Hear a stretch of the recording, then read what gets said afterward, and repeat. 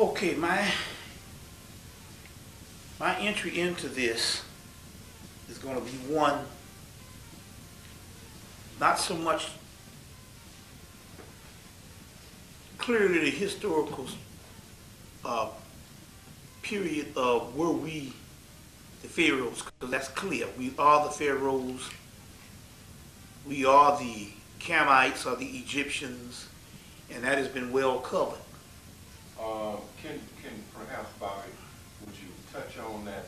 What are some of the things that today we can look at and say, yes, we are. We are. In terms of coming Well, together? there's a good argument was made, one that was not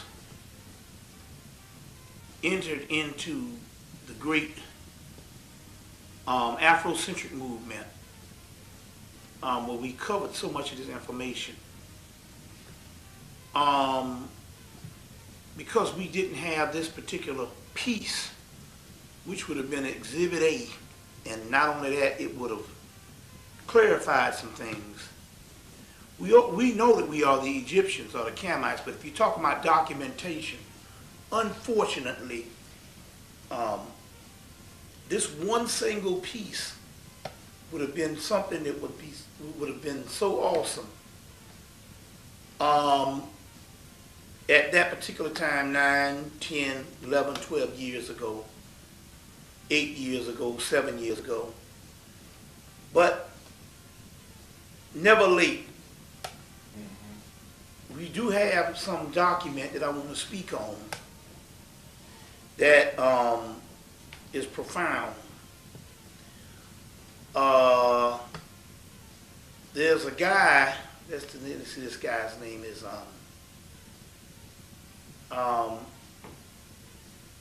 he wrote a book in 1937 called God Wills the Negro. His name is Theodore P.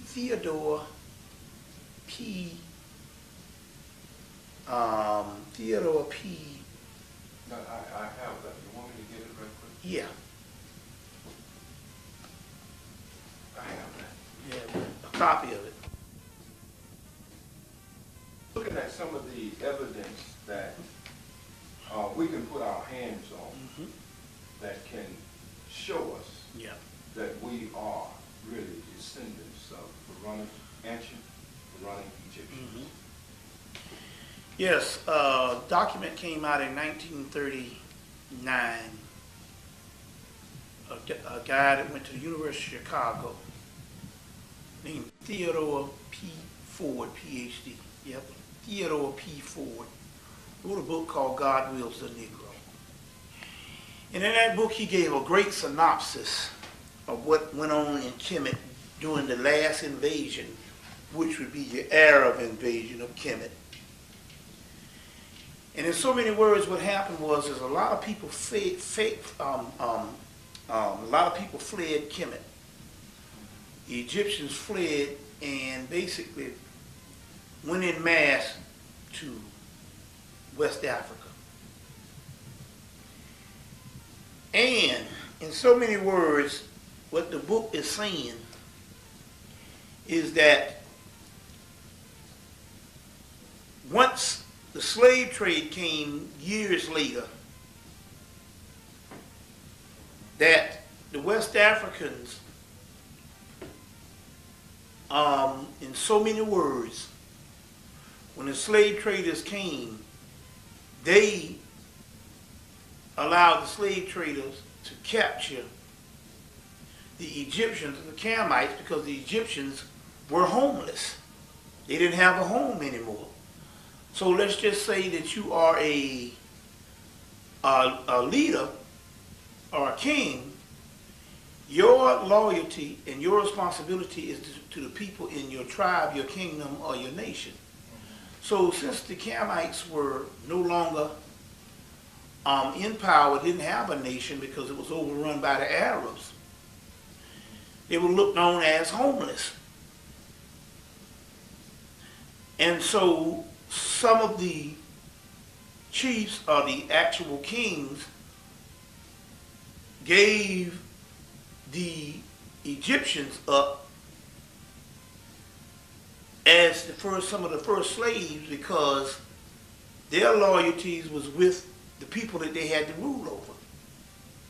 So as a result, some of the first population of the Americas and of South America, of Central America, South America, and North America, but especially especially Central America and South America, were in large Camites or Egyptians,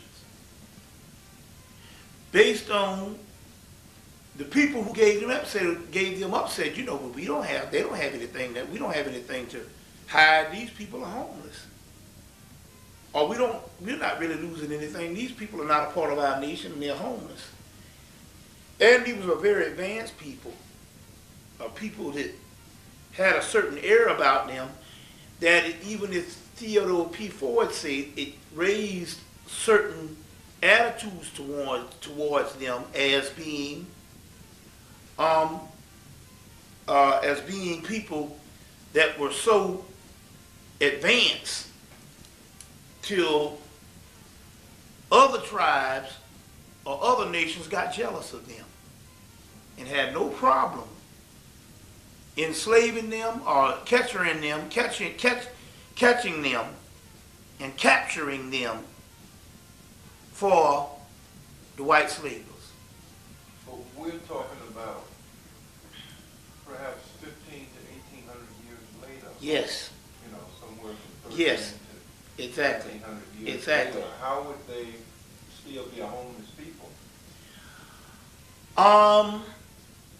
Homeless as if they might not necessarily have been indigenous to the area, and to the point where as they probably set up their own state. But remember, because we know the Dogon, case in point, is descendants from the ancient Egyptians. You know? Because even the Dogon even say that they came to the West Africa during the time of Timbuktu from Kemet. You see, from Kemet. You know we talk about people that have a profound oral history. West African, East African. So the West Africans could doggone sure know who just got there lately. Even if it's 1800 years? You see what I'm saying? They sure could tell who just got there lately. For the simple fact that you know, even in modern Africa right now, customs are very important. You might go up the street and do something, and they might love it, and you might do the same thing up the street in another area, and they might offend somebody. So we're talking about people that literally can identify new people to the area even 1800 years later just by their customs. And these people had to have been some people that if they were Egyptians, then there had to be no mistake about it, that they were some very sophisticated people. And this is where Theodore P. Ford is saying that there was some jealousy going on.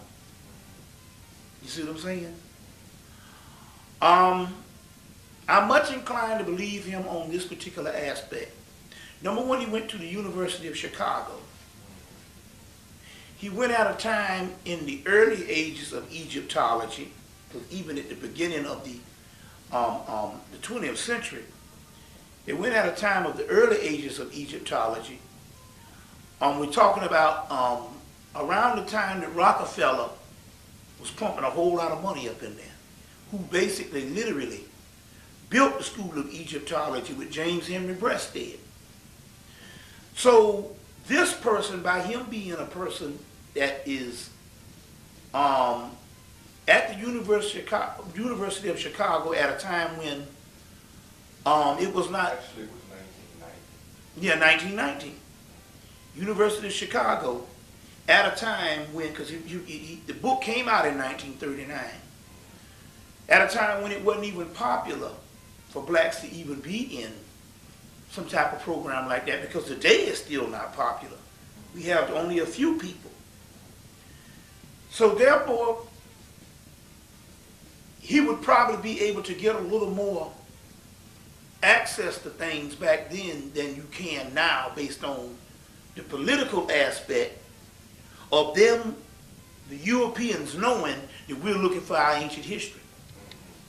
And he was probably the prototype and the model in which the Europeans looked at and said, we're going to make sure that nobody else gets deep into this particular information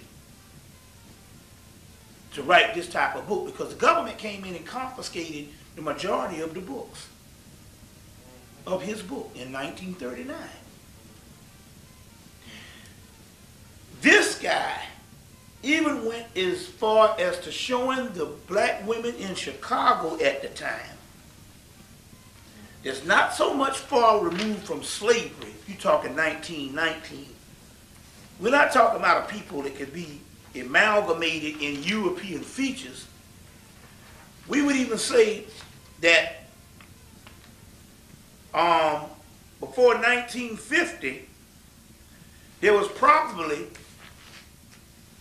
tons of black people, you see what I'm saying, with the original stock of the original phenotypes of Africans.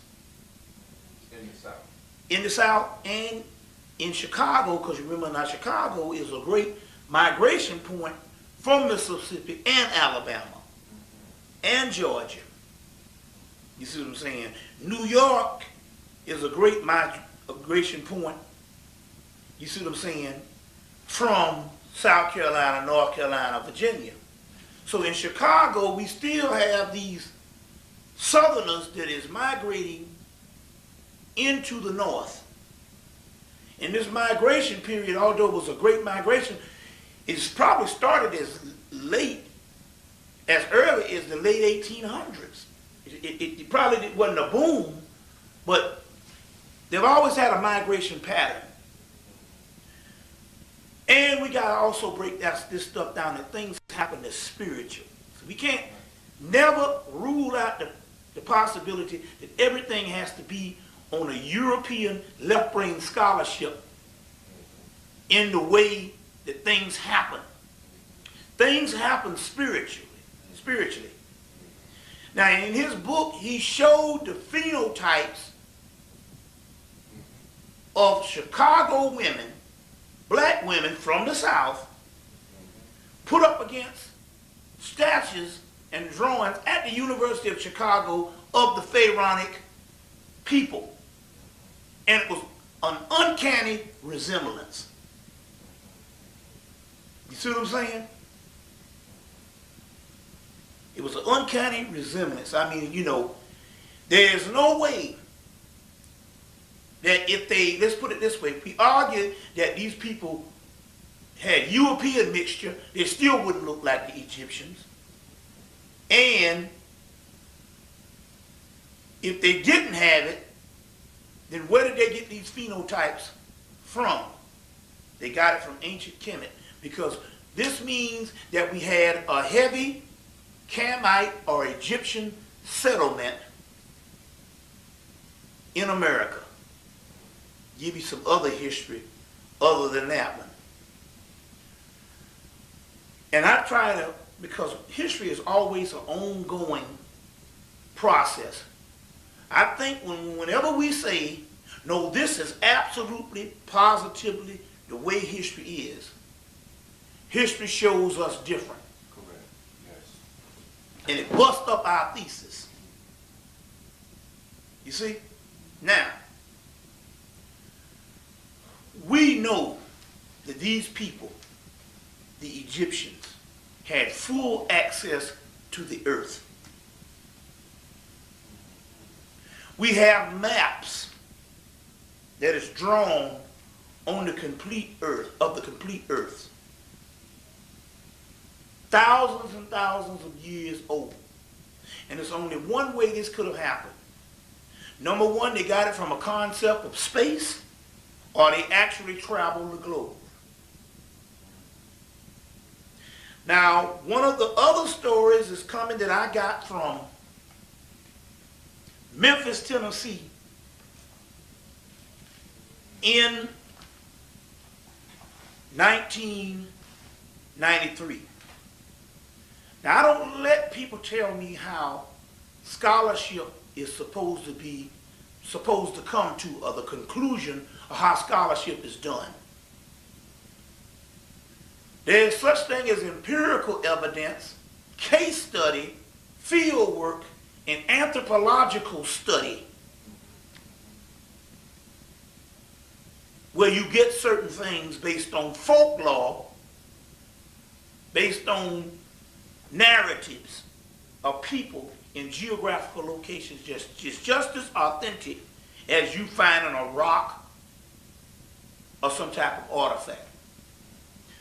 Now, interesting story, when I was in Memphis, Tennessee in 1993, doing a lecture down there. Did a lecture for the Nation of Islam. Sister came through, one of the sisters of the community. She invited me to a house on the Underground Railroad. And we went in the house, and I did a lecture in the house, and then she took me downstairs where the slaves used to have to hide out in the basement. And she shut the doors on a couple of us, and it was pitch black under the house. And she even mentioned that how they had to either drug the babies, or by keeping the babies drunk half the time, or they have to knock them out if company came to the house with the white man upstairs. And these babies start crying up under the house. This particular point on the Underground Railroad, it was said that they made it to this particular point in Memphis, Tennessee, that it would be a breeze to go straight up north, undetected. But they had to go through rough terrain from all parts of the South to make it to this particular house in Memphis, Tennessee. This is a woman that did the history on this. She said, what made this house so special was one thing that we witnessed when we went up under the basement where the slaves used to hide out. There was actually railroad tracks up under the house. And she's saying that this house could very well be the house in which the word Underground Railroad was named.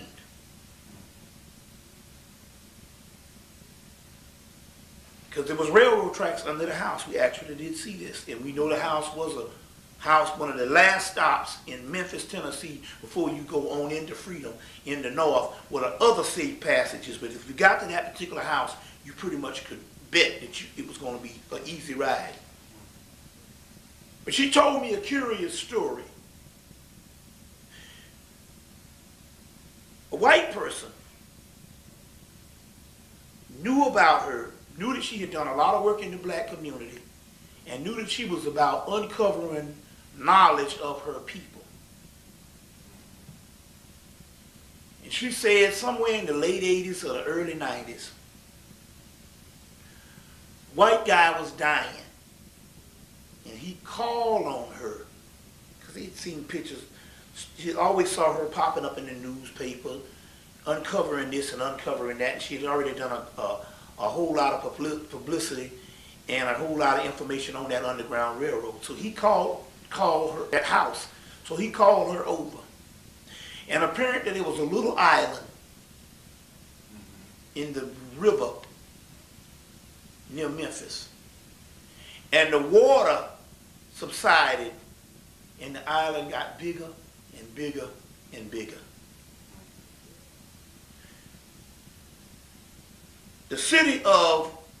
The University of Tennessee,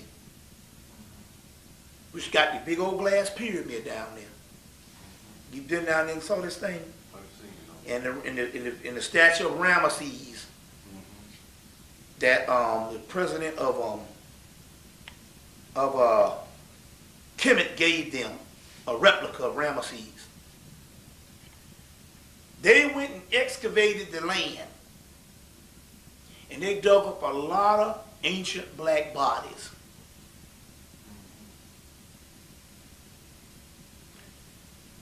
in that land, on that island in the river in Memphis, Tennessee. The lady went on to say that based on legend has it, that when the Europeans got to Memphis, Tennessee,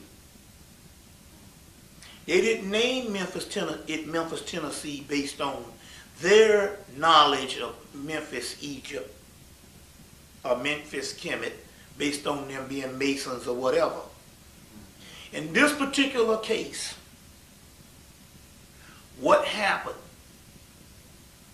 is, the legend has it, is when they first settled the land, the Native Americans, or the Native Indigenous people that we call Indians, or the Native Americans, said that this particular place is called Memphis. And they insisted upon it that this place was to remain Memphis. And it was the Native Americans that taught the European settlers about Memphis. And they went into the story. This is some remarkable stuff. They went into the story that at their first beginning of whenever they migrated in, there were these Egyptians living on the land in Memphis. That was a subsidiary of original Memphis, Egypt. What period are we talking? It's hard to say because we have to find out the period of when these particular Native Americans got there. So it had to be a very early period, probably a couple of 100 years before the European settlers got there. So it's not going to be that hard to do the work on when the Europeans settled Memphis. And they said, the story goes that this is Memphis, named after groups of Egyptians or black people that was here when we migrated into the land, the Native Americans.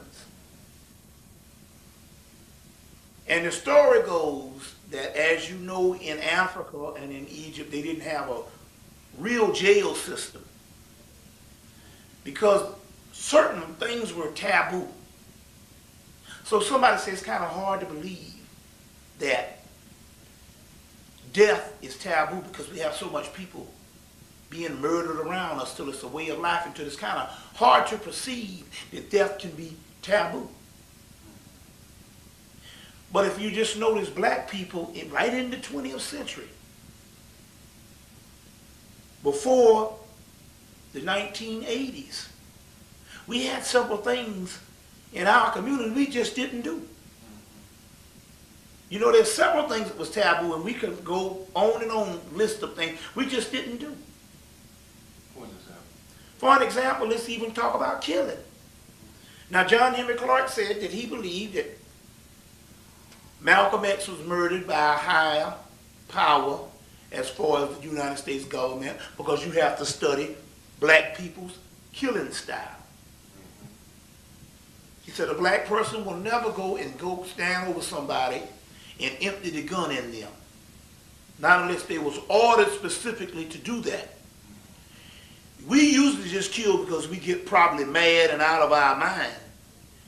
But after we shoot the person, we come to our senses and probably recognize what we did.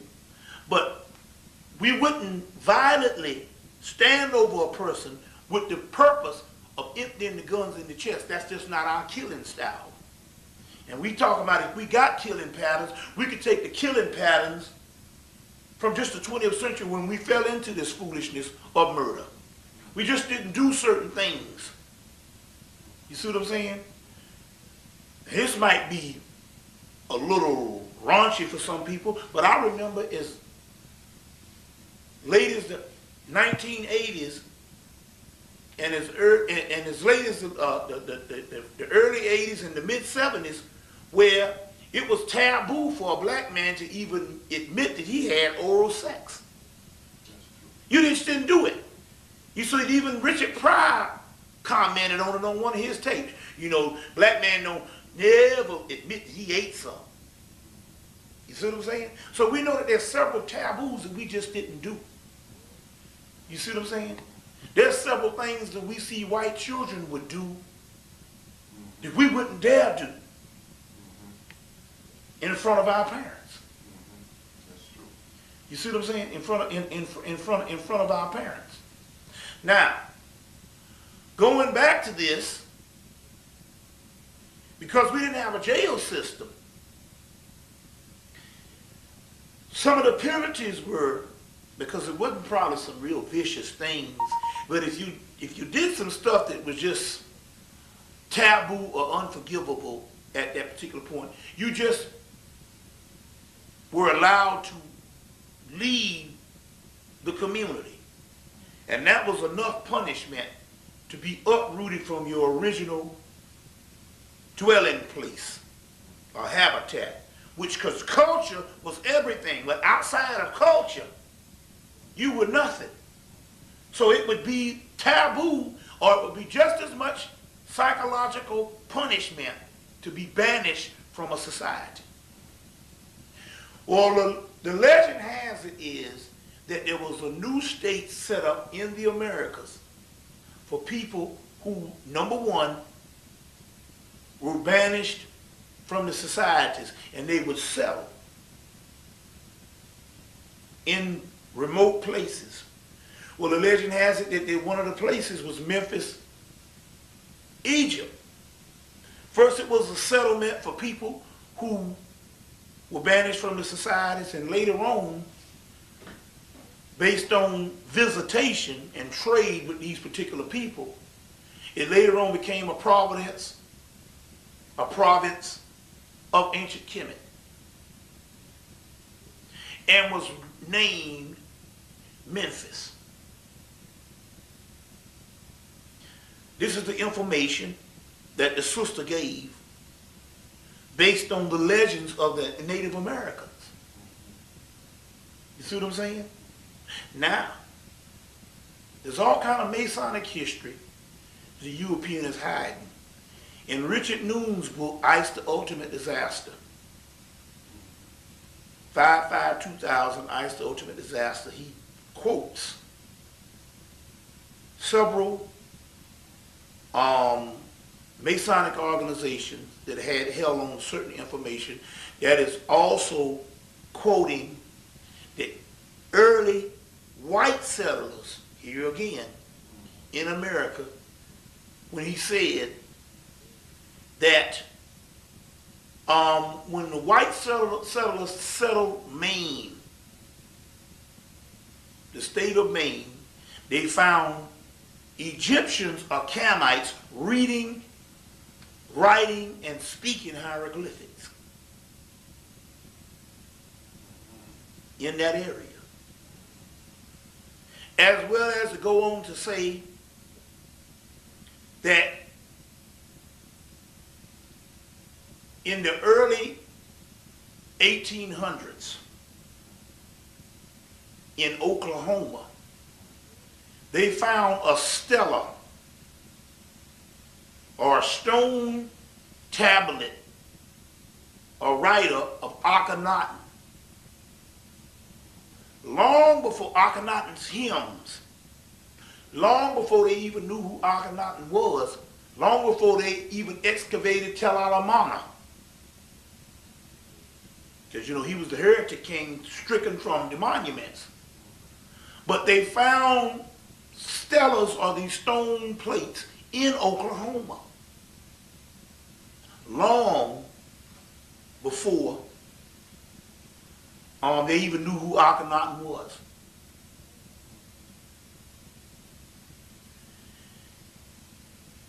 There's reports of whole temples, the temple of Isis, the temple of Osiris, in the Grand Canyon.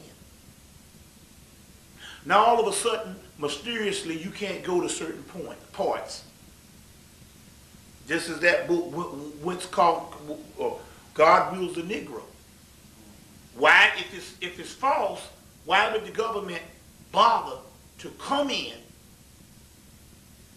and confiscate almost 95% of all the books that they could find, or 98% of all those books, if it didn't have some truth? You see what I'm saying? If it didn't have some truth.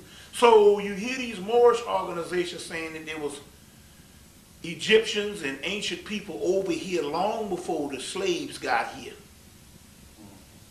And this is probably some of the greatest mysteries on the earth. You see what I'm saying? But we cannot do like the European and set certain standards that later on will hinder us from looking into greater insights, even into history, by saying, no, this is the way it is. You know what I'm saying? This is the way it is. We can't do that. So there's just as much a Camite history of America that's connected with us as it is West Africa. Now let me give you some metaphysical aspects of why this is to be. Because we can always rely on the text. Now the text say, no, keep going. Okay. The text say that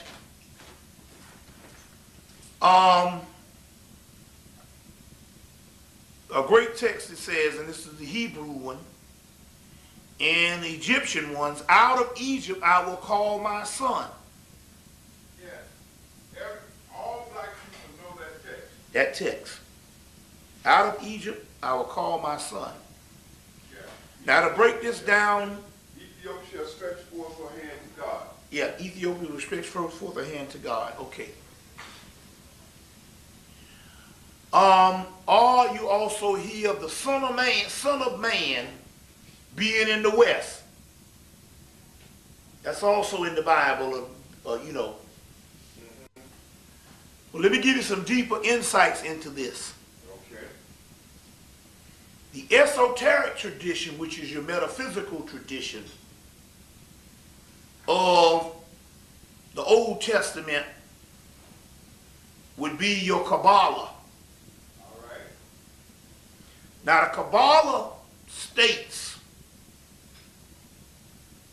that there will be what is called a great mixing bowl in the West.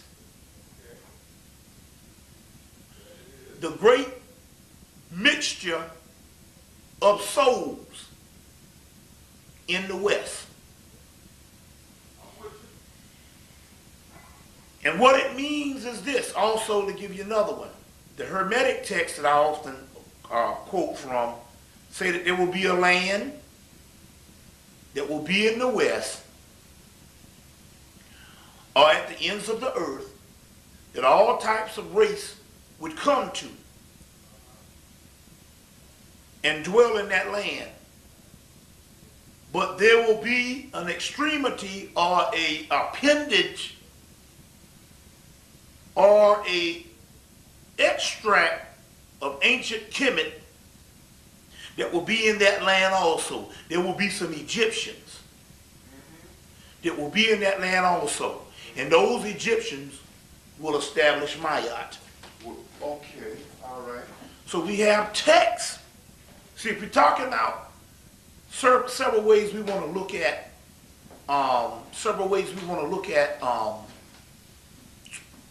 what we call truth or proof.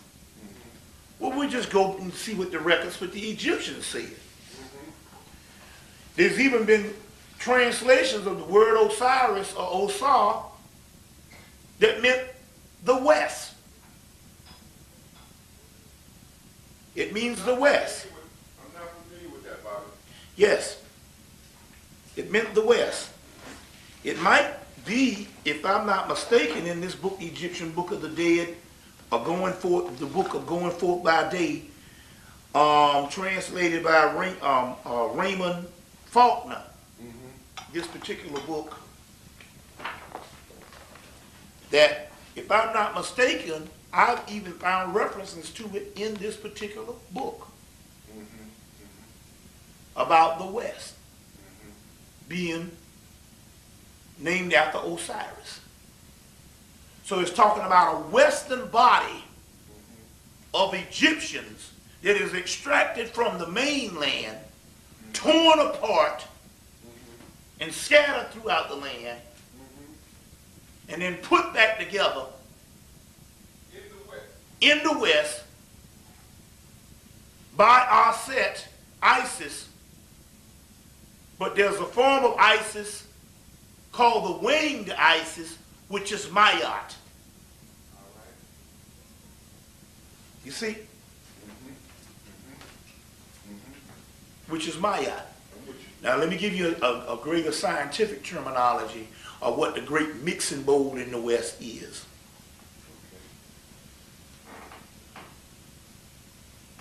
The people in Africa are so old until there is no birth records. What do you mean? No birth records? Well, the Honorable Elijah Muhammad said, as a symbolic number, we're 66 trillion years old. It's a symbolic number to represent there is no beginning. As long as you want a doggone record history, we were there.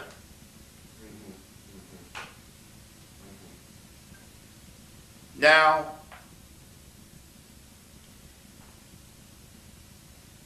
they got some translations of some Arabic texts in Europe. They got there by the way of the Moors. But the texts are so old until the original or your regular Arabs, or what you call your regular Arabic or modern day Arabic,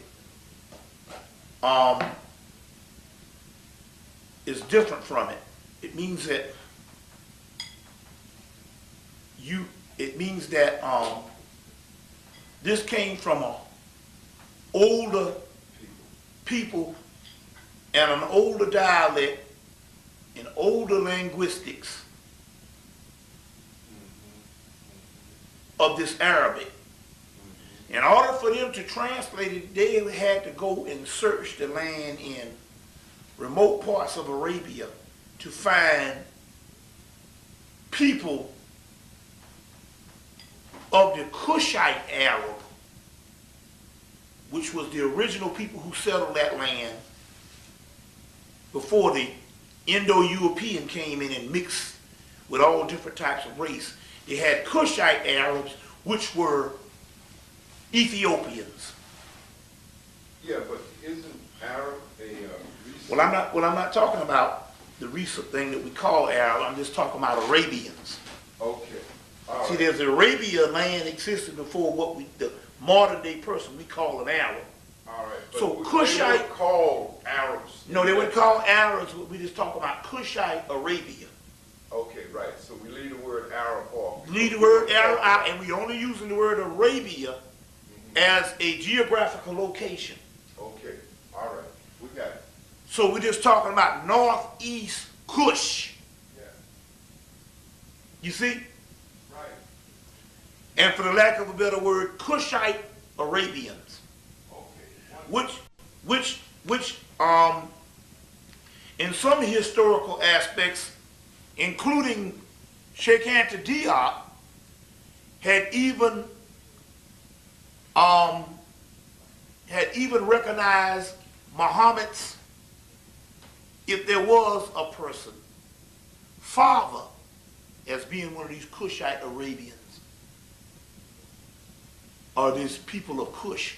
Drusilla Dundee Houston's book, The Wonderful Ethiopians and the Kushite Empire, talks about that settlement of Arabia with Kushite or Ethiopians on up into Indus Kush, which is your Indus Valley, which is India. So wherever this writing was, they had to go find a family old enough to translate this. When they translated it, it had a timeline on it of 2 billion years. 2 billion years. 2 billion years are not no ape man, but advanced beings. So we are talking about there have been many Yes, civilizations. yes, because see, we have to do this if we're going to say we're superior, then we're going to have to believe in not what modern scholarship says, the way you're going to look at things. We got to believe in what the Egyptians say. The Egyptians, to this day, I'm ready to debate anybody where they can show me that the ancient Egyptians say that we came from apes. Or to say we came from these different hominid stages that they are claiming. So we got two kind of histories. We're not necessarily saying that they didn't find bones of these older people, these older hominid type of animal people or whatever, but it could very well be bones of a series of apes and not necessarily the original man. You see, we still get this foolishness from Charles Darwin. And as far as the European is concerned, if you're going to be in his university, you got to make a choice. You either got to believe in the theory of evolution of this ape thing and natural selection, or you got to believe in theology. You see, you got to believe in theology. So let's say if you say you don't believe in the ape thing, they'll say, well, we'll put that in the category of theology. But let's say if you're saying you are a man of science, and you don't necessarily want to put it under the category of theology, then based on his universities, you got to agree with the Darwin theory. With the Darwin theory. Right, because they only have two ways. Two ways of looking at this thing. That is his way of defining things. And it might not necessarily be,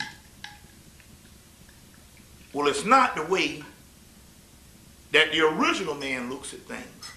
And so what we're talking about here is a political way to still shut us out of ancient history by lessening the timeline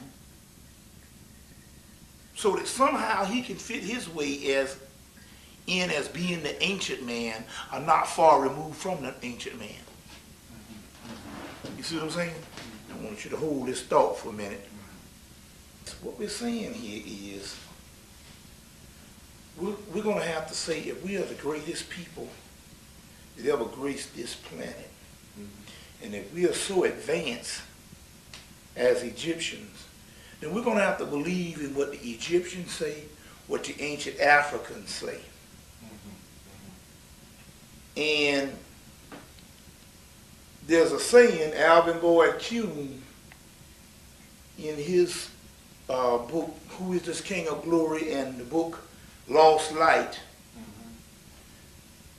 one of John Henry Clark's scholars that he likes to quote a lot, this book, Who is This King of Glory? Correct. And in there, one of the chapters, it said that mythology is truer than history. So that means that someone has come in, and over the course of the last couple of 100 years, let's say European scholarship at its apex that we are involved in, it is mainly late 1800s, when we were thrust in this thing, late 1800s in the 20th century. Well, Bobby, just let me ask you if you know, how was European history created, initiated? Because history is something that primarily only Europeans write.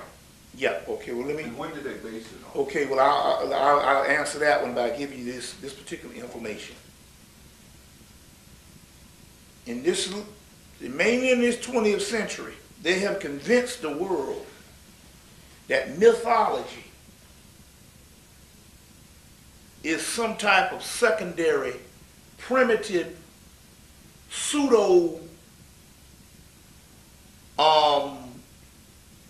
saying of ancient people who in so many words didn't know what they were talking about. This is more mind control and by design to cover up truths of history. In Jeremiah's book, Natural Genesis, he said that the word mythology in Africa is called mutu, which means truthful history, or truthful sayings. So because someone tells you that mythology is basically a lie, because we even use it in terminologies, well, that's a myth, as to say that it is unimportant or less important than what he defines as truth and reality. So when we look at mythology, we have a different view on it. My mother, when I was trying to explain to her about Isis and Osiris, she was like, well, that's mythology. Give me something else. That's mythology. As if to say that mythology has no merit when it comes to so-called quote-unquote truth. Well, what is truth? And what is fact? We know that half the thing that the white boy called fact 100 years ago has been disproven. Half the stuff he called fact 30 years ago has been disproven. You know? So fact is always changing every day. You see what I'm saying? So that means there's an old saying, nothing is true, all is permitted, which would be the best thing that you can go by in a modern time of what this is, year 2001. There's so much lies and so much misconception till we'll go, well, nothing is true, all is permitted. And we'll have to sift this down to the least common denominator on what makes the most sense. Now, what do we do as the measurement on how we do this? What you do is you take a principle, an underlining principle, that I don't care what customs you have or what culture or what language you have. If you have a story told around the world and the principle always ends up the same, then that's closer to the truth. Because here it is, how can you have different culture, different language, different people, and a different mythology or a different folklore, but the underlying principle means the same? That's closer to the truth. And that's how you get to the truth. When you can find a synchronicity and a comparativeness throughout the world, or throughout centralized customs and cultures, where you have the principle underlying is the same. And no other discipline on the earth does this over and over and over again like mythology. And although they'll tell you that mythology is some stuff that you cannot rely on, but yet white people get PhDs in mythology all the time. but it don't supposed to be important. And if you ever studied mythology, you'll find out you're going up against a science. And I believe in some cases it would probably be easier to study mathematical equations than to try to get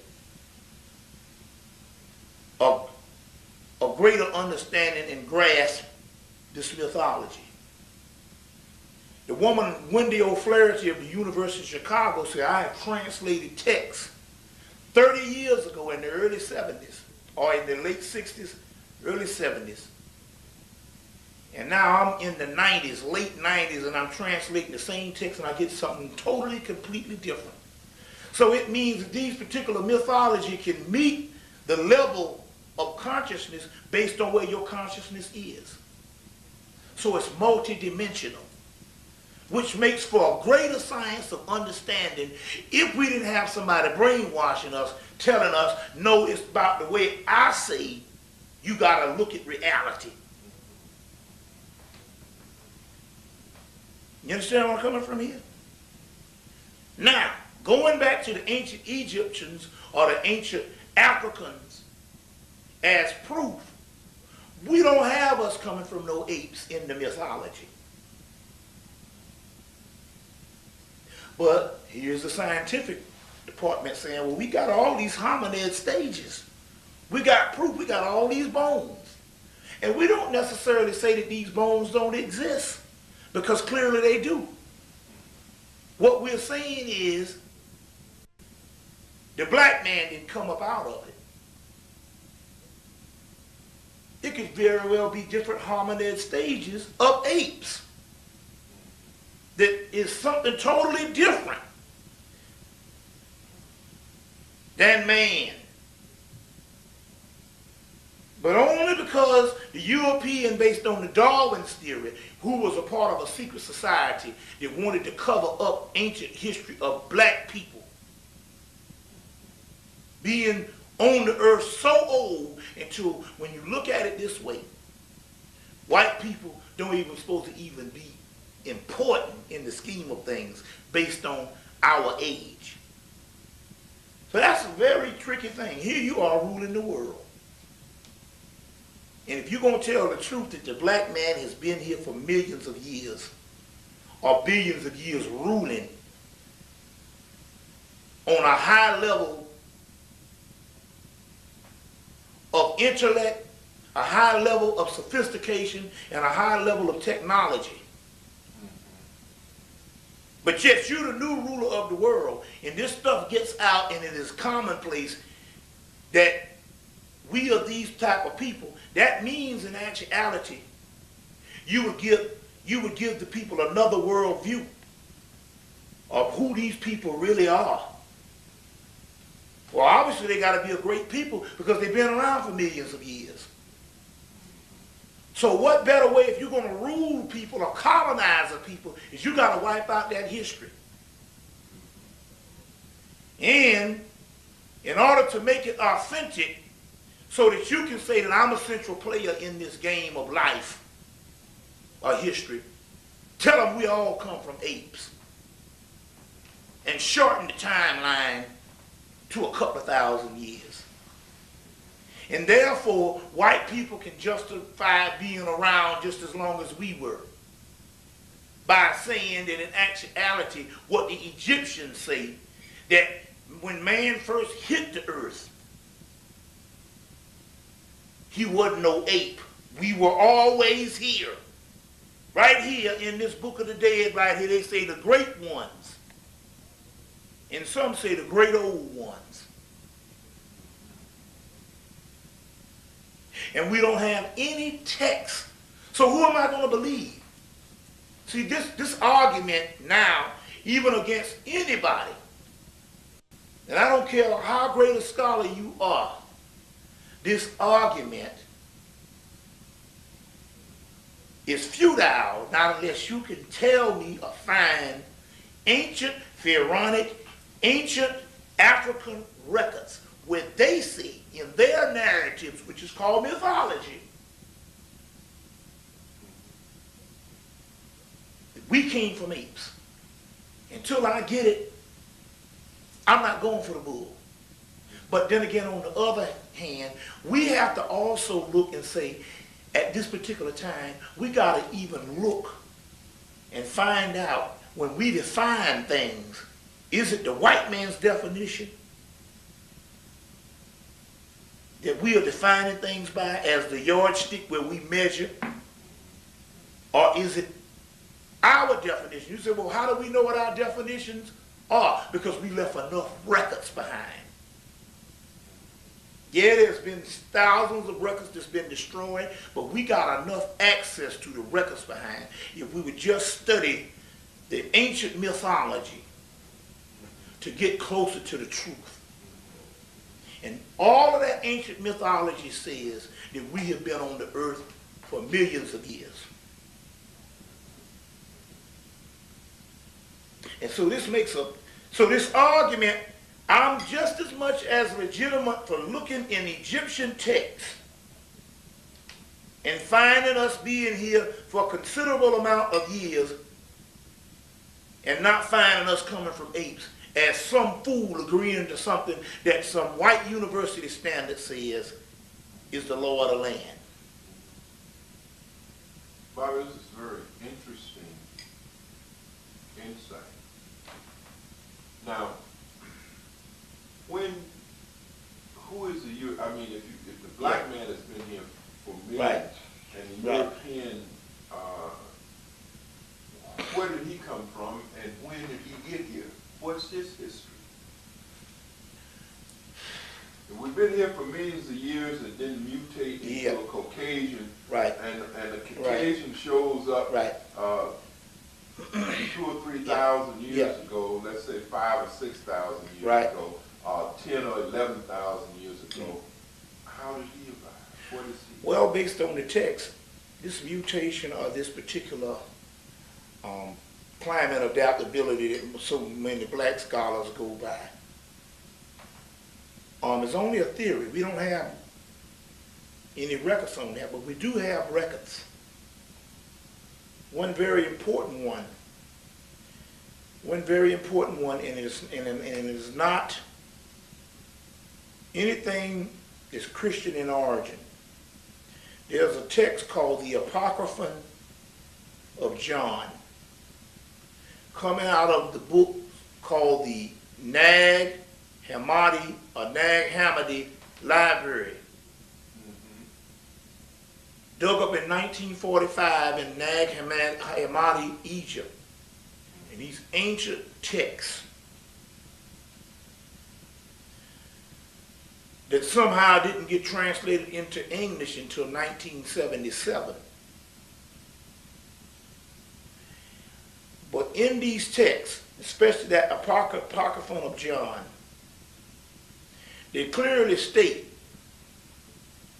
that you have the original person, what they call the true beings, and then you have what is called a counterfeit spirit or a later spirit or a later being that is separated from the original being by a single essence, which means in actuality you could have a physical body, but that essence that they're separated is the melanin.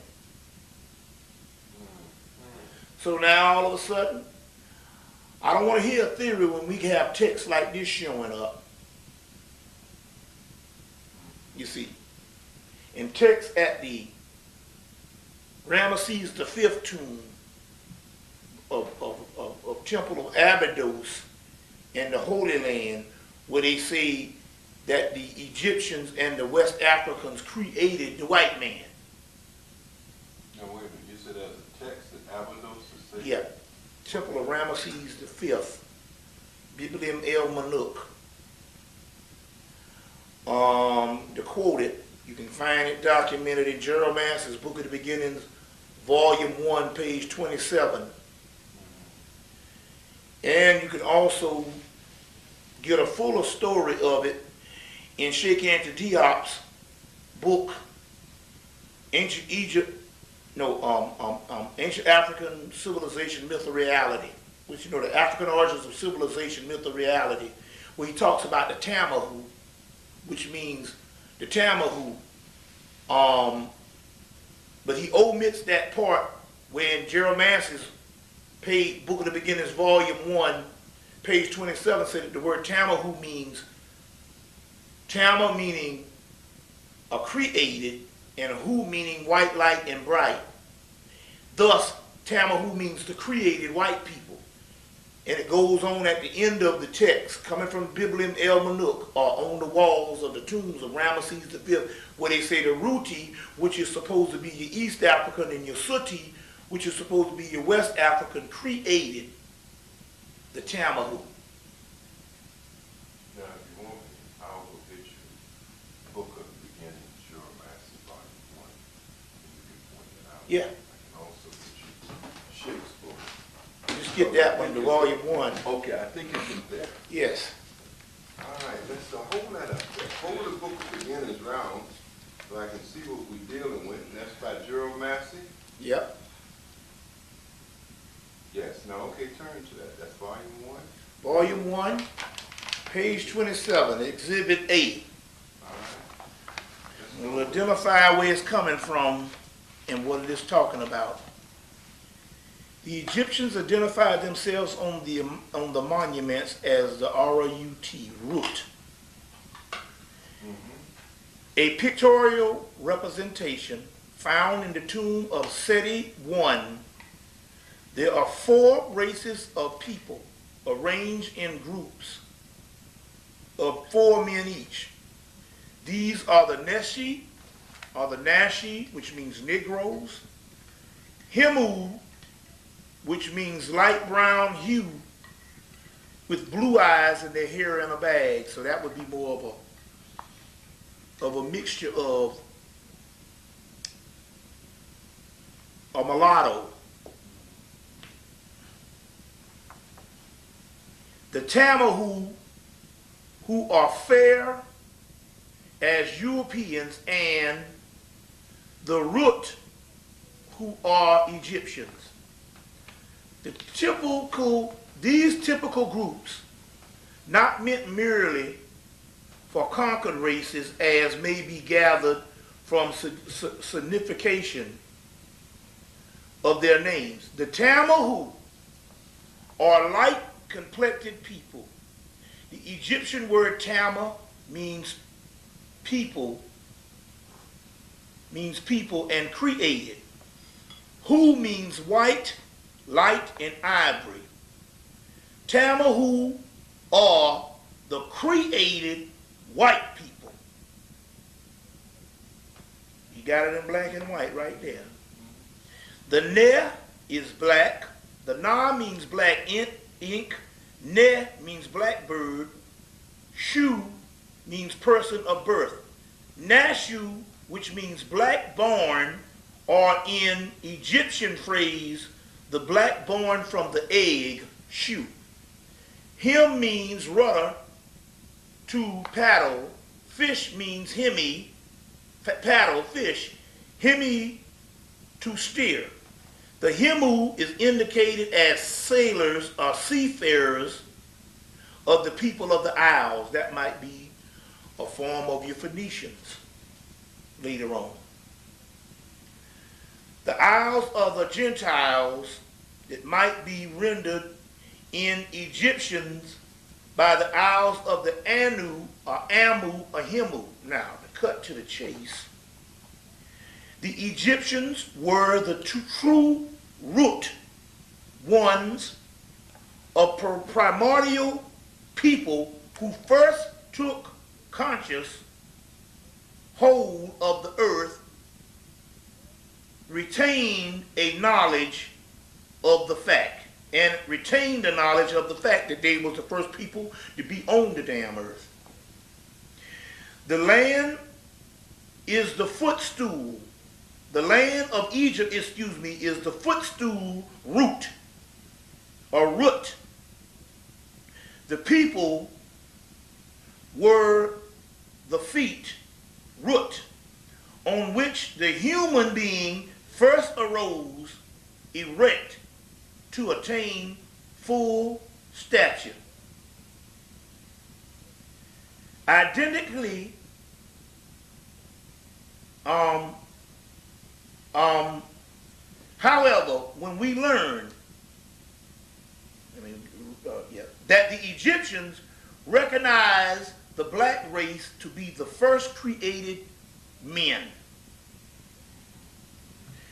the people of Ra were born from the Great One who is in the heavens.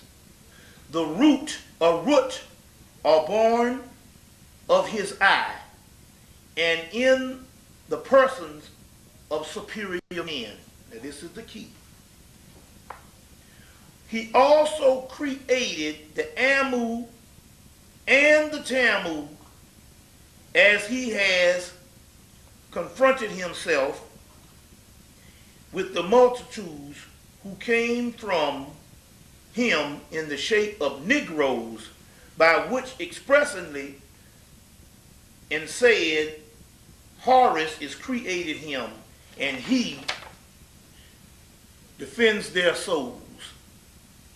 So in so many words, they go in and they say that the Egyptians, in so many words in this passage, created, or the first black man created the Amu, which is another fair-skinned race, and the Tamahu, which is the created white men.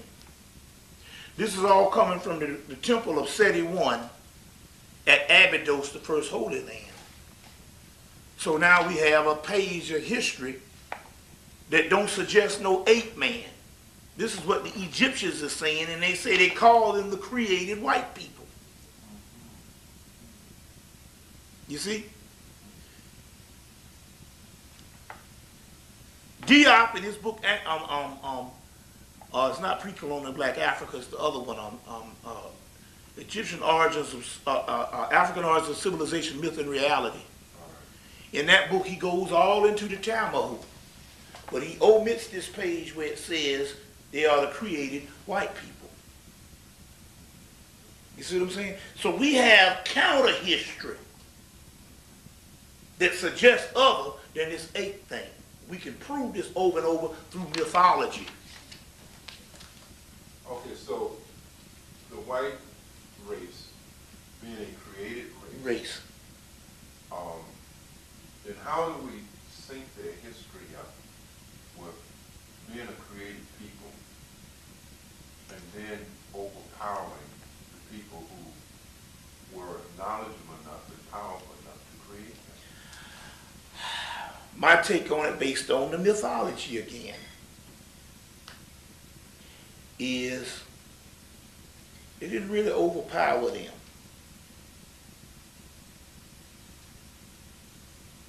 If you've been on the earth for a couple of million years, and even Dr. Ben said that he gets more of a deterioration, a time just ran out, than he does someone coming and knocking us from the throne. Which means if you've been on the earth for millions of years, there has to be an intermission.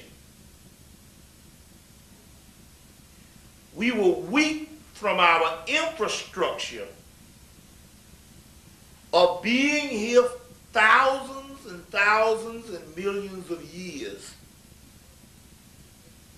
Physically, psychologically, and mentally. You see what I'm saying? Clearly, if the Africans were not weak psychologically and mentally, and the biggest the continent of Africa is, and all those Africans, they could have got together, crossed cultural lines, and stopped the European if they wanted to. We're talking about a small group of people.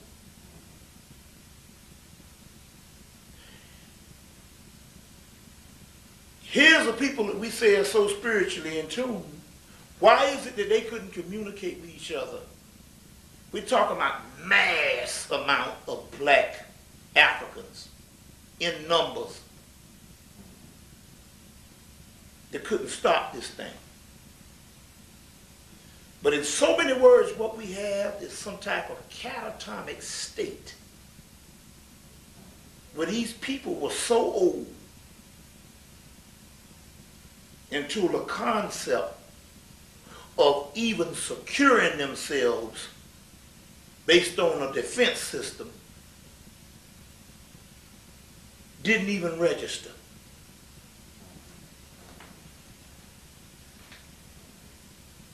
And one of the reasons why it didn't register because we had deteriorated to the point whereas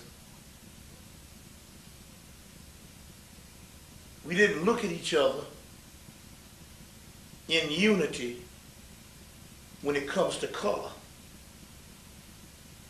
The concept of color, if you're on a continent of Africa and everything you see is black all your life, the concept of color would not be the defining factor. It would be culture, language, customs, which in the case of deterioration, we had grown into too many of these cultures that saturated the central power. That meant that in these ancient civilizations, at the height of our power, those civilizations were vast. To have thousands of people under the same culture.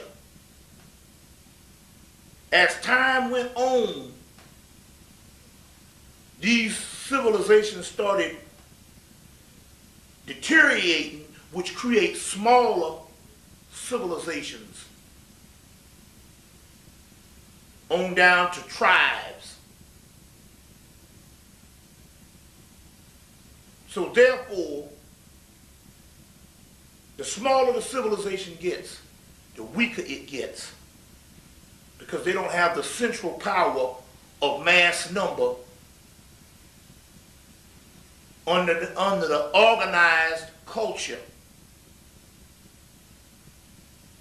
So as the civilizations get smaller, customs and culture become sectarian, different,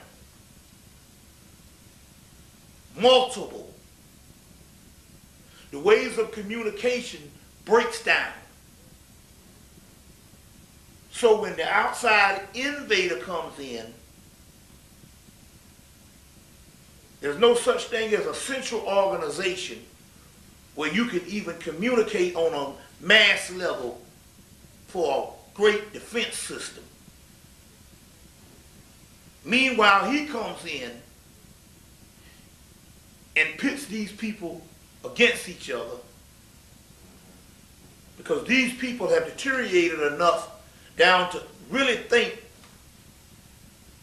that their culture suggests that they are a different race of people than the brother next door, which is the same thing. Now going back to mythology, mythology say that this would happen. They said that they would have to take an extract. You got all these thousands of cultures. This is very profound here. Let's try to understand what's going on. In so many words, what went on was not necessarily a fall, it was a divine plan. The ancient mystical masters that ran the earth understood that one day there would be a deterioration period which would separate mass populations of people who had a consensus of knowledge, information, and science under one cultural system, or 4 or 5 major cultural systems which were strong. And they understood that these systems would deteriorate and become multiple systems with fragmented cultures. So they understood that the central plan was to take those fragmented cultures Egyptian, West African, Central African. Extrapolate or extract the best, the strongest out of those cultures, remove them and put them all the way in the West. And then those cultures come together sexually on a procreation process that make a new creation. So those new creation, what would make that new creation a unifying factor that the African didn't have by deterioration? Because in us is something that's going on that the Africa is separated by. What do we mean by that? You got Evo, Hausa, Dogon, Timbuktu, Egyptian, Cushite, Punt, Somali, Libyan, Nigerian, Ghanaian, Senegalese. Right. But over here, you create a new person that is mixed together of all these different Africans, because the simple fact, over here you were just a black person, so they just put you together and made it you. But in our blood system, we got Dogon, because we've been a great mixing bowl in the West that it talks about in the Kabbalah. Out of Eden I will call my son.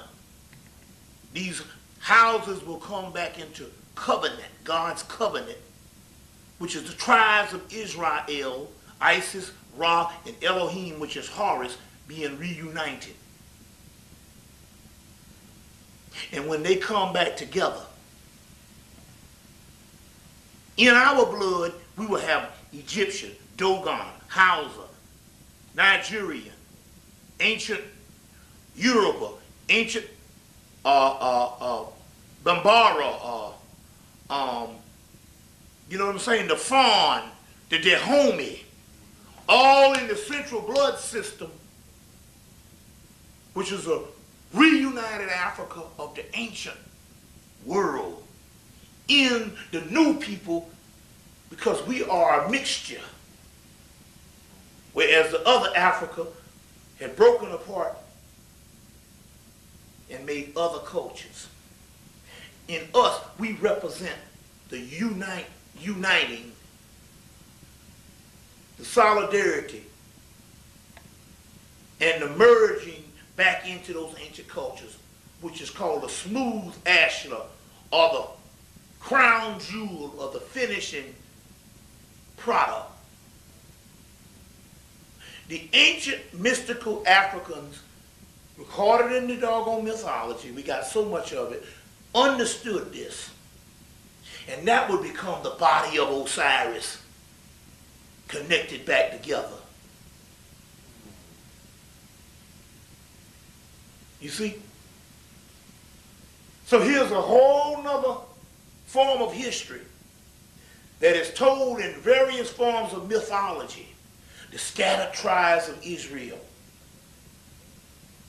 the scattered houses. But in that ancient mythology, they always talk about a gathering.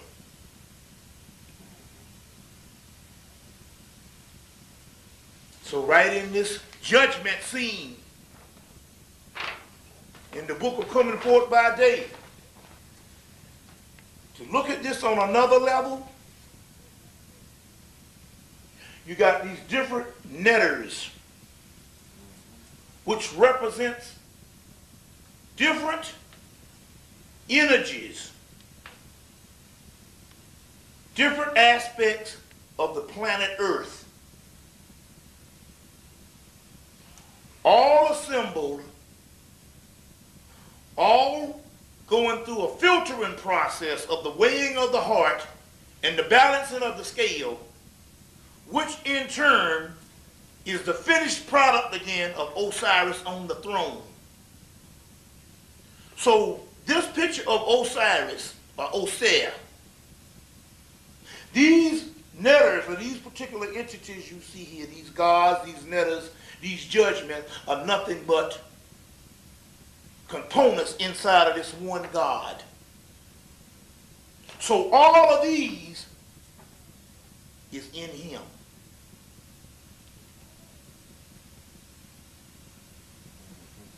And all of these represent the mechanisms that work to put all of these back together.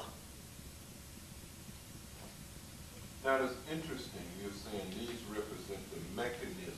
Well, let's talk about those mechanisms and what that really means. Well, you got the feather of Mayat right here.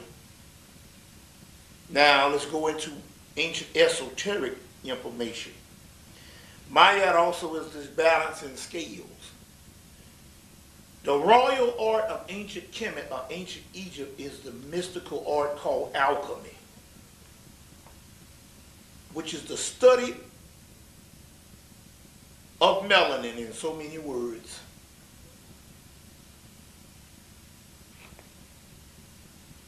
The royal art is going on inside of the body of Osiris, therefore, as representative of inside of the body of the original people on earth, which is us. We are the Osirians. The different Anubis would be a gateway that these gods would filter through to become the one Osiris. Mayat, the feather, would be a gateway or a form of balancing that these netters would come through and filter through and sift through like a milling process to become the body of Osiris. The god Hemmitt, which is the eater of souls, which in actuality would break down the process of the individual souls to mix it back in to make the perfect elixir. And the god Tahuti, which in so many words is showing that these particular entities here are intelligence. Because he's recording it in so much as recording it, he's a form of the synthesizing process of this consciousness that's coming up out of this whole thing, which is the consciousness of Osiris, which would be our higher consciousness. So there's a physiological or cultural level of the same court system and how they do all that. They got that from Kemet. But the court system in ancient Kemet that now we even have the judge Osiris. In the modern time, because if you go to England, they might have a white wig on, but the judge, his wig has nappy hair in the top of it. So they have these white wigs on in England, and all the jury or whoever is judging, their wigs is smooth. But the judge, the main judge, he might have smooth hair on the side, but on the top is nappy little peppercorn beads within the white wig.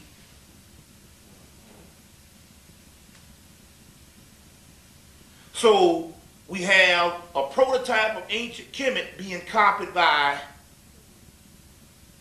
the Europeans, but even that prototype of the law and the court of ancient Kemet is only a manifestation of something that is going on inside of the body also too, a judgment of energies.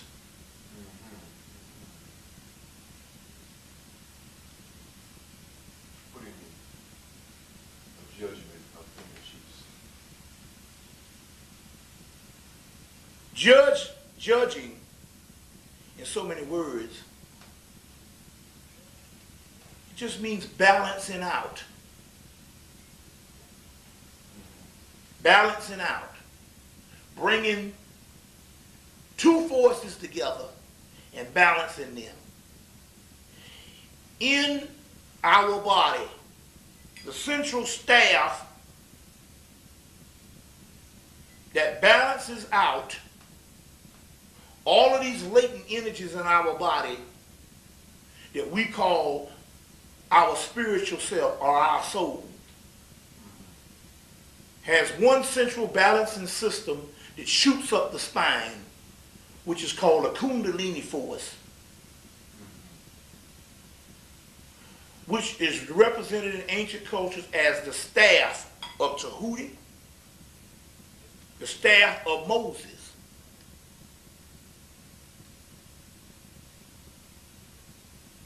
Moses takes the staff and parts the Red Sea. The Red Sea is the blood vessels that surrounds the spinal system.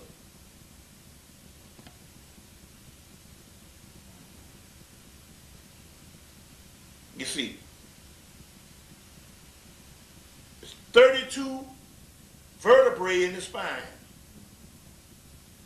32 degrees, and 33 degrees, which is which would be the final one in Western Masonic aspect. All of this stuff is talking about a balancing that's going on in the body, which is recorded as a balance that should go on in society.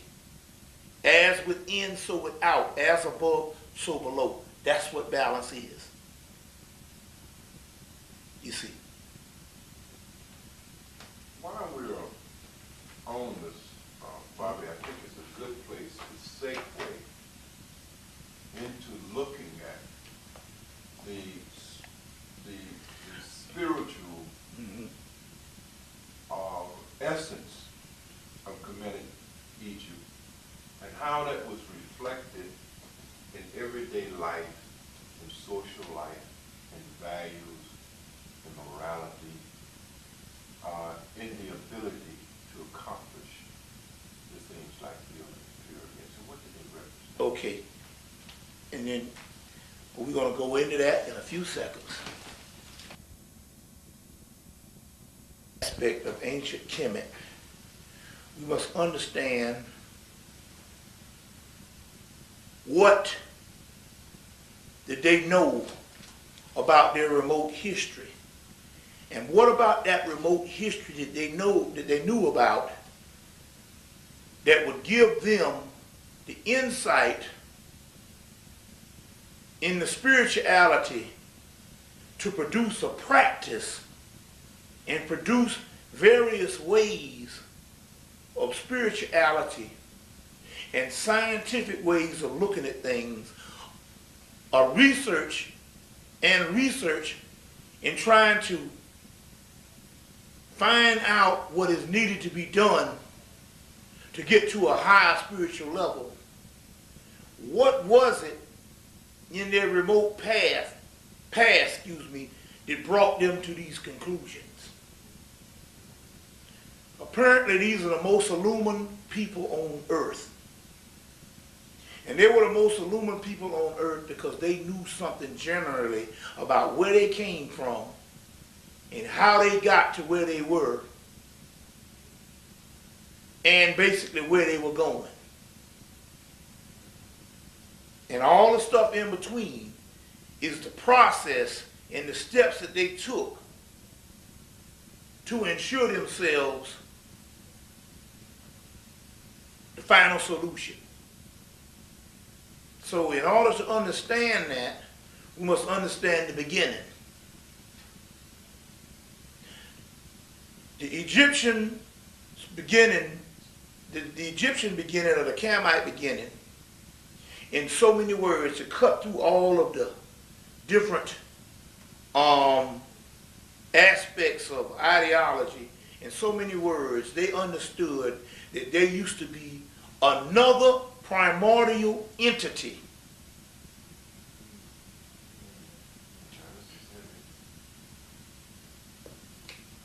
that somehow was thrust into a new reality of physical existence. And that primordial entity woke up one day and found itself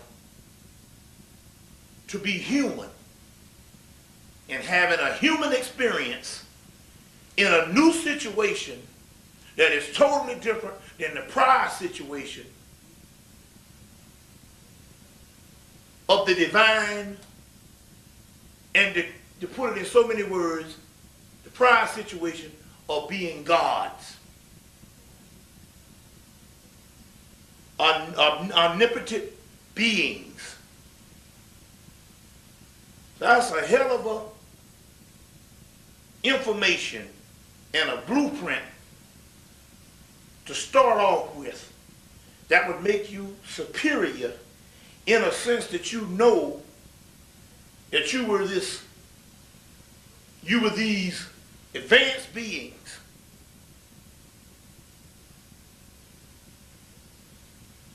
that one day was shifted into a new paradigm of human existence. That's what the Camite and Egyptians knew. That they were shifted into a new paradigm of human existence. And number two, they had to live out this human existence of several eons.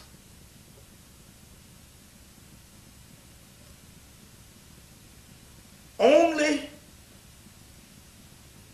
to come to the final solution or the final metamorphosis or manifestation back into the original aspect, but not necessarily the same.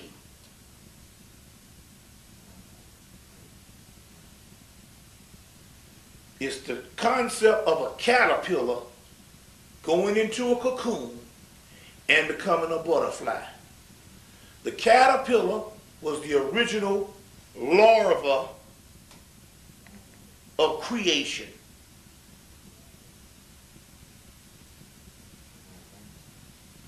The human is the cocoon stage of something that is not finished. I don't care how much of human civilization we go through. It is always in the process of becoming the butterfly, which is a metamorphosized caterpillar, god, cocoon stage human. Butterfly represents the finished product.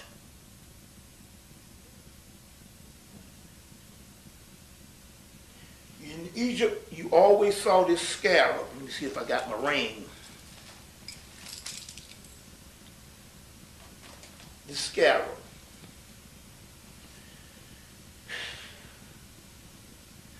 This scarab, which represents dormancy,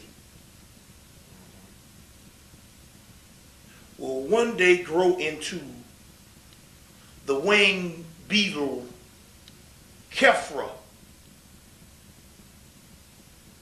Kephra, which is the finished product. But as long as you have these two principles in ancient Kemet, it means that humanity is never going to be the final stage. We can never go back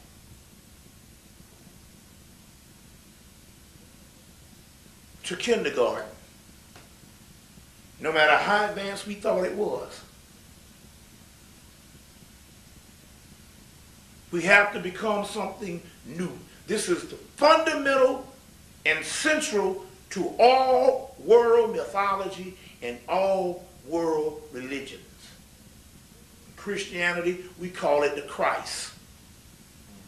That is a metamorphosis. In ancient Egypt, the central royal art, or what you would call the highest mystery that goes beyond worshiping the gods, the highest mystery was what these gods were composed of. What were the energies? What is this energy, this substance, these compounds, these elixirs that later day mythology calls the gods? What is this force? And that's where the royal art of ancient Egypt, which is the highest form of any spiritual science on the planet, is that of alchemy, which is the study of the breakdown of the particles in the universe and the particles in man. As above, so below. May I just throw out,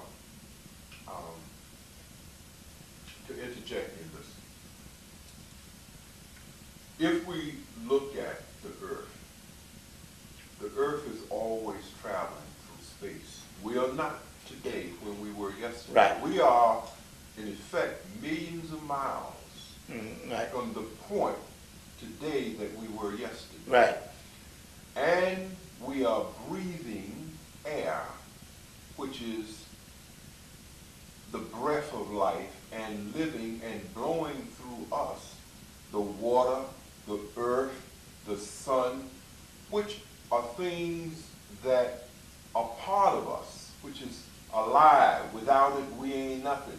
And these energies are trapped within a vibratory point, which is us, vibratory. Right. But we are the universe. That's right. And the ancient Egyptians understood that this principle and began to lay out a study and then reflected it in temples and in its, worldview. And I want you to go ahead and talk about that. I just wanted to throw that in because I wanted you to know I understand where you are. Okay. But I want you to break that down so that we can understand. Okay, first of all, this one saying, both man and God, whereas God is all potential, he manifests through man.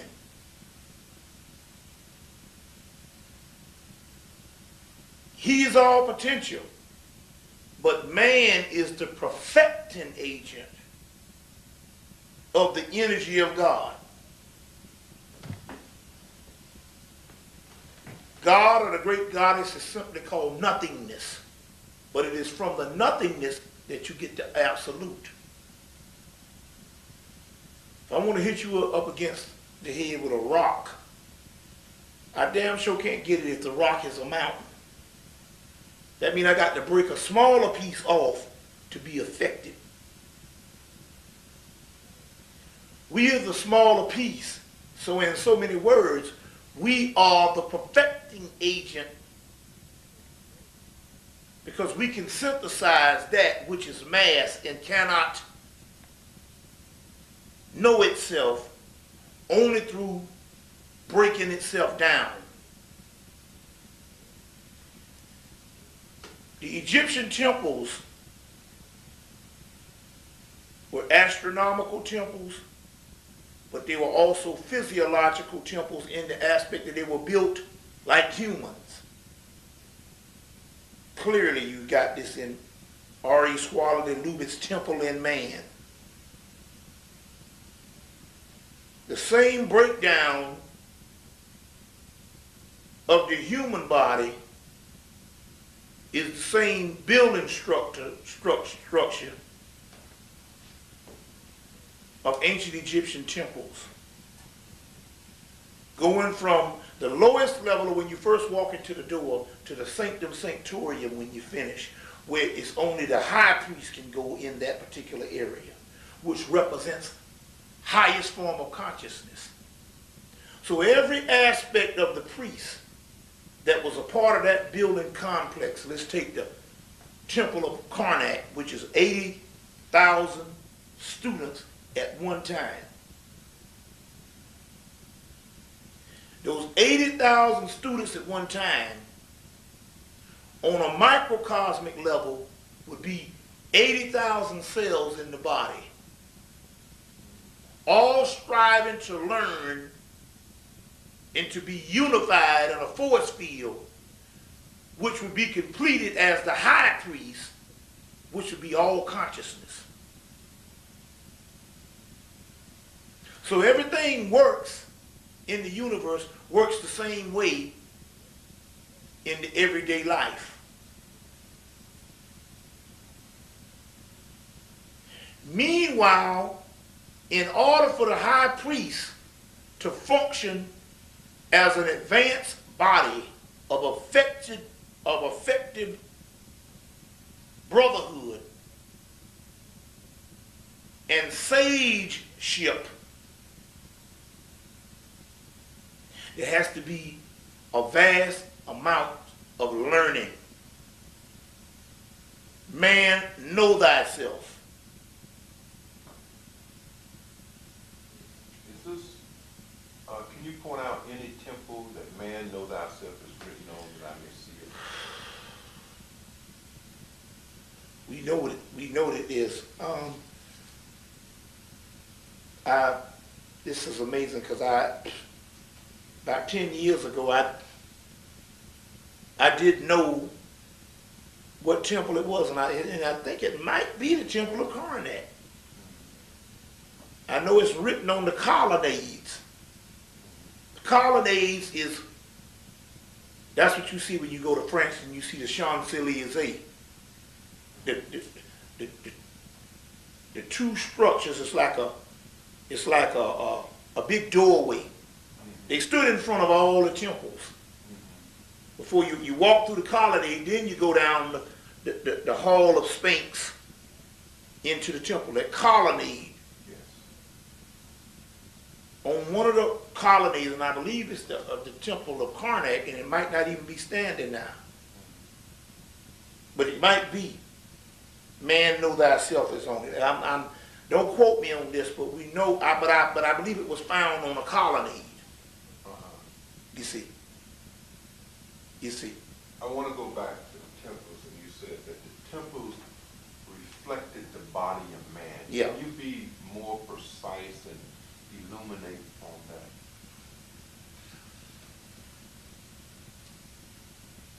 Well, the different compartments.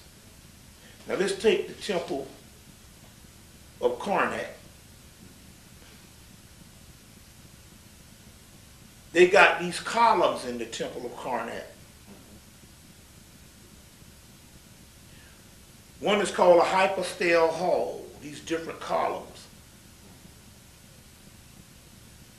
We know that on the earth level, they represent different forms of the reeds of the field, or the papyrus reeds. But it also could represent different forms of trees.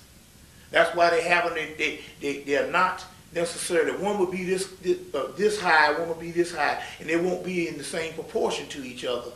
And the Europeans couldn't understand it at that particular time because he was thinking, these people here got the worst architecture in the world, because he didn't understand that they were actually creating the forest.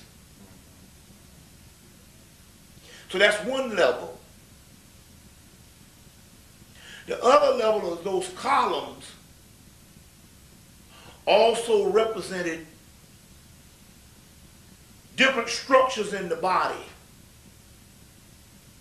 You got a spinal column that has so many vertebrae. Well, in the middle of the Karnak temple, out in the yard, where they don't even have It wasn't even designed to have a top on it. You got these columns standing up in the middle of the yard, which also represent not only something that's in the body, certain structures in the body, maybe the lungs, maybe the spinal column, maybe the kidneys or whatever, in proportion. You see what I'm saying?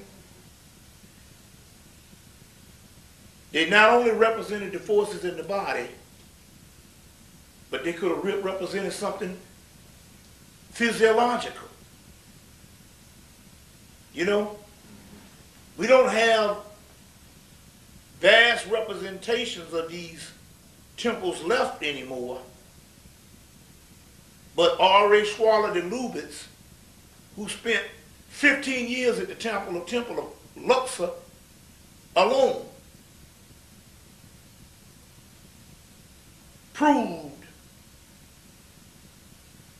that this was nothing but a breakdown of the body of Osiris. In that case, the breakdown of the body of the black man. So let's go to mythology. Because in ancient Hebrew mythology, before it is turned into a Hebrew history, it is a Hebrew mythology that coincides with all of the Camite people. Camite and Cushite people. The Temple of Solomon, which is supposed to be a great temple that was built and torn down, is nothing but the Temple of Osiris. Built, Osiris is cut up into the pieces. Temple of Solomon is built, then also dismantled.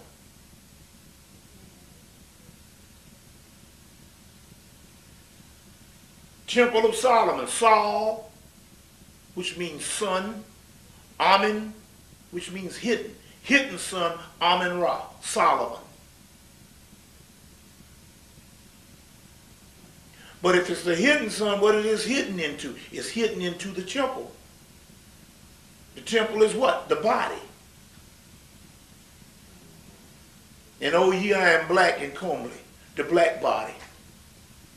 House of the black god, Beth, house, Ham, black, Bethlehem, house of the black god. You see. Well, what is all this coming from? These are ancient mystical stories that can be traced back to the temple of Luxor, temple, which is the temple of Osiris, because Osiris is nothing but doggone Solomon. The temple of Amen Ra at Karnak. Amen, Ra, which is sun, solar, which is Sol, which means sun, Solomon. So Solomon is Osiris, the physical body, or the structure. And inside of Osiris rests the hidden god, Amen, which means hidden, and Ra, which means sun, a particle of light, is inside of Osiris, which Amen, Ra, and Osiris is one and the same. You got the temple of Luxor and the temple of Karnak. You see. And then you got a later mythology talking about the temple of Solomon. They just talk about the same doggone temples that's in Kemet. But Solomon is, oh yeah, I am black and comely. But Solomon represents the black person.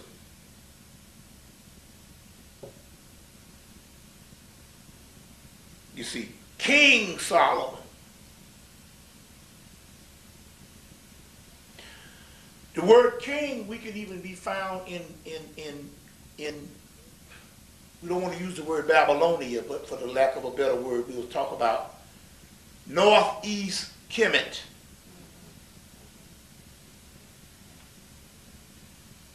In the mythology, the word Kingu,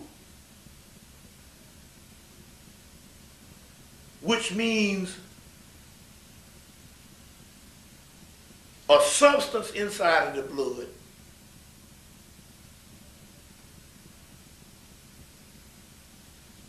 So the word king actually means melanin. And one must have melanin to be king. The blackness that's inside of the central nervous system and that central nervous system, you have a purple looking substance, dark purple, depends on how the light hit it, from black to dark purple, which is melanin. And purple is royalty.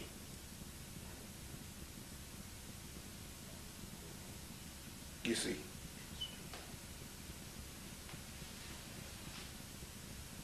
In India, they talk about the same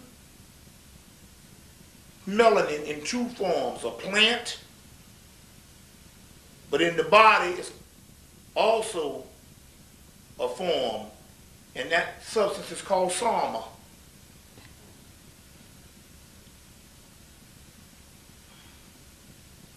But it says not only Sama, that they call King Sama. Sama is the substance that is needed to make a person a king.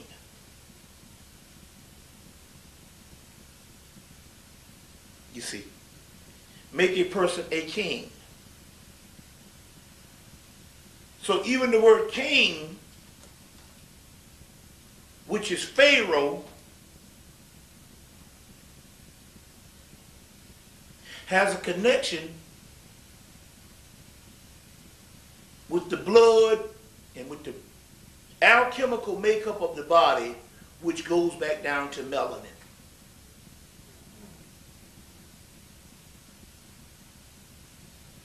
There's linguistics modification. The word Pharaoh is the same as the word Hero or Heru. Pharaoh or Pharaoh, Heru, which is the Christ. But the Christ is also called a king. This royal house, King of Kings, Lord of Lords. You see. All of this is nothing but the breakdown of the magnitude of who the Egyptians were.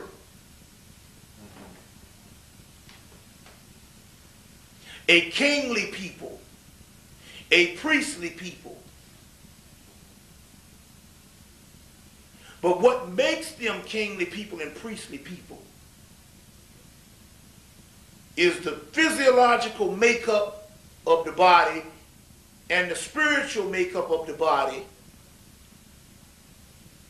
The physiological structures are also represented in the Egyptian temples. And the spiritual structures that's inside of the body can be traced back all the way to the known universe, called dark matter, which is nothing but carbon, 6 protons, 6 electrons, 6 neutrons. That's what carbon is? Yes. And melanin is nothing but carbon. Blackness. Blackness. We are carbon beings. Europeans are carbon-based beings. What's the difference? A carbon being is the true substance, the original blueprint. A carbon-based being is, number one, a mock being, a hybrid being. And although it might have trace elements of carbon, it's not pure carbon.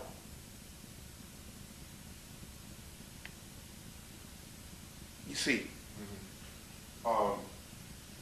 What would be the dynamic difference in the two? One is a residue. One is pure. The difference would be something watered down can only be a shadow of something.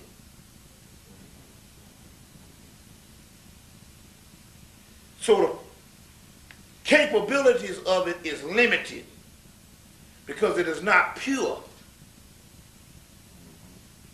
You see, it is not pure.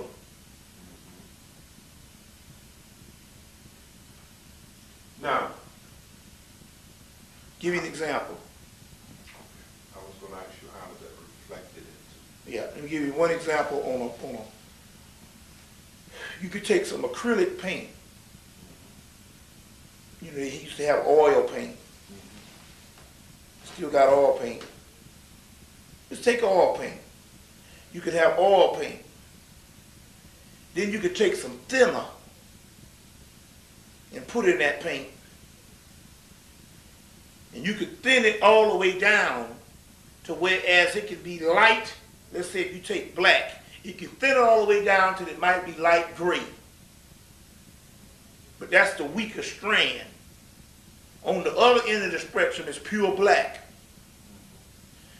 So the difference is one can only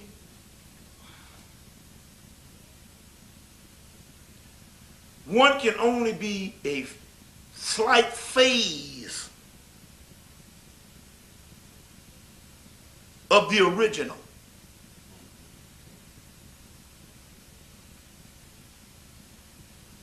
It can only have limited capabilities and sometimes very brief capabilities. Whereas the most potent substance is capable of being all the time if it understands the process and the mechanisms that go into operating that machine. You understand what I'm saying? The other watered down version, number one, might have aspects of greatness at limited amounts of time, or it might just be set. And they can maximize maximize the optimal level of what it can be capable of doing, but not necessarily go beyond that. Whereas the original version can go far beyond that.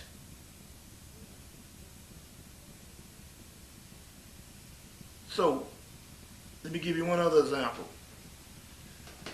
We have the ability to transform back beyond creation.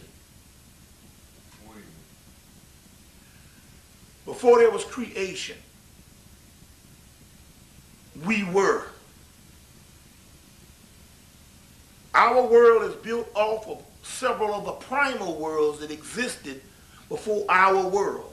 Not necessarily the earth, but our universe is built off of several other primal universes that existed before this universe. This universe is just the later phase of it.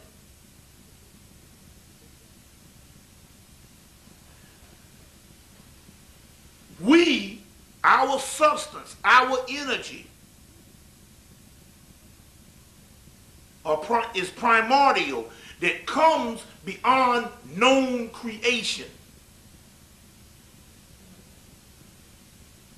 That which is created in the context of creation can only function in the context of creation.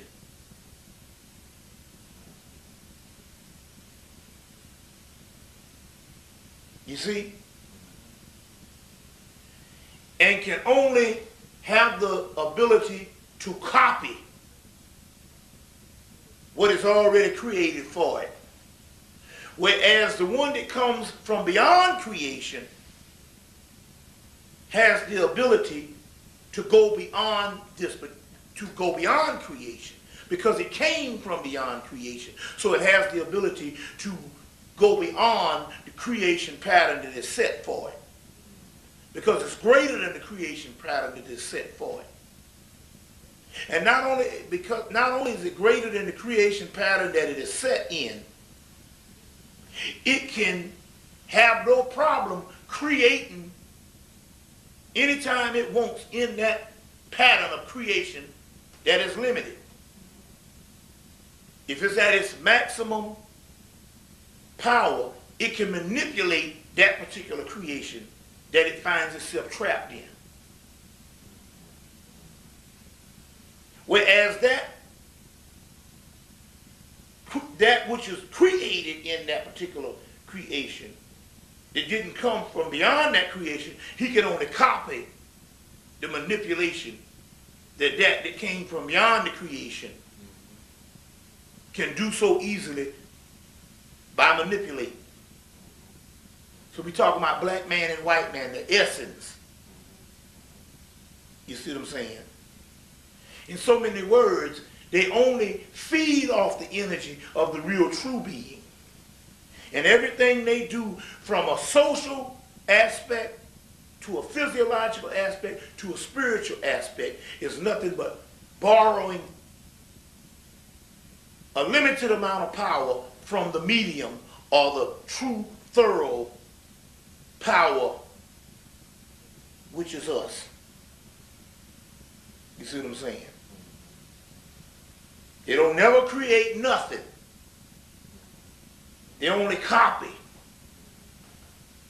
dissect, and even modify sometimes to the lesser degree until they kill it off. Now I'm going to come back to this, but I want to continually look at the Egyptian society or civilization, is a better word for it. In particular, in one of these books, I'm going to throw it down, when you lay out a picture of the Nile Valley, you see temples all up and down. Right. You see pyramids. You see the creation of things like the Zopeh. Yeah. You see, when you look at the pyramids, you're looking at trigonometry, all forms of high math, an understanding of the movement of stars and planets and the creation of calendars and time. I wanted you to talk about this so we'll get a sense of who we are and what we've done, but that we may know ourselves. Man knows ourselves. I mean, you have begun to talk about it, but I want you to expand upon it. Well, I mean, a lot of it has pretty much been set. Like right here, you have the Temple of Dendera, this zodiac. This was in the top of the Temple of Dendera that now rests in the Louvre in Paris. In the Louvre in Paris. To expound upon this and expand upon this, this zodiac is 90,000 years old.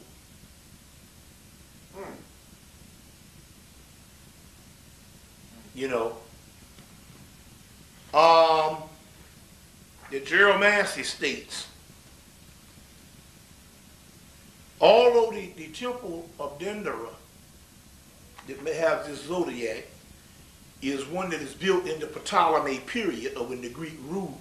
Basically, the Greeks were not in charge of building the temples. The Egyptian priests were. The Greeks wouldn't know what to put on them.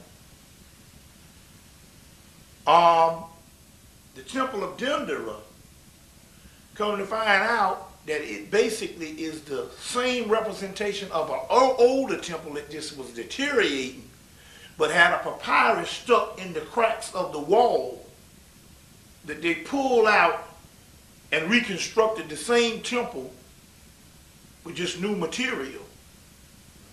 So in so many words, the material might be new, but the architecture of the temple, as well as the metadata on the temple, is 90,000 years old. 90,000 years old? Yeah. Where do you get that? It's Jeremiah states it.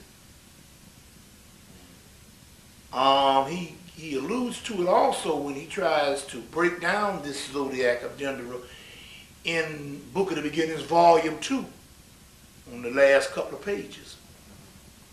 Well, what are some of the indications of this 90,000-year-old? Why would one say? How would you calculate that? Well, they would calculate it based on the calendar, whether it's a stellar calendar, you know what I'm saying, solar calendar, and you know. And what is the oldest? The stellar? Yes. Yeah. Well, and then they would calculate from that is, well, how long the existence can be of the stellar calendar. Then there could be another possibility that would suggest it's 90,000 years old, is that the white man is holding on to papyruses that suggest, that literally say that it's 90,000 years old. That Jeremiah, in so many words, had access to when he translated this stuff at the British Museum. Now I know that it can be that way because I in the one I mentioned called the Apocalypse, or the Apocryphon of John, in the Nag Hammadi Library, they literally go through millions of years of history all the way into the future within 6 or 7 pages. You see. You see. So, going back again, mythology can literally tell you that things are that old. And wouldn't it also change the tips?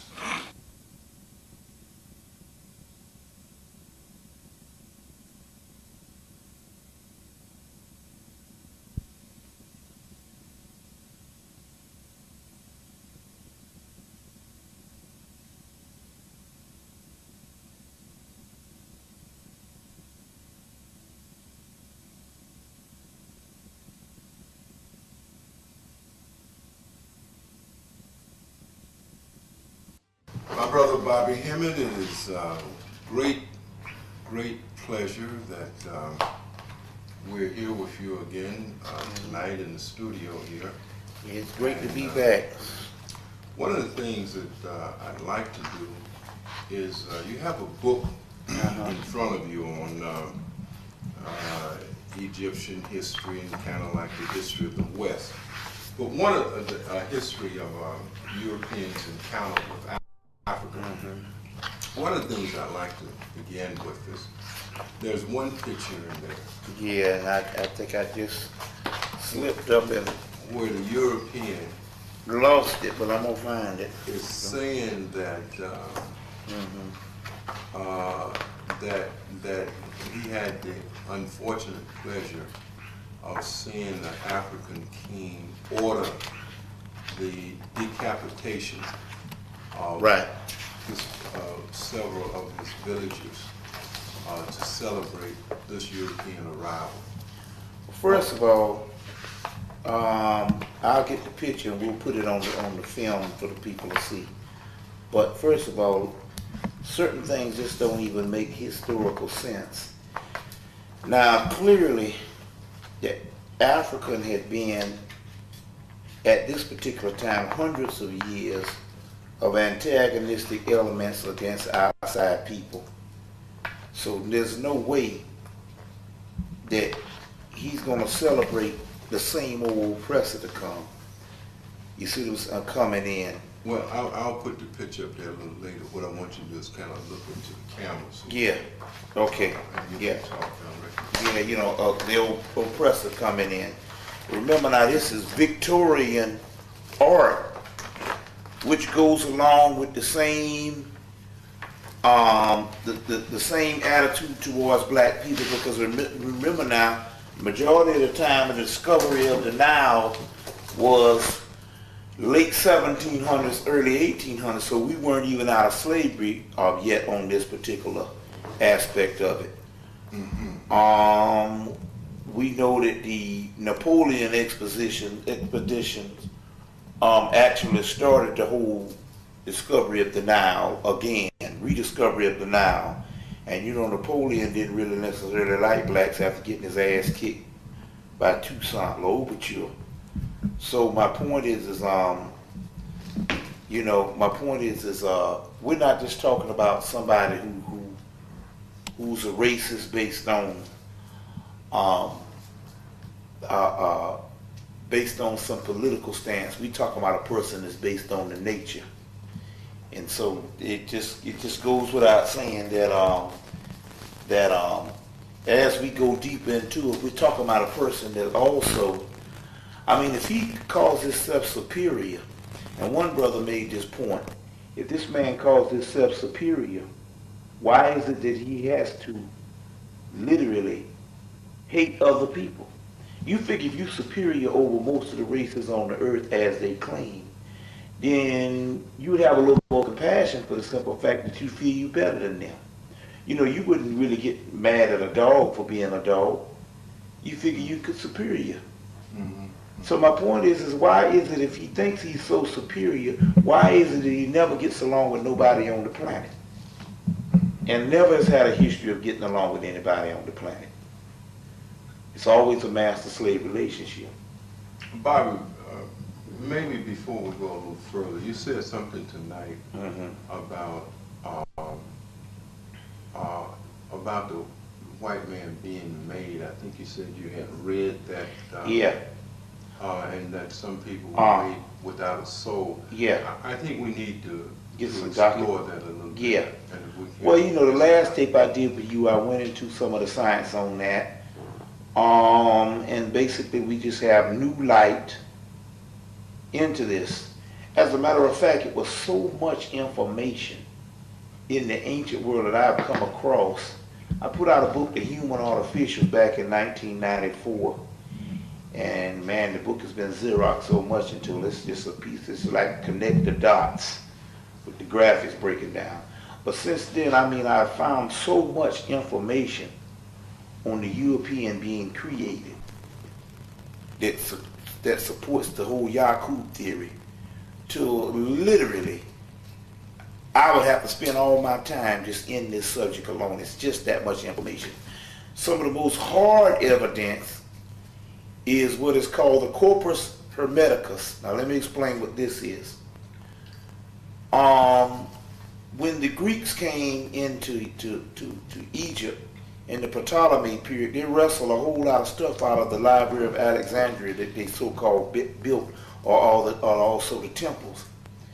And some of these materials that they wrestled out of there or stole was in actuality called the Hermetic materials, which is the wisdom of Tahuti. The wisdom of Tahuti. So we're talking about not only that, we're talking about, as some people say, that this particular stuff is the basis to Western civilization, this particular corpus hermeticus, and which is very advanced stuff. I mean, so much that it hadn't even been explored. And in so many words, some of the stuff in the Hermetic text, one I'll give you, because we'll deal with several of it tonight. One will be, there's mention in there that the biggest mistake that the Egyptians made was to make another man. Or the biggest mistake that the most ancient man made was to create another man. And this is documented In the so-called Hermetic materials, which is the wisdom of Tahuti. Tahuti in Greece is Hermes. So Hermes is the Egyptian god Tahuti. The Hermetic material, are we still on? Oh, yeah. The Hermetic material is very advanced stuff. As a matter of fact, they don't even mention it, but it is basically some of the origin of Western thought. It covers a lot of the basis of Western thought, and basically this has been reserved for the last 700 years since the Moors were kicked out of Spain. Most of your Hermetic material has been reserved for the secret societies. Several books you can get if you can find them. One is called Thrice Great Hermes by G.R.S. Mead. The other one is called Hermetica by Walter Scott. All of these are still in print. Walter Scott's book is in print. You can get the G.R.S. Mead one in print. It was in print in hardback in 1992 for $50, 3 volumes for $50 with black and buy it. So as a result, now you can go to the Kessinger Publishing Company, which is, they do a lot of out-of-print books. They took up where, what's her name left off, Health Research, which now somebody bought the Health Research Company, and now they are now printing the books in regular format. The newer book is called Hermetica by Copenhaver. The other 2 books came out at the turn of Thrice Great Hermes came out at the turn of the century. It's 1907. There was 2 other books that's still available called The Virgin of the World is one, and The Divine Pramanda. Divine Pramanda is part 1, and The Virgin of the World is part 2. They came out in the late 1800s by Anna Kingsford and Maitland. I can't think of the last names, the guy's first name, but Anna Kingsford. It's called Kingsford and Maitland. The Virgin of the World and the Divine Pramanda, and both of those books are still in print. So that's the 18th century stuff. The 19th century would be Thrice Great Hermes, 3 volume sets, 1907 by G.R.S. Mead, which is now in print by Kessinger Publishing Company. Then in the 1930s, you would have Walter Scott's book, Hermetica. And this is the one that I'm quoting from, about, the biggest mistake is for the ancient man or the Egyptian the biggest mistake that they made was to make another man. Then your newer book that came out in 1992 is by Copenhaver, which is the same Hermetica. Now, in all these Hermetic texts, it also goes in to say that there's various degrees of people that's on the earth. One of the degrees of the people that come to earth is the person who has the soul or the original blueprint. The other degree of the people that's on the earth is some of them, a great deal of them, don't have souls. And it literally says there are people with souls and people that's soulless. All of this is introduced in the Hermetic material. Another thing, one of the greatest things in the Hermetic material is you have a section called the Perfect Sermon. Now, the Perfect Sermon is comprised of a conversation that's going on between Imhotep, which is the first father of medicine, and the god Tahuti. So literally he is either having a conversation by channeling this information and writing it down. And this was a conversation that was going on between spirit and human at the time. The god Tahuti, so it's actually his own inner self that's dealing with this particular information. You will know Imhotep because he is known in the Hermetic material as Asclepius, which, as you know, is the god that the Hippocratic Oath is praying to, is giving homage to, which is nothing but Imhotep, which is also documented in the new book, Copenhaver's book, on Hermetica, 1992. But in the actual book, and in the actual perfect sermon, which you can get in all the ones that give you that same caption, which there's a new book that just came out, I think right after Christmas, called Hermetica, another one that actually deals with it. A little smaller book, but it doesn't have the great volume of the other books, but it does have the prophecy. And the prophecy is a prophecy that is going on between Imhotep and his higher self, which in this particular case, he's channeling from the great Godhead or Tahuti. And in there, Tahuti tells him that I have you know that Egypt is the envy of the whole world. It is the most spiritual and centerpiece of the whole world, or Hemmitt. It also says that not only that Egypt, that the gods that used to rule in heaven are now transferred down on earth, and they now rule in the domains of Hemmitt, which is the fountain piece at the center of the earth. He also says, but there will become a time when Egypt, or Hemmitt, well, it's saying Egypt in the text, will not be as it is the glory of the world. And the gods will abandon Egypt. And it said what once used to be the envy of all religions and of the world will now become one big graveyard. And it says those Egyptians in the later days will take on a form where in so many words it goes and says that the weak man that will be on the earth will be considered strong, and the strong man will be considered weak. And Egypt will be overrun with all different other barbaric races. This is what it says. It says the pious man, which you know is spiritual and righteous, will be considered impious. And the impious man will be considered noble and wise. It also goes in to say that you Egyptians, or you pious people, the people that's impious will be admired and considered noble, but you Egyptians, or you Camites, will be treated as a common criminal in these particular days in the future. Now that's actually written. This is actually written, and this is written in every Hermetic text you can get. You can find that particular one. The two that's available right off hands is Copenhagen's Hermetica. And the new one that just came out, although it's a small book, it does put that prophecy on page 1. You see what I'm saying? On Hermetica. But any of the Hermetic texts will give you that particular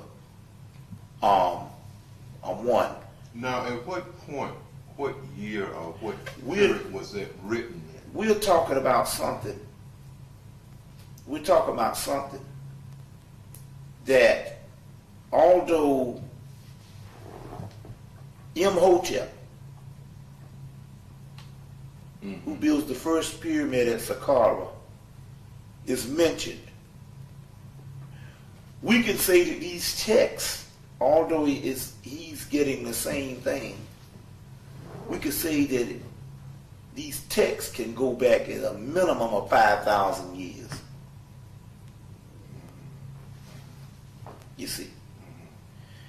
It also goes in and says, because he starts decrying, Imhotep starts decrying, they say, "O Asclepius, why are you weeping?" And Imhotep, in so many words, say, "Well, listen, will you think we'll ever get out of this?" The man say, "Well, death will be preferred than life." Imhotep said, "Will we ever get out of this?" He says, Ma'at will be established again, which is, balance, order. He says, but where? He said it will be a land that is not yet established, that all races from around the world will speed to by various forms of transportation.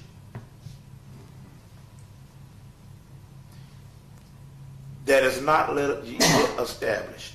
And they will all go to this particular land by various forms of transportation. He said, and in that land there will be an extremities or remnant of Egypt in that land. Now he's both talking about a implant or a supplanting of the original Egyptian through lineage, through slavery, that will be in the land.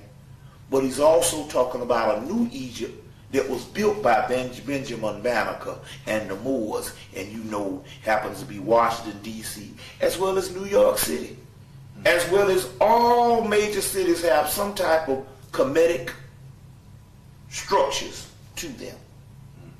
One of your newest Kemetic cities is Atlanta, Georgia. I think I explained that on the last tape, where all of the buildings are built based on Syriac architecture, where they are built in the circumference of the cycle of Sirius, which is taken from a papyrus from the British Museum, which is also mentioned in the Hermetica book by the Thrice Great Hermes by G.R.S. Mead. But if you can't find it, you need to get Murray Holt's book, Ancient Egypt, the Sirius Connection, and she has a section in there called Syrian Heritage, where she quotes that actual part on how you build a city with Syriac architecture using pyramids, temples, and obelisks. And that new city that's built that way is Atlanta, Georgia. It's full of pyramids, temples, and obelisks. But all cities have remnants of that. So, in so many words, they say it will be a new Egypt. So the new Egypt will be not only a place to structure, the dollar bill, you've heard all this stuff before. But also they say there will be a people that will be in this land at the last days. And these people will reestablish Ma'at, or literally the kingdom of heaven. Do you know that your Exodus story is copied from this Hermetic text, where they say you'll be in a land in bondage for 400 years that you don't know? Well, before it was Egypt, it was this far-off land. Egypt had the same Exodus story. It is this Hermetic text. After, your Torah is written 400 years after the death of Moses, of this Musa priest. And they took the same Hermetic knowledge to make that story, but they historicalize it, and you think that happened in Egypt, when it's called eschatology, and it happens now. So the Exodus story is a story of us in America. That same story travels to Scotland by the Moors in text that's now under the custodian of the Rosicrucians, or some ancient, or some secret society that's been established since the Moors. And in that text, we don't have the actual text because it's property of that secret society, but they made a movie of that text in 1985 called Highlander 1, where Sean Connery is talking, and he said, we are immortal. He said what? He said, we are immortal and we cannot die. We are supposed to roam the earth until the last days, where we will be gathered together in a land that's not built yet.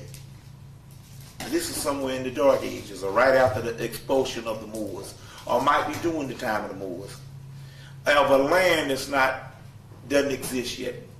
And the gathering came about in 1985, when, basically modern time, as in New York City. So basically still talking about Egyptians or ancient Africans in America. You see what I'm saying? Now, did you see the movie The Matrix? No, I missed that. Well, the movie The Matrix is based on a series of talking about this entire realm that we live on is only an illusion. It's only a series of emanations that is projected through the brain but does not necessarily exist. Well, I've been talking on this stuff since 1995. They just put out a movie to talk about some of the stuff that I've been talking about. But the movie is also verbatim from the Hermetic text, as well as, because the Hermetic text, and I guess we should call this lecture Hermetica, since we're going through that, but we're going to go through some other phases also in a few minutes. The Hermetic text also talks of where there's a conversation with Tahuti talking to his son Tot. Now Tot of the Tat cross is also just talking about the soul. So this is a conversation that's whoever is recording it down. So it's a series of channels that's going on. And in there he says, Tahuti reveals to him that this doesn't exist. And the guy said, well, wait a minute.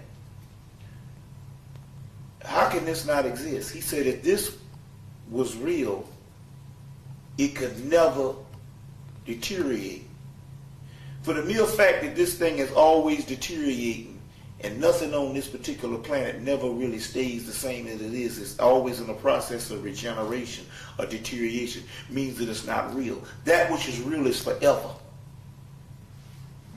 These are a series of illusions. He said, well, is not the man, the baby, real?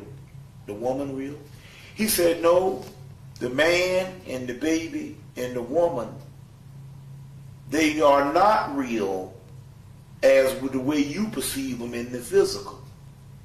They are a series of emanations of something that's real someplace else. And it just so happens to appear to be real. It's only a projection of the soul.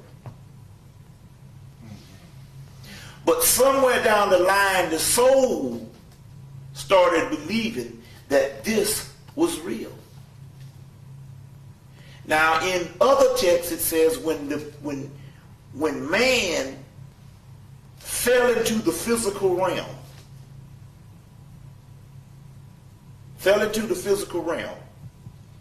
at first he had the knowledge of the universe and everything else. But as time went on, he fell senses, he fell prey to the physical body, and all of the awareness dried up into 5 senses, and he only fell prey to the 5 senses that is around him. And he lost that connection to that other world.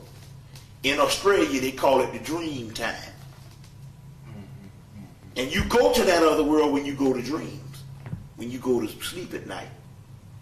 And it's a whole different world that doesn't look nothing like this. But because your mind is because your brain can only receive things on this realm, by the time you wake up, it tries to compensate for the things that you saw on that realm. It tries to put physical objects that you know in this world, and that's why sometimes the dream don't make no sense. That is because the phenomenon that is in the other dimension cannot coincide in this dimension. So your psyche has to overcompensate for those particular things, and sometimes that's why sometimes you having sex or you riding a bicycle or eating ice cream or some crazy shit. But every now and then you have what is called lucid dreaming, where literally you wake up in your dream and you are aware of different things. So this particular material has a whole lot to do with the basis of Western civilization, as well as the white boy has synthesized this stuff now. Whereas the education that he gives most black people, the reason why he can afford to educate us is because somewhere around the late 60s, they abandoned all Western education. And they're not even on the stuff that we generally get educated, trained for a job. They're on new stuff, quantum physics, chaos mathematics. You see, so this whole holographic universe that I was telling you about that doesn't exist, this is accepted fact in physics now and in science. And there's a great book out called The Holographic Universe by Michael Talbot, which is not no voodoo book. You can go right to the physics section and get this. There's several books on the holographic mind. There's a book called June Singer's book, Seeing Through the Physical World. You see, seeing through the physical world. You see. So they have abandoned what we call basic education. There's an excellent book out called The Magician, The Studies in Affected Magic. Now I want you to get the book, and you don't even necessarily have to use the magic in there, as long as you just get the concept of what's going on.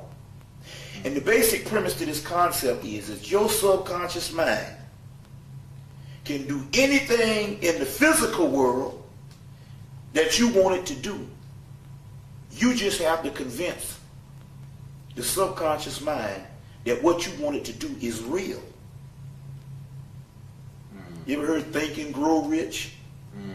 If you can believe, achieve, and these are metaphors, but there's a greater science on that. There's a book called The Magician, The Studies in Effective Magic by Philip Cooper. And I want you to just get the book, cost about $13, just to understand the subconscious mind. And it says the subconscious mind creates what you want. Even after you die, it keeps creating for you. It's just that since you was a child, you have been convinced of certain facts that somebody gave you, the church, the teachers, your parents, the society. Now, what is a fact? Do you know that 90% of what we thought was fact 100 years ago has been disproven?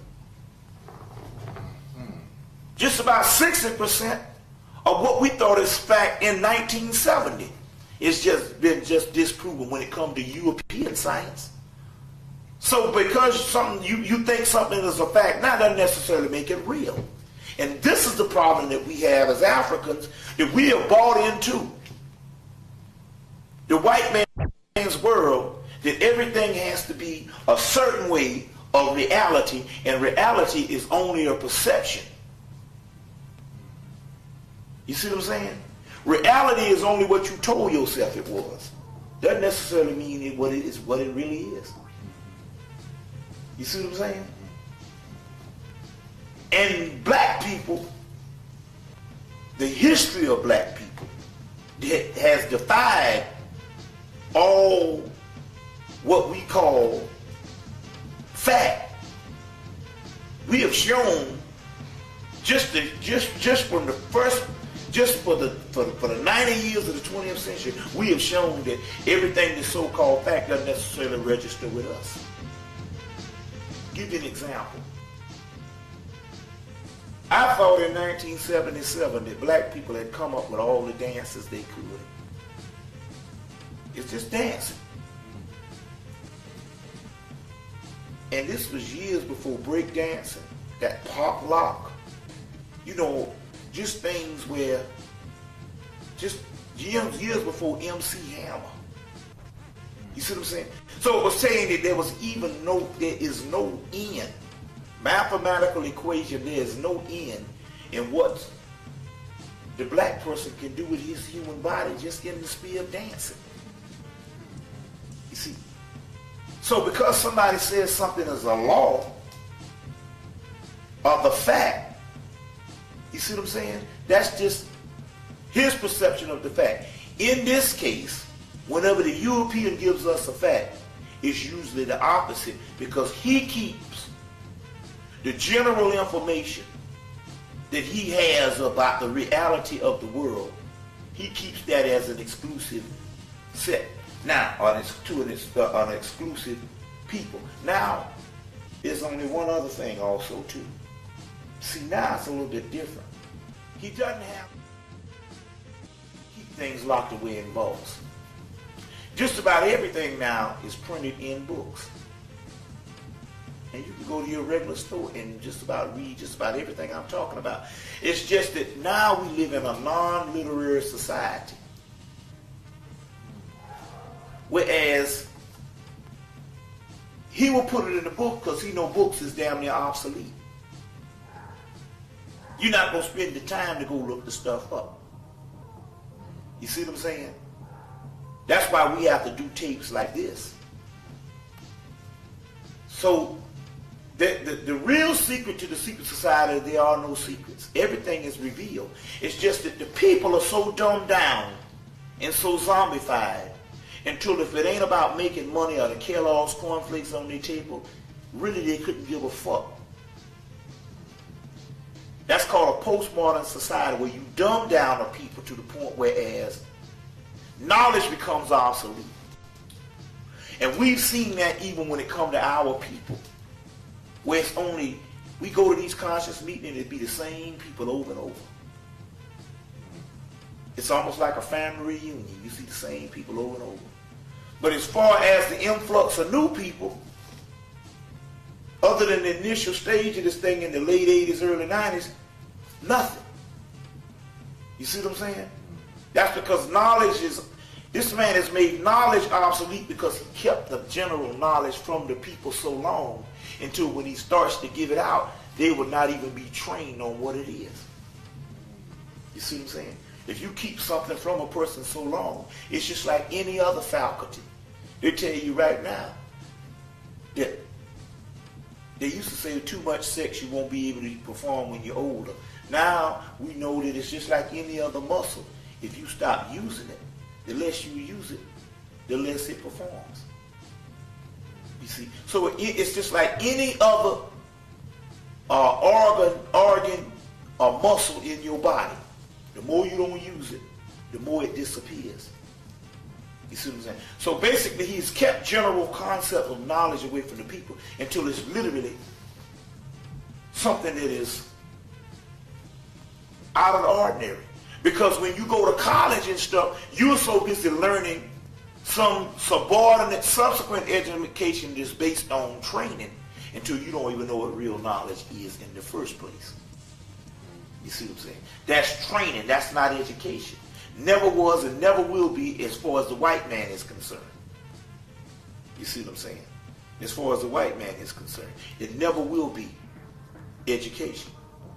You see? But on the other hand, he's putting out all these new laws and what they call new physics, making up a new science. And all this shit is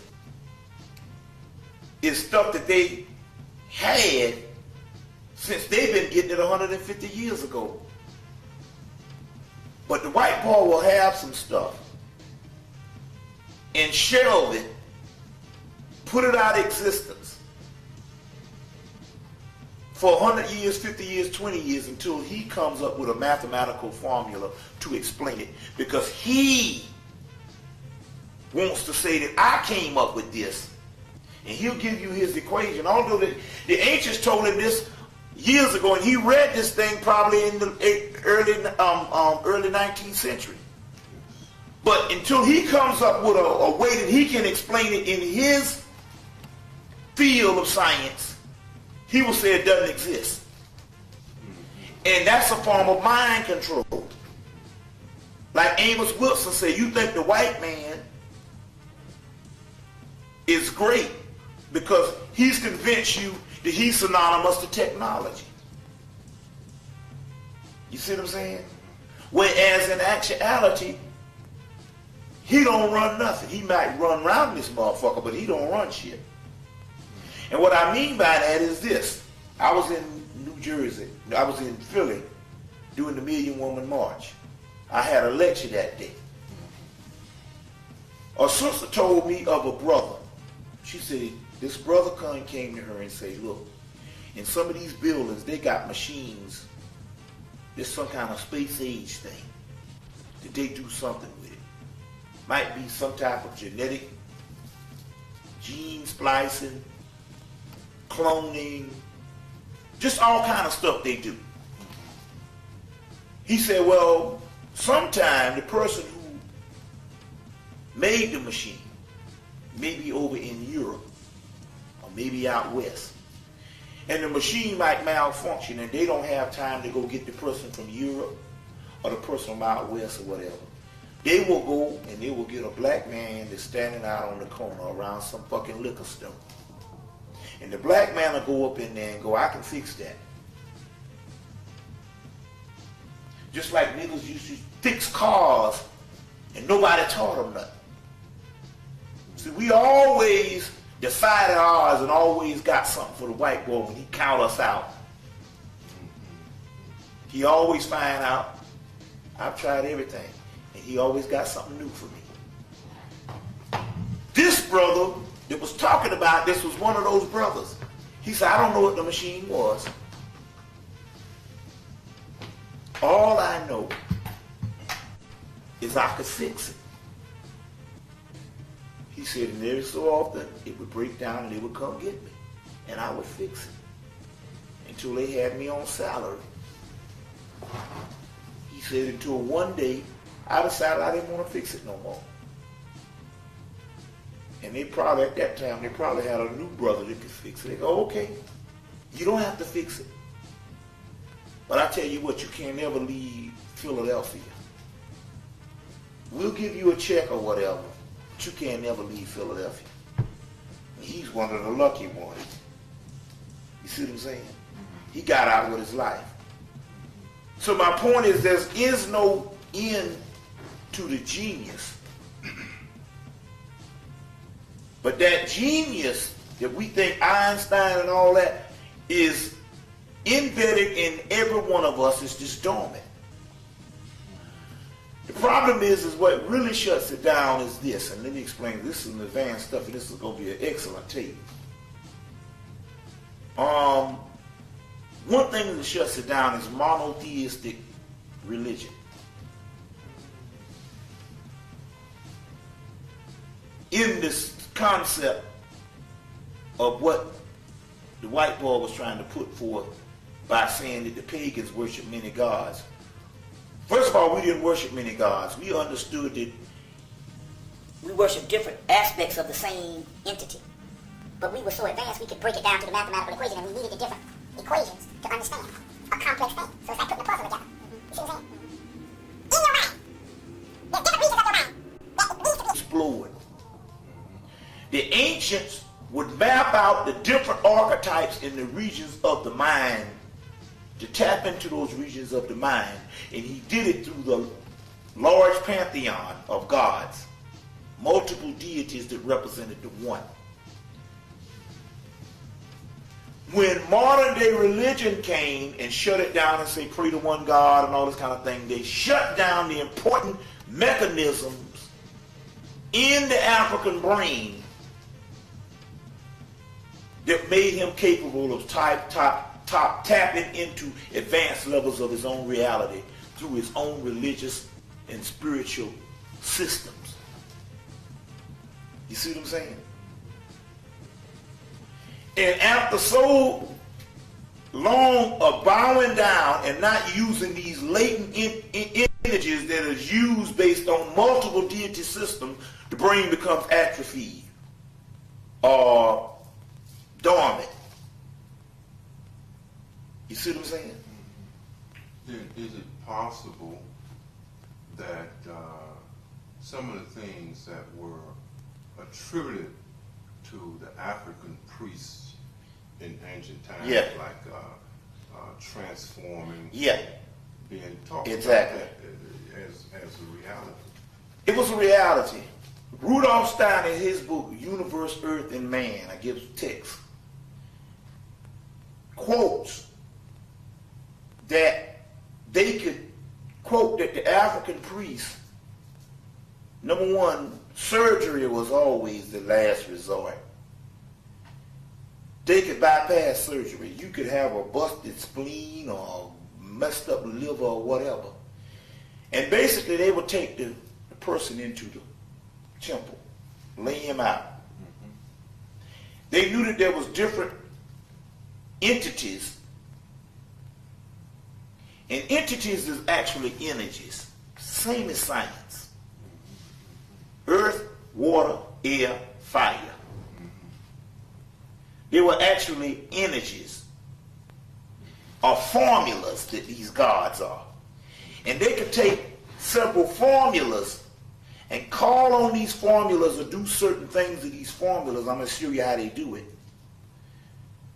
That would literally come in, and the counterpart that they wanted to be healed within the body, it would actually heal the body based on, they would match up a certain electromagnetic force field in the body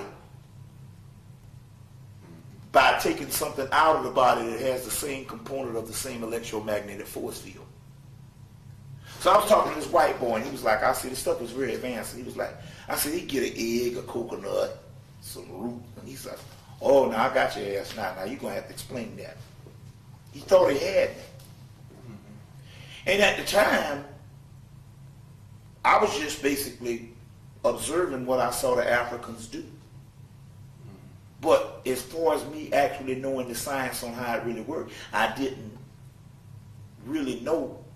I never really contemplated on how it actually was done. But that day when the white boy put me on the spot, I literally told him for the first time of me hearing it and his ass hearing it.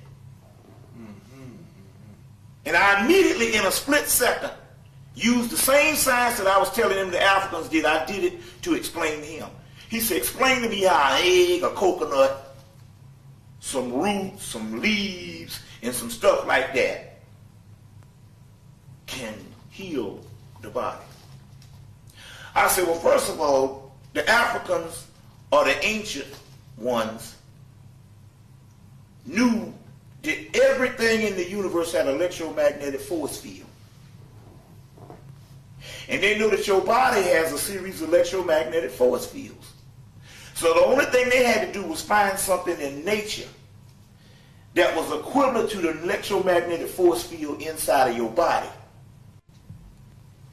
and match it up, just like a damn TV antenna.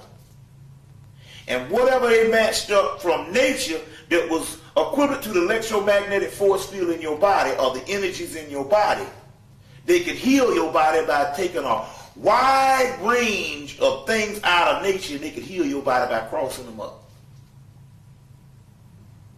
You see? So there's a guy by the name of Peter Redgrave wrote a book called The Black Goddess and the Unseen Real. Book came out, one print. After it comes out the first print, you don't hear from the book no more. Black Goddess and the Unseen Real. And he mentioned in there that the African could look at animals and know everything about the nature of the animal inside and outside by observing the animal's movement. Whereas the white boy would have to go and dissect the animal. And it might take him years based on dissecting about a couple of thousand till he finally comes halfway to knowing what the damn animal was about. You see what I'm saying? Knowing what the animal was about. So basically they used to heal spiritually, but to get it off of the root doctor work, because they always want to show you the Africans as some primitive witch doctor with some bone. They didn't realize that the African was creating the same science that the so-called scientist was doing with all their chemicals. It's just that he could do it through nature, and the white boy has to break it down to the least common denominator to find it, because his brain don't work that way. You see what I'm saying? His brain don't work that way. You see, and this is some stuff that this is the way that they actually did things on those particular levels.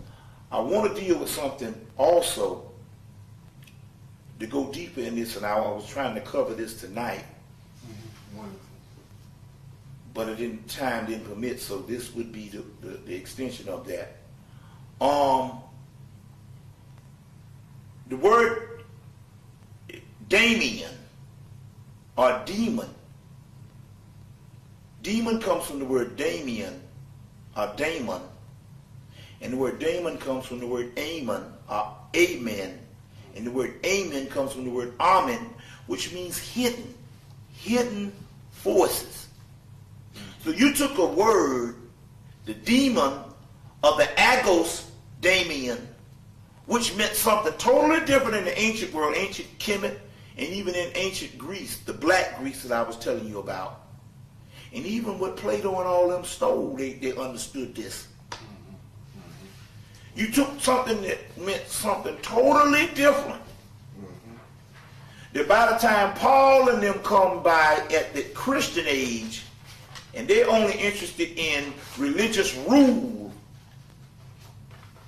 took something and made it into something else.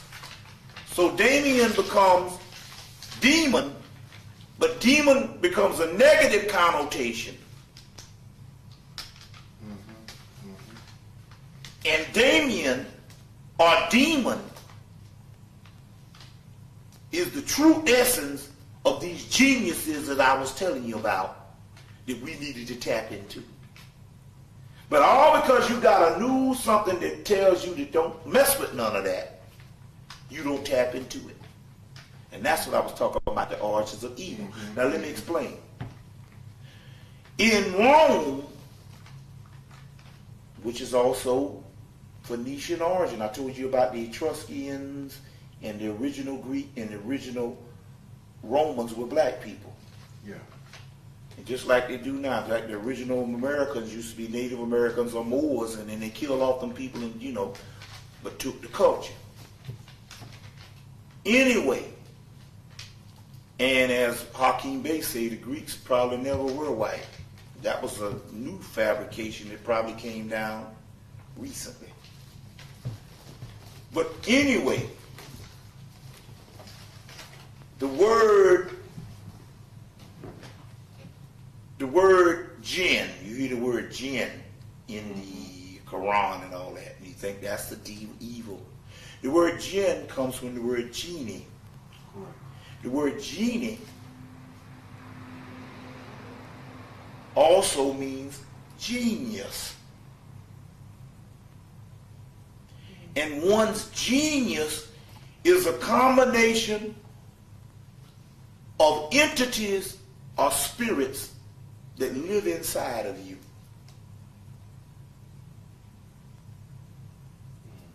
And these entities and spirits is the one that gave the brother the mathematical equation he said came with you. He was talking about the brother.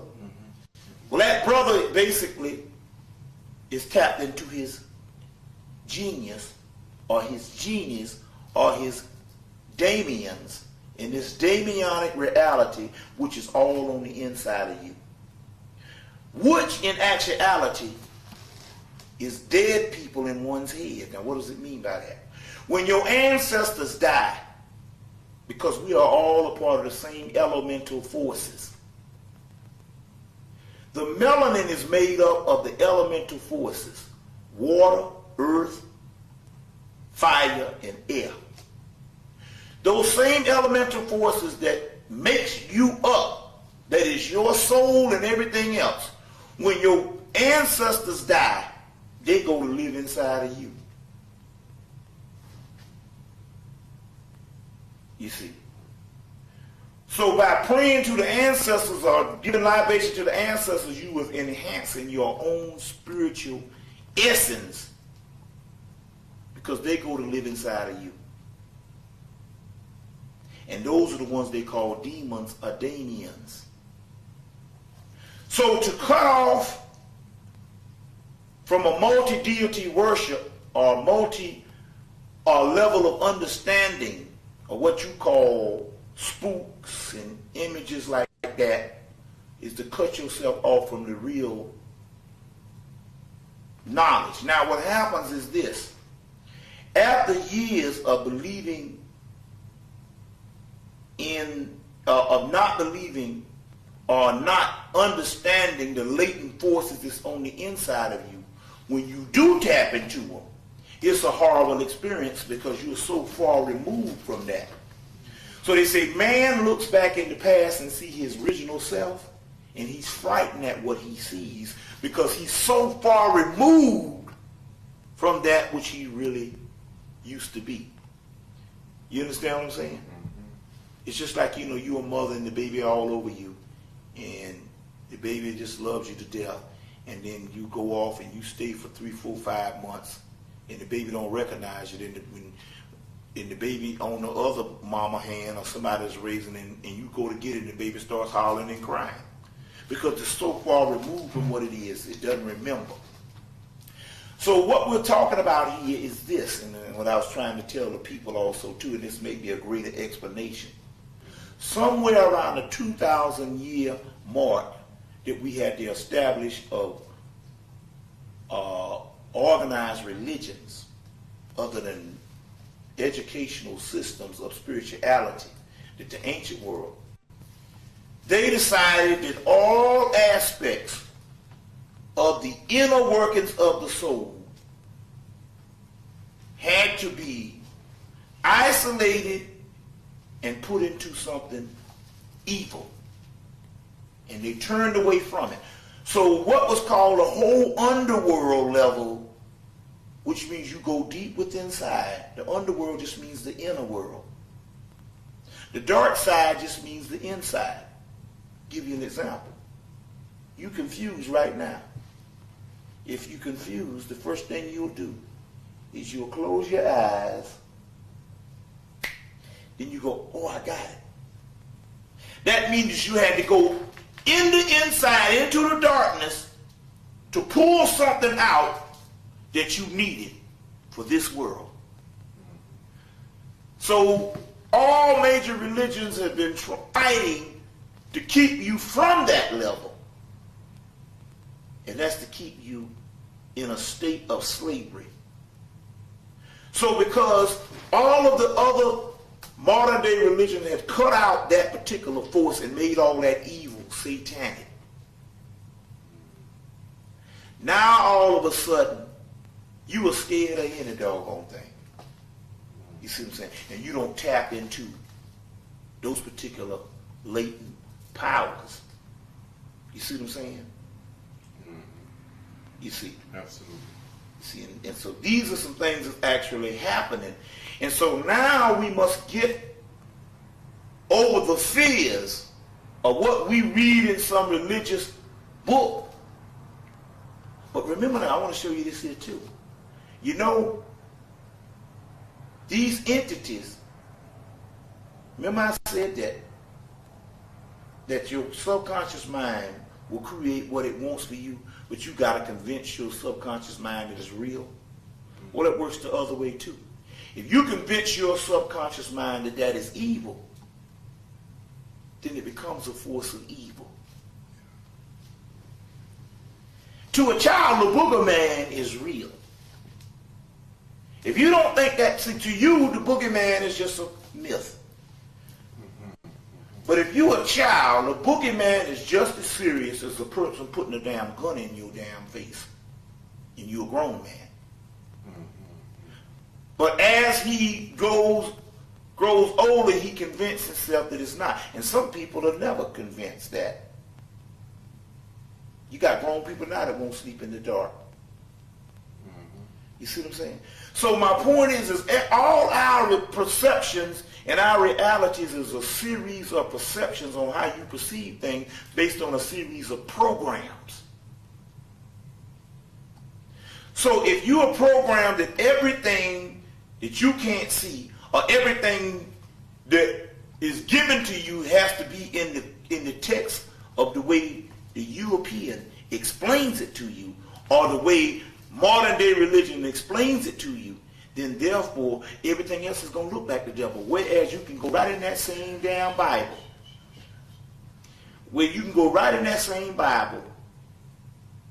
See, the Bible, if you go by the Bible from A to Z, page to page, it might not line up. But because the Bible is made of ancient fragments, you can go in the Bible and find just that. One chapter is Matthew, Isaiah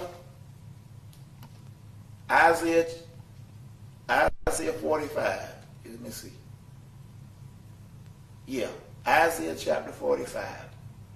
It says in there, I will give you the treasures of darkness.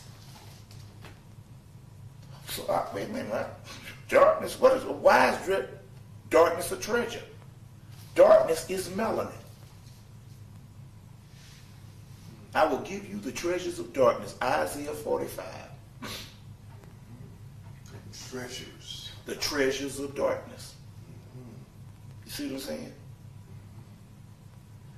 So if you go and take the Bible and take it out of the theological context on where you was taught it, and go back and just look, you will find these passages throughout the whole Bible. You see what I'm saying? So, Revelations is a book that explains the unveiling of your soul through different seals, different symbols, the dragon, and all these particular things. And somebody teaches you that this is some horrible thing that's going to happen in the last days physically or whatever type thing, and you were trained on it that way, then you will never get the true meaning on what it's talking about, and you will literally be afraid of it. Mm-hmm. Revelation is 99% of what's going on in your body. You got 7 seals, you got 7 chakras.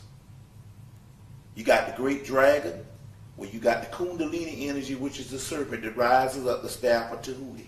Now that's the great dragon. That's the great dragon. You got the beast, which is the number of a man. 666. You got 6 protons, 6 electrons, 6 neutrons, which is carbon. And carbon is the basis of melanin. Melanin is carbon. We are carbon beings. White people are carbon-based beings. Explain what you're saying. I mean, explain that. Melanin is the triple blackness of space, which is carbon. Mm-hmm.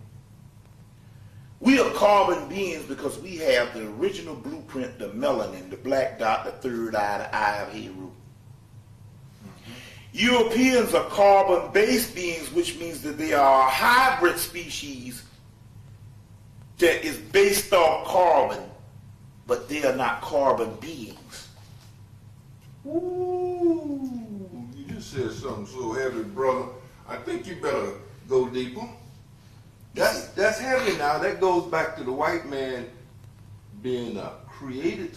He's a created, right? And having no soul. You're going to have to talk with it. Hold on 1 second. Hold on 1 second. Brother Bobby, you've got to talk about this melon. We're going to break this thing down. Break this down. Okay, we're going to break it down. And I know why I came here tonight. I came here tonight to do this tape. That's what I came to New York for, do this tape. God is good. God is good all the time. You roll right. it. You roll it.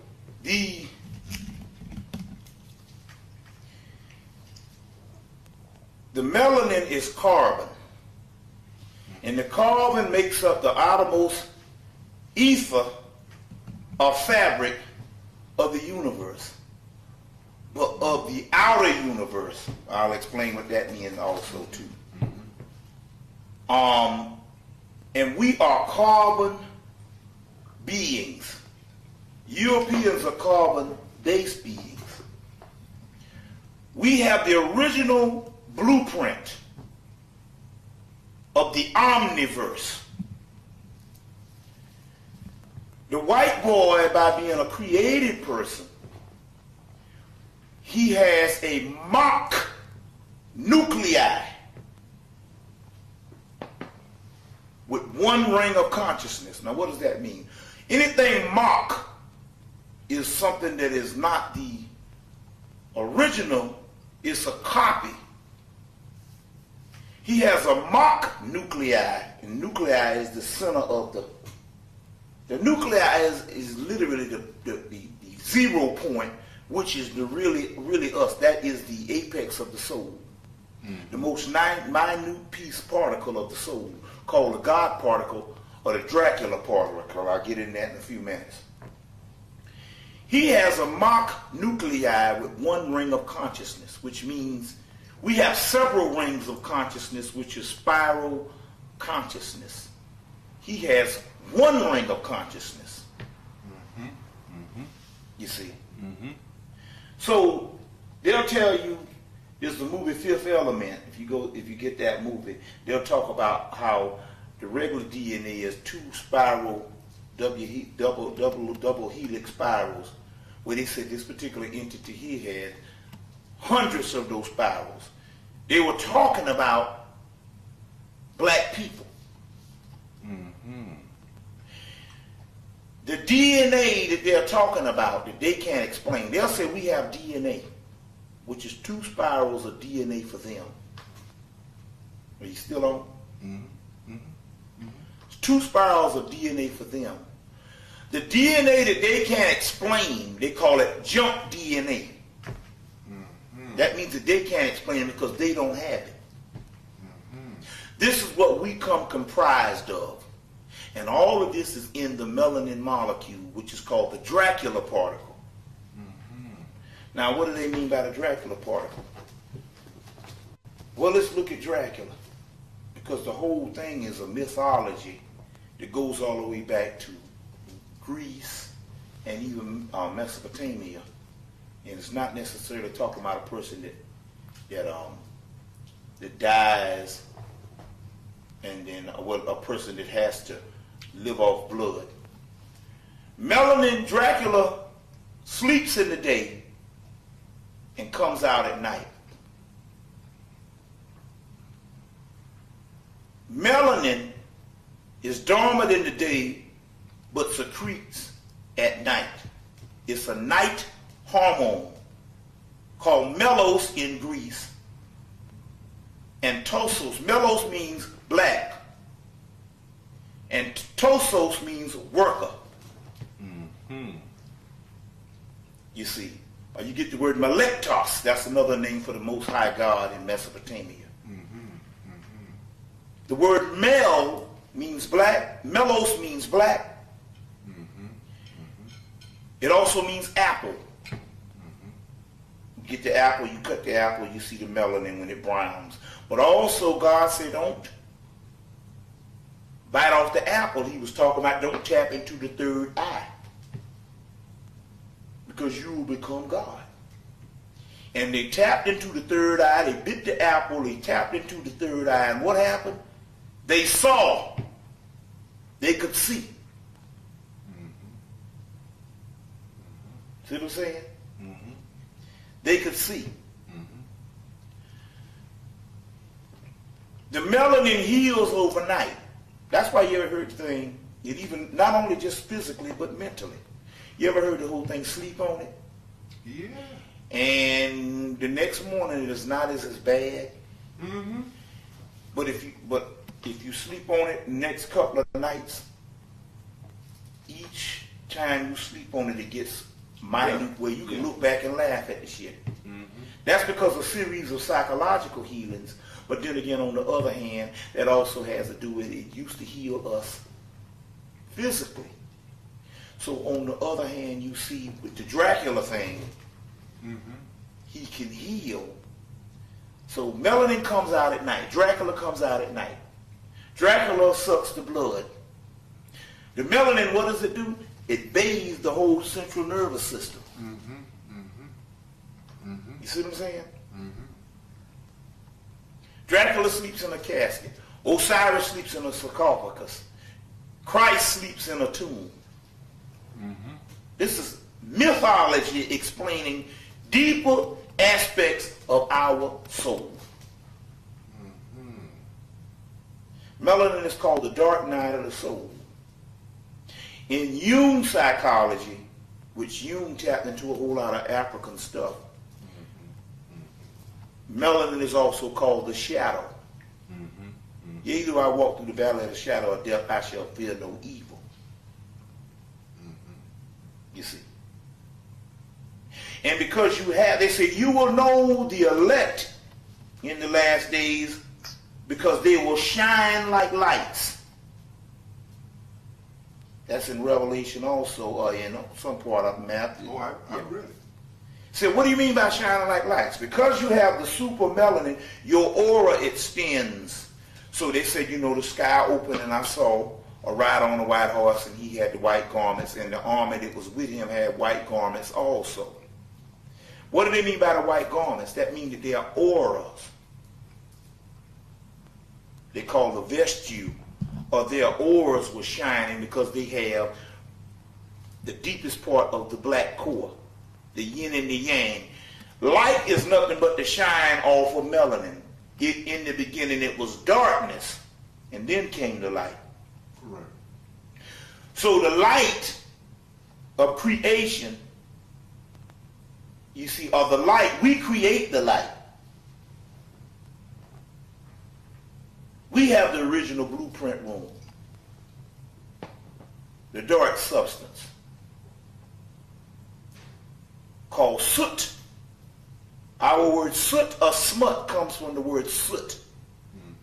The most ancient form of God on the male form, who has a mother, is called soot. Sutek, Setesh, or later on Set. Now Set later on becomes the killer of Osiris or whatever, or the prototype of the devil. But you got Sutek, Melchizedek. Mel on the beginning is the Greek word means black. Anytime you hear the word male on the beginning, that's Greek for black. You get Robert Graves. If you just get Robert Graves' book, Greek Myths, and just look in the index and just look at all the words for black. Melos, black. Melanor, Blackfoot. The black one, the black. Melchizedek. It means the black, it means the melanin carriers are the black ones. Then male, M-A-L-E, means black. Then man, since male is man, Yes, man is black. Explain that. Black man. Do you know the original? So they say the word for species, Homo sapiens sapien, Homo habilis, Homo. Do you know the word Homo means black? No. The word Homo in Egypt means Kim, and the word Kim means black.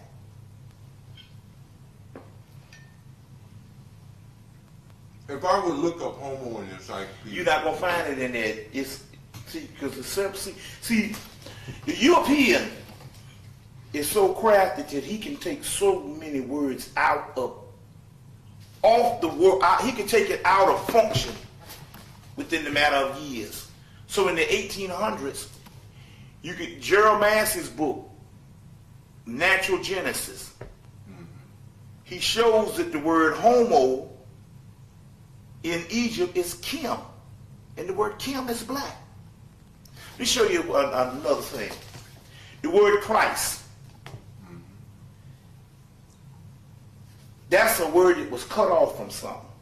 right. Let me show you what I'm talking about here. You have the yin and the yang symbol. The yin is feminine, which is the black side. Right. The yang is masculine, which is the light side. The Christ, or the Christos, is a masculine form. But there's another word that they cut off. So what it is the European can take certain words out of existence. In the ancient world, there was another word for Christ called Chrysomelos, which means the black Christ.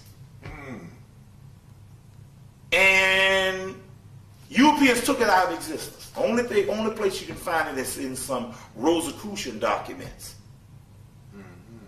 But the word was brought up into Europe by the Moors, and the Rosicrucians and all those were set up by the Moors. You see what I'm saying? So the word Chrysomelos It's a word that is not used in no form of the languages except in few Rosicrucian documents. Secret society, which is another ancient name for the Christ, which means black. The Christ is anointed with what? Olive oil, right? In Christianity. Right. Olives is what? Black and green. And both black and green has melanin in it. Right. You see what I'm saying? So the anointing is melanin. In Egypt, it's anointed by the crocodile. But the crocodile is called the crocodile of Kim. Sebek, the crocodile of Kim. In Egypt, it's called Sebek Kronos, and Kronos represents the planet Saturn, which is called the black planet. And Saturn, you get the word Satan.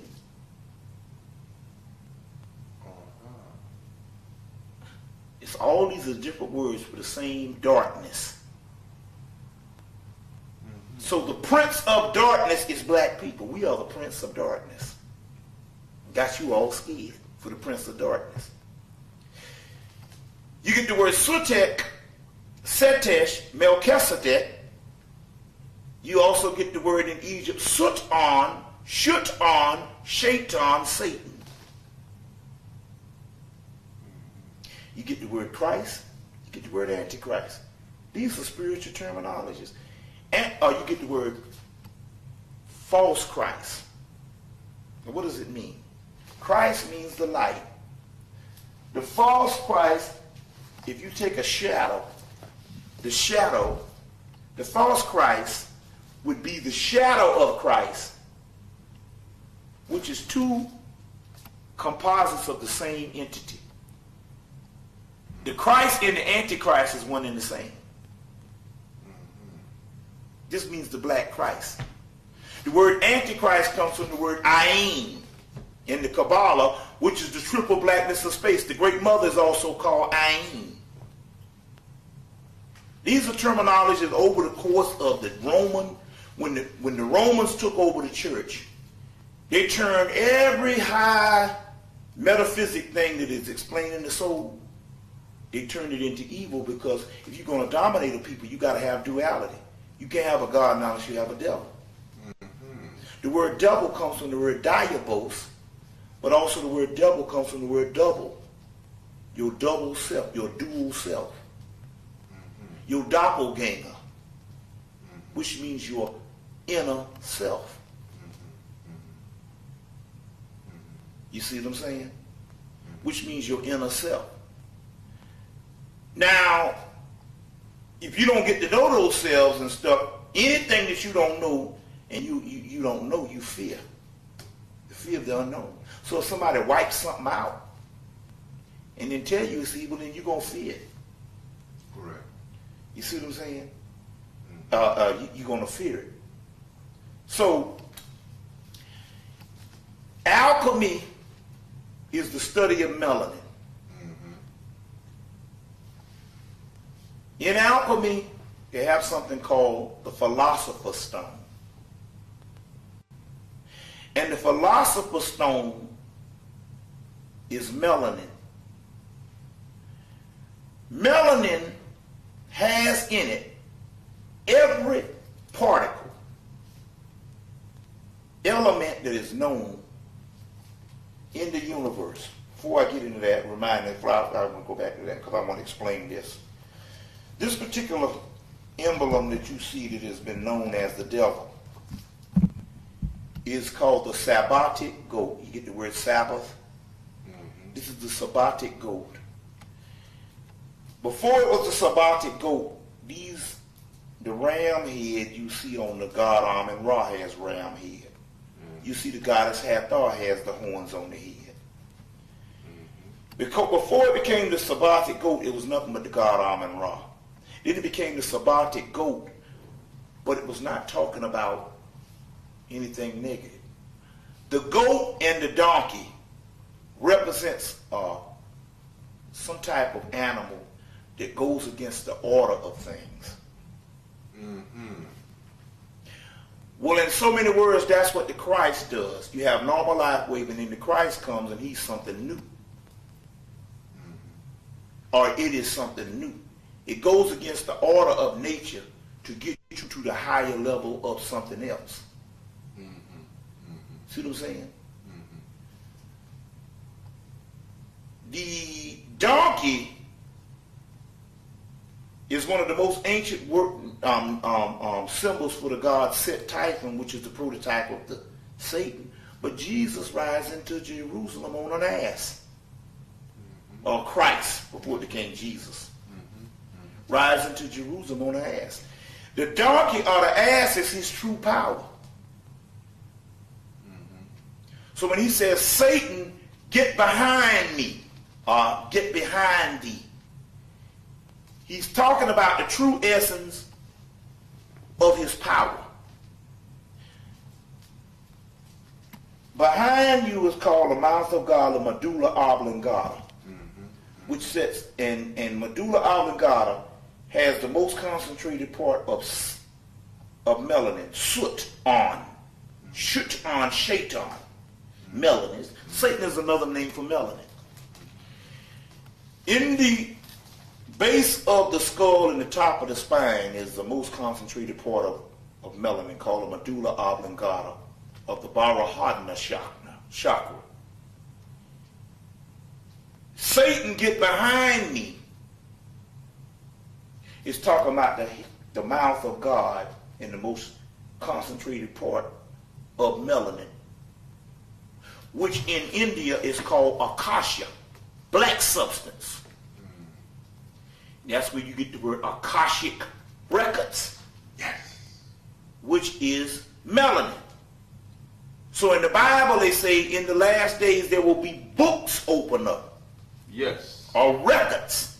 Yes. And he who did not find his name in the book will be cast in a fiery furnace or whatever.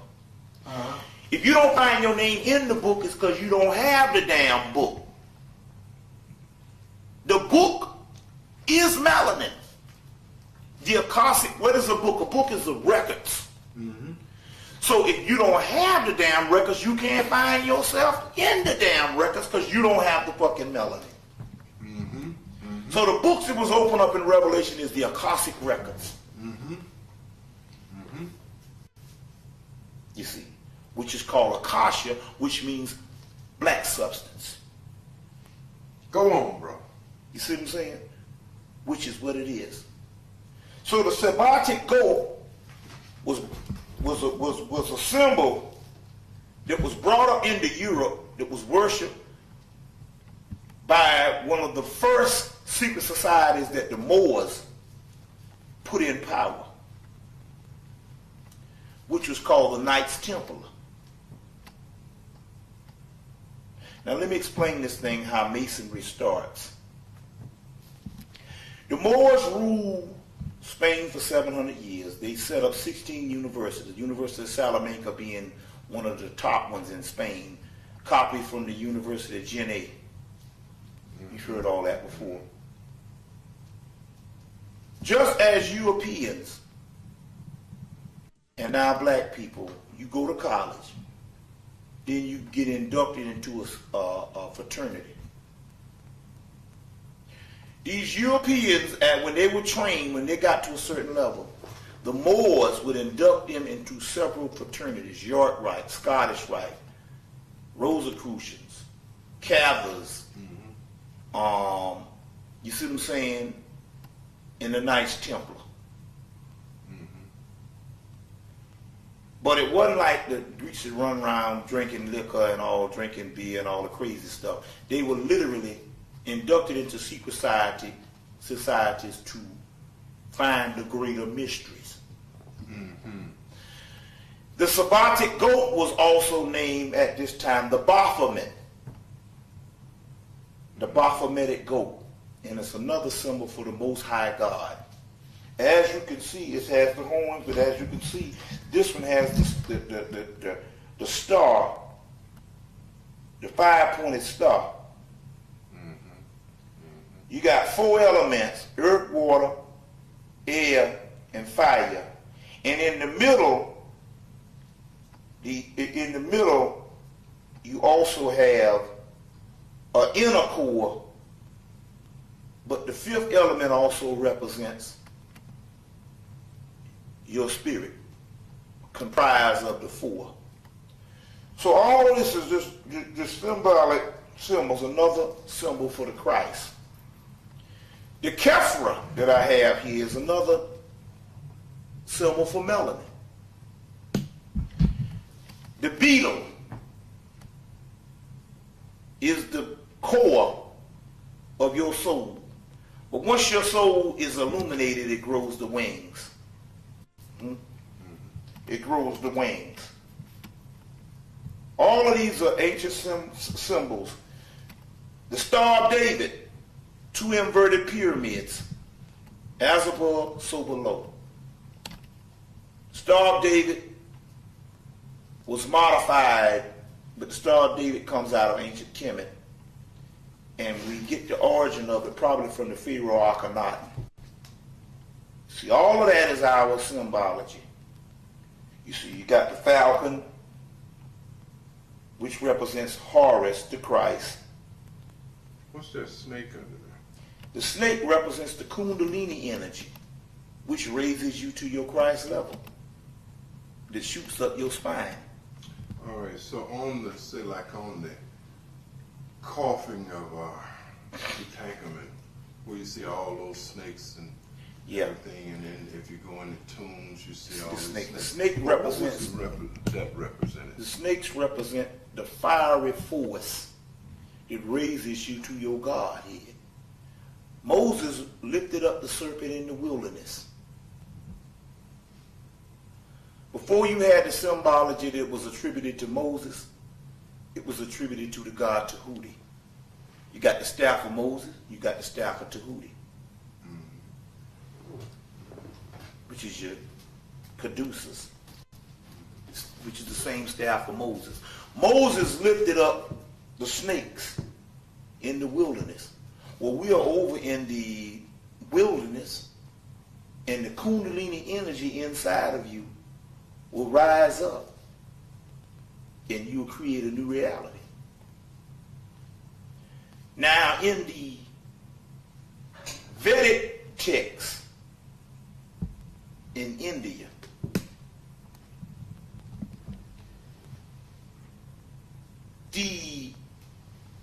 in the Vedic text, the Indian government got some money in 1975 to do some research on the Kundalini energy. So they did a little bit on it, but they was a poor country, so they could never really keep the information going, the research going. So I guess the British must have gave it to them. But what they had concluded was that there are devices that is in the body, which is this Kundalini fire.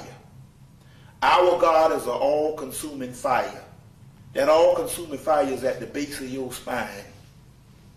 That's what the all-consuming fire is, which is called hell's fire. Now, you got heaven, you got hell. Hell represents the lower region. Hell's fire shoots from the south gate, which is the base of the spine, which is called the root chakra, and shoots up to the third eye. That's called hell's fire. But when you baptized, the word baptized, when this Kundalini energy shoots up, you're baptized in the fire. You see, the Indian government concluded, based on reading ancient Sanskrit texts, that these devices that are in the body will come online and destroy everything in its path if it suspects genocide and annihilation in a certain period of time, the last days. So therefore the white boy has to go and he has to kill you secretively by taking you off at a time. But he will never announce the day of battle that I'm coming straight out and do it, because these devices will send a shock and will kill him off. Now, talk about the kind of studies that the white boy is doing on melon. Perhaps. Okay, I'm gonna get right into that. Okay, I wanted you to deal more too with the white boy as a created entity, because if he's created, how can he do the things? Okay, I'll explain that too, but let me say this one other thing. Lucifer, which is supposed to be the light bringer, is the pineal gland. That's what Lucifer is. You see, it's important that we take all this terminology and everything that you think is evil. If you study it, you will find out it's not evil at all. Evil is only in your mind. As a man thinketh, so is he.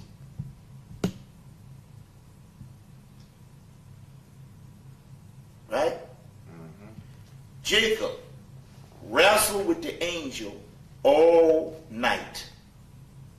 And at daybreak, he saw the face of God, and the face of God was called pineal. Lucifer is the pineal gland, which is the one true God. So somewhere around the conference of Nicaea, wherever you saw Lucifer, you saw Christ. So what they had to do in a lot of texts, and those texts that was destroyed. So this, if you just went and got the lost books of the Bible, you'd still be in the dark, because it was text that was destroyed. They had to limit the amount of times you heard the word Lucifer in the Bible, other than Christ, because you would put it together that Lucifer and Christ is one and the same. Both of them light bringers. But the Christ and Lucifer is the pineal gland, which is the face of God. You see what I'm saying? So these terminologies, we have to turn around, and basically, I've done a study on the dark side, and basically this is, and based on the research, you'll find out that most things that you think is evil, or what you think is so hideous, in its actuality is the missing part of the missing links that have been hidden for the last 2,000 years. And if your enemy gonna rule over you, he's gonna take everything that is divine and turn it against you. You see what I'm saying? Now let's get into some mysteries on what they're doing with the melanin also too. Well, first of all, let's deal with this. He's a created person, but you got to understand that the realm that we are on is such a low realm that it's no problem operating on this realm. It's such a low realm in the first place. It's not that he is operating on this so good, it's just that we are operating so low on our limited capacity. So automatically we meet the white man on his level, which is the low level. You understand where I'm coming from? He's on the subplanes of your lowest planes. It's just that you have dried up and degenerated down to such a low plane until you thinking the white boy is really doing something. And he's only grazing the surface. But they also say in the last days the knowledge will increase. That's in the Bible. But it also says, Honorable Elijah Muhammad said they're going to give him just enough knowledge for him to hang himself. But what knowledge that'll be? He will learn half the mysteries. But can he ultimately exercise these mysteries? No. Because it takes the soul and it takes a deeper knowledge. So it's one thing to have the knowledge of an owner's manual on how to do some stuff, but he can't drive the damn car. You see what I'm saying? So whatever he's doing is minute, he's fiddling around. And he's only doing it on the mundane realm, which is the physical realm, which is the lowest realm anyway. That ain't shit. Now, what are some of the things he's dealing with melanin? Well, I was telling you about how they went in and between 1990 up until now, they have gone into the projects and they have exterminated tons of black people. In Atlanta alone, they've closed down about 20-something projects. And nobody know where the people went, but they've disappeared. But when I did the research on those projects, most of the projects in the country, number one, they are built with underground passages. Number two, those underground passages lead to railways. So they can unload a project from the inside out. You see what I'm saying? Or what is it, outside in, or whatever. From the inside, let's put it that way. And nobody suspect anything, and they put them right on the trains. This is a reality. What's happening with those people? Where do you think they get them goddamn melatonin pills from? The melatonin pills, wait a minute. The only way you can get those melatonin pills is from somebody's behind. Somebody.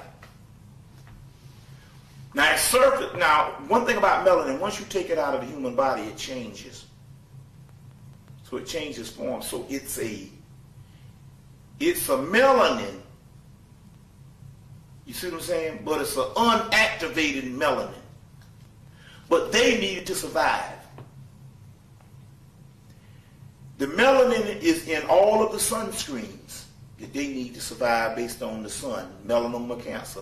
All of your sunscreens, all of your suntans is all melanin. The melatonin pills, they need it for sleep aid, all that's melanin. Your Viagra, that they're going crazy, is nothing but melanin.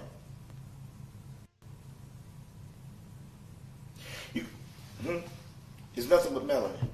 That's all this shit is. But I thought they were growing that on tobacco plants or something. They said they could grow melanin. They grew what? Viagra? No, melanin. Anybody can take something. Anybody can take something and put with something. At first I thought that they were getting it from certain various fruits. Because you know your rye has this, dates have it, apples have it, black beans are high in melanin. The coffee bean is high in melanin. That's why they gotta have it. That's why coffee shops are springing up all over the place. See what I'm saying? All that has carbon in it. But the stuff that they need, the first melatonin bottles, before they took it off, it said, and I quote, and I have the documentation, I might have it in one of my bags, if I don't have it at the house, it says, that melatonin, these are your first ones, because Lilly Pharmaceutical is one of the companies that put it together out of Indianapolis, Indiana. And they had a black woman working for them until she found out what was going on. And then she all of a sudden came down sick. But Lilly Pharmaceutical, some of the first ones that came out are these melatonin bottles. It said this: melatonin is a constituent of pineal tissues. Crushed pineal tissues.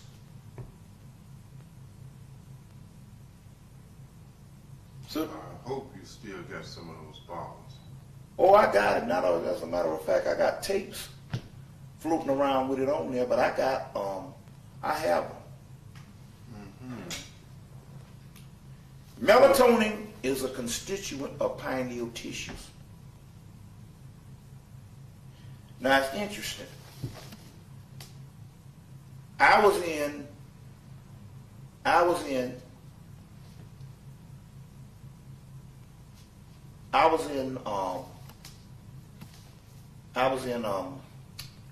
Baltimore in '97. Did a lecture up there. On the way back, I'm going to the airport. One of the brothers that picked me up, he said he was in high school like '69. So he said he saw a brother that he hadn't seen since high school. One Saturday night, and the brother was driving a long truck from Johns Hopkins Hospital. And they reminisced and all. He said, "What you doing, man? What you got back there?" The guy said, every weekend, the homicides that go down in the city, we take the pineal glands out of the black homicides and we ship them to Johns Hopkins. Now, first of all, this truck was loaded with these pineal glands. They don't have no fucking 30 homicides at fucking night. That's ridiculous. This was in the early 90s when they was killing a lot of black people in D.C. But basically, they was removing all the pineal glands from hospitals and everything. There's a George Washington Masonic Memorial over in Alexandria, Maryland. It has a hand of a black man coming down and white people reaching up to the sky. If you go, you have to go by yourself, and maybe you can get in the room and they'll show it. But if you go with a group of black people, they won't show it to you. But the George Washington Masonic Memorial has a floor on it for the skull and bones. And the skull and bones is not necessarily get their name for just the skull and bones. They also have been known to consume the resin which is in the bones, which is also melanin. Mm-hmm. They even consumed the head of Geronimo to show the last conquest of the Native American. But one of their main rites or ceremonies is called the obscene rite, which they eat a live pineal gland. It's documented in Peter Moon's book, The Black Sun, in his epilogue of what he feels the whole thing is about. The Black Sun. And when you get that book, there's going to be a section in there called Occultum. Occult means hidden. Occultum is hidden substance. It's melanin. That's another name for melanin. You also hear another word, viril, V-R-I-L, or something like that in there. That's melanin. So the book is about melanin, the Black Sun, but it's also dealing with the Nazis and all that. But they consume a live pineal gland and give them a spiritual high. It's also in the book, the famous book from the 70s, Fear and Loathing in Las Vegas. They just made a movie from it. It's a real crazy movie on how they go to Las Vegas to get the ultimate high. And he finds the ultimate high at the end of the movie where he eats a live pituitary gland, which, the pineal, pituitary, all that's the same thing. See what I'm saying? It's in the book, The Black Sun. And it's called the obscene rite that he says that the skull and bones deal with. You see?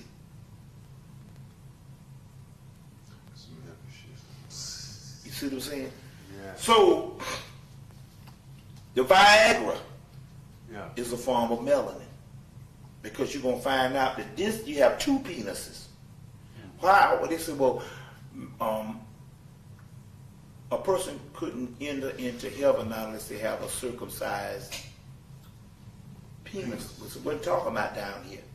The Egyptians circumcised down here for sanitary reasons or whatever, cultural things.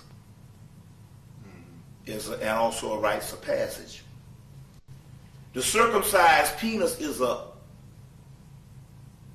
a fully functional pineal gland. An uncircumcised penis is a calcified pineal gland, which doesn't work. So no one can enter in the kingdom unless they're circumcised. It's not talking about it. You got two penises. Because what about a woman? It's talking about the penis of God, which the obelisk and the phallus that everybody, that all Dr. Ben and all them was thinking was the penis down here, with Osiris and the penis and all the obelisks. It wasn't talking about that. The obelisk is a symbol of the pineal gland. Unfortunately, Dr. Ben and all your Afrocentric scholars were not esoterically astute. They didn't study the metaphysics. So the phallus symbol was a symbol of the pineal gland, which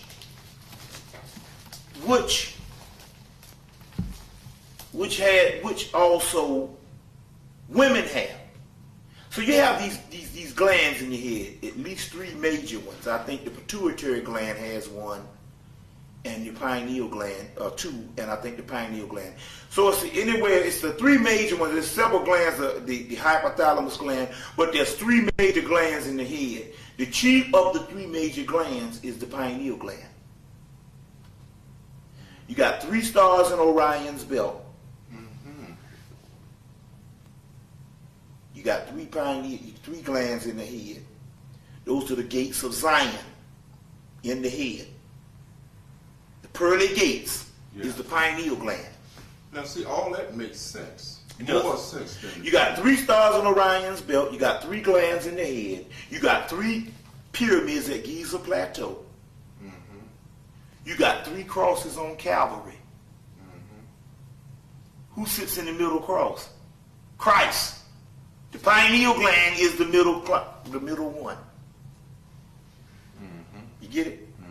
You got 3 wise men. You got 3 glands. Jubilee, Jubilah, Jubileum. See what I'm saying? The Trinity. It's all talking about the pearly gates or the pineal gland. Jerusalem. There is no J in the Hebrew language. So what the fuck is Jerusalem? It's Jerusalem. Heru Salam. House of Heru. Salam means peace, but you get the word Salam also means hut. Mausoleum. House of Heru. Heru is called hero, and hero is called the face of God. In the Bible, pineal is called the face of God.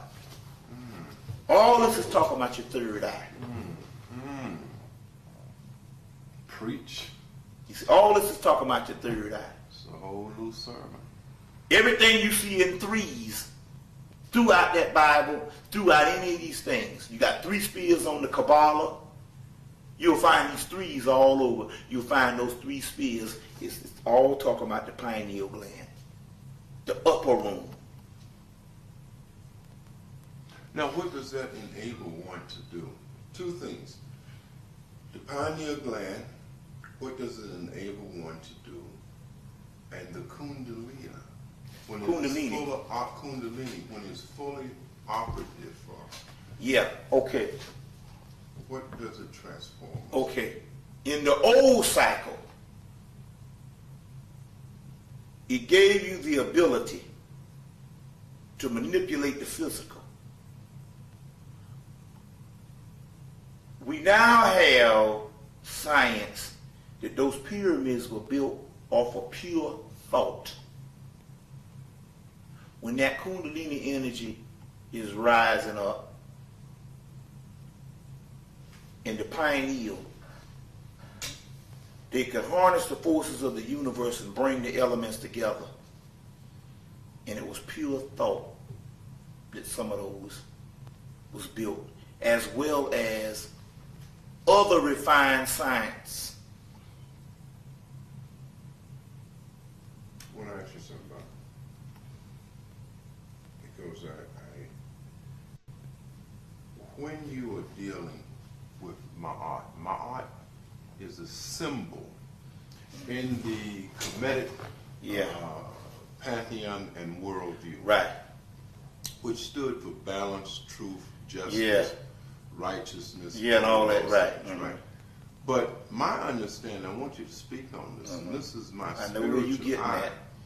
I already is that synthesized. when you become truth, when Yep. you are living what you say and what you are and what you're doing is all balanced. See, because my art is Exactly. more than just a righteous. spiritual term, yeah. You see, because truth, and I want you to speak on this, but this is just what I'm getting.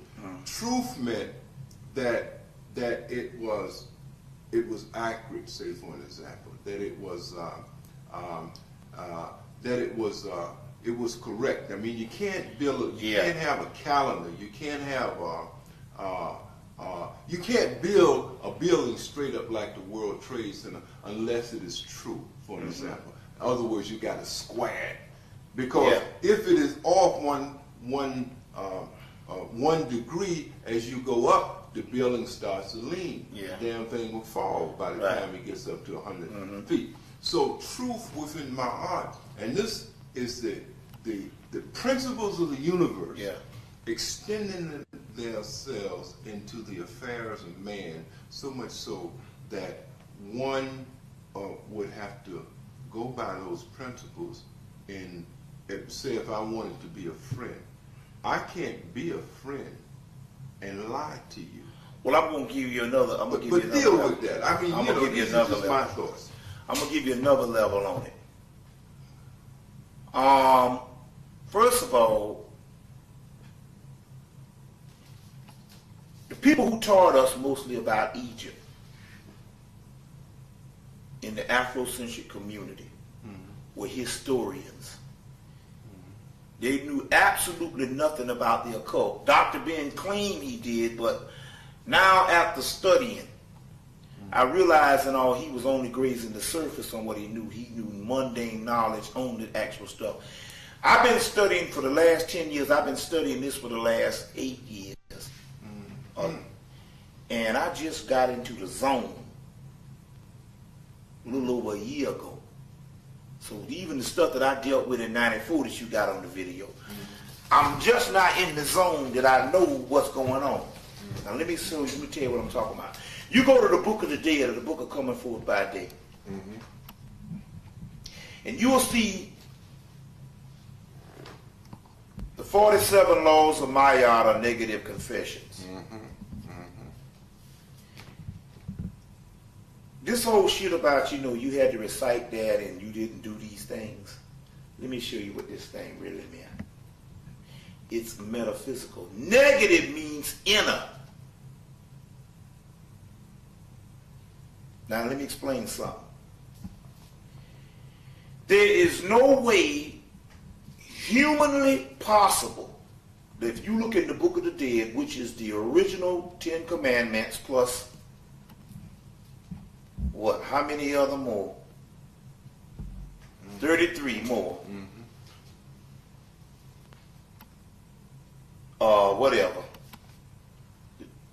The 47 negative confessions, or they say the 100 and whatever. But anyway, you look in the Book of Coming Forth by Day, and you see that there is no way in the human body that you can be in the human body and not have done what those things say. But let me show you the mystery on what it's talking about. When they would recite, I have not done this and I have not done that, they were not talking about what they didn't do physically. They were saying that their soul had not done that, because the soul is pure. They were not talking about the physical body. They recited that to say that their soul hadn't done that, because the soul is the hidden part that is pure. You get the word righteousness. See, remember I was saying you about these ancient terms that mean something totally different? You know the word righteousness, you know what it means? It says the righteous will rise up. It was not talking about righteous based on your behavior. This is a holographic universe. Behavior ain't got shit to do with it. It was talking about right pup.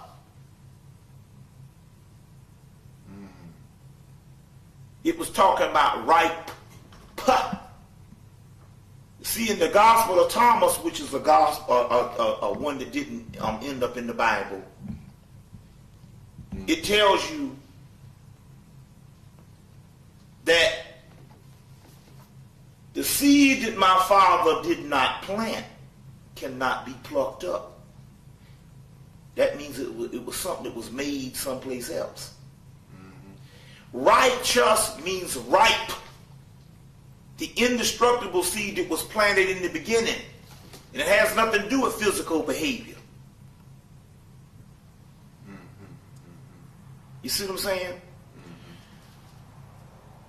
The laws of Maya. Sometimes we think and we reduce down to moralistic behavior. In actuality, it's alchemical. It's a formula of energies coming together to create the perfect crystallization and illumination. You see what I'm saying? This is the higher level of it. Now, they had different degrees. The neophyte would come in and he would do all these things for good behavior or whatever. But ultimately, it was alchemical that was talking about a marriage. The word marriage means the union of two spirits. Right. It has nothing to do with some white man giving you a piece of paper. Whoever you fuck, excuse the expression, or whoever you lay down with, and I like to use them words and stuff because I'm advanced enough in my intellect to use them words to back the shit up. Because there's no such thing as curse words. If the English language wasn't around during the time when so-called spiritual stuff was around, how the hell could something later be a curse word?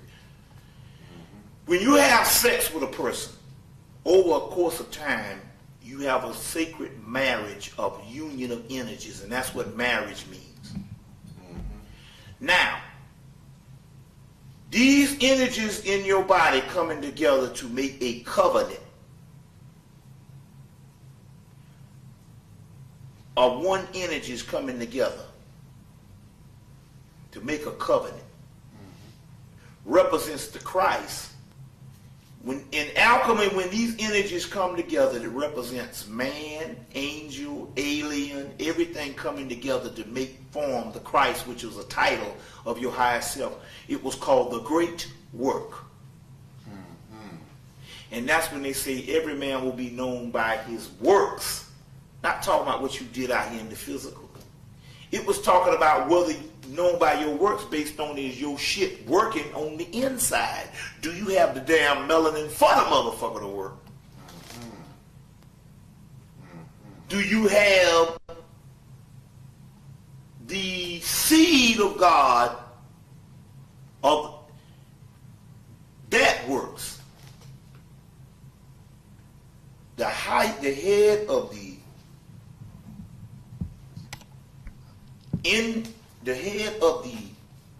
one of the head Jewish scholars that was in the Kabbalah. Now the Kabbalah is a Jewish mysticism that was so-called found in Spain, so you know where that comes from.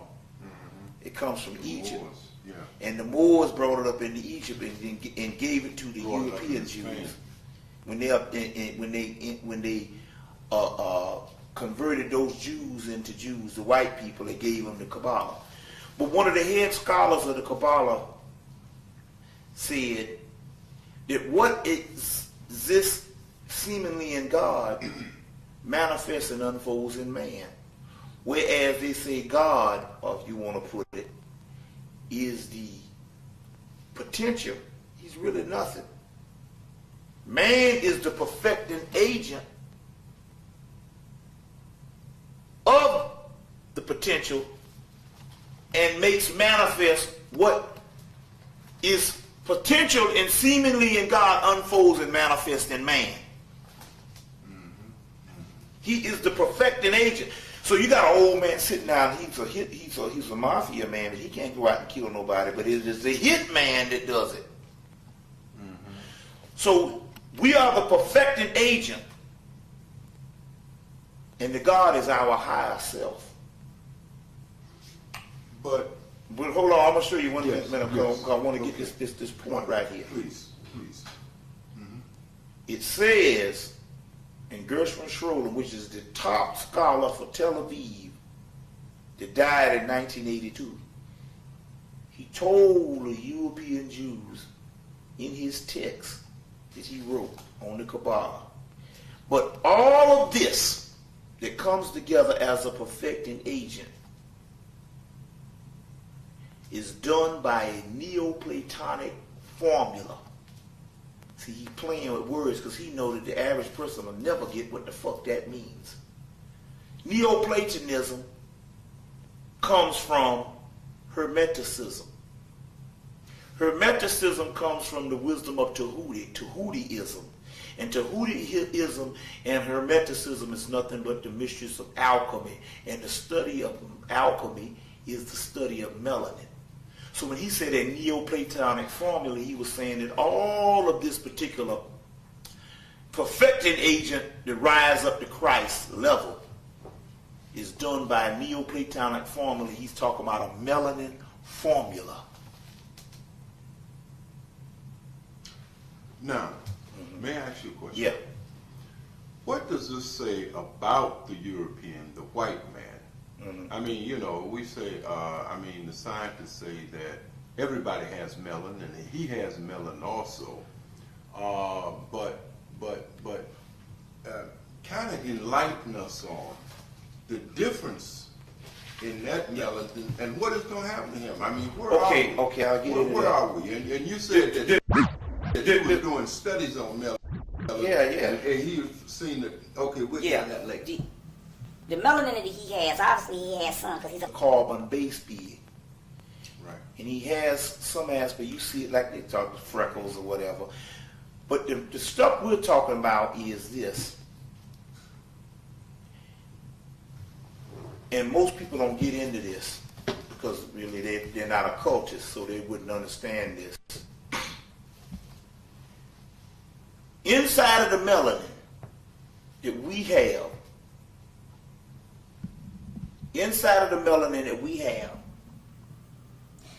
that reaches throughout the entire nervous system is a little particle of light. It's a seed.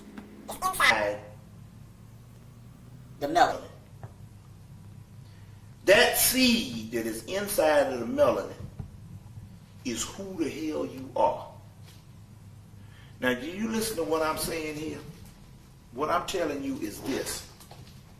That my whole big old body and all the organs in it is all being operated by a small particle that's the smallest thing in the universe, which you know of is called the atom. But it's a seed that's the smallest thing in the universe. And the difference between them and us, whatever the stuff they function with, they don't have that seed, which is the soul.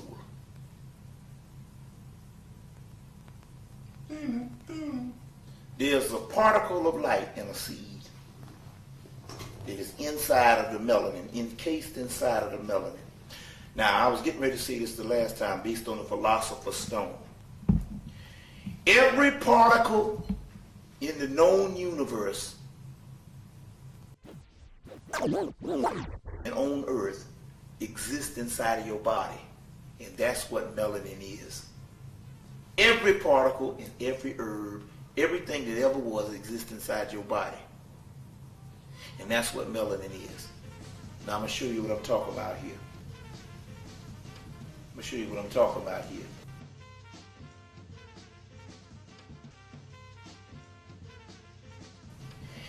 Everything that exists in the known universe plus some stuff that is outside of the universe, that is that primal stuff before the universe was created, exists in the melanin. And that seed that's in there is the seed of God. It isn't already brilliant, that is above God. I'm going to explain this to you. Yes.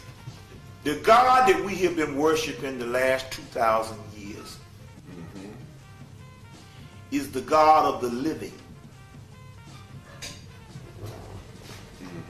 but not the God of the dead. The God of the living is a subordinate deity who is a lesser deity than the God of the dead. Got your Book of the Dead, Tibetan Book of the Dead, Egyptian Book of the Dead, or whatever. The God of the dead is Osiris. The God of the living is a lesser entity. You have a day side God, you have a night side God. The night side God is the son of the mother, the triple blackness of space called Nut, Typhon, Tiamat, Latayaphon, Leviathan, you call the great dragon that's in the sea. That's the great mother. Apit, Gaia, all of that. The God of the day is a subordinate deity. A jealous God. Why is he jealous? You figure if he God, why is he jealous? The God that created the earth is a subordinate deity. It's not the highest God. In your Bible, correct me if I'm wrong, I'm quite sure you read the Bible. Correct me if I'm wrong, otherwise we cut off the camera now. Come on, let's have a big hand for Brother Dawood. Come on. Big hand for Brother Dawood. Introducing Brother Dawood.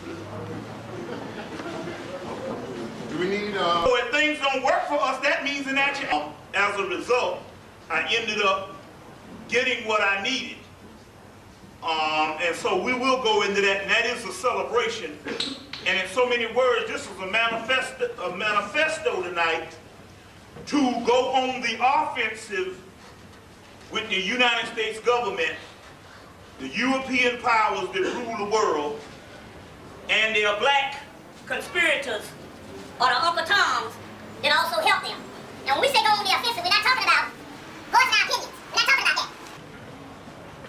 What we mean when we say go on the offensive, let this be known. We're talking about tonight declaring war on the United States government and the cracker and everything else on this particular planet, and eventually humanity itself, for those people that know what I'm talking about. And so this is actually a manifesto to, it's time for at least me to shit or get off the pot. So basically I received a certain amount of power. I couldn't do nothing up until this time. I hit it and it was dead on the money, and I will go into this tonight. But as a result, I'm not going to use this shit for personal gain. You know what I'm saying? No personal gain, I mean, and I'm talking about as far as money and stuff, and God knows I sure as hell need it. You know, but this power came, and this power came for one thing and one thing only, and that is to go to war. Fuck the dumb shit. So basically, it's to go to war, and I will go into this, and I will explain what this is. Also, I will explain what this is. Am I transmitting right? I got you on the open mic. Okay, You wanna hook it up? straight. So I will go into this magical adventure of this record of magical operations that transpired between the years of, let's say, 1994, actually between, the last 10 years, but basically the real assertive effort to do this between the years of 1994 and now. And so basically what we're talking about is, this is a celebration because we hit gold, but I'm saying in actuality, I found a breakthrough and a contact from the outer dimensions to learn how to kick this cracker straight in his ass. And that's what we're talking about doing. All bullshit aside, because, and I will get into this and all, because we stand to lose by the end of 2001. If we let it go to 2001, we stand to lose just about all the Africans off of the continent. That's right. Now, they're talking about 75,000 cases a month dying from AIDS. That's 900,000 cases a year. Now, I worked for Outreach, which was, they pass out condoms in the ghetto. I worked for the shit about a week until the Spirit told me, hey, if you're going to spread AIDS, put it in the condom. So I worked for about a week back in 91. You know what I'm saying? Back in 91, because they was paying our ass good money. So why the hell they gonna pay us good money to pass out, you know? So I worked for about a week and got about a check out of it. But they told us something at the little retreat we had. They'll have these retreats like once a year. It just so happened when I got on the retreat was the damn week after I worked. So I went to the retreat. And they tell you, if you see any AIDS case or you see any case, always, like, if you got one person, always add 9 more to that person. So always count 9 times. So we know that the government is only going to give you a third of what's actually going down.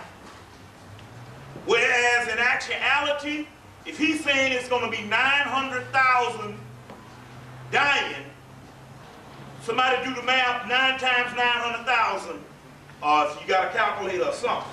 2,700,000. That's 2,700,000. Now, that's 2,700,000 on the AIDS alone. That's not including UNICEF reports of 5 million children dying from famine a year that they kill. That's not including 5 million babies, infants. That's not including gang warfare that they started. You see what I'm saying? That's not including famine that kill adults and all the other stuff. That's just in the AIDS department alone, 2,700,000. You see, that's just one area. Meanwhile, we know that they only have to give you a reason, and that means that they can wipe the whole continent off. And the reason why is because we as black people, and not necessarily you in here, but the majority of us, suffer from a brain atrophy, which means that our minds don't work. And what we have to even question whether we have been thinking the last 130 something years. From Emancipation Proclamation, which was 130 years in 95, so last 135 years, we must even think and see what we were even using thought at all, or what we was basically running off of was basically instinct, emotion. And then the white boy is not the specimen to base whether you are thinking on a rational level based on having him as a model, because he is a grown-up juvenile delinquent. So that means that we are doggone primary schoolers. But what we're saying is we got to even think whether what we even call thought itself. You see what I'm saying? That we probably haven't thought since they put our ass on the boat and knocked us in the head. And we literally have to push the envelope and say, am I really functioning on the normal level? You see what I'm saying? We must rebel against all comfort zones. We must question happiness. And we must rebel against happiness. Because it's your pursuit of happiness to get your ass in trouble. We must rebel against finances. Now, I'm not saying that you got to go and get some diapers and walk around with a big ass stick. But I'm talking about this mentality that I got to get all of this commercial shit just to be human is out of the question. You see what I'm saying? We talking about bare basic. We got to rebel against what we even call being human. Because obviously our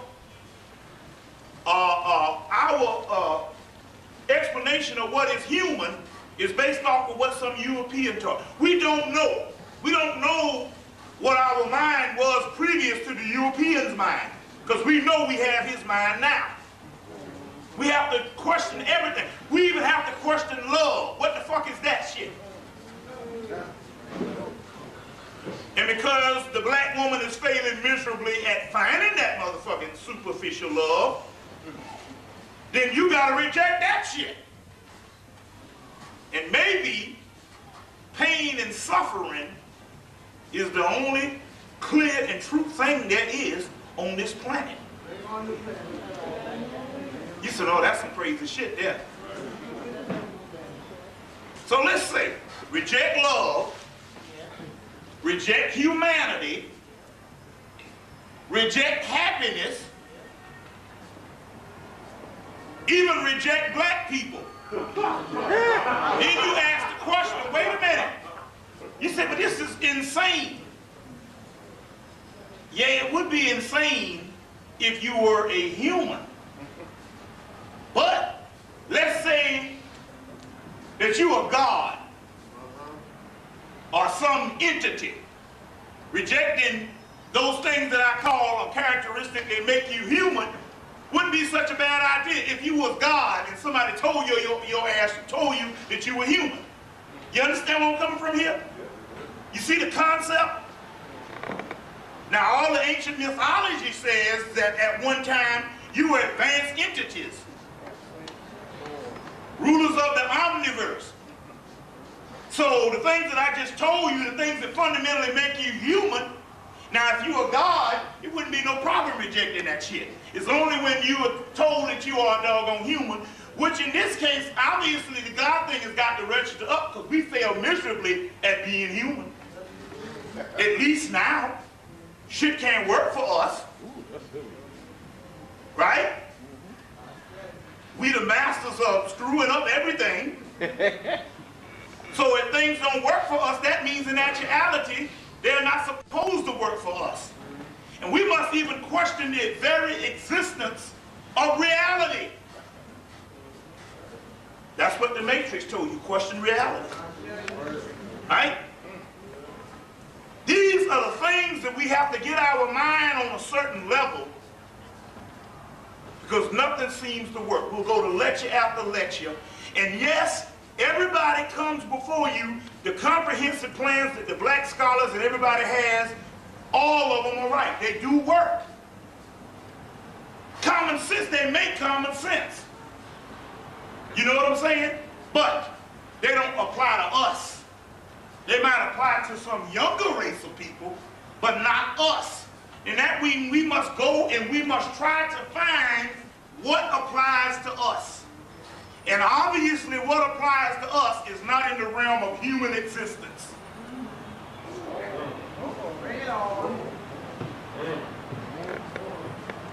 And if you eliminate everything that you think makes you human, then your ass is free. What's that, brother? So, what you saying, everything that is part of Speak up, can't hear you. Speak up, man. Now I'm saying, before we can physically do it, and we're not talking about the masses of the people, so don't think, like Colin said, we can't tell the masses of the people. I said, no, we got to reject moralism. You said you can't tell them, you know, in the conference, you can't tell black people to accept, reject communism, moralism. I said, first of all, I'm not talking to black people. This is not a black leadership conference. This is a conference for the conscious people that have just trying to get a grasp on this thing because you the only motherfuckers there is. Everybody else, you can hang it up. You know, each one teach one, and we ain't gonna take it to no streets. Right. You are the best there is, and the gods to come back is you in this room. Not out there in the street. So we're not talking to them. I wouldn't dare go and tell a nigga on the street that you must reject moralism. I'm talking to you. You see what I'm saying? I'm talking to you. But I wouldn't dare be a fool to call myself a black leader. You know what I'm saying? Lead who? A bunch of niggas that I don't like. We even have to question whether we like each other, and because innately we don't like each other, there's a reason for that. Maybe that's spiritual, the reason why you don't like each other. Or we got to do the unity. You know, all the same old rhetoric, but why don't you like each other? Because your spirit is rebelling against human existence. Now, if you're rebelling against human existence, I don't suppose to like you. I'm supposed to like your soul on the inside and the freedom of your energy and your soul is going to another existence. But anything human, I'm supposed to rebel against it. And because we're the only people that hate each other, we're the only people right for this fucking task to get the fuck out of here. Think about it. So we just broke up a whole lot of damn laws here. Everything that we say is wrong with us is good. We don't like each other. Let's deal with that. Why don't we like each other? Because we've been on the planet as humans about 13 billion years. So we're tired of being human. And now it's to go to the next paradigm shift. No more shit than what the Bible said. The good Christians. This is my home. I'm just passing through. The flesh is weak. You see what I'm saying? So now, if we don't supposed to be here, if a caterpillar don't supposed to go into a cocoon to become a damn caterpillar, but supposed to become a butterfly, then the caterpillar has to hate the goddamn caterpillar. Because it don't supposed to be a caterpillar anymore, it's supposed to be a butterfly. You get it? We've done the fucking caterpillar thing, the cocoon stage, for 13 billion years. Now it's time to metamorphosize into a new reality. A new monster, a new demon, a new thing and everything that you scared of in the movies. But from the demon perspective, it's very superior. Like on Hellraiser 2, when he met up with Leviathan, he said, "To think I hesitated." You get where I'm coming from here? It's only if you're thinking like a damn human. But we're talking about 2018 and we ain't gonna be able to take the cracker off the planet physically. All you gotta do is get the movie Hunt for Red October. That's a movie that may give you a reality check. Anybody ever saw Hunt for Red October? Just go back and watch that movie and see how them crackers deal. It's like Leola Africa said, this man is a warfare specialist. But he is a warfare specialist in his realm, the physical realm. We are spiritual warriors, and so therefore you can't become a physical warrior because you are a spiritual warrior. And what I'm talking about is spiritual warfare, and I'm talking about I'm going to do the shit my goddamn self if I have to. Well, now I'll give you the method on how I'm doing it. I advise you not to fuck with this shit because you will die. But don't worry about it. I did it a month ago, and I'm here standing here talking before you. But I'll go into those endeavors. You know what I'm saying? But for the mere fact I'm here talking to you and it didn't dissolve my body, that means that the shit I did was successful. To come back from the grave. Because the whole origin was to go to death.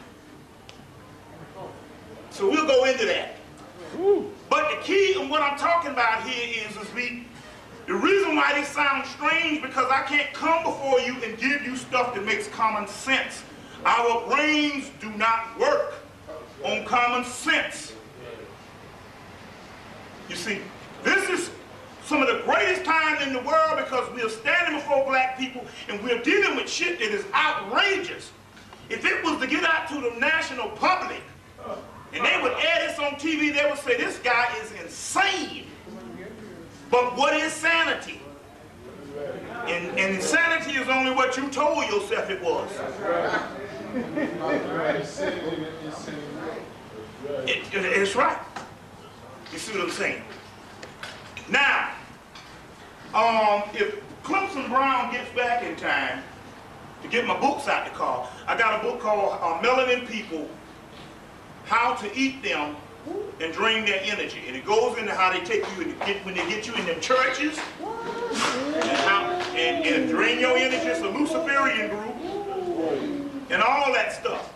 So we'll get into that also when we get the book. It's going for 10 bones, but you need to get the book. You need to get the book and all. So now, let's go into a question and answer. Anybody, now wait a minute now, before we go on, now see, this is the thing also too, we cannot be cowards. You cannot sit in the audience and deem this man crazy and then sit the next 3 hours listening to it. You need to clear shit up now if you don't understand what we're talking about, because that's what understanding is. You're supposed to ask questions. We're not talking about questioning anything. But what we're talking about here is a new paradigm shift to get to the God realm. And the God realm means it's got to be anti-human. We have done the human thing. You understand what I'm saying? We've done the human thing. I'm telling you, we are on the brink of whipping this motherfucker ass. We have made this shit, and and so tonight is a manifesto to say that I'm going on the offensive of declaring war on the United States government, white people, the European powers, and all black people who want to stand with white people, and eventually humanity itself. That's right. We're talking about. So, what I'm saying is that, okay, I've come before you the last. I started speaking here in February of '94, the first time I spoke in New York. So, we always talked about the future and what's going to happen in the future. So I'm quite sure you're saying, man, we've heard this shit before. We've heard you come and say that this stuff is over. Now this is 2000. But now I'm telling you that the shit is on. And I'm going to go into my endeavors and my magical thing and what I hit and crossed over. We're going to go through all of that tonight also too. But first of all, let's go to some hard copy just to see how the cracker is rolling on this thing.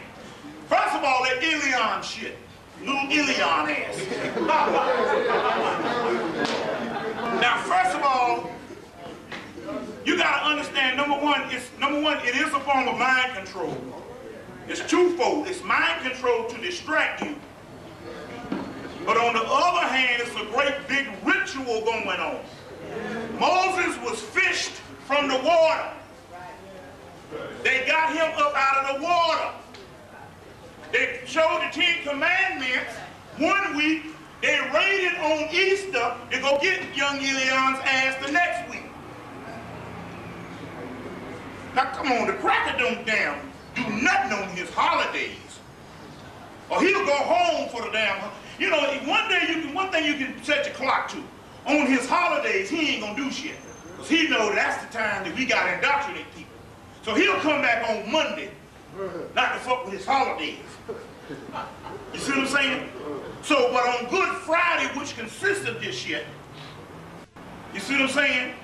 Leading on into that Saturday, they made the offensive on their ass. And that was a ritual. Anytime they go in on Easter, and they showed the 10 Commandments the week before, usually it falls on Easter weekend. You see?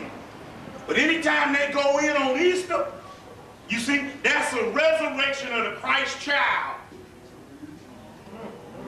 He wasn't white.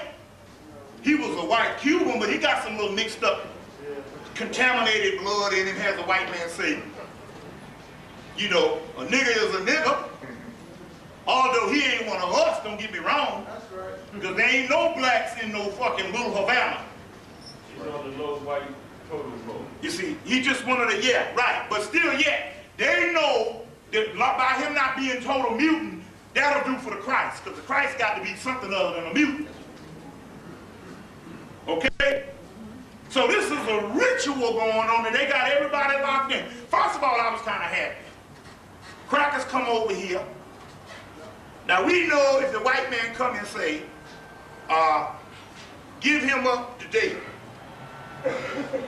and you disobey their orders and you black, they'll be in there tonight to get this shit. So I figured they was immediate to wait 2 weeks.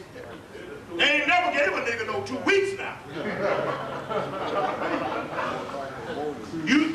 when that judge say, you got 10 days to get out, now it might be a day that the sheriff might have slept too late or some kind of shit, but on a certain day, I know down in Georgia, they setting you, it's different up here, because Georgia's still a penal colony.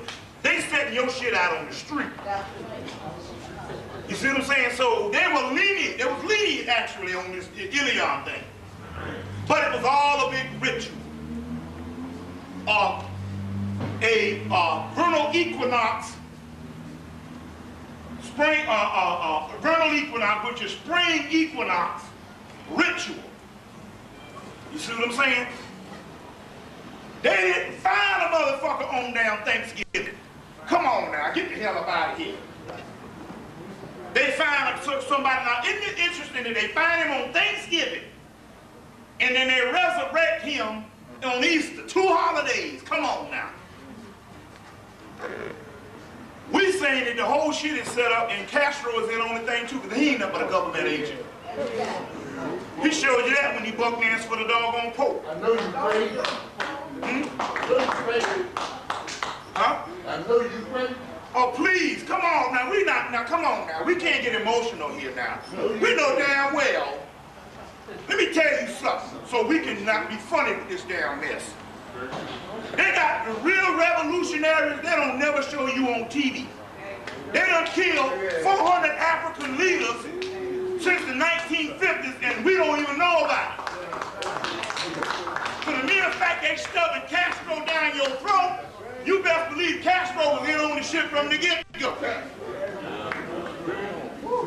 Don't let, now come on, we can't be funny with this damn mess here now. Look, didn't they kill a lot of African leaders on the continent from the 60s and the 50s on up? Did you ever hear about them? No. You be 50 and somebody will tell you about some black leader that died in 1960 and you don't even know about it. For the mere fact they give you Castro, that was a doggone diversionary thing in the first place. You understand what I'm saying? Communism and capitalism, one and the fucking same. You see? Che Guevara ass dead. You see? You see? You see, so the point I'm trying to make here is, this whole shit with Castro now, well, just to make a long story short, he might have had some noble cause in the beginning. You know, it was hooked up with the whole Yuba thing, but also Castro was over there trying to, after he let the Yoruba thing take him to power, supposedly. This is where I'm saying, do you know Castro was over there and he tried to destroy the Yoruba priesthood? That's right. Yeah. Come off the dumb shit. You ain't, that's right. Castro was over there trying to outlaw Santeria. So let's not be funny with this damn shit because he set up with some damn Malcolm X in some hotel down the street. That don't mean shit.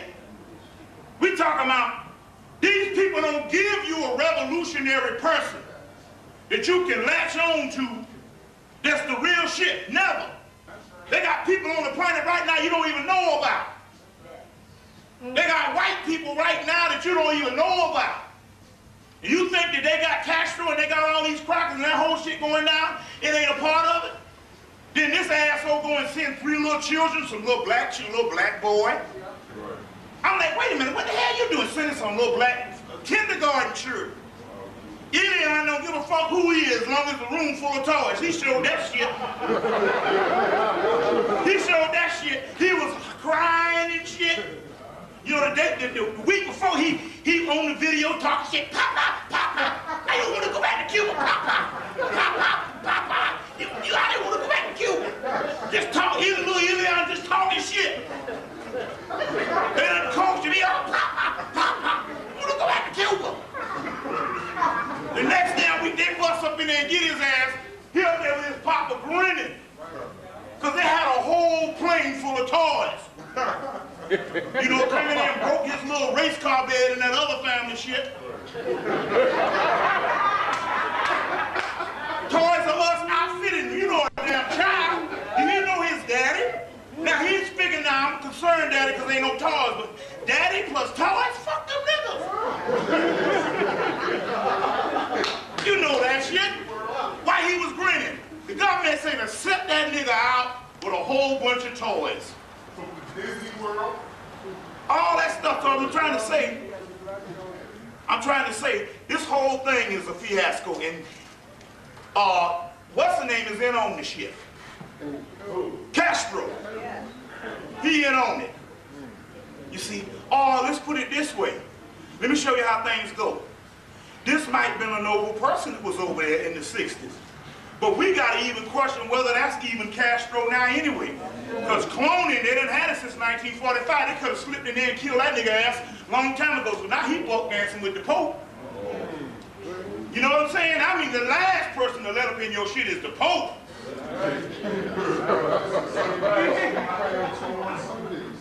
You see, the Pope, you see. So I'm just saying this whole thing is a form of a government conspiracy, and we can't be emotional enough to buy to think that what's on that TV set is really what's really going on. Like that's some real shit. If it's some real shit, it ain't on TV. TV is for deception at all times. Didn't biography do a damn thing on Castro? Let me tell you something. When the Jewish A&E network do a biography on your ass, you government agent. You see what I'm saying? They did one on Farrakhan. You know that nigga called Billy Graham up a month ago or 2 months ago and apologized to Billy Graham? Minister Louis Farrakhan called Billy Graham up and apologized, said, I'm sorry if I talked shit about white people. Billy Graham. That nigga called Billy, not the ultimate. You know you done buck dance to the umpteenth, the fifth power. You call Billy Graham? He called Billy Graham up the first of the year and apologized for talking shit about white people. Farrakhan. You can take it or let it alone, as he used to say. And the whole thing that went down and all, the whole thing that went down. Everybody should know now. Conscious people and people with common sense should know now. Homeboy been sold out. Let me tell you something. Wallace Dean, one thing about CIA Wallace. Wallace don't come nowhere near your ass now unless you even down on his party. See what I'm saying? He don't come nowhere near your ass. You see. So these are some things that's actually going on. What we have now is we have a turn of a culture. This basically, let me explain something to you. About 30 years ago to 40 years ago, Uncle Tom used to be a person in the community.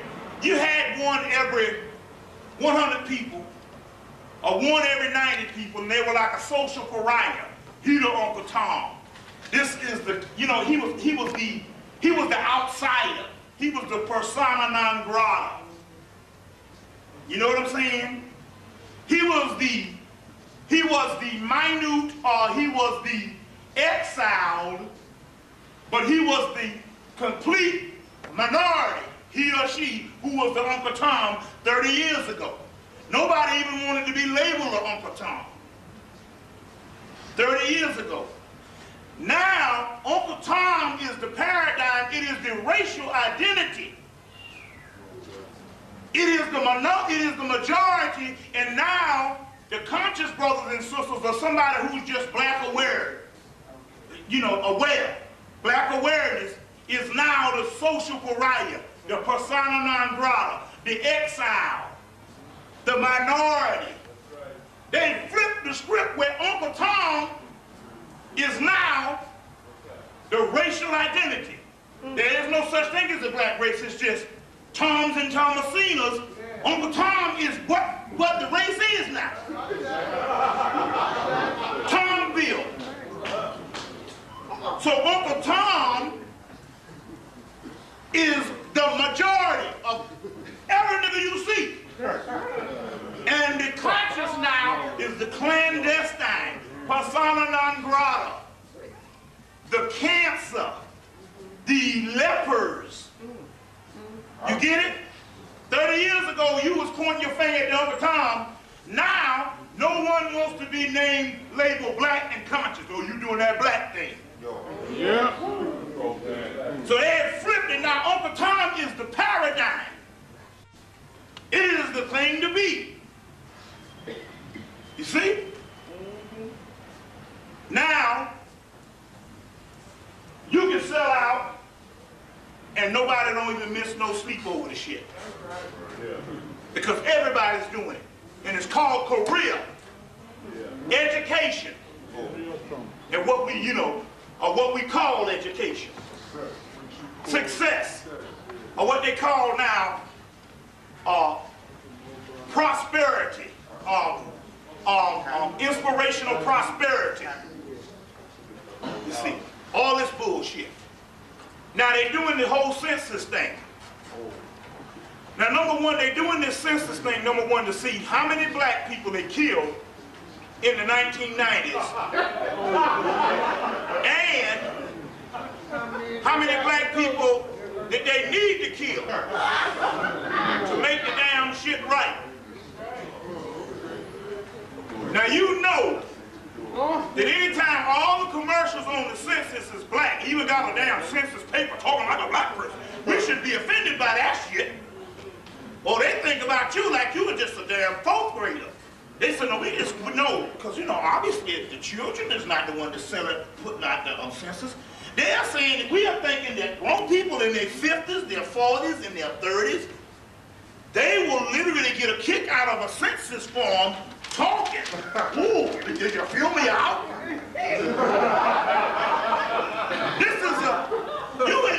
This is the year 2000. You are world-class people. This is a blatant insult. To say that in actuality, you a 40-year-old rusty-ass nigga or rusty-ass woman, and you walking by, you go get you some damn beans off the stove, and you go, damn! Hey, look at that shit talk like that. Did you feel this shit out? You shit. But that's the way they think about your monkey ass.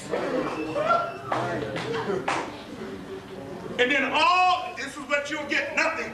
The nigga that gets the actor, he bombed out as an actor, Too many police officers or whatever, little background shit. So they got him on the census thing, some black actor nigga. He show all this building up the community, and if you don't fill this out, this is what you're gonna get, nothing. Now wait a minute, hold on now, wait a minute. We know the last 10 years,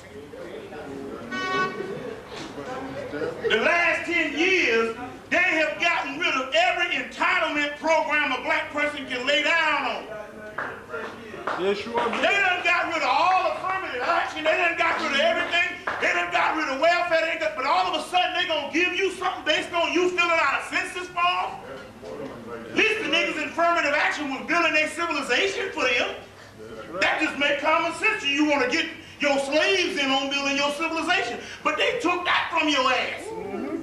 But all of a sudden, you mean to tell me they're gonna take all the entitlement programs? You know what I'm saying? Construction workers, this and that, and yet then they're going to come back to you and say, if you fill this out, we're going to give you the world? And we are stupid enough to believe that after what happened the last 10 years? That's right. That's how they got the Japanese. You see? And we believe this shit? Now, the Honorable Elijah Muhammad said two things on how this is going down, because they always kill two birds with one stone. Elijah Muhammad said that he's going to give you everything, including his woman, in the last days. So when God comes to kill them, to kill you too. This is a metaphor for a lot of things. Now, two things happening here. The whole reparation thing is up. That's in court now.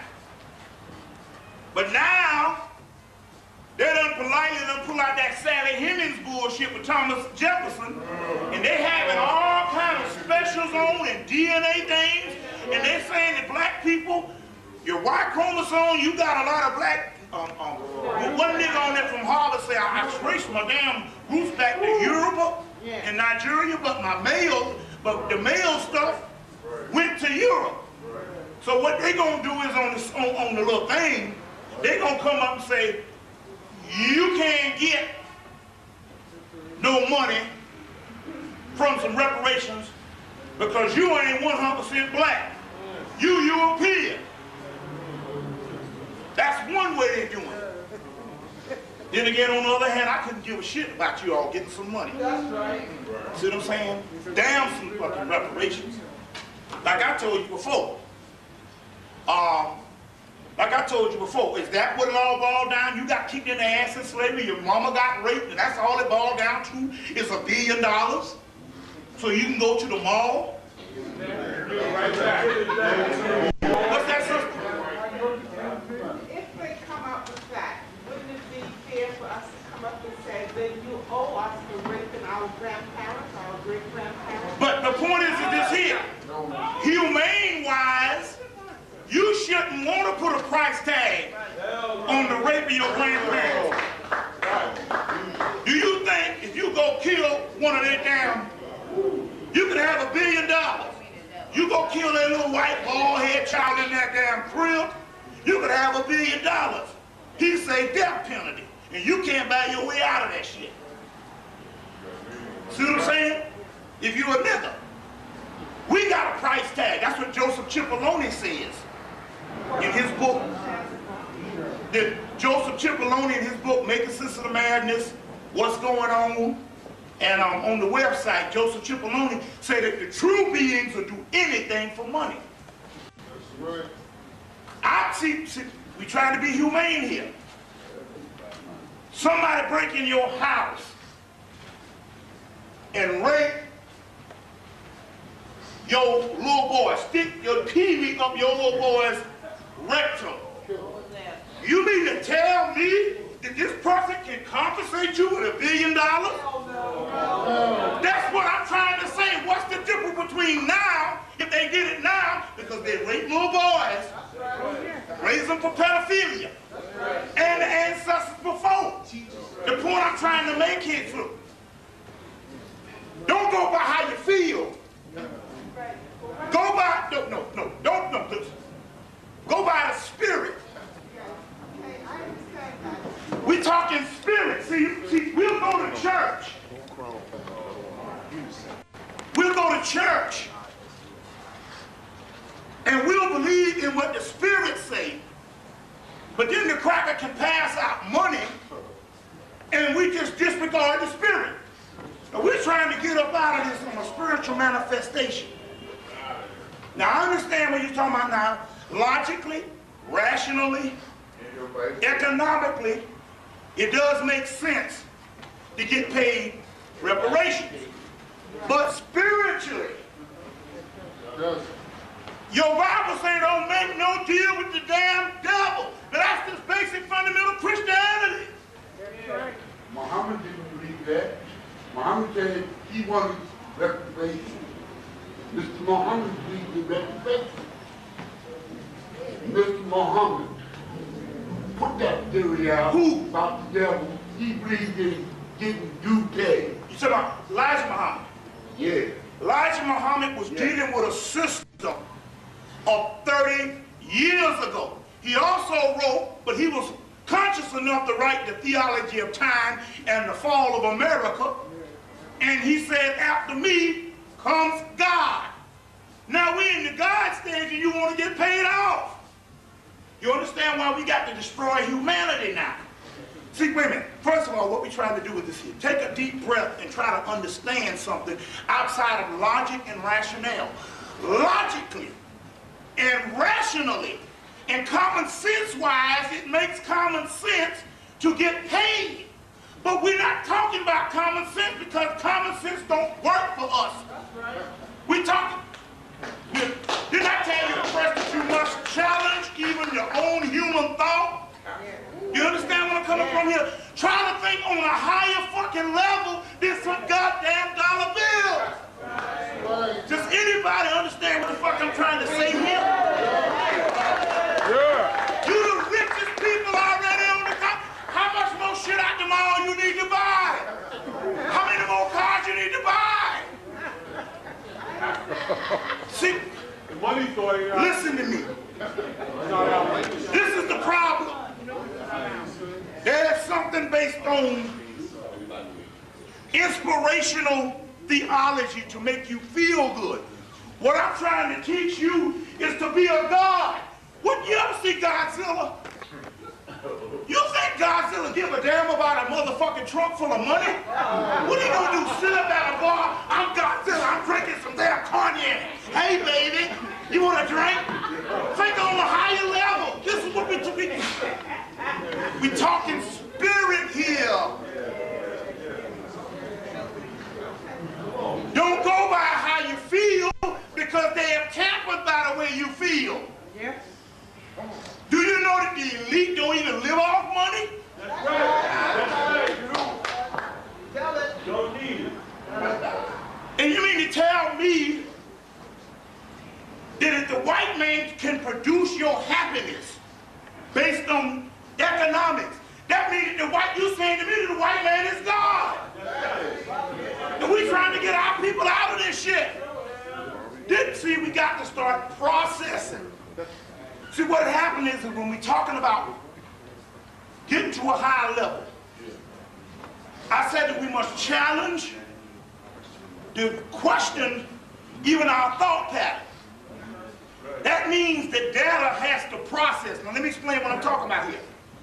I first started out telling you that they're getting ready to kill.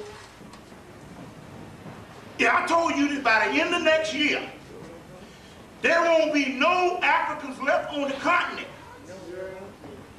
You have to process that. Then I came with the reparations, and you asked the question based on the reparations. Well, up against them doing mass genocide, reparation is foolish. Yes, it That's is. right. And the only reason why he is even to the point, yeah. Whew. Glad you came. I'm straight. I got it. Okay. The only reason why he is even to the point is because, okay, we wrote it. We wrote it. The only reason why he's even, this is what I'm looking for right here.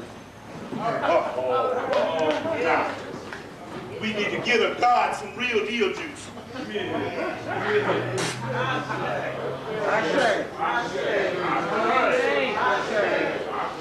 All right, no, I got it. I'm straight.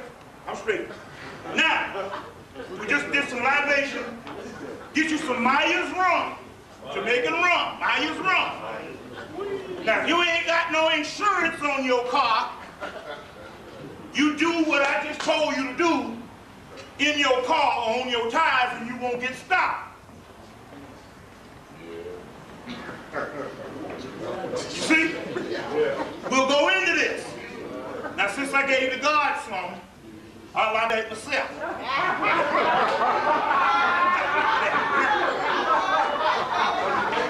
That day. Now, on the serious tip, they don't want no water. You remember your ancestors that used to walk around the house embarrassing you? All drunk, remember them? Them the same niggas in the spirit realm. And they drunks. Don't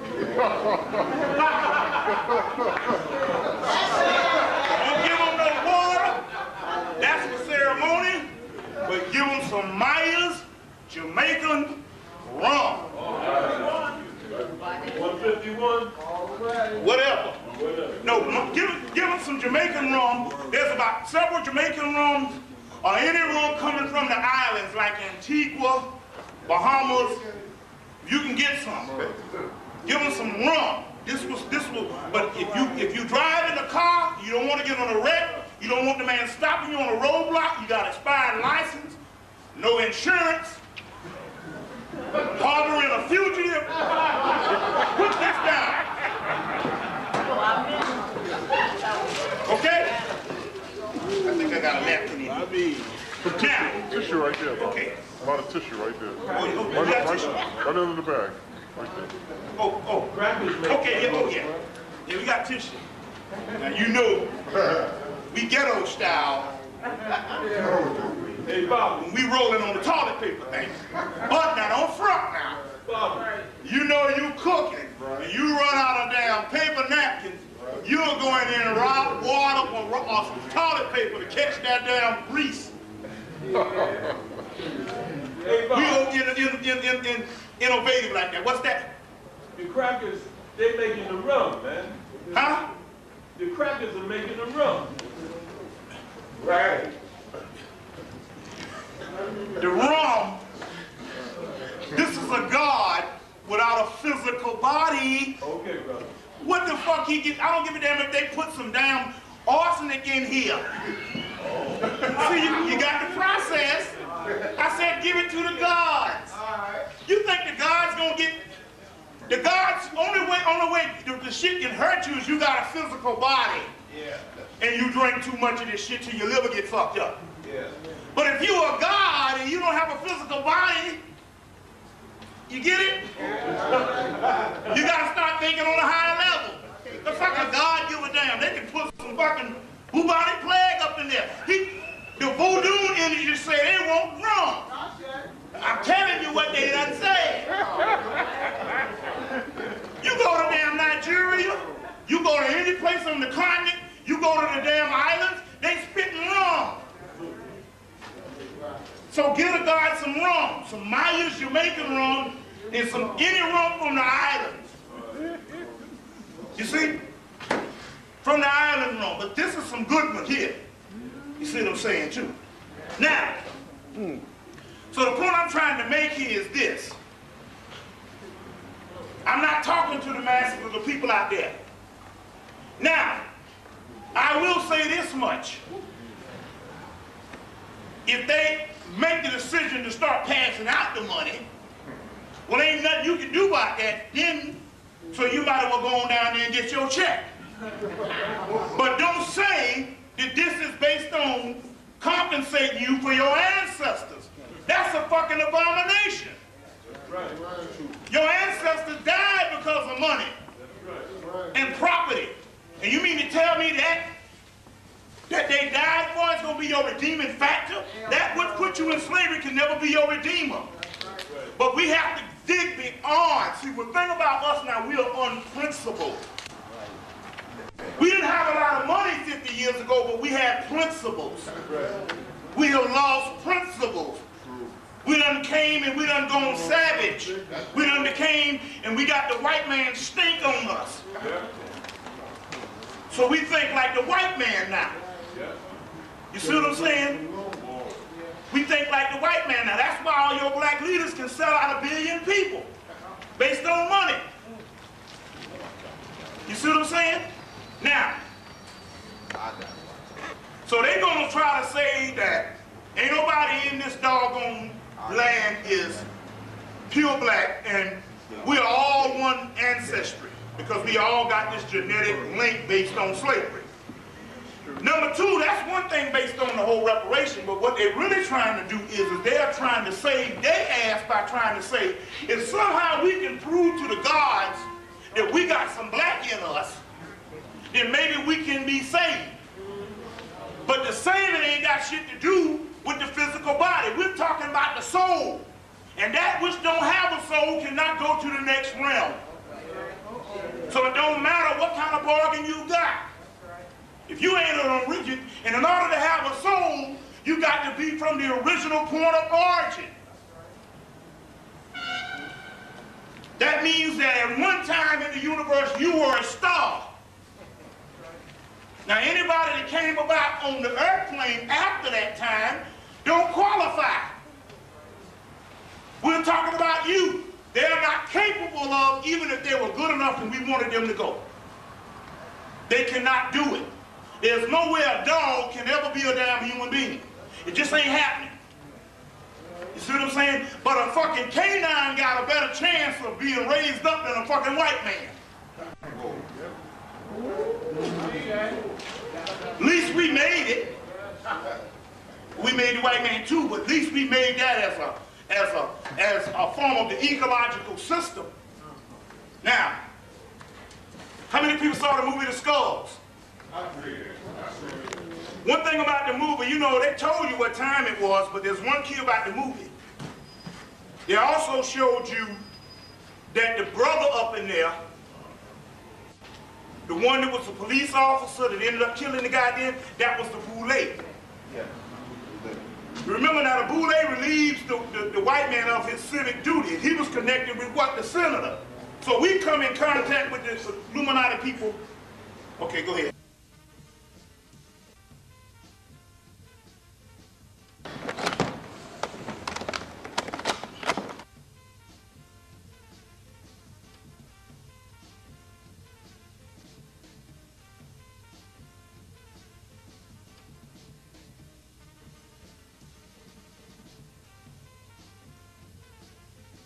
Up there, the shit sticking on my face like this, and I'm talking over looking at this shit.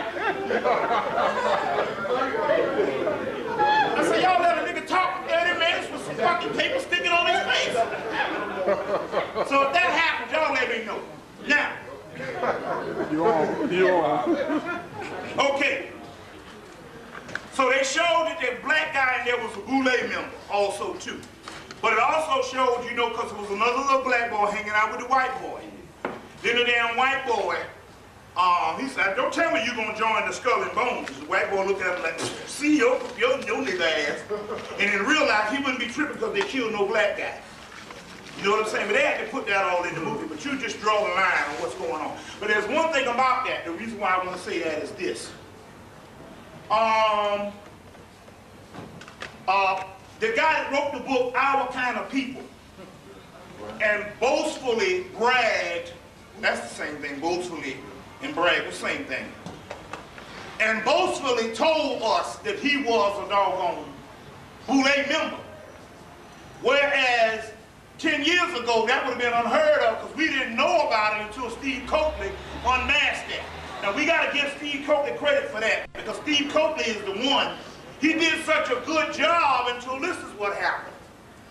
The reason why the boy on the movie, the book, Our Kind of People, Otis Graham or something, that guy, the reason why he announced that he was a boule member out publicly, because the boule is no longer the conspiratorial organization that it was. See, what they did is this here. Steve Coakley did such a good job unmasking the boule until what happened is the boule, the real conspiratorial people, they go underground and form a new organization, and the boule just become a regular fraternal order, like the AKAs and the Deltas, you see what I'm saying, or the Elks Club or whatever. You see what I'm coming from? Yeah. So, because now you literally see them saying that this boule member and it's out in the public, that means that the people that conspire against you, the advisors of the king, that's no longer the boule. They got a new organization that you don't know about. Same thing with the Skull and Bones.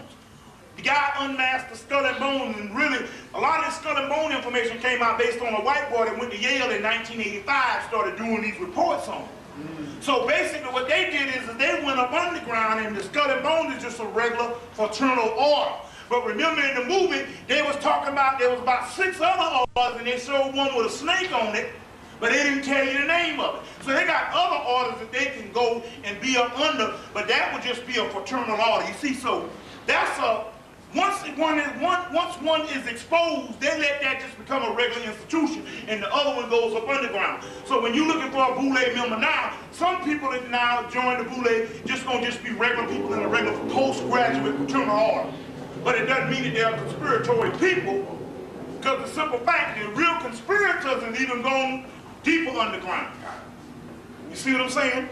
So that's how that goes. You see. So now they got the movie Gladiator. That started today. Now, first of all, 2 things happening. Number 1, they're trying to do the Christ story, a slave, but basically it's the same Ben-Hur and Spartacus combined. You get Spartacus and Ben-Hur, I'm quite sure this movie is going to be resemblance to that.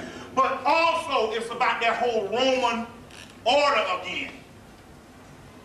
And so if they can reestablish the Roman order, which is white supremacy, doing this lineup, the movie will be their ritual. But now the movie gonna have some esoteric part relating to you too. So go get Ben-Hur. Ben-Hur is the black man. All the stuff that Ben-Hur goes through, if you look at the stuff he goes through, it's the black man totally. And Spartacus, you see. But also on one line, they're using it for this time to reestablish the white boy as the ultimate gladiator. You see? And I think the guy, Hyman Yunsu, whatever his name is, he even dies in the movie, I believe. The black guy. So there you go again, just like kill Jim Kelly at fucking Enter the Dragon. Yeah, I never got over that shit. Yeah, and it came out when I was in junior high school or elementary school, so I just thought I was young. But now every time I see it, it bothers me that they killed Jim Kelly in that movie. But what happened was, we come to find out it was a ritual. It showed the three races, white, Asian, that represents the Arab and all that kind of stuff, and the black man, and they killed the black man. And he was better than the damn cracker. The cracker couldn't even fight, John Saxon. That's right, yeah. You got that right, that's right. So that was a damn ritual. I mean, one of the greatest martial arts movie ever. But yet, that part right there, I can't get past that damn part to this day. And I thought, because I was young, I saw that shit where I said, well, this is some fucked up shit. Yeah. They gonna kill Jim Kelly ass. You know what I'm saying? You know, I became a fan after that. Well, give me some 3 to Hallway, some Black Belt Jones, or Black Samurai, whatever. But anyway, the whole thing with the whole Gladiator is another part that they released at this particular time based on this lineup. Now, this planetary lineup is in actuality this entire, from today until the 18th. You see. So they said that the lineup today, the one on the 18th is going to be even closer. But even the one closer, they are not even nowhere perfect than the one they had in 97. The one in 97 was a real planetary alignment. These, it's like a zigzag, it's like a snake. You see what I'm saying? And ultimately, you use this energy to go on the offensive, but nature itself, by and large, cannot destroy itself. In order for this thing to be destroyed, it has to have an alien object from the outside, like a cancer, that will ultimately destroy it. Fortunately, that alien object came to the earth when you first came on the earth, and that alien object is your soul. We'll get into that also too. But still yet, this is a good time to start the offensive. Now, we got to go into this tonight, and I'm going to show you how I was able to do this thing and what I'm going to get down with. But I advise you not to do this shit. You like I say, don't try this shit at home. Please don't try this at home. Because it might burn down 16 city blocks. Kill everybody in your family and your state. But I was able to survive it about a month ago. So I guess I need to carry this shit out. So I'm going to tell you what I'm getting ready to do. You see, I'm going to war. And don't need no guns or no bombs. As a matter of fact, the Spirit told me today, they said they're going to try to kill you on the goddamn plane today. And here come a little rolling up, a little old Learjet little shit. Wasn't even a regular plane. You know what them express things? Little Learjet shit. I said, God damn, what is this? I said, but don't worry about it. I got it covered. I already had the hookup. Got on the plane and showed up. As soon as we got in New York, they circled for 30 minutes and the plane started shaking like this. And I said, they about to crash this shit. And I said, oh, I get it now. They didn't put the regular commercial flight. There are only about 50 people on the plane, so they said, we won't miss them crackers. So they didn't have a big 200. I'm telling you, some stuff going down. But then again, on the other hand, if you rolling on the spirit realm, you exempt from all the dumb shit. You see what I'm saying? You exempt from all the dumb stuff. So we'll go into that in a few minutes and stuff. But let's go on to some other things we need to deal with right now. Get Wishmaster Volume 1 and 2. Wishmaster 1 and 2. The movie Wishmaster 1 and 2. Wishmaster 1 and 2. Now let me explain this. The Wishmaster is a jinn, or the jinn comes from the word genie. And the word genie is in a bottle. You ever heard of the genie in the bottle? And you take the genie out of the bottle and you grant the wishes? Well, that's an alchemical, that is an alchemical mythology. The genie in the bottle represents melanin. The bottle is the pineal gland. And when you unleash the genie in the bottle, you get the wishes or you get the glory. So the genie is short for jinn. Jinn becomes, you see, then by the time it becomes with Islam, Muhammad and them outlaw all of the ancient Persian and Zoroastrianism, ancient mythology of the Kushite Arabian.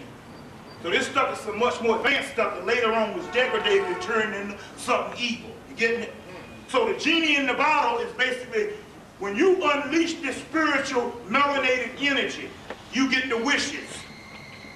3 wishes, three glands, and 3 major glands in the brain. 3 stars in Orion's belt, 3 crosses on Calvary, 3 pyramids in Giza Plateau, 3 spears of the Kabbalah, Jubilee, Jubilee, Jubilam, 3 wise men.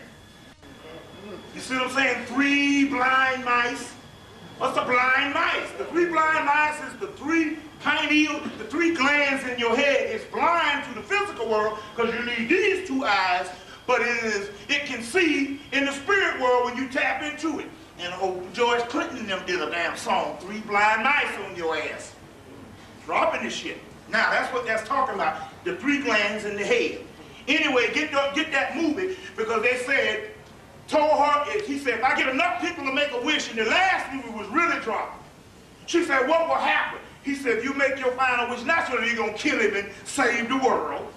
It's always a ritual going on. He said, the jinns walk the earth again if we do this wish. You are the jinn. The jinn just means your inner self, one's own genius.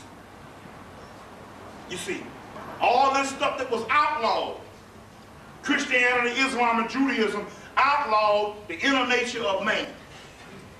You see, okay, let's go on. Now, do you hear this thing? See, this is why we got to take the earth off. We got to really use this time to make a standing and a manifestation, you know, and make the spirits do this. And it can't be done, you see, you know. So now, they said now the other night on Politically Incorrect that from 1776 to 1990, 214 years. 214 years. It took them to get 1 million people in prison. It took them 214 years to get 1 million people in prison. And it only took them 10 years in the 1990s to double the million.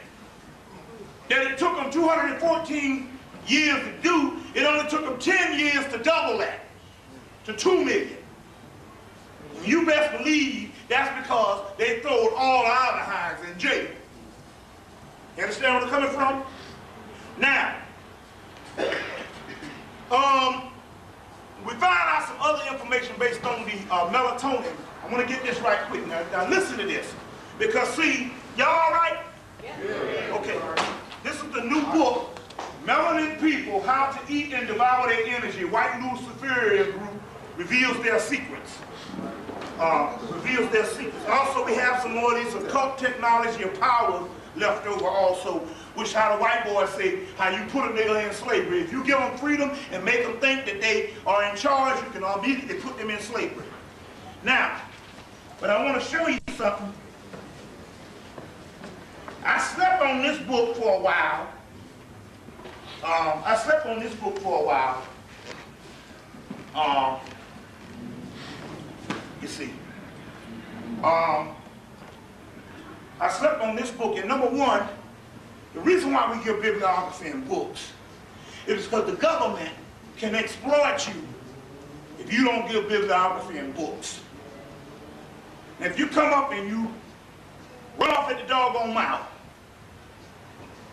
the government, they already know that the people out here don't never believe what we're saying. They're only going to believe what the people say on TV. But they don't mess with you if they know you give them bibliographies. This is the difference between them exploiting Farrakhan and not even mentioning Dr. Ben's name. Because they know if you give a person a book, you can convince that person that night that that nigga on TV is crazy, but if that person can go to the library and read the book and turn to the back and get other bibliography, he can start thinking for himself. You see? So in actuality, you should always appreciate somebody coming and giving you bibliography. Even if you don't even go and buy the shit, you at least know you got a paper at your house that's got a reference that you can go to in the future if you want to learn something about it. But at least you can quote that shit to some no good niggas that's gonna try to dispute you, even if you ain't got the book in your house. You just quote what Dr. Ben and them say. Go get Christianity Before Christ, John G. Jackson. You see?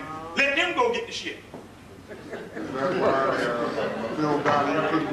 That's why Phil Donahue couldn't do nothing with Dr. Jeffers. They got him on there, they started to do that shit. They thought it was going to be something like some crazy person, and he came with the ammunition. And at the end, Phil Donahue had dropped his head. Because you ain't dealing with no food. Now here's a book called Melatonin, Your Body's Own Natural Wonder Drug. Now I slept on this book by Russell J. Reeder, PhD, and Joe Robinson. Russell J. Reeder, PhD, and J.O. Robinson. But Reeder is R-E-I-T-E-R, Reader, or writer, Reader, I guess, I don't know. You know, I read it like it says in Africa, Reader. The white boy say W, the E is silent, so that would be writer. You know what I'm saying? Because he's got a bastardized name and try to justify that shit. And your brain is telling you, you know, so this is called Melatonin, Your Own Body Natural Wonder Drug, by Russell J. Reeder, PhD, and J.O. Robinson. Now, I'm going to read something up in here, but I'm going to clear up some shit, because see, there's some black doctors that got some excuse that the white boy gave them, and they got this excuse, but I'm going to read something in here in a minute. Number one, I want to say this. Do you know that the melatonin pills that they got, guess how they figured out how to make them? First of all, they initially put the melanin and the B12 in the crack cocaine to get it to you so it can get up in your brain and you can't never get rid of it. So after they were successful with that, they said, hey, wait a minute. We have discovered a way on how we can break these things down in pill form and give them to regular white people. So therefore, based on doing this initially with the crack cocaine, they came up with the melatonin pills. Because even cocaine, they say if you originally see it, it's black. And then they bleach it into what you got white like that. Now this is the shit. Huh? Yeah, but this stuff here is straight up from synthetic niggas walking down the street. They bleach it. Because this book proves it once and for all. This book proves it. Now, number one, everything that this book says that melanin cures, we got. So the book proves that we don't catch no disease at all everything is administered to us by the doctor. Now, anti-aging, we know that. Prevents AIDS. We got AIDS. But we know that they're giving us the bullshit and telling us that whole thing, you know. They're killing us and calling it AIDS, but they say melanin prevents this so-called HIV. Built-in protection against cancer. Niggas got cancer.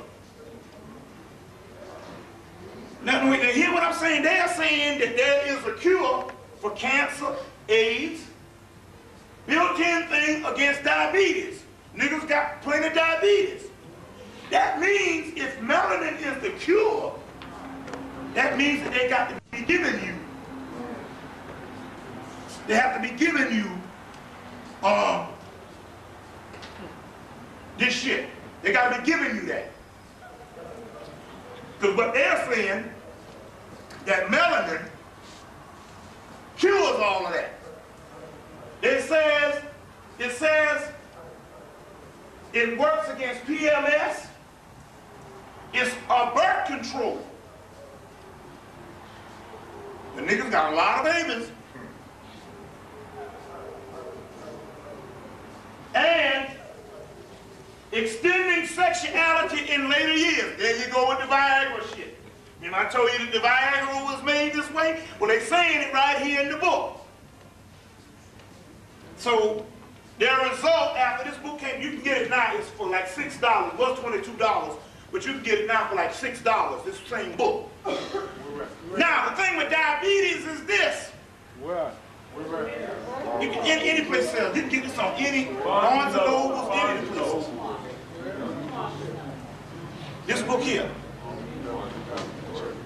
When I was a child, I thought the only people got diabetes was born with this shit. Then they come out and saying you got diabetes because you're overweight. Now they got niggas 25 just coming down with shit overnight. Now there's a diabetes epidemic that's breaking out in America amongst black people. You see what I'm saying? And nobody else. That means in actuality, when you go to the doctor, what they do is they shut down your pancreas. Then they put you on insulin that keeps your pancreas shut down. Insulin destroys the pancreas. You see what I'm saying? And all of a sudden, but they saying in here melanin cures diabetes.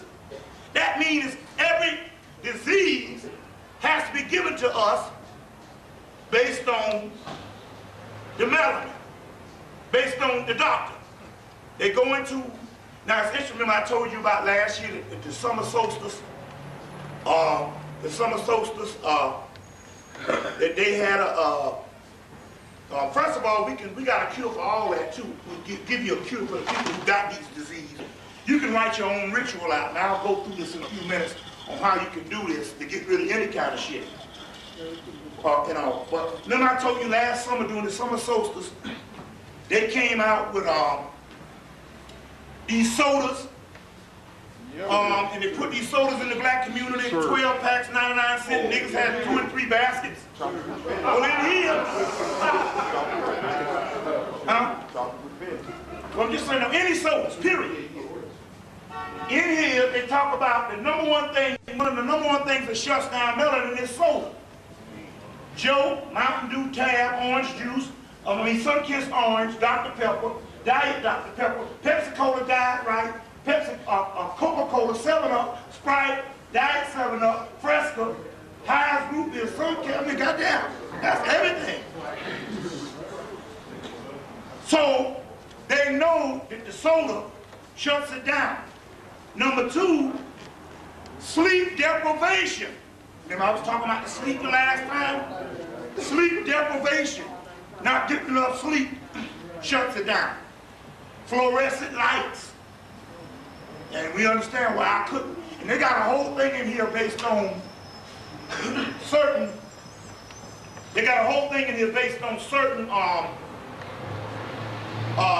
electronic devices. Just about everything in the society shuts down melanin. So the white boys built a whole civilization just to shut down melanin.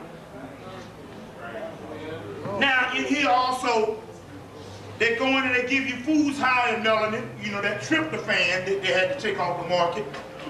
Because, you know, turkey is in that. Spirulina, seaweed, soy nuts, cottage cheese.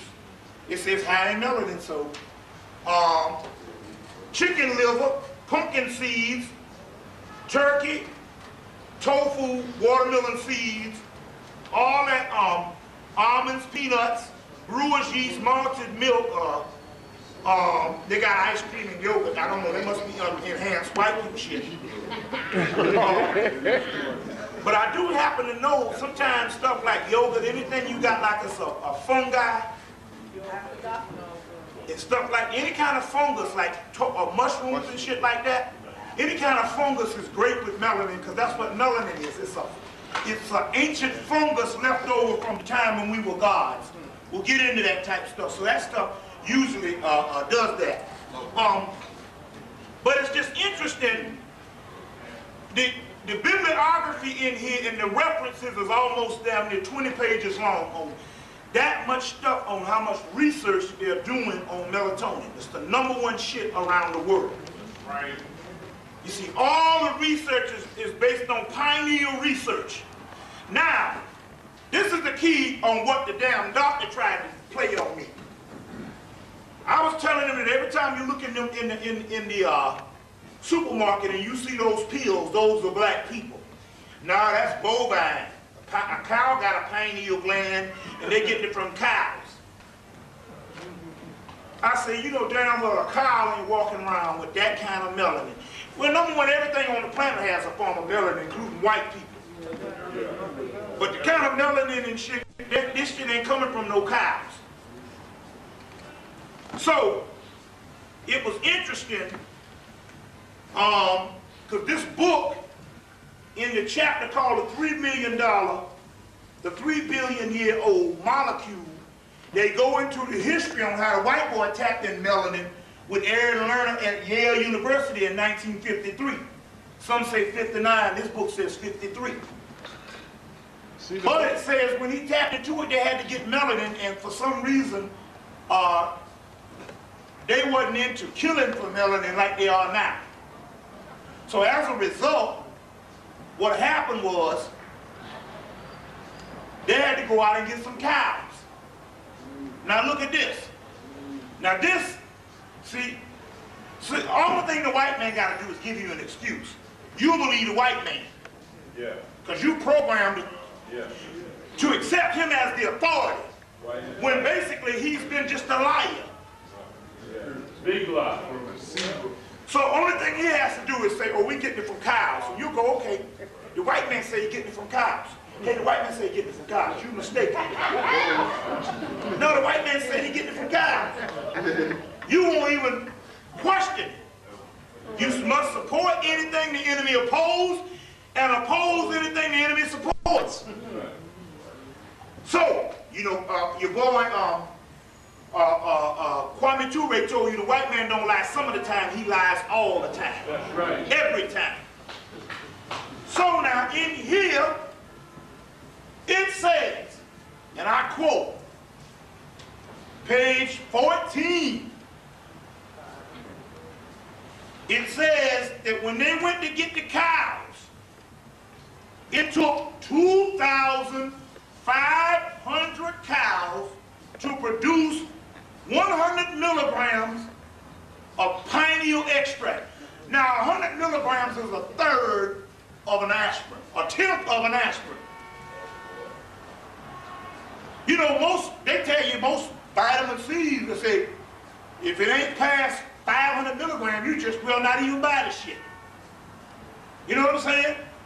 Most everything got at least 500 milligrams. They saying that it took, you hear this? It took 2,500 cows to produce 100 milligrams of pineal extract. They didn't even say melanin. So that means to get a shelf load in the supermarket, you would have to kill every cow in To get one shelf load in one supermarket, you got to kill every cow in the whole state of New York. And because cow is used now for damn hamburgers, they done got rid of the original human cows probably in the 1970s. And this shit here straight up clone meat. So therefore, anytime you clone something, you know it don't have the damn pineal extract no more. The 1952 cow had. So this destroys this thing. They're getting it from bovine because it took 2,500 cows just to make a damn a magnifying glass full. That means that they're only getting it from black people. You see? They're only getting it from black people. Now let's go on. What time is it? You got about 6 o'clock. Huh? you got half an hour, about half an hour. It's 10:45. That's why you don't mess with dairy products. Huh? Don't mess with dairy products. No milk, Yeah, you know, naturally. no butter, You know. no cheese, no butter. Yeah, you know, but like I said, there's ways to override that shit. Also, there's ways to override that also too. But you are right. You are right about that. Now, because it's interesting that you said that, because now the new lactose intolerant commercials that they got that lactate, they showing an old fine ass black woman up there. See, it ain't nothing by accident. Know what I'm saying? Ain't nothing by accident. 99% of the time, they're going to give you that old pine saw woman. You know, that Aunt Jemima shit. They ain't going to give you no fine-ass sister. Going places, sister. Her ass up there, and they're doing that for they're trying to drive it home. But that fine-ass sister can drink this lactate shit, you can too. But why would they pick the black girl for that? So that is interesting you said that type of thing also too. Now, let's go on.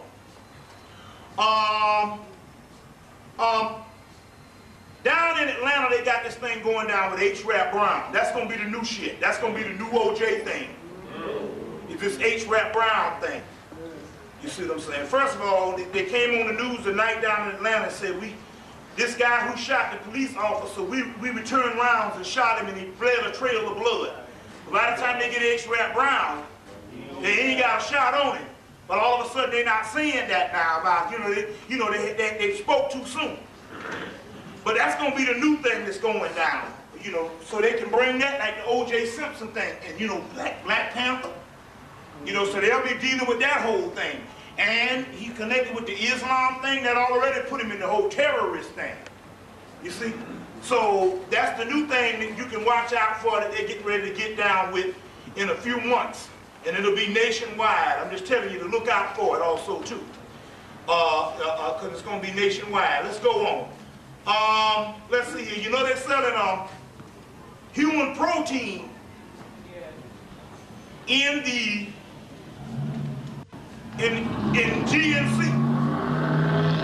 Human protein in GNC. Now, so that means that the leftover stuff that they got from the melanin, after they clean the melanin out the bodies, they pack all that stuff together and boom, that side effect shit, or the stuff, the side item of the scraps, they're using that and they sell it in all parts of the body. Now, let's go on. Since we press for time, I want to get into this particular science right now based on this particular warfare. So to start with this, first of all, let's see here. Y'all all right? First of all, I want to deal with this right now. First of all, in this book, there's always two schools of thought. So Daoud was right. He'll have a way of presenting some stuff. Valentine will have a way of presenting some stuff. And I'll have a way of presenting some stuff. Ultimately, it's just knowledge. You're supposed to at least go out and study for yourself. And by me saying don't follow what I say, I can stand up here and basically give you my side of it. And if you don't go study it, that's up to you. Now, my side of it is a little bit different. Now, This is nothing disrespectful, because we can agree as Africans to disagree. But my thing is based on my research. And all the research I got is that the menstrual is normal.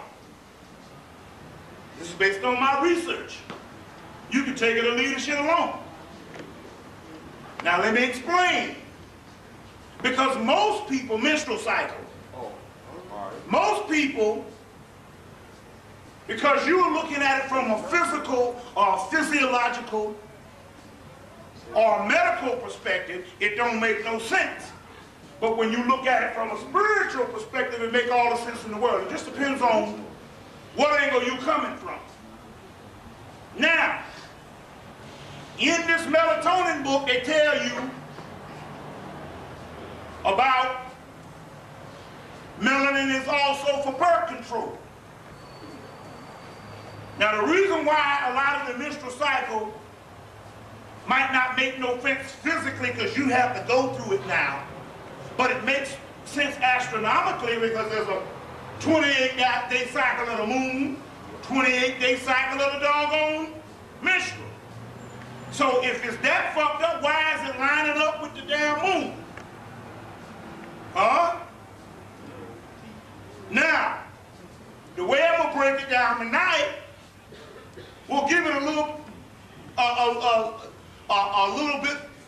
better perspective. Now, I can say in defense of Valentine that maybe he's right. Maybe the menstrual flow was not as heavy as now, and that can, based on diet, can make sure that you can gauge what kind of flow you have based on diet. I will probably agree to that. But what I'm trying to say here is, but for the mere fact that a lot of the scholars are saying that you didn't have a menstrual at all until bad diet is some bullshit. Because I got the damn Smen rights in ancient Hemmitt dealing with the menstrual. We got Marisa Ecklin's book deal with the people in Papua New Guinea. These motherfuckers live in the rainforest, eating leaves and branches and trees. You can't get no more nation than that shit, and they got a menstrual right. The Aborigines got a menstrual right. The Africans got a menstrual right. The Egyptians, you mean to tell me that our diet was better than the Egyptians? And they got a menstrual right. And we got these menstrual rights old as back as pre-dynastic Kemet, the Typhonian line. So I want to know, you see, and I still want to know right now, how many people are staunch vegetarians? I'm talking about sisters, I ain't talking about hardheads. How many sisters is staunch vegetarians? Do you still have a period? That's what I'm trying to say. When the motherfucker gonna stop? Now, what I'm going to explain to you now is based on when I give you this information, it'll make a lot better sense.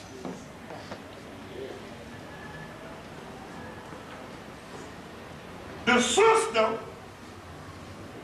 had a built-in mechanism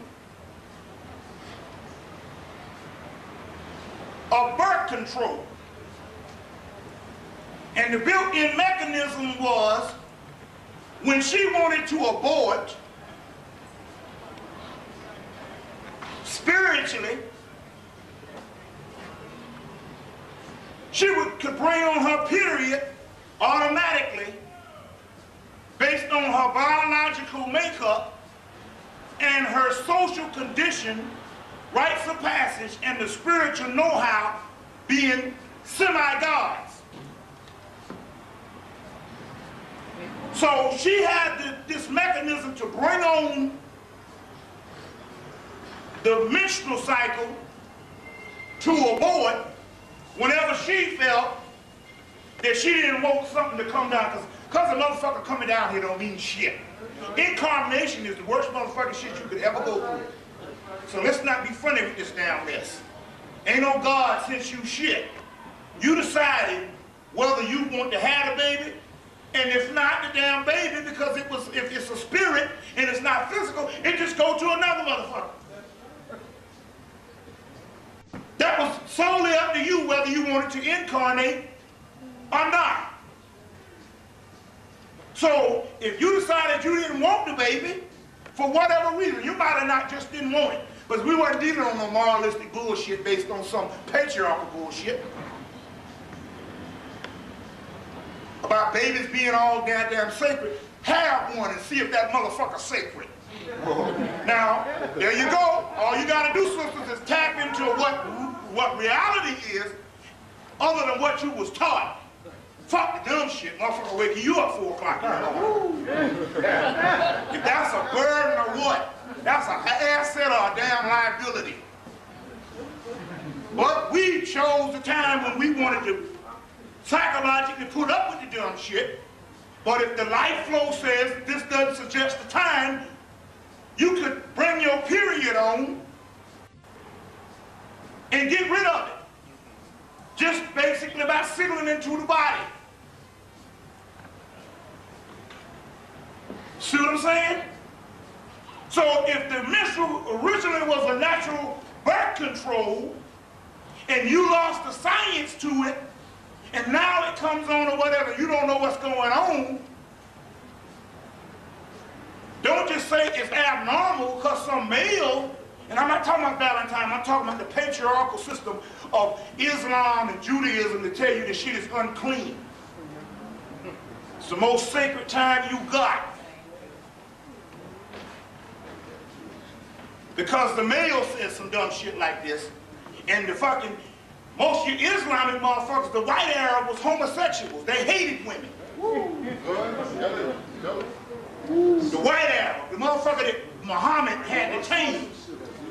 The Muhammad's followers Cushite Arabs of Arabians from Ethiopia. But he had to, the whole reason why you even got a Quran, because they had to be submissive to Allah based on a savage white man. You don't supposed to even follow no damn Quran. Right. Or no other fucking holy book to tell you to bow down. Right. And not become God. Right. That was for another people. That's why the shit came after you fell. 6,000 BC, your human history was over. If you didn't need the damn book to tell you to bear witness then, what the fuck you think you needed it 6,000 years ago? I mean 600 years ago, excuse me, 2,000 years ago.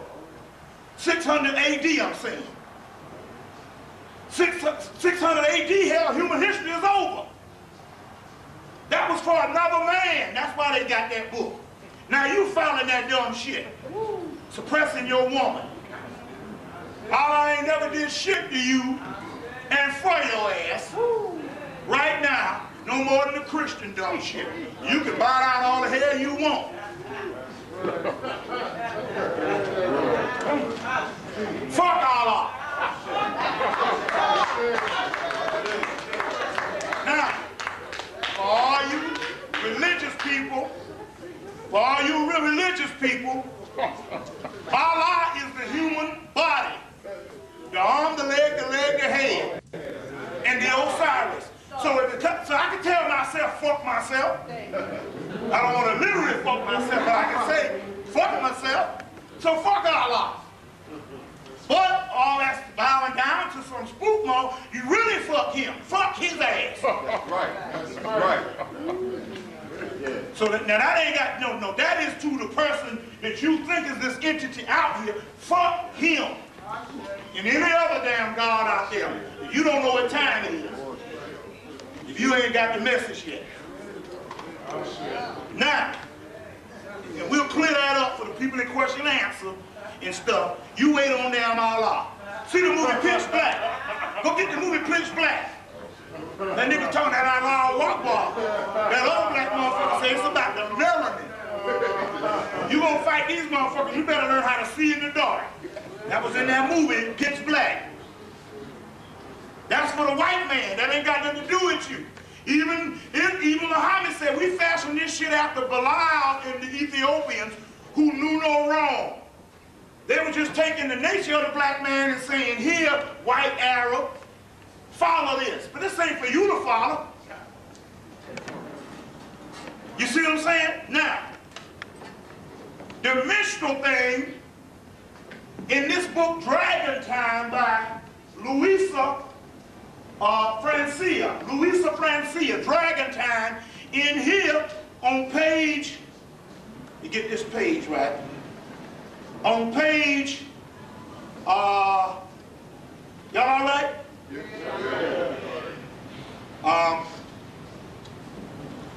On page 42 in her book Dragon Time, she goes on and says, now I quote from it, this is what she says. Okay. What I ask are women remembering when they get into a heavy depressions, those outbursts and tears and sudden acts of aggression and lingering melancholy. What's going on when our deepest souls, when we turn away from our lovers and we become nauseated and have to crawl into bed alone, Now, what could it be to remember another time? Now I want to get right to the point, right? Let me get right to the point. And what is it about the pineal gland and the mysterious hormone melatonin that the body produces mainly at night, and does it bring on depression and dark days and produce dreams in the dark night? What is known about melatonin now is that it produces a greater quantities when the day is dull. Now I remember that one. I remember back in '96. Every time, that's when I was real into the vegetarianism. Every time it used to be cloudy outside, I would feel a lot better than when the sun was shining. It was really a nice day when it, not raining, but it had an overcast. It was calm and it was cool. But the sunshine, that's when you get all kind of assholes out, fucking with you.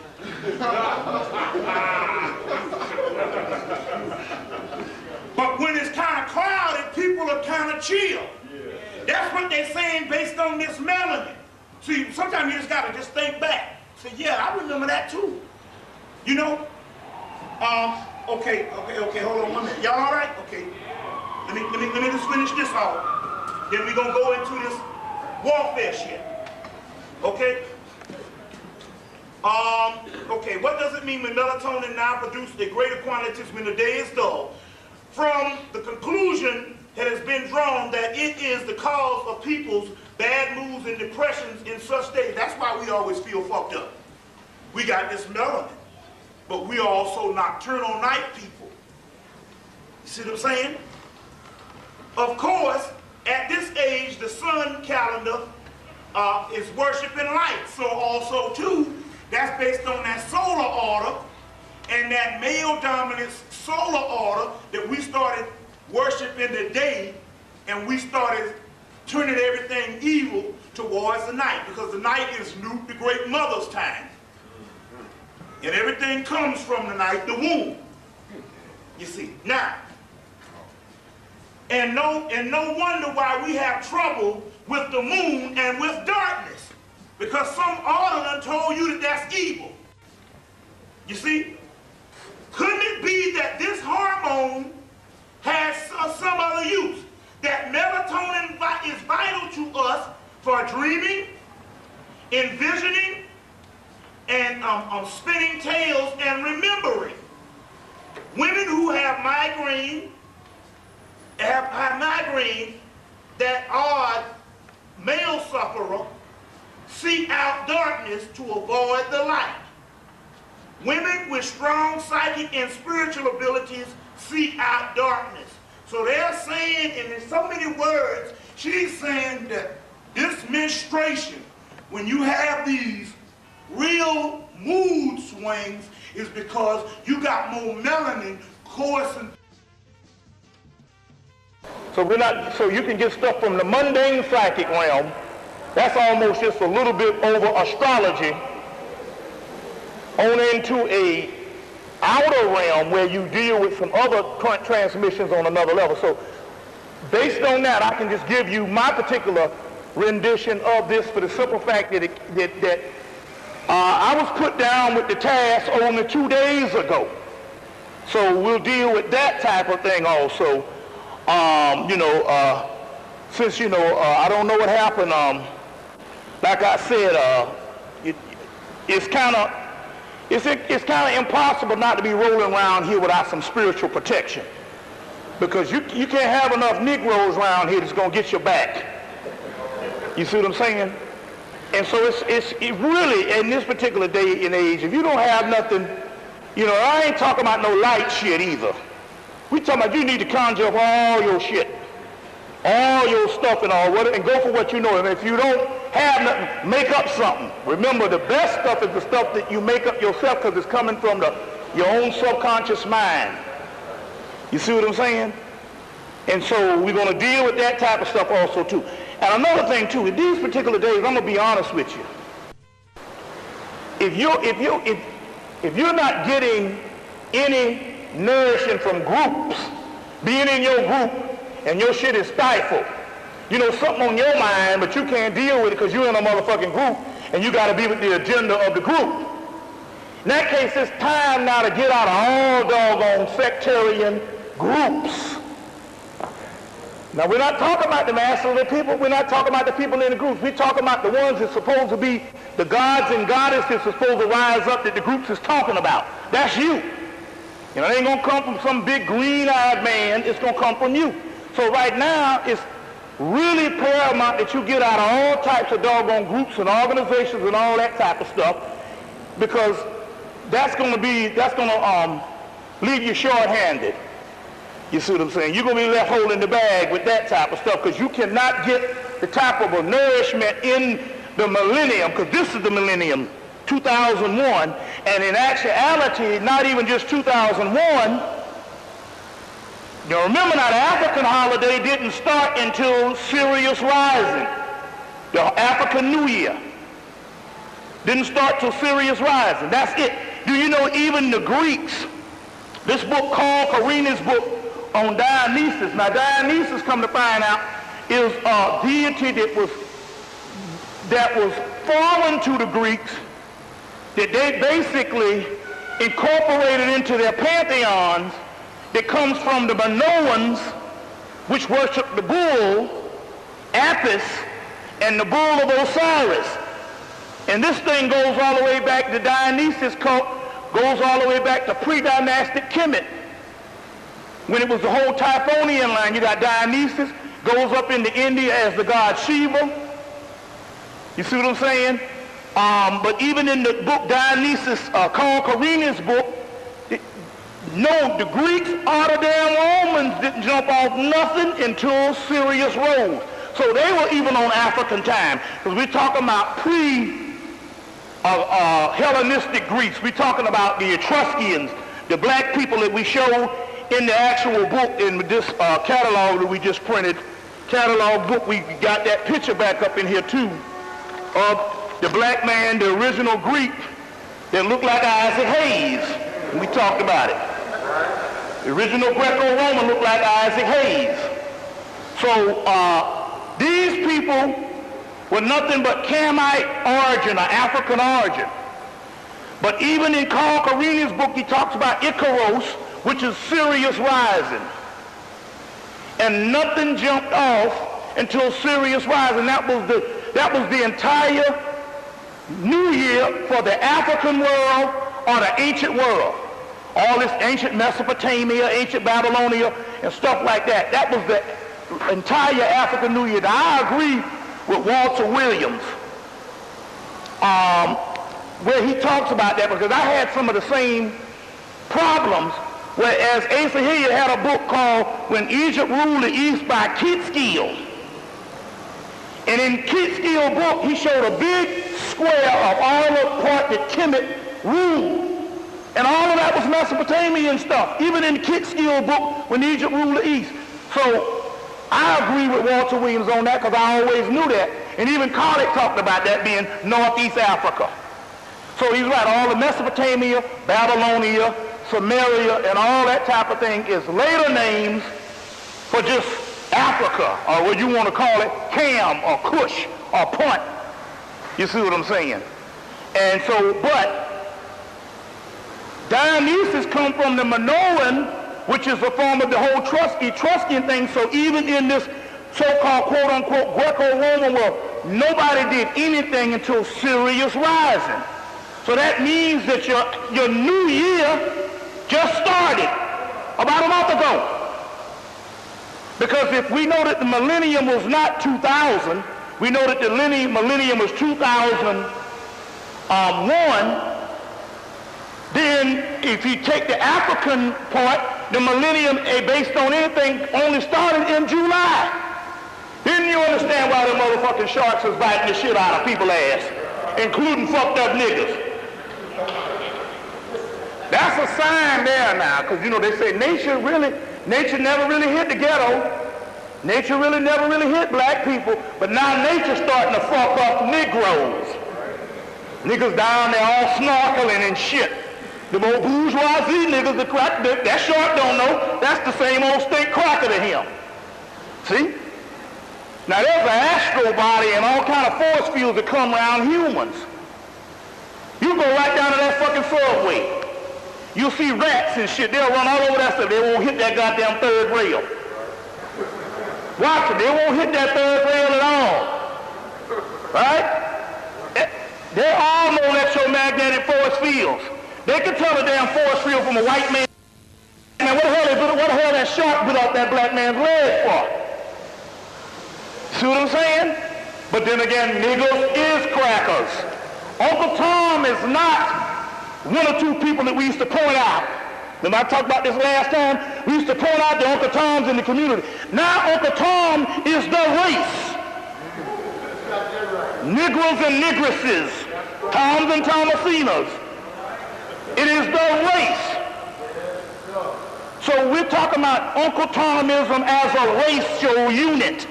It is the modern 20th century racial unit. Why is that? Because anytime you talk about white people, Negroes get mad. Get pissed. You see. So we're not so then all of a sudden if you got Toms and Tomasinas, as you think, so are you. So you're a Tom and Thomasina, you thinking like a white person, then the goddamn shark come, it don't know the difference. You know the sharks never fucked up black people. You see what I'm saying? This is where this shit going. You gotta watch it. Oh, it's a lot of stuff going down and all. It's a lot of stuff going down. A lot of stuff and all. You see, so we're gonna get into all of that. We're gonna get into all of that now. I have this book catalog that has several articles in here, plus an article from 1951. Did I ever give any of those out here in New York? The article in 1951 that Honorable Elijah Muhammad predicted AIDS and cloning and all that shit in 1951.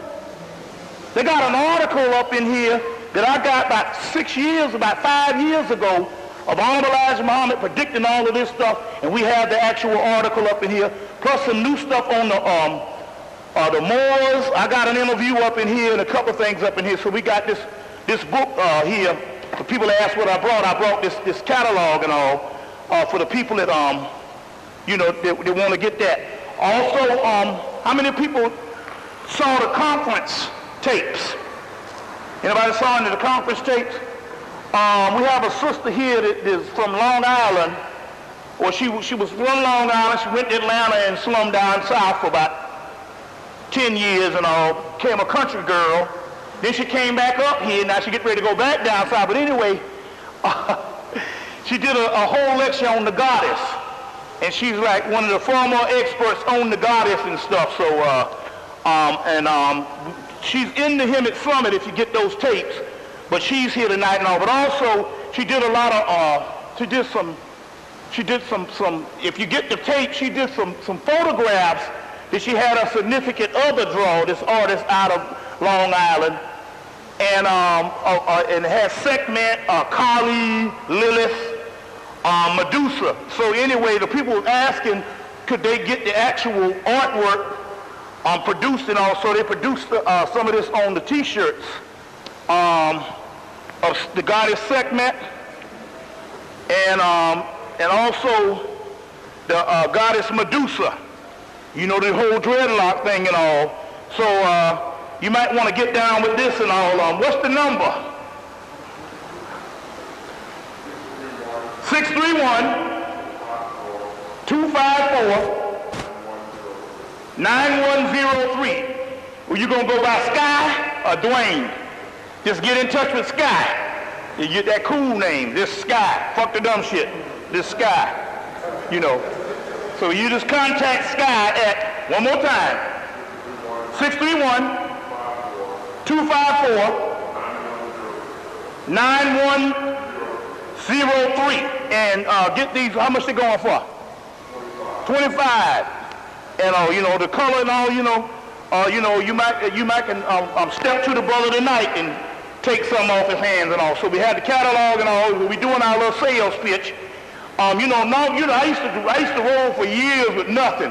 Then people start getting upset. You know, so all of a sudden, you know, but basically all of that because, you know, I rolled for years for nothing and nothing for nothing leaves nothing and end up broke.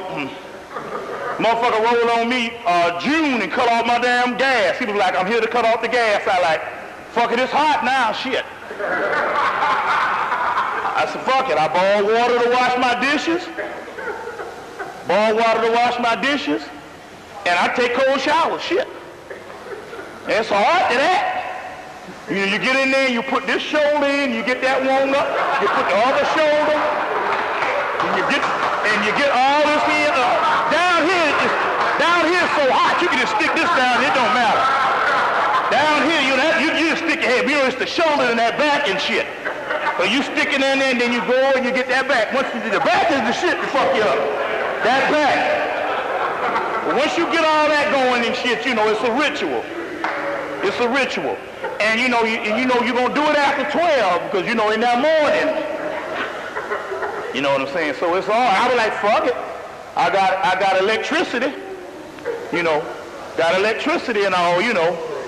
And so they cut off my gas and shit. So the nigga was like, you know how the shit is. Let them cut that shit off for the summer. Then by October, especially down south, by October, then you roll up there and you make some negotiations with them people. Get your shit cut back on.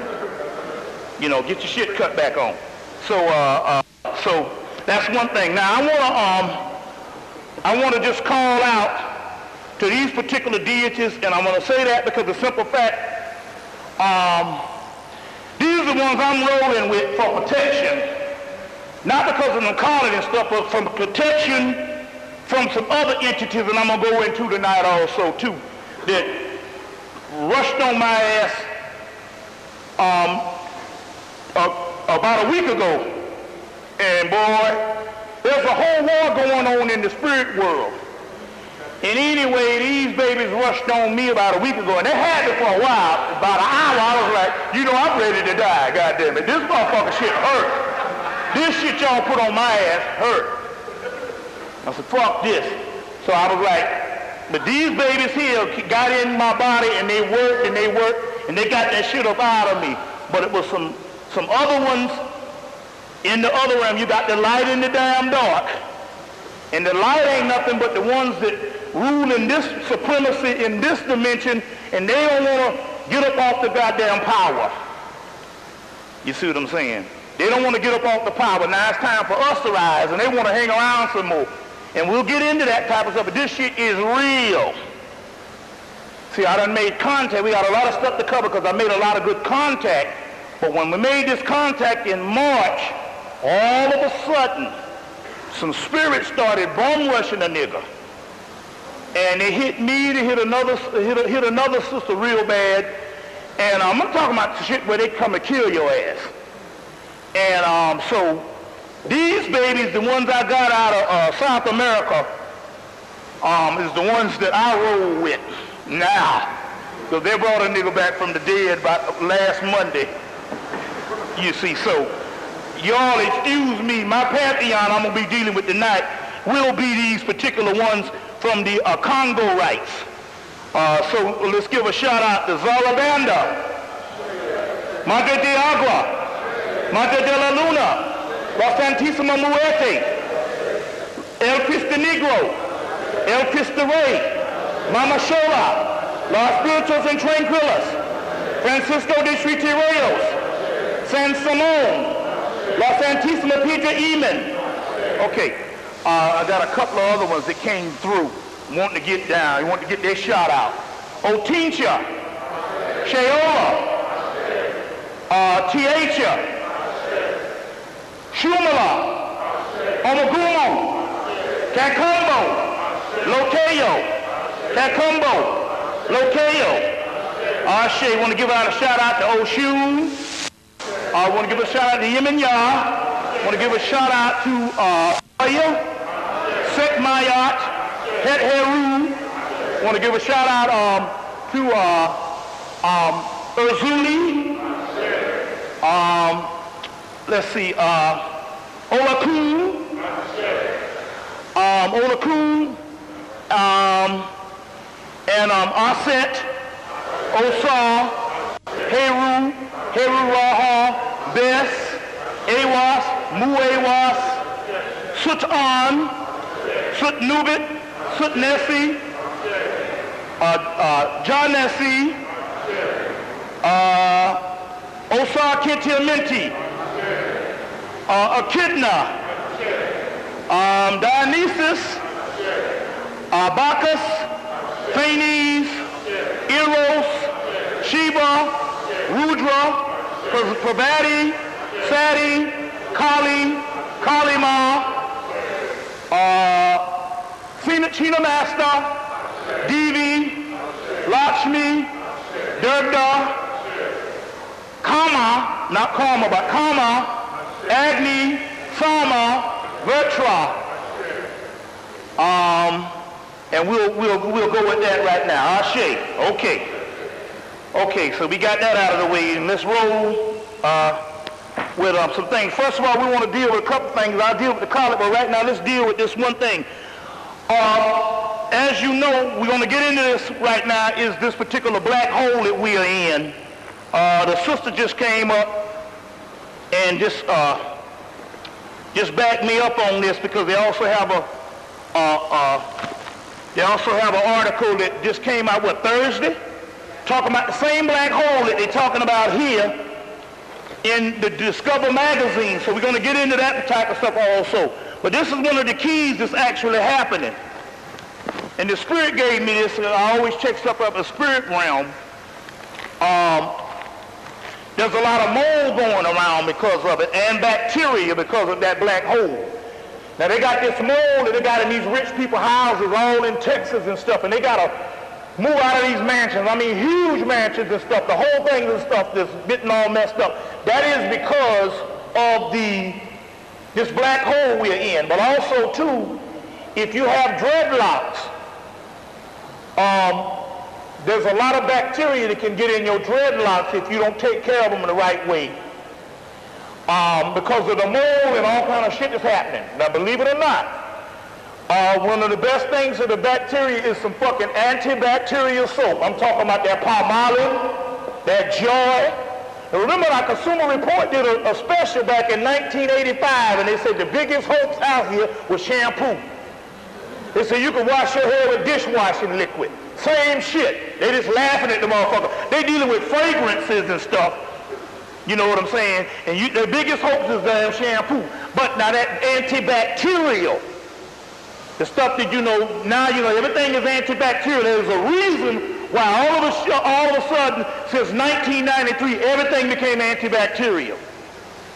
You see what I'm saying? But that's one of the keys, is get some antibacterial shit for your locks and for that type of stuff where you can, for your hair and stuff.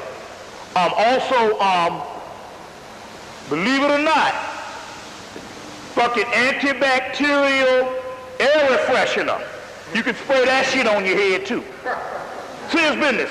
Now, before we got into Congress, we used to spray all kind of shit. Wig spray and hairspray and all this kind of thing here, but we're talking about some stuff because it's a lot of mold going on. A lot of stuff going around right now. That's very key.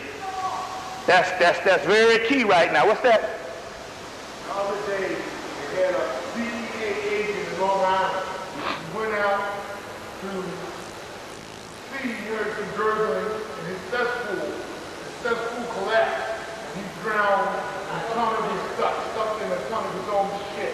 He called him Iron Man because he said he was in a nigger neighborhood, busting niggas in the head for having some reason. Now, if that's not divine retribution, there you have it. he got more than more than that. Yeah. There you have it. There you have it. Now, I want to get into one thing. First of all, I want to get into two things. Number one, the West Nile disease broke out in 1999 here in Atlanta, in New York, and it was dealing with the whole malathion shit. So I just knew it. I said, this shit has got to come to the CDC land, Atlanta. And sure enough, 2 years later, this thing is broken out in Atlanta. Weeks ago, the first case came down about 2-3 weeks ago. The first case came down of this West Nile disease, and somebody died. Then last week, another person died, both black people in the black community. So they said, fuck it, we got to spray all of Fulton County, the complete black community in Atlanta. So whatever Negroes had down there, because it's basically the city has gone mostly white since the Olympics. You know, so, I mean, as far as running shit and all, so basically, they're going to spray the entire Fulton County, so it's the same bull that's going down, and it's going down right in Atlanta, and even the people who tested the actual, they caught about 2,000 mosquitoes one night last Thursday. The people who tested it was a group out of Detroit, out of Chicago, that worked on the one here in Atlanta. The people who are going to be doing the spraying is another group that worked on the one here in New York, excuse me. So they got that hit down there. And so here's another thing, and do you know there's a lot of websites on chemtrails, and one of the websites on chemtrails said that one of the reasons for the chemtrail is to try to get some types of vaccines and some types of biological warfare to stop the Kundalini energy. They say stop ascension, but it's actually to stop the Kundalini energy. That's what they're talking about. So when David Icke and all them crackers talking about the reptilians, they're talking about the Kundalini energy, and that's a code word. You see what I'm saying? David Icke ain't nothing but a government fucking agent. Him and all the rest of them crackers. You see what I'm saying? And stuff. So when you ever hear this thing here, that's a code word when they're talking about that. Now, he went down to Africa with the guy Kweta Mutwa and got him he kind of slurred him to present what David Icke's agenda was based on these reptilians in Quaker Mutwa's way. But I got a problem with Quaker Mutwa because Quaker Mutwa used to work for the South African government. And he said in the damn tape that the South Africans almost killed him because they found out he was on Katam in 1976. Rising. Remember they said that on the tape? Quaker Mutwa. But my point here is the guy was given South African mythology. And David Icke was trying to sway him to say something about his agenda based on these reptilians because he knew he had to authenticate it by getting an African to do it. So it's very key. So it's very key how this whole thing goes. But the reptilian that they talk about code word is the Caduceus, the staff in the Caduceus is the Kundalini race of people. And we're the Kundalini race of people because we're the only people that have this full use of the Kundalini because the Kundalini has to filter out with what? The pineal gland. So we're the real Kundalini people. You see. So they dropped, so in these chemtrails, one guy said, watch the skies. Because they said, hell, the skies almost, it's not a real blue no more. It can get hot blue, but most of the time it's a light grass blue. But not this real blue. In most days, they'll give you the real good blue day when you're going to have a little festival. But on most of them days, that shit is, even when the sun is shining, that shit is got the look of an overcast. You see. So but in the chemtrails information coming off of the internet, they say they're dropping this shit to stop ascension. But actually it's for the Kundalini people, because now they got the whole malathion thing going on down in Atlanta. And that's to drop that shit to make sure that nobody's stuff rises. You see. So they got this thing going on. Now, getting back to the sharks. Now, did anybody see this? That they had a shark, this is what the NBC News said. They had a shark convention. You heard this? You saw this shit? It was about 100 sharks, but come to find out it was about 1,000 that met. These sharks just met for just chilling. And it wasn't no way out somewhere. It was right up there with all the people. They had people swimming around and shit. But it's interesting. My point is if these sharks is biting off their legs, why the hell is little girl paddling? That would be like buffet for their ass. But they just let her go because they was intelligent. They was having a doggone meeting. They was having a meeting. And they said it was a shark convention. I'm going to break the science on what this shit is really, really about. I'll give you the metaphysical science on the shark shit. So they had about 1,000 sharks. Then come to find out they had another meeting. About a week after they had the meeting, they had a meeting to let you understand that people didn't see this thing. They had a doggone meeting. And they had they were just sharks just swimming around in the water like they was talking to each other. And I mean, it was just tons of them. Now, you know, and the shark experts, all these fucking experts. Oh, it ain't nothing to fear. Wait a minute. You got a fucking 1,000 sharks swimming around in a motherfucking damn your backyard. And that ain't nothing to worry about. You see, but they always got to do it that way. They said they had 2 meetings since then. Then all of a sudden these sharks is biting, so they said, well, you know, they have shark attacks all the time. Well, they bit off the little boy. They said, well, you just ran because they bit a little boy leg off and they got all that attention. They said, we'll show your monkey ass. They bit one little cracker leg off. The next day they bit another cracker. Bit 2 of them and one survived. But then they bit that damn brother. You see what I'm saying? That's because they know now there ain't no difference between black and white when it comes to doggone Negroes no more. We have arrived, so your ass arrived right in the mouth of a motherfucking shark. You see. So, they got these sharks biting up everything. There's a reason because of that. Number one, in a lot of the metaphysical information in the early 90s, they was trying to say that the dolphins represented Nomo of the whole Dogon thing. The fish, Nomo, you know the whole fish thing. You got Nomo in the Dogon mythology. You got the fish representing Jesus in the Christian mythology. You got Ionis, the fish man, also in the so-called Sumerian mythology. Now they got all these different aspects of the fish in different ancient mythology, but we know that the one that the Dogon say no more will return. They were dealing with the dolphins. You know, the white people saying no, they said no, these are the dolphins. But in actuality, they said that the Nomos was coming to kick some ass. The Hopi Indians say the goddamn Kachinas. The Kachinas is coming back to kick some ass. And they said it'll be some spiritual people going against physical people. So,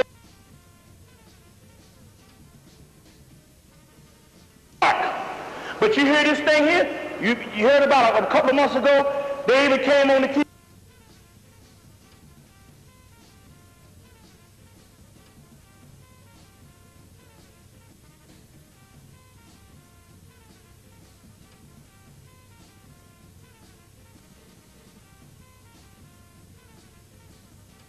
Dolphins do this shit. So anyway, you got the whole Nomo thing going on. Now to break it down even more, You got to go back to two things happen that they know. They know that hurricanes come from where? The Middle Passage. Right? They know that the way of the hurricanes in hurricane season come the same way that the slave ships came.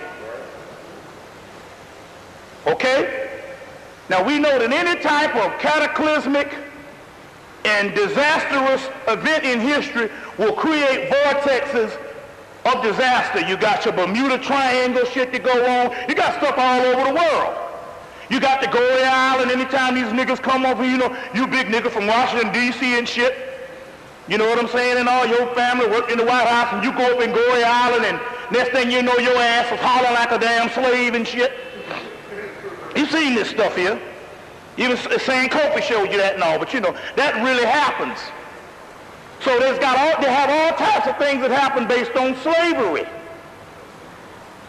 So you got the hurricanes come through every year based on some shit that happened in the Middle Passage in the Atlantic. That's energy. Those are spirits.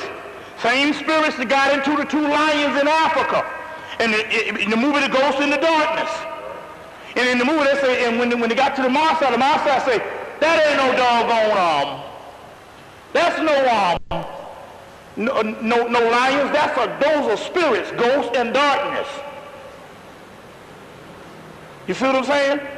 Now, you got different things that happen that way. And they said that they got the two lions in Chicago, in the Natural Museum of History in Chicago, and they say, when people look into their eyes today, even though they put the glass eyes and shit up in there, still yet they say the shit strikes fear in you. So the spirit realm can do things. Now, you got the Middle Passage, you got all that hurricane stuff that started happening, you see.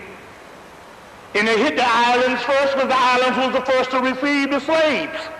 You know, the whole Caribbean. You see. And so, they hit, Hugo came to Charleston, South Carolina, one of the greatest slave poets ever, and tore that shit up back in, 91 or 92. You see, so you got this thing that happens in the Middle Passage. All right. In the story of the Middle Passage, that also went down in the Middle Passage was, if you had a slave ship and you had an X amount of slaves that you had to get to port at a certain time, if you didn't arrive on that day, they could charge you less for the slaves. So when the ships started getting slow, they had to abort slaves to pick up speed. And what they say happened, the sharks would follow the slowest boats because they knew food was coming off the side. Now meanwhile, that means they got enough sharks that bit enough slaves and ate on slaves, but what happens? It's in the movie Ravenous. It's in that book Melanin People. They call it Pasquati. When you eat somebody, you take on their spirit. The Native Americans talked about it in the movie Ravenous.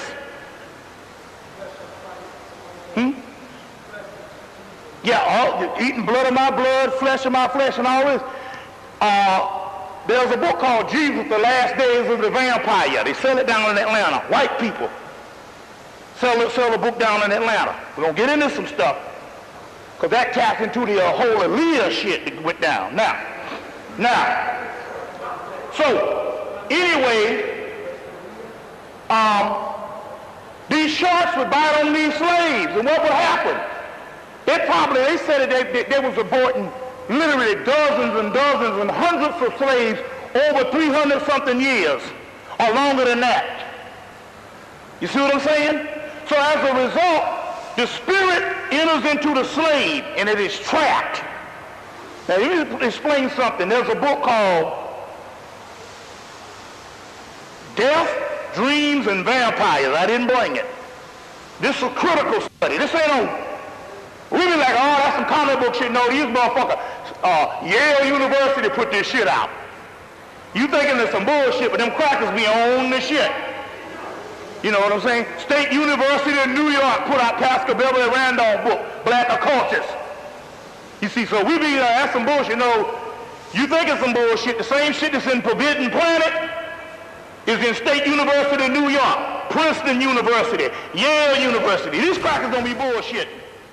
You know, we the motherfuckers be bullshitting around in a fucked up religion for years, or some motherfucker who ain't never coming back. You see what I'm saying? You know, now but white people, they don't know if it, you know, they ain't gonna bullshit around. If it don't work, they say, well, fuck that. We gotta go to the next system. You know, that's why you go down to New Orleans, and you go to the Marie Laveau's Museum of Voodoo, ain't nothing in there but crackers. Some of their voodoo priests. They got 3 million Yoruba practitioners, white practitioners in the United States. Now I said 3 million white Yoruba practitioners. You got a white Jew in Chicago that sets over the head of the goddamn Yorubas in the United States. And that ain't including your Santeria, which is all of Latin America and all them crackers. Then you saturate the energy. And that shit don't work no more. Other than, you know, just going to get a little, you know, you feed them and all that shit. But we ain't talking about no major shit. Take no crackers out. Because you done saturated in it. Fucking the damn Nigerians and all them pimp that shit. They sell to the highest bidder. See what I'm saying? And in the niggas, because we love white people so much, I'm a priest, and a priest means I got to accept all my children. So one sister goes down into, get smuggled into Cuba, real strong sister, get smuggled into Cuba, they tell her that she got all these white motherfuckers she got to deal with because goddamn Oshun and them said so. You see what I'm saying? But I'm going to drop on that too based on the spirit realm and the spiritual one in a few minutes. So, going back, there's a book called Death, Dreams, and Vampires, Yale University. And in there, basically what happens is the soul, when the soul dies, the soul identifies with the body. So basically that soul, now I'm not talking about the spirit, there's a different thing. The spirit is what runs the physical plane. That ain't nothing but energy that runs the matrix.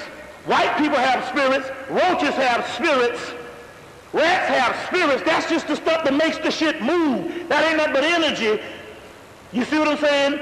That make the shit move. But we the motherfuckers only have souls. A soul is different. A soul is a son that existed prior to creation. That's the difference. A spirit, everything is so right to say, I cut you, you bleed, and I bleed. That's why we get into the occult and all this shit, and we can't understand, and we always thinking it's about white people, so white people have spirits and all that. They have a spirit, everything got a spirit. A spider got a fucking spirit. A rat got a motherfucking spirit. A snail got a spirit. But a soul is different. A soul is a sun, solar. S-U-N-S-O-N, that's the difference. So the soul, once the spirit leaves, the soul remains in the body. And the soul identifies with, because it was trapped, and it doesn't rise up until the body decomposes. Then it says, oh fuck, I see my goddamn ribs, I must be dead. Then the soul exits. Now, that's why the people in India would burn the body so that they could take that soul and direct that soul back. Because some souls was high, they didn't want to lose for reincarnation. So they could direct that soul and say, well, let's go and reincarnate this motherfucker over here. Okay, go ahead.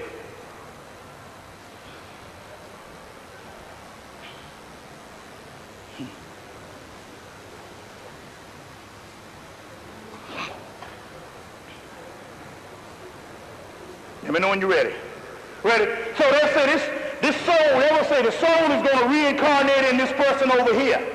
So they can direct that soul, and they can go and get that soul, or that person, or that incarnate, and they can teach that person, and therefore it didn't end up being an advanced priest, but went up to the astral light and got shot back down on the motherfucking body, and ended up somewhere tap dancing.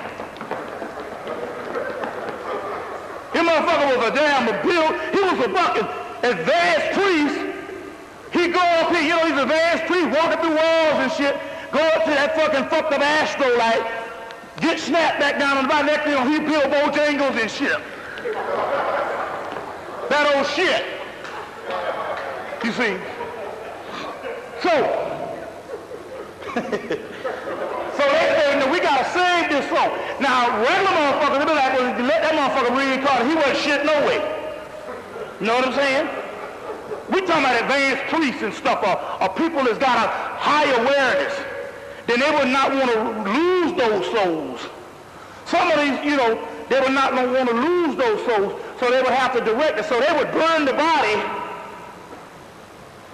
so that they could get the reincarnation factor up fast, and the soul escapes in a matter of minutes when the body is burned, and they can deal with that stuff. You see what I'm saying? So, when the shark eats the soul or the body, the soul remains in the shark. You heard those stories, Jonah and the whale. It's metaphysical stuff. But actually the whale represents the physical illusion, the matrix, the Maya. And Jonah trapped in the whale is the story of us trapped in the whale. But also, they eat the shark, the shark eats the human, and the soul remains in the damn shark. And when the shark gives birth to another baby, the soul continues into a reincarnation in the shark. So what you got here is you got motherfucking African slaves that was eaten 200 years ago, 150 years ago, 170 years ago. Now these motherfuckers is in the generations of the fucking sharks, waiting on instructions from us. That means that right now, I'm gonna tell you how this shit goes. We say we stop all the dumb shit. This is how this thing goes. That means that the best ritual is one you make up yourself, because it's coming from the archetypes of the collective unconsciousness. That's all the African did, and the ones you be doing now. So that means that one of y'all gonna go home and write a goddamn ritual to the sharks, eat some crackers, because they're waiting on instructions. That's how the shit goes. So, when I asked the spiritual plane, what are them motherfuckers doing? They said they're waiting on instructions. And I said, well, damn, what do they mean, waiting on the instructions? And I said, oh, shit. That means that only you got to do is go write your motherfucking shark ritual up. And write it up in your own way. That means if the shit say, play some Barry White, play some Barry White, or play some Al Green, then that means you got to play the Al Green, because it ain't got nothing to do with no motherfucker beating on no drum 2,000 years ago. It's got something to do with your energy and your lifestyle. So they say eat some goddamn white chocolate. So shit you might like, some goddamn oysters and shit, whatever niggas eat. Some Krispy Kreme or whatever, Then, if it tells you whatever to do, but see what you're doing, you're putting your own energy in it, and that's how the ritual works. You are the doggone avatar. You are the necromancer. You are the magician, the magus. So what's happening here is those are souls from the middle passage rearing up, they're ready to go. That's the goddamn army, and them crackers know that shit too. But on the other hand, these are slaves, they go in and they looking at this nigga down in Bahama, they say, this a motherfucking cracker. Bite his leg off too. Because nobody don't want to be black no more. See how that shit go? Nobody don't want to be black no more. And you know, the conscious community always said it. The ones say, you know, there's going to come a time they're going to start fucking niggas up. Well, that's your sign now. You got to stay out the goddamn water. And not you, because they know the conscious people. Ain't nothing happening to the conscious people. You see what I'm saying? Are the ones that's true with this shit. Not somebody just following the crowd. You know, when the shit get tough, you go back to goddamn the church. You see? Yeah. Right, see, going back to the church and shit. You know, that kind of stuff. So, this is what's going on. Now, the Aaliyah, this is why Aaliyah died. Anne Rice's vampire companion. You want to get a hell of a metaphysical book? Get this motherfucker right here. Anne Rice's Vampire Companion. I did a book called Vampires from Heaven. Man, shoot, I got so much science. I drafted a whole lecture off of the science in the book. But then, you know, I'm a researcher. Come to find out, she referenced in a book called a book called Sumerian Mythology, where she talks about a god called Amel. You always get these, anytime you get the Greek word mel, it's actually Etruscan, that means black. The Greeks had a word for the Egyptians. We didn't know this in the Afros when we was trying to claim, you know, we was trying to get all this stuff back, this stuff was black. The Greeks called the Egyptians Malepas, or Malepas, Blackfoot. It's in the, and I saw all these years that slipped me, it's in the books, in the Serious Mystery book, Robert Temple. He translates it, the word Malepas means Blackfoot, and the Egyptians, the Greeks thought of the Egyptians as the Blackfoot ones. In Sumeria, in the Gilgamesh and the Sumerian epics, they call them the black-haired ones. So they got a god called Amel. And Amel gets in the queen of the damned, Akasha. Now Akasha starts the complete vampire journals. It started by one black woman in Egypt. This is in the book. And Akasha gets bitten by Amel, melanin, and from the Amel that's in her blood, she becomes the first vampire.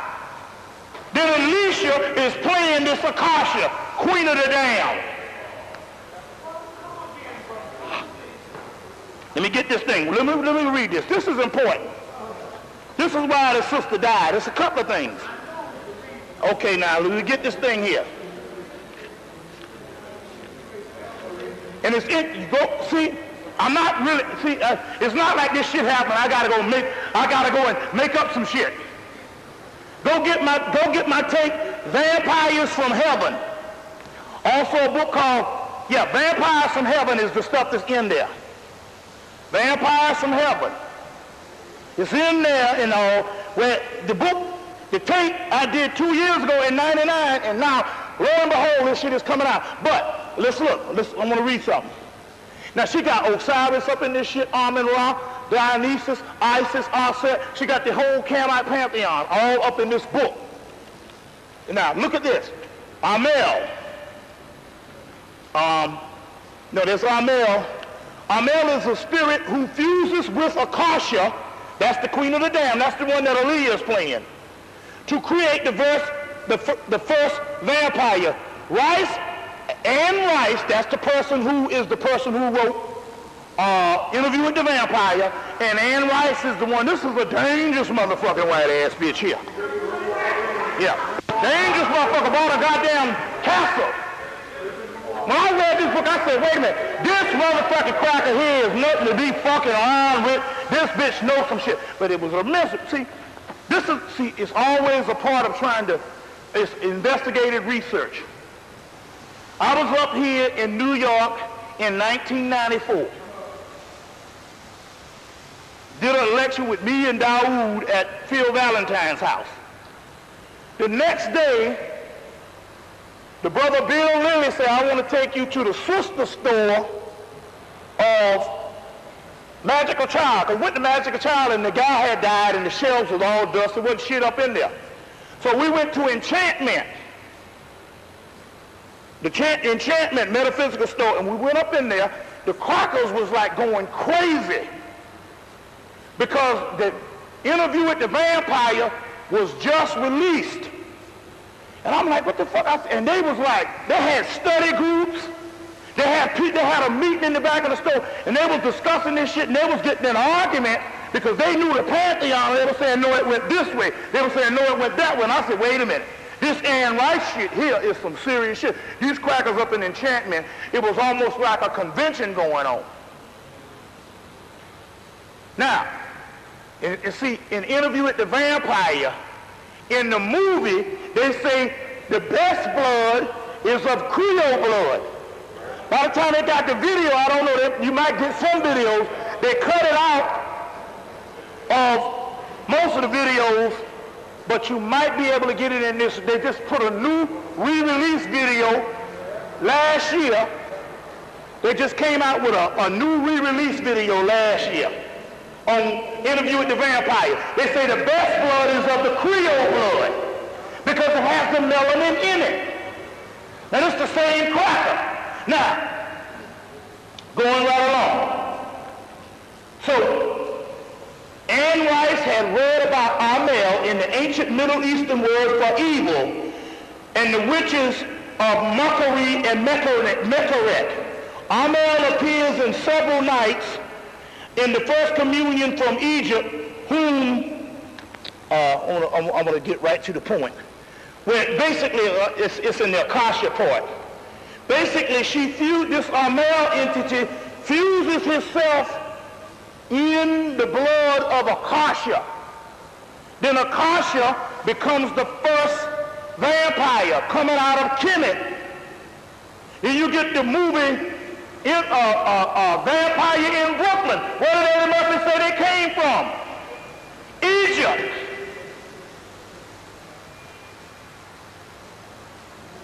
Who is the vampire? Break this down again. Osiris is in a coffin. Dracula is in a coffin. Dracula wears black. Osiris is the god of the black. It has the red on the inside of the cape, but he wears the black. Santa Claus got red, black, and white on. Dracula has red, black, and white. Guess what fucking Osiris is called? No, Santa Claus is called, in Spain, they call the Moor the Old Nick. The Old Nick. You hear the Satan or the Saint Nick and all, you got that, but they call it the Old Nick. This is in Moorish Spain. See what I'm saying? One man's God is another man's devil.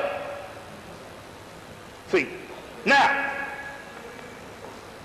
Osiris wears black. He's the god of the black. Dracula, you get the word constellation of Draco. The great mother is from Draco. Constellation of Draco, the great dragon. The house of Dracul.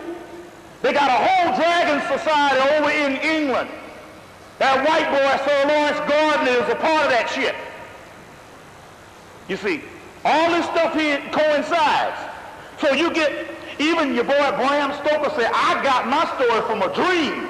Anytime you get some shit from a dream, that's no different than the same shit that they was doing umpteen years ago when the book of Enoch was drafted. When Zopeh, Yesser, all these particular books was drafted.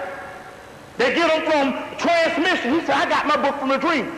The second only to the King James Version of the Bible. There's only one book that's in sales. The number one book in the world that sells more than any book is the King James Version.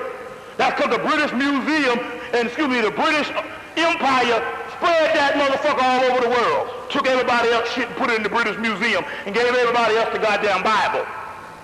So the number one book in the world is the King James Version. Second only to King James Version is Bram Stoker's Dracula. That's because now there's something spiritual about that. Okay, Dracula has a coffin. Osiris has a sarcophagus. Dracula is always with his women.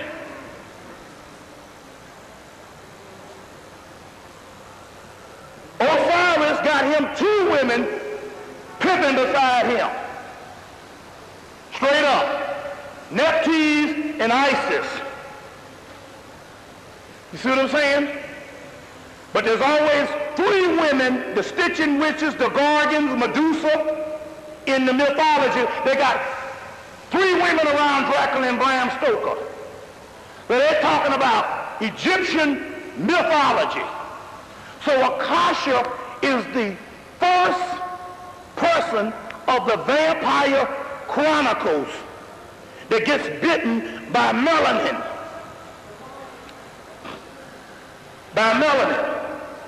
So it's simple.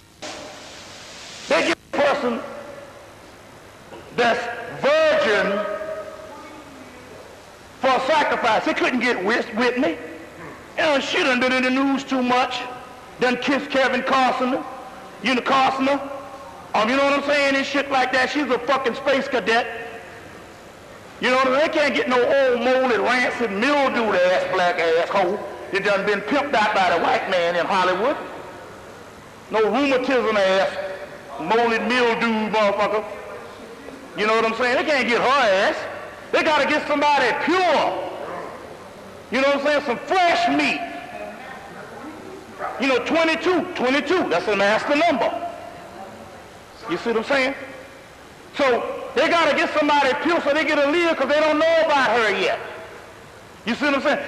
We knew, but it's a sacrifice. Now this sacrifice goes on every fucking 2 years. 99, it was Diana, which is after the goddess Diana or Artemis. Diana. 2 years later, 97, Diana. 2 years later, 99, John, little John F. Kennedy motherfucker. All of them died in the summer solstice after Sirius rises.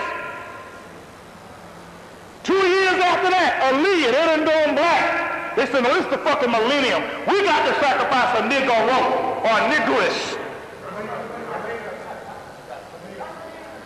Oh, you got Selena. I guarantee you in 1985, 85, 86, 85, I think. 1995. See, every 2 years. So that's a Latin. That's it, Selena. I knew it was somebody else. Jehovah's wickedness. Also, now you also have other sacrifice also too. You got your Tupac and your Biggies and all of that type of thing. But we talk about on that every 2 years. Selena in 95. You see what I'm saying? Give or take. It's all the same shit. Well, she was up and coming, up and rising. She did her first English translated album right when the woman killed her. Some senseless bullshit. Up and coming. Then they go all the way in Selena, Diana, John F. Kennedy Jr. Then they said, well, you got to get black. This is the millennium. And it's the summer solstice. That's when they jug Lou Reema up their ass. Summer solstice. Always a lot of shit happening when Sirius rises. Sirius rising. So here it is, they get Aliyah, which means one exalted of the Most High, or something like that is the translation. Most High exalted one. That's Ma'at. If they're dealing with a woman, see the whole concept?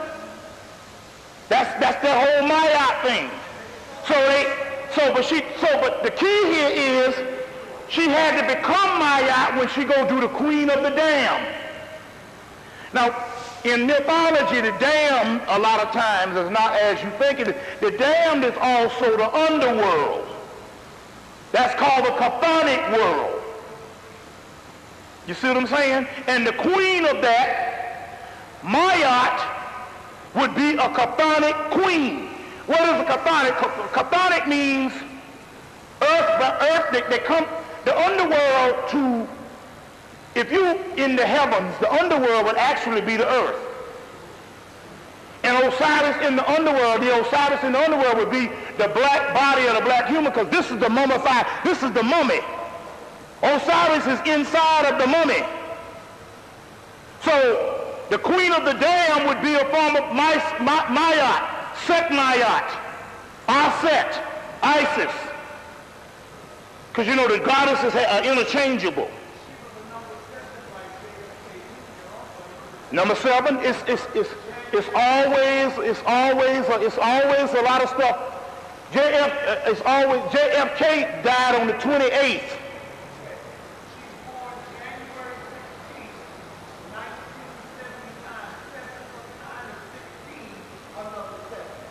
Well, it's always the 7s or whatever, you know.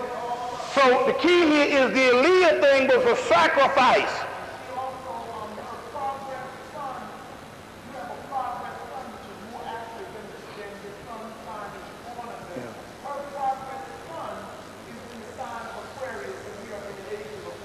Yeah, well, see, it's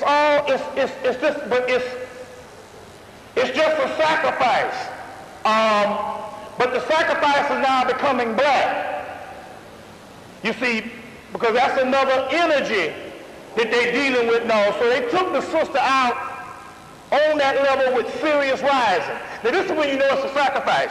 You can watch entertainment tonight, they'll never have shit black.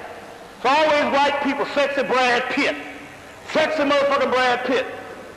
You know, black people be doing shit, all these movies and stuff, they never have nothing black.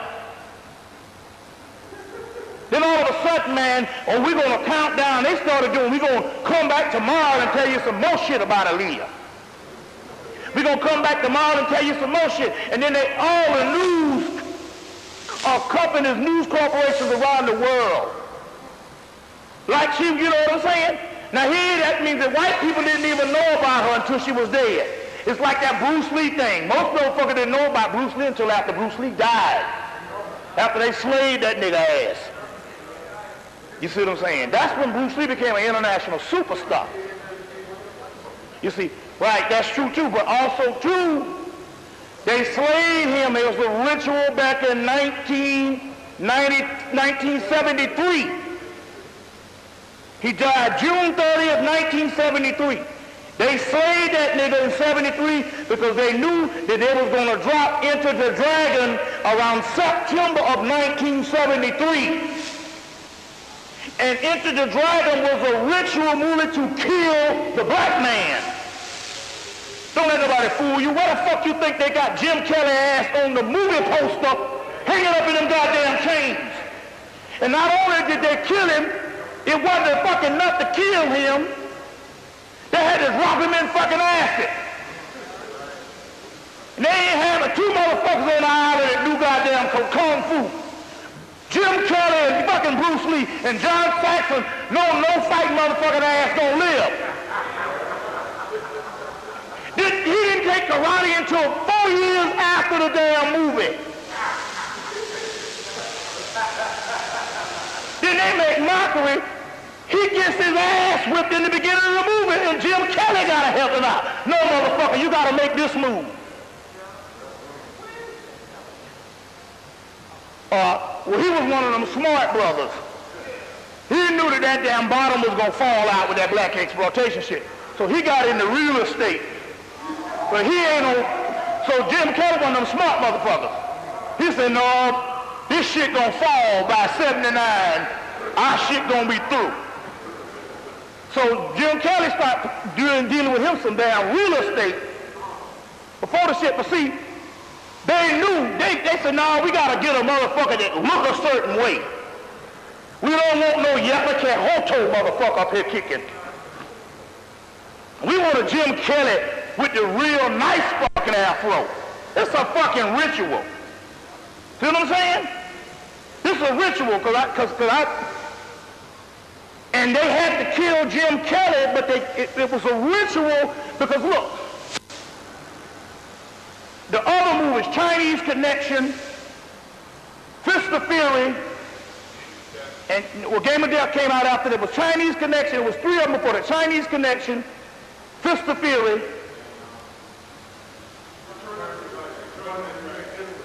Return of the Dragon, which also aired after him, but it was completed. But Chuck Norris became an international superstar because of that. But the first one where they put the most amount of money was when Warner Brothers and them picked the shit up. And they said, this is opportune time to do a fucking ritual. This was right in the heat of the Watergate shit. They said, goddamn nigga done blew the damn whistle on the motherfucker up there. You know that damn nigga found him in the hotel and shit and called his master and ain't worked a day and died 2 years ago on the bus to Georgia. Never got a job again, the guy that blew the whistle on the shit. But this was right during the heat of Watergate. And they said, wait a minute. They took Jim Kelly out and they said, wait a minute. He's going to become an international superstar when they take him out. They had already made this movie, and it was a ritual to kill the black man. And the Spirit told me this shit back in 73. This shit has bothered me for fucking damn near 28 years. It bothered me. And when the movie came, when they digitally remastered the shit in 97, and I was going to get a copy, the Spirit said, don't get that shit. That was a ritual to kill the fucking black man. You see? So they do these things. That's why the black man always dies on the other movies, on all the sci-fi movies, until they wanted black people to start saving them. Then they start living. Like one of the best movies is Pitch Black. Only motherfuckers who lived on that movie was 2 black people and 1 little white girl. You see what I'm saying? That 1 little white girl, but they had to kill the other white girl just to let her live. I said, that was a good-ass movie. There only 2 motherfuckers live in the movie. One more, that Imam, Alhamdulillah, and the black man.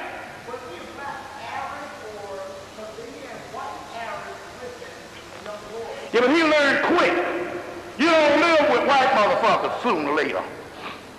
And the only reason why they both lived because the things on the planet was black. When the sun went into eclipse, that's when the melanin realm starts. And the only one could see him was the one with the 3rd eye, the black man in the movie, Pitch Black. It's a good-ass movie. That's one you need to buy and put on the shelf. He was black. His name is Ben Diesel. He's a black guy. He's a black guy. He's a black guy. Now, but anyway, they do these particular sacrifice in these particular movies and stuff. They do this particular sacrifice, and when she completed, they didn't pick her for Queen of the Damned. Look, this book here, Anne Rice is top shit. Now that means they got people all over Hollywood just trying to be that. Anne Rice and they ain't gonna put no newcomer, Johnny Come Lately, or unknown in a major movie.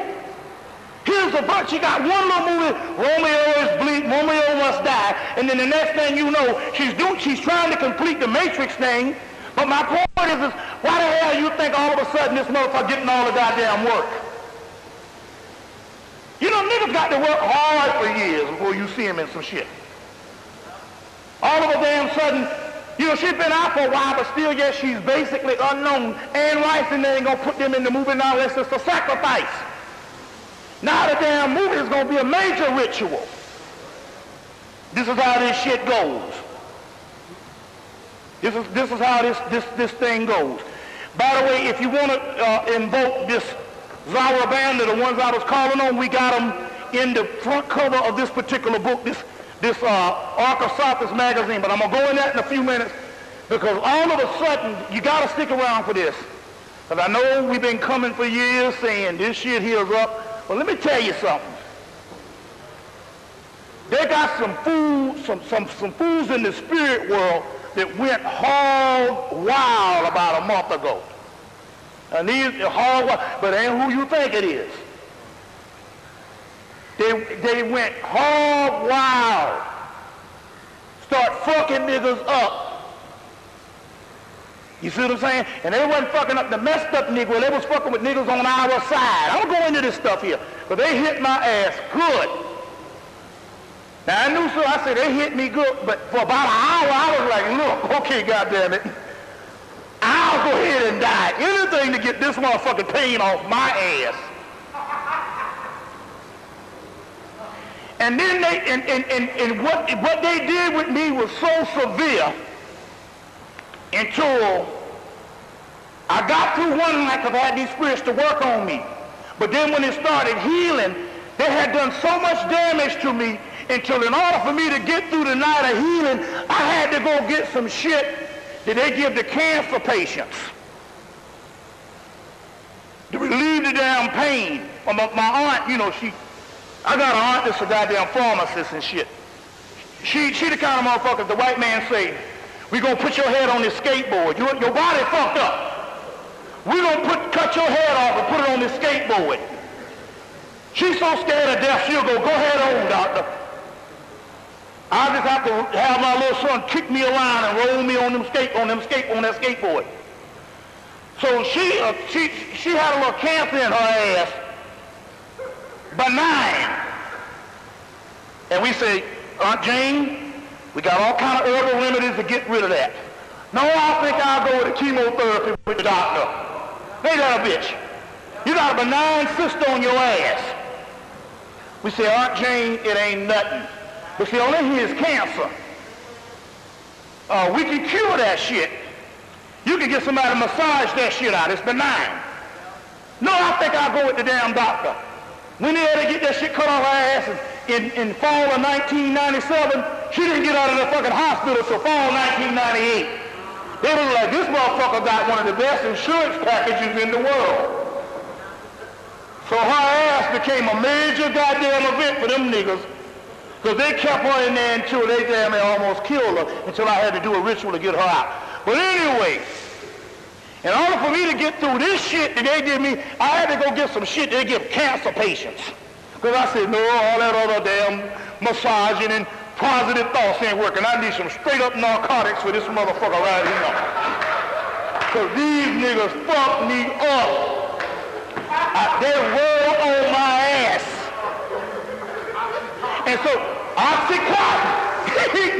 Don't say Oxycontin. He got it. It's Oxycontin. So what happened was, don't say Oxycontin. And so the Sister Kimberly was in nursing. She was like, damn, that's some shit they give cancer patients. Now you know you gotta be, when they give you some shit for cancer, your ass is hurting.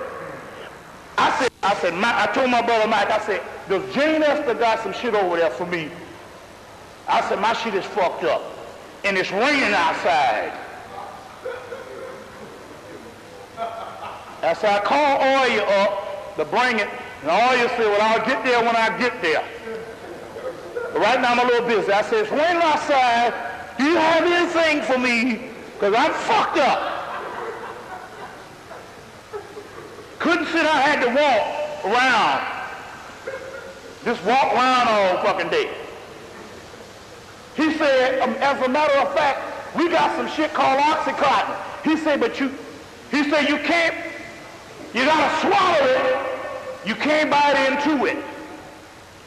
He said, crackers is biting and biting into it, and it gets you, it's just like crack. You just be fucked up. Yeah, so you can't bite into it. You gotta swallow this shit, because if you bite into it, you're gonna be high as hell. You're gonna go to another planet. So I said, well, you gotta bring that shit home. So that shit, but man, I'm telling you, they roll on my ass.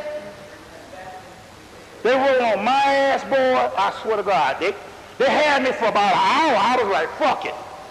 Just fuck it. Just come home and take me.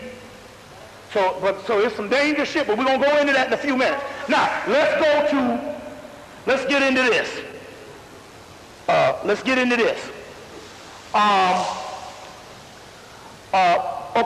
Okay, let me get into this one last thing. Now, they got this racism summit that they had last week down in South Africa. But yet all of a sudden, America got to pull out of it because the racism summit said that Zionism is racism. So what they're telling you that Israel is the 59th state and an invention of America, and under no circumstances does anything go against Israel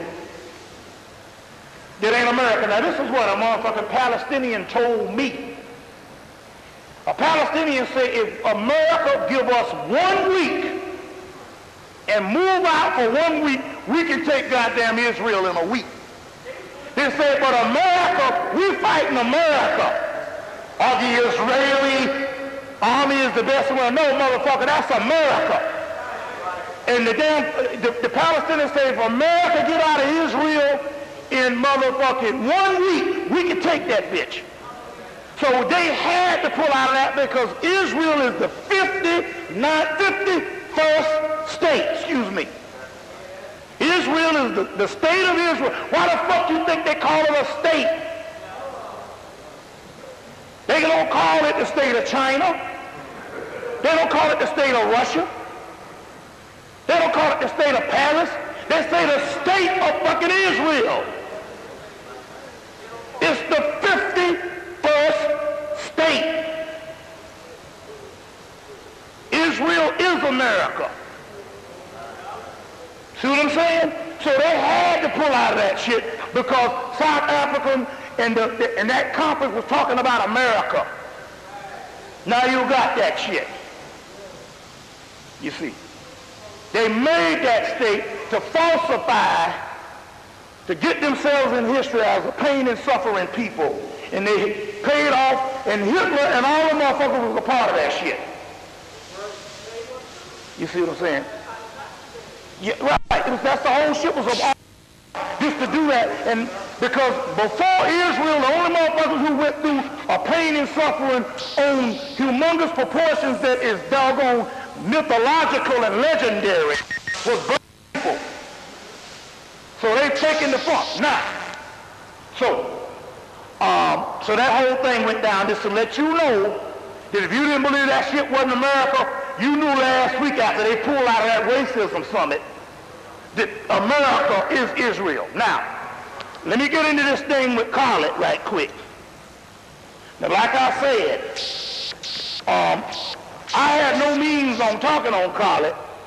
You know what I'm saying? And all, you know, a couple of things went down with the whole thing with Khaled last year and the whole summit thing. So, you know, when the thing went down, I'm not saying that I was like good riddance or nothing like that. I'm not talking like that. I'm just saying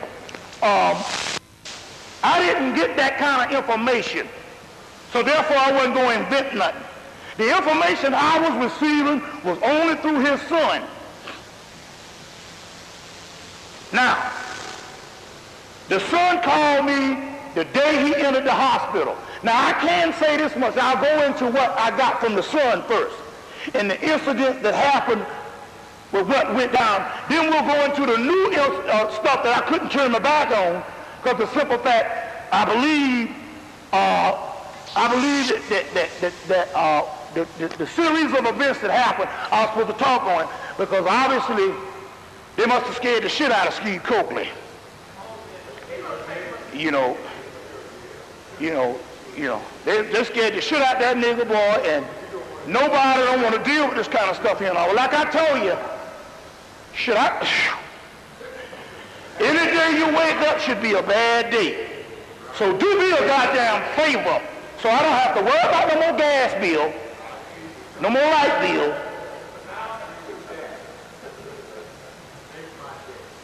No more shit getting cut off. Do me a goddamn favor. Fuck the dumb shit. Do me a fucking favor. Because, you know what's interesting? This is the most beautiful. I went out to California and was a brother that was in the nation of the first resurrection of Oliver Life.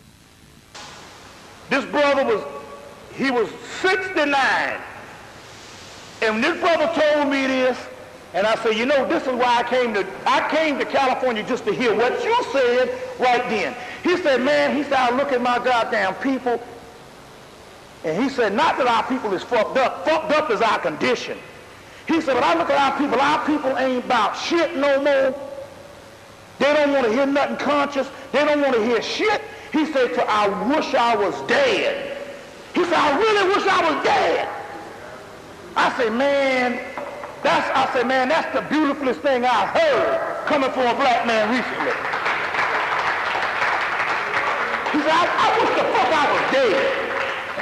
So do me a damn favor, Black Panther, fucked up, whoever the fuck you are, do me a goddamn favor. Do me a goddamn favor. I don't know what the fuck, but every time, I don't know how people live, really. I go down to the goddamn supermarket with $20 and motherfuckers be looking at me like, this is like $1.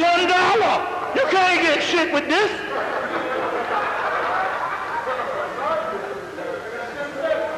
Now, I don't know about you, but shit, I don't know about you, man. But I'm just telling you. $100 is like $1.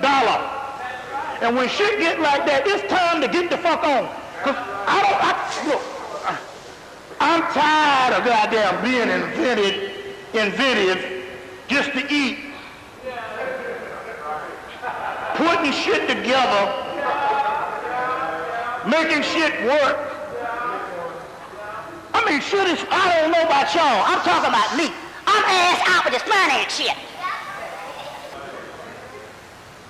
See what I'm saying? I'm liable to get some, fuck the dumb shit. I'm liable to get some goddamn Clorox. And some damn, and some detergent. And wash my drawers out in the bathroom sink. That's how rough shit is. I ain't got no goddamn washing machine. I ain't saying I'm lying. I'll tell you, I do that shit.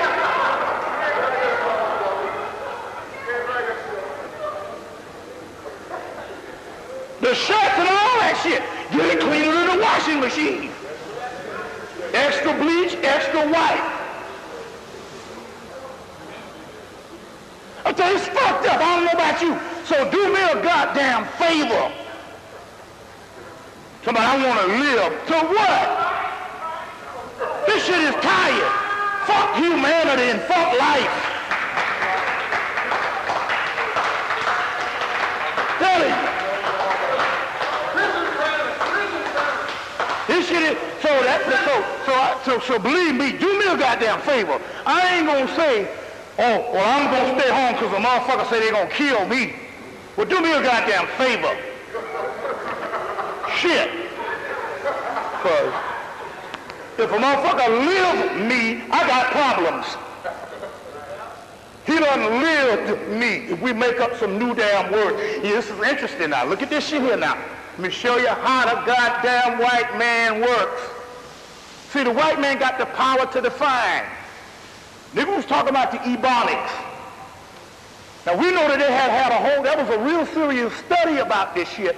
But by the time they got to the public and the white man, niggas start making jokes. Ebonics, yeah, Ebonics. Let me tell you about the white man. So with us, we were saying that we done used shit so long, and based on us being immigrants like everybody else in the aspect of everybody else, immigrants get status, so the Chinese don't have to talk right. The Italian don't have to talk right. The French don't have to talk correct English. Only fucking niggas. Okay? Now everybody else, let me show you the deal. So then all of a sudden we start making excuses by trying to use one of the most fucked up languages on the planet, English. A fucked up language that's got half of our shit in it. All right? Now, so they talk about the Ebonic shit. Motherfuckers laugh. You know them niggas talking about Ebonics.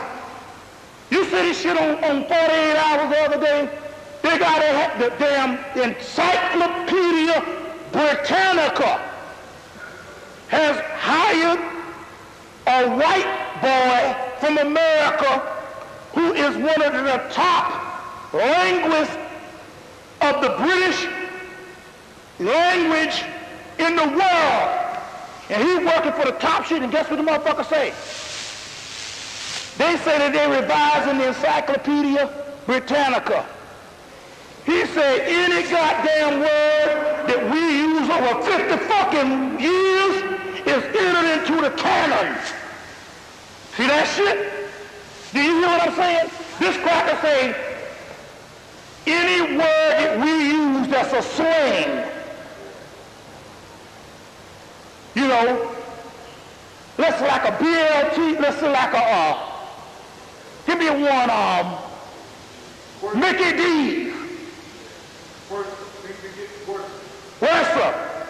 Anything that is used over 50 years in the English language that is popularized on a national scale has to be entered into the canon of the Encyclopedia Britannica. And it takes them 15 years to complete the complete version of that motherfucker. But when it comes to us, we get laughed at. See what the cracker say? You see the difference about them motherfuckers defining shit? They say we can fuck up a language, and if we use it long enough because we are of a white race, we will make that motherfucker legitimate. See? All right? It's not like that same thing we tell the motherfuckers for years ago. Black people don't do well on no goddamn tests. Black people don't do well on tests because the test is made up biased with white people. Nobody wants to hear that shit. Niggas been talking that shit since the 70s. Nobody want to hear it. Long come a show called How to Be a Millionaire. Mr. White Man, oh, he got all the answers. Yeah. Oh, here go another $10,000. Yeah. Here's $15,000. That motherfucker's about two. He about 2 questions away from the million. Got to get the radio, throw in the black question. Well, I'm lying on you. They say, throw in the black question. Because they know that Harvard motherfucker ain't going to get the black question. Be some easy shit. It don't even be no hard shit. Yeah, Underground Railroad. Something like that. You know, Underground Railroad. Motherfucker might say, Whitney Houston.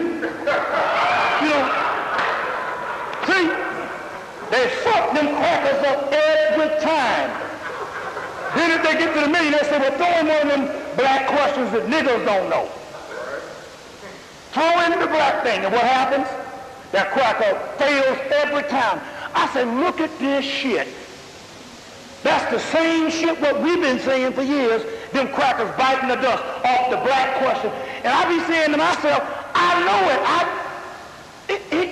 He got to know that. Just like white people been saying, you got to know that. You see what I'm saying? So this is how this shit goes down. Now, let's go into this. College son calls a day, the day that his father falls out on a Monday. He called me on Tuesday. He said, you know, Pops is in the hospital. This is California. This is the one that looked just like him. He said, Pops is in the hospital. He's in the hospital. He fell out last night and had a brain hemorrhage. And they say he's bleeding on the brain. But the doctor's saying ain't nothing they can do. I'm like, you goddamn right you're saying ain't nothing they can do. You know what I'm saying? How the fuck did he end up in a hospital? Okay. He said, we're waiting on the little Farrakhan to come down, and we're going to decide what we're going to do. This is the son telling me. So, they came down. They said, ain't nothing we can do. We can keep him alive a day and see if some of the blood can drain off of the brain. He said, but y'all got to make the decision because he's already brain dead. This is what Cracker saying. He's already brain dead, and you all got to make the decision whether you all going to pull the life support because you the family members.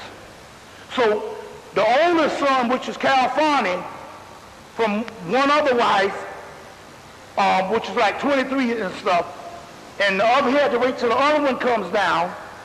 So, to make the decision. So they make the decision on a Wednesday to pull the life support. California say, Pops done came and visited me. This is what the son is telling me. Yeah, he said, Pops done came and visited me. He said, because the Pop said, well, you know I ain't into this spiritual thing, so you're going to have to help me get through. This is what California was telling me on the phone. He said, Pops done came and visited me. He said, but I met with Pops 2 weeks ago, and I told Pops, you ain't got long. You ain't got long. So, and so how I came into this thing was, this is how I got in the middle of this. California was one of the sons that wasn't speaking to college. So when I met with California, he used to call, I say, look, man, just go ahead and speak to your Pops. So when I saw Collie right before the conference, I told Collie that your son is going to speak to you. He just ain't ready right now. So Collie got with me in Soul Vegetarian in July and said, I want to thank you because my son came back and started speaking to me. So the son and them got together and they had a big day together. The son told him, you ain't got long because the son is spiritual. So you don't have long, Pops. You need to watch out. But now the son said that he had already been, the doctors had already told him about he had hypertension. We'll get into that shit in a few minutes. That's some fake shit for black people. When your kundalini rises, you automatically, the blood pressure automatically shoots up. You see, and all this medication shit for the rest of your life. Okay, so the son called and said, Pops was down, and Pops already came to me and told me, you know, you're going to have to help me get to the other side, because I ain't never was into the spirit thing. All right. So they pull the life support. This man lives for a day and a half on his own. So right there I say, see, that meant that the spirit was hovering over the body. That means he knew Miss Rudolph, Baba this, such and such this, root lady this, spiritual healer this. His shit could have been hooked right up, put right back in the body. Because people have aneurysm all the time and come back through. But see, he up in that cracker hospital. They say, we ain't doing shit. See? So the people up there, we uniting forces, we're not going to let nobody get through here and harm the black man. I'm like, motherfucker, you need to be in there looking at the goddamn doctors. Fuck a nigga on the outside. Ain't nobody going to get in here and go all the way up the damn, what's that, Kennesaw, Georgia? I say, the motherfuckers y'all need to be guarding is on the inside. That's them goddamn doctors. I say, but see, you ain't supposed to even be up in that shit. You see? So that was already fucked up. So he hung on for a day and a half. Then when he died, they had a big-ass storm came through the same time he died. You see, now,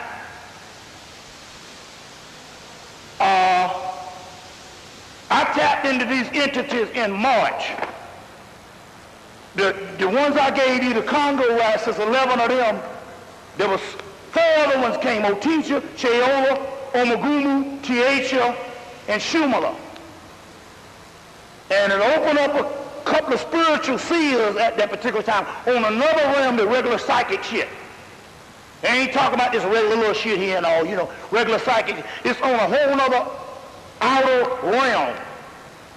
So, I asked then, this was in March, this was almost a month after. I said, well, the son said, the son's report was that Pop died of a natural death. But we already knew he done threw up in the house. That's the first thing. 3 times. And for who he is, seemed to me, you wouldn't wash no damn sheets. So, but the family was sticking to the same script. He died of natural causes. And when I saw California 2 weeks ago, he was saying the same thing, and as far as I was concerned, I believed him. See, my whole concern was not necessarily how he went out, but what can save your ass when some shit happens. So my concern was, what you doing in a fucked up hospital? You see what I'm saying? Why ain't somebody doing something other than some waiting on the white man to pronounce you dead? Why did they let Al Sharpton take his monkey ass down there before the man died? Always some shit. Always some shit. Al. And then they say, didn't Al try to get Asada Shakur back in this city to arrest her? Did you hear that shit? Al Sharpton tried to get Asada Shakur to come to fucking Miami to talk so they can lock her up.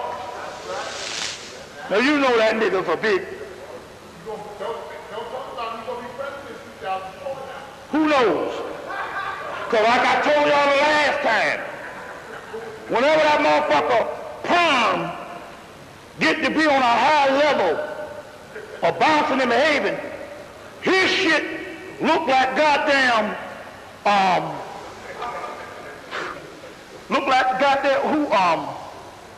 what's any cracker with brunette hair? Julia Roberts. That motherfucker done lost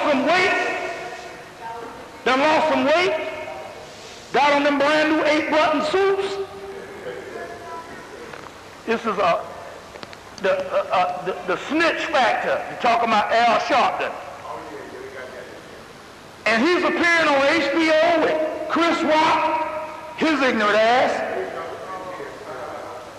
And this mother here is hooked up. So you know, anybody know that this Negro here, you know, is straight up an agent. Now. Always, yeah, now. And like they say, you know, ain't his office in the Empire State Building? Ain't his office is in the Empire State Building?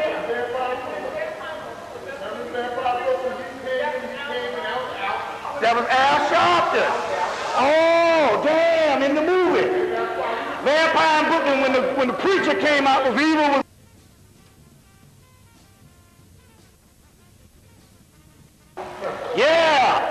yeah, so, anyway,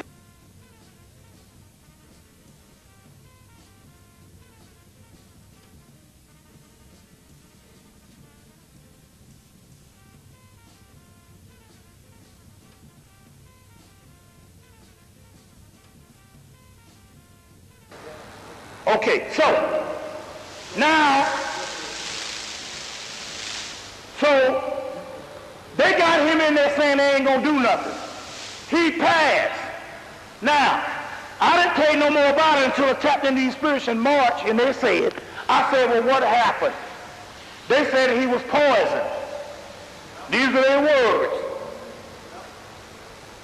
Now, I said, these cats right here, they ain't got no reason to lie. Most motherfuckers don't even fuck with them. They ain't got a couple of pamphlets out on these here. And they even invented a book, this the Congo rights.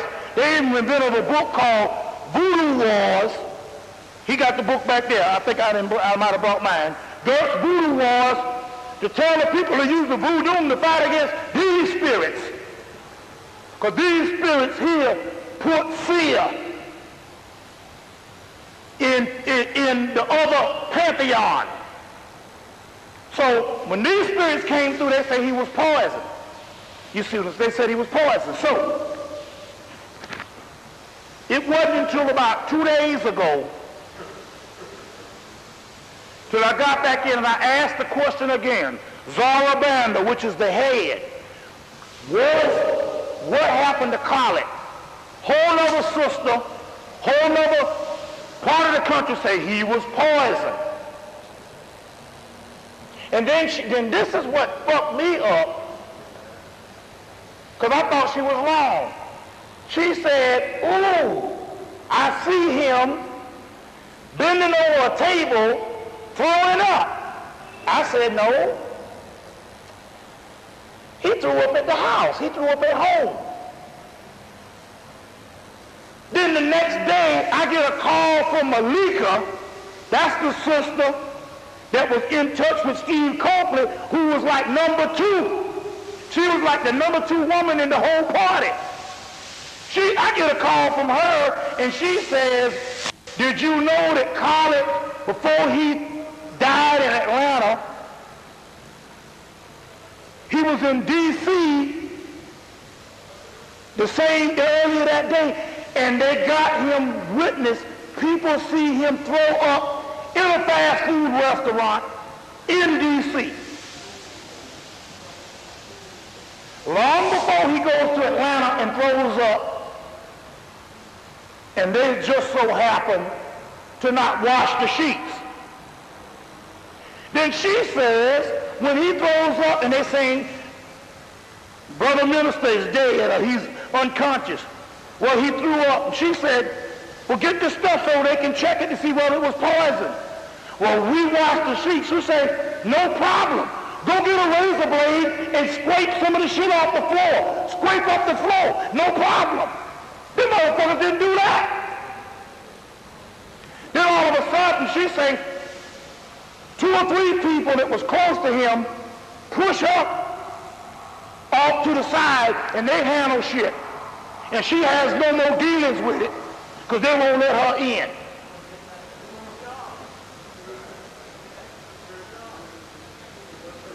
You see?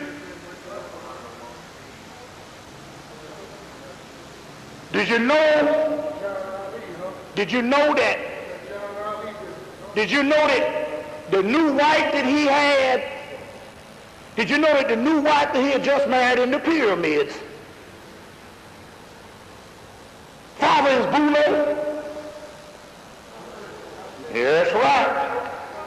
Father is Boule. Here it goes.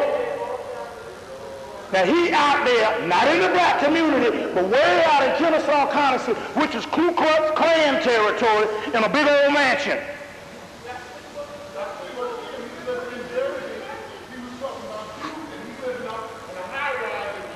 That's right. Right, so I'm just saying, a whole lot of shit going down, you know, but Boule. So this whole thing went down and all, and what's that, brother? Huh? The wife's father was Boule. The new wife he had. Now she was an old pretty gal now. Shit. Hell, I remember before she got married, she stepped downtown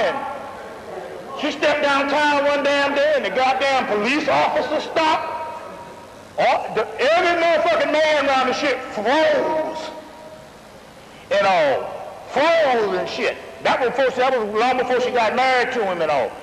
But I'm trying to say, whatever the deal was, some shit was going down. You see. So in so many words, this is the problem. And I'll let you in on another thing. Now, you can quote me on this shit, because you know I'm a goddamn deranged nigga. Farrakhan, greasy-head Farrakhan was in on that shit. Now, tell him, Bobby Hemmitt said that goddamn shit. That's right. Oh, yeah, goddamn it. Y'all know I got to be a crazy motherfucker talking that shit. Look, now, don't get along. because you know I done talked about that bastard for 6 years. I was inspired, actually. I gotta tell the truth. You gotta tell the truth. To shame the devil now. I gotta give this some credit due. I started talking shit about him in 94. And I was inspired to talk shit about Farrakhan through Daoud from 93. But nevertheless, I done talked shit about that nigga for 6 goddamn years. You do me a goddamn favor. Fuck the damn FOI and all them old bastards. You know I talk about them like they ain't shit. But I'm trying to tell you, I'm telling you right now, you hear this from Robert Shaw Hemmitt. Farrakhan was in on that shit. On Colin's death. Remember, even Steve Copeland had said that when he chastised him in 1994, that they set in motion for him to be assassinated. Cal Farney, the soup, it was interesting when I was telling you, Cal Farney went to Savior's Day, and he said he went in the house and Farrakhan said, you know, me and your father don't get along right now. Now he get along with Billy Graham and all that shit. Called Billy Graham for an apology. Wallace and all that. He said, but he looked at him and said, but you're going to turn all this stuff around. Insinuating there's going to be some shit going down. Now here it is, the man did all of that, and they put a little caption in the paper about this big in the final call. You see them in the doggone final call. Now this is what Carly told me out of his mouth. I ain't got to lie. Because it's really funny. Carly picked my ass up at the goddamn bus stop. That's where I was, waiting on a motherfucking martyr. That's the bus down there, martyr. Moving Africans rapidly through Atlanta. What that shit is called. Martyr, moving Africans. It's actually Metro Atlantic Transit Authority, but that shit is moving Africans rapidly through Atlanta. So that motherfucker picked me up at the bus stop. Carly did. One day. He said, I heard you know some shit on Farrakhan. I need to talk with you. And we were riding around and Carly said, Farrakhan told me, what? You want to get that? Yeah, you got to get this on the tape. This is some good shit. I don't give less than a damn. Do me a goddamn favor.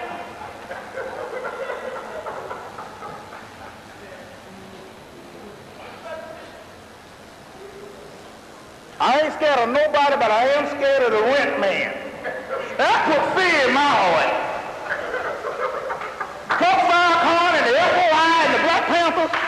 Yeah, I hear that.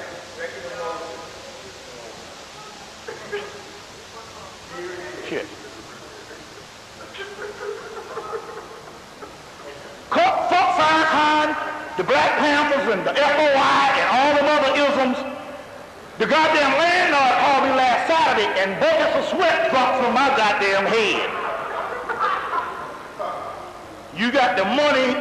I said, I got that shit. Just give me about 2 days. This shit happened.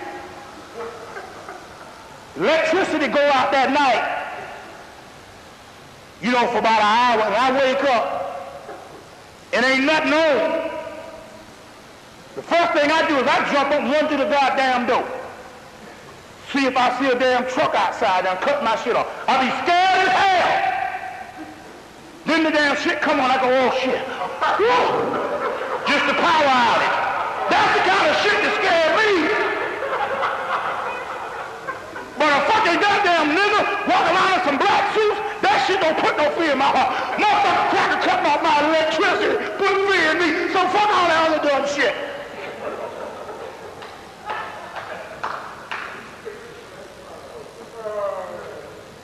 And this got so bad now, I'm so caught up in the matrix though, oh fuck the phone off, the goddamn phone off. That's the kind of of shit to scare me.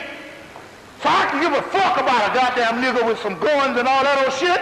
Take me off this shit. I'm tired of being scared of some fucking electricity get cut off. So I'm telling you. But she said that Farrakhan stepped to me and Farrakhan told me, you can't call a white man the devil no more. Call him the oppressor, call him the powers that be, but you can't call him the devil no more. He said, when I start, he said, I did it for a month, and motherfuckers look at me like, that's some weak shit, Colin. You know, after you made yourself legendary, you just can't just do some shit like that, you know. You know what I'm saying and all. That's like goddamn, Daoud coming up here sounding like motherfucking, Burl Ives or Donnie Osmond or some shit. And he calls it puppy love. You know that motherfucker crazy.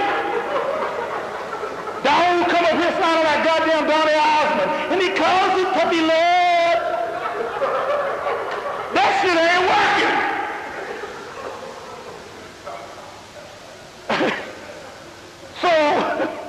So he said, I tried to do that oppressor shit and I couldn't do it. He said, my audience was leaving. They want to hear the white man is the devil, so I had to start back. And that's when I got in trouble with the King College and all that shit. So I mean, fuck that dumb shit.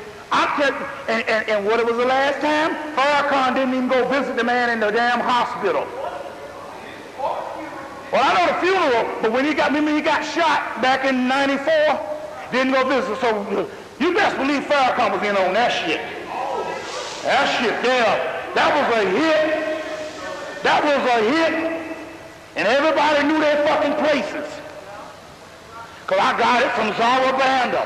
Zara Banda said, yeah, Mr. Greasyhead Farrakhan was in on that shit. Now I'm talking about what Zara Banda say. This the motherfucker keeping me alive, so I ain't gonna fuck around and not say what he say. Then the motherfuckers go, okay, then you ain't got no more protection. You know what I'm saying? The next thing you see me out there with a goddamn mini skirt on. Because some motherfucker done came and slipped me some shit. You know what I'm saying? I don't know, but I'm just saying. But I'm still just saying. But the key here is now to let you know. So in so many words, my man was poisoned. Now that's the key on that type of thing. That my man was poisoned. And so right now, you got to roll with the spiritual aspect. All this shucking and jiving shit about we gonna build a black army, come the fuck off this dumb shit. You see what I'm saying? And believe me, the shit I'm gonna tell you tonight with them motherfuckers who rolled on my ass, and these motherfuckers is dangerous. They dangerous as hell, and you ain't gonna believe who it is. This is some terrifying shit. And if I didn't have these niggas here, that's in the front of this book, I might have been fucked up. But they some dangerous assholes. I'm gonna tell you who they are too. Y'all pour riches to them every day. But we'll go into some other stuff. All right. Let's see here. I got a couple other things I want to deal with right now. How much time you got? You want to when you want to take the break? You want to? Yeah, go ahead. If you want to do that. Okay. You do that so we can come back and we can really get, how long are we going to stay after this? Yeah, let's do this, and we're going to do that, and we're going to come back. Now, with all my tapes and videos, for the people who have the book, it's at the bottom of most of the pages. You contact 404-344-6862. That's 404-344-6862. And that's called the Ark of Sothis. Contact Sister Delbert Morris and stuff, because she's the one that's business partner that's in that takes care of all of this stuff in the actual catalog. And that's a catalog that, if you look in the front of the cover, it talks about how we both came together. To form this thing and all. So it's called the Ark of Sothis, which is the Star Sirius. But the contact number to get in touch with all of the books and the tapes, there's metaphysical books, tapes, and all my complete library, over 200 videos, is 404-344-6862.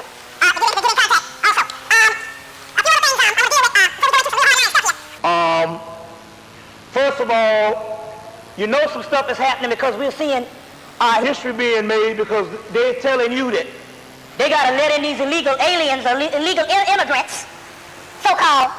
Got to let them in just to, they got to let them in just to, they give some kind of work pass. The people that's already done crossed the border. Now here it is, you can't sneeze the wrong way without them locking up your ass. But here it is, so people can go across the border and quote-unquote break the law, as they call it, because ain't no laws are made to be broken. They always tell you that too. But yet they give them a voucher, and the president even give them a voucher. Now why are they doing this? They have to do this with the doggone Mexicans and get them to work because they done wiped out niggas in the United States. And if them Mexicans ain't working, they ain't gonna have no America. You see what I'm saying? So they gotta have them Mexicans to work because they done killed so many damn black people and then got rid of the major workforce and stuff, so they got to have them damn Mexicans. And plus also too, something in our damn archetypes and stuff is saying, fuck a damn turning back some bed sheets and some job. You know what I'm saying? Or washing out some goddamn shit-ass toilets or some crackers and all. So, but on the other hand, they're doing this because if they don't do this, America will fall. So that's why they got to do it. And also, they're doing this thing because of a ritual. They got to make America Mexico because that's how they saved themselves. They will say, well, we done wiped out the Native Americans, so we will just get that offspring or the left behind Native Americans are part of that, because Native Americans was black, basically. I don't know what these damn motherfuckers, white man with a feather in his head and shit. You hear this shit here? A goddamn white, all the only motherfucking damn Indians I see now is a white man with a damn feather in their head. And shit. If anybody can grow a damn long hair now, can call themselves a goddamn Native American and shit.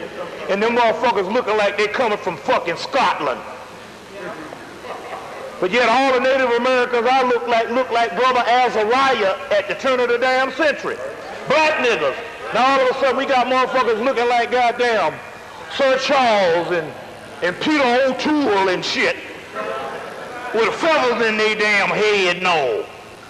You know, looking like goddamn Sir Lawrence Olivier and all kind of shit with feathers in their head and some wigwam shit. You know what I'm saying? Calling theyself goddamn papoose and all kind of squaws and shit. You know, but they got to give it to the Mexicans because that's a leftover strand, because what they do is when they try to give it to them, so they say, oh, okay, God, this ain't our country, this is Mexico. That's a ritual. That is a part of trying to damn run for cover. Give it to the Mexicans. You know what I'm saying? Give it to the damn Mexican. All this shit. Now you hear this shit here, they said, now look at this. Them crackers said that it is safer to clone humans than animals because there's less birth defects. Now we know damn well 9 out of 10 human beings is lost their goddamn mind. Crazy as hell. You know what I'm saying? But yet, they say that it is safer to clone a damn human than it is an animal. You see? And that is because with the whole stem cell research and all that, they're going to drop the whole cloning thing. They're going to make it official. They've been cloning since 1945, but now they got to make it official. So they come out with saying it's safer to clone a damn human than it is to clone a damn animal. You see. And we pretty much got into this also too. A damn cow has a child, what? They have one calf a year? But yet McDonald's can't seem to run out of motherfucking burgers. And we talked about this last night. You didn't figure the shit out. They ain't had no real meat in this country and real food in this country probably in damn 15 years. All that shit is cloned and manufactured. All that shit on the shelves is cloned and manufactured. They came out with 8 cloned cows in June. And they said, what you gonna do with these? They said, well, we ain't gonna kill these. These are prototypes. We're gonna take these and make food for the supermarket. That's because all that shit, come on, let's think about it now. Every country in the world is in famine, but we can't seem to run out of no damn food. The supermarkets is full. And you ain't figured the shit out yet. We got endless supply of food. Hell, in 1983, McDonald's was saying over 1 billion served. That was goddamn what, 17 years ago. And since 1983, they done had about 800 new franchise of chicken places done sprung up. And you ain't figured this shit out yet. The earth can't produce that much food. The bald eagle gone. Snails gone. Tigers gone. Seals is dying. Everything dying, but chicken ain't running out and beef ain't running out. And you ain't figured this shit out yet.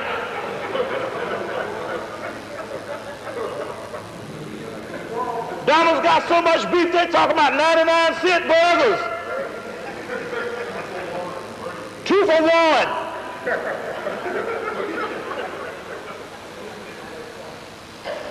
And I don't know if they might have closed them all down up north, but down they still got them churches down south. Know what I'm saying? We talking about goddamn 10 short thighs and legs for $4.99. Food high as hell in the supermarket. You ain't figured this shit out yet. It ain't just no hormones, no. They cloning. They're making them motherfuckers like every hour. Think about it. Man, it just don't be, you go to the damn turkey, it just don't be one type of turkey, it be Butterball. Goddamn Purdue, Tyson, Honeywell, Honey Glaze. Where's out? They got an endless supply of food. You know what I'm saying? But they got damn humans extinct. Like they say, you got to find a real black person, you're going to have to go to a museum. But yet they're full of food and you ain't figured it out yet. They ain't growing shit. All the farms closed down in the 80s, remember? Most motherfuckers got out of farming, but yet they got an endless supply of food. That's because all that shit is cloned. That's why they gotta have all that antibacterial shit. That's why they got Alzheimer's and all that kind of crazy stuff. And and fucking this new diabetes craze. That ain't some shit they giving niggas. You see? Now, going into this thing, first of all, on September the 16th through the 17th, they're supposed to have another cosmic lineup that's going to form a perfect Star of David. Now, first of all, it ain't no damn Star of David. That just means 2 inverted pyramids means as above, so below. But what that shit really mean is this. Because this is what motherfuckers don't want to deal with. They like the damn almost like to crucified me down in Atlanta when I started talking about this shit. That motherfucker there done lost his mind. He done lost his mind and shit. Ginger left him and he done gone crazy. He missed his girlfriend. He talking about pussy so much.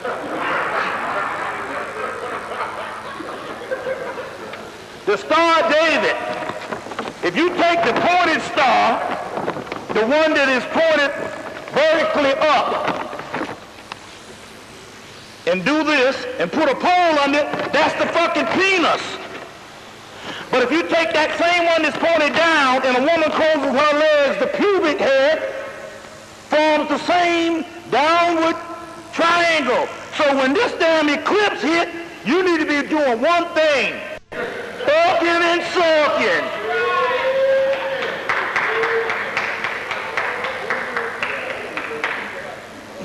You hear me? Knocking boots. Slobbing on some knobs. Fucking and sucking. And yeah, now remember now, cause see all the little Hebrew niggas, the sucking is not with God. Go to India. They got a whole temple. Them motherfuckers be licking on that clit and slobbing on that knob. In India, they even got it in Hemmitt. They got a woman bent over licking her own clitoris. So all that freaky shit is what's in style. So get busy. So when this shit say,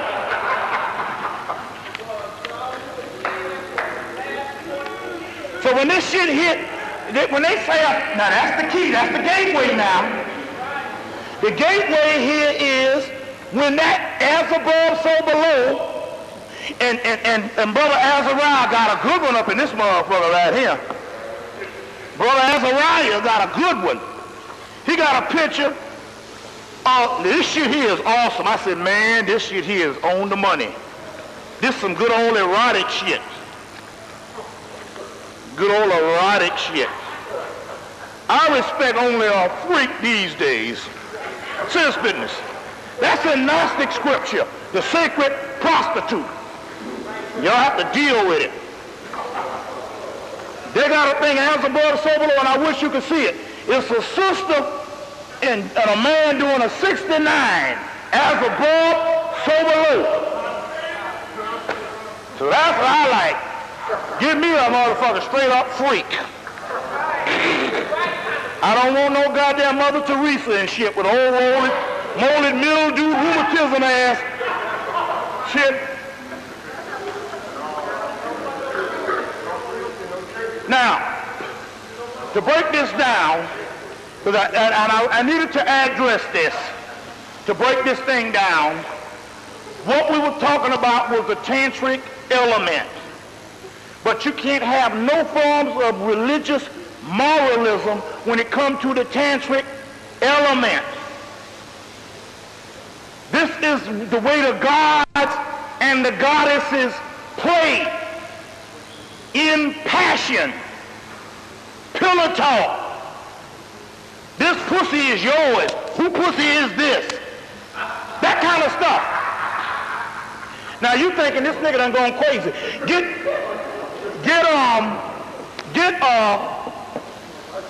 Henry Corbin's book, Creative Imagination in Sufism. Henry Corbin's book is called Creative Imagination in Sufism, or it's also called, the new name is Alone with the Alone. This is coming from Sufi. And they was talking about imagination. I'm saying what they talk about imagination. And then when they broke it down on the tantric level, they talking about all that freaky shit that you like in your head, but you wouldn't dare say based on the matrix and the society. Remember in the Matrix, he told that motherfucker, you're going to be on time, or you're going to have to find yourself looking for a new job. That's talking about breaking down that godhood and keeping that shit dormant. So what we're talking about is these entities and these energies in us that can only be brought up through passionate sex. Tamas, Russes, Gunners, Ojas, Shaktis, and Kalas. But you can only bring these things up if you just get wild. So we talking about a motherfucker screaming so much until you be like, you better shut up because the cops gonna come. Now you thinking that this is some crazy stuff, but what we're talking about here is a level of passion that breaks into the chaos realm that goes beyond the matrix. The matrix contains you in an orderly fashion.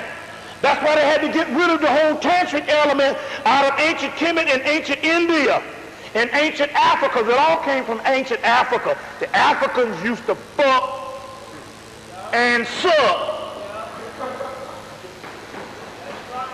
Now I ain't talking about them motherfuckers over there now, that old, I ain't talking about them. Them is Arabs and British and also that particular part where they're cutting off clitorises and all that shit is a degenerative part. I'm talking about equatorial, ancient Africa, pre-dynastic, even before even Hemmitt came, where they used to do wild shit,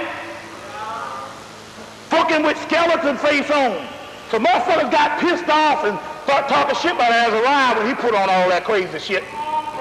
And all it was is some damn he was tapping into the African level when I dare niggas sit up there with a face painted.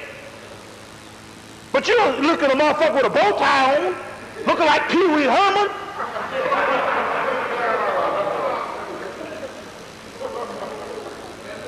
This is the stuff, some people are asking me, we need to get into some magic and all that kind of shit.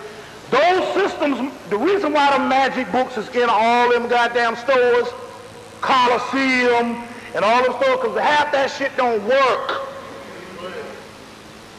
Them crackers use that shit so much until when you use it so much, you saturate it, because none of these systems was made for mass, organized worship.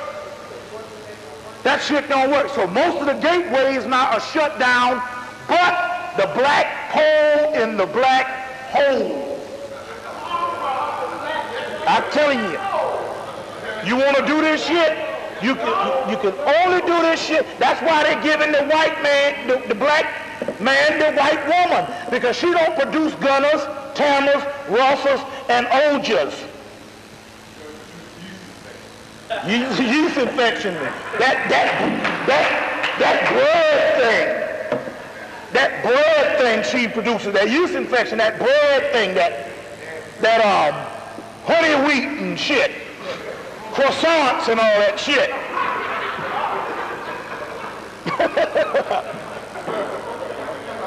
Honey wheat and croissants and bagels. Bagel all out the ass. She's bageling. But you have to break the mind of humanity, which means you have to become gods and goddesses, but you have to become chaos beings. That's the primordial force. And the more and more pure you are, the more you shut that shit down. That is the reason why free sex had to go from the 70s.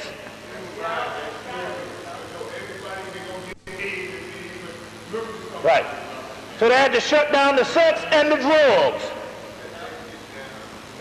The sex and the drugs had to go. Especially all that psychedelic shit. I know y'all thinking, because I know that this is a bad taste, because I know that we've had some bad shit to go on through drugs. But I ain't talking about, I'm talking about that shit that them crackers was experimenting with. And all that to shut down all that sex and drugs. You just don't know about that shit. I'm talking some Timothy Leary and some Robert Anton Wilson, some sex and drugs. We got a book out, Sex and Drugs. You see what I'm saying? Hard to find black lights and stuff. You know, so we're talking about being creative, breaking into the archetypes of the collective unconsciousness. But you can't do this shit now if you goddamn Puritan and not the divine whore. I'm going to get into some shit tonight. I'm going to tell you what Oshuna and them said tonight. But this is some, I know this thing sounds crazy. King.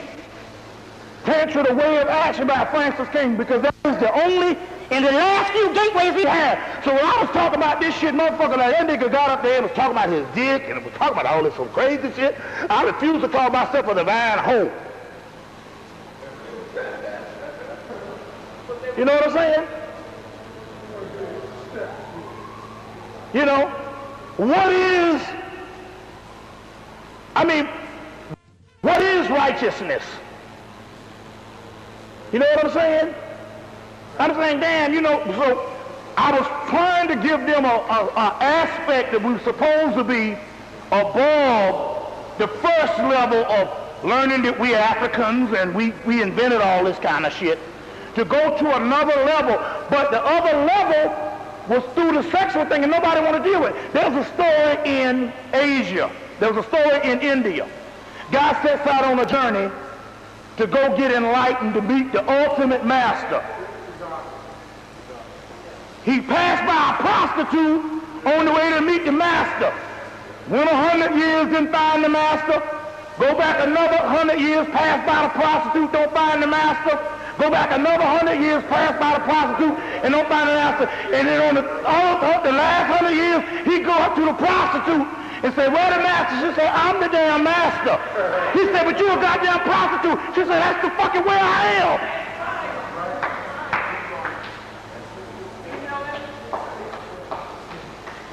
So the whole time that nigga could have been unloading some crumb off his ass.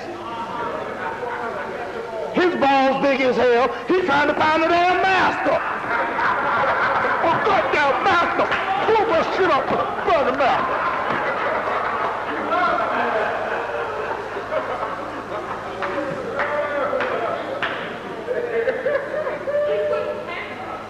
He couldn't handle the truth. That was the master. She came in the way of the divine whore. Why the hell you think the Jesus story, he don't befriend nobody, but he get right when it comes to that prostitute. All y'all righteous people and all y'all righteous ones.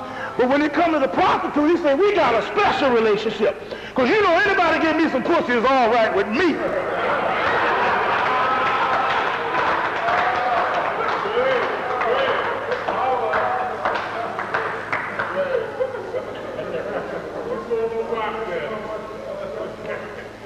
You see? That's the thing. So I got into that. I got into this in the conference too, and I want to say that. Going right along. I want to just get through this sex thing because everybody tripped, but we just got to tell you how the shit is so the motherfucker don't think I'm crazy. I'm looking at this, and all the studies has led to this. Bumping and grinding. Why? Because it's it is the only thing that the damn white church and the rule have been over you tell you can't do. That's the thing they tell you. Why the hell you think they got the campaign of these T.D. Jakes and mother woman art thou loose? And they got thousands of motherfucking women and shit doing this shit here and all. You know what I'm saying? Well, I'm all frustrated and shit, you know what I'm saying?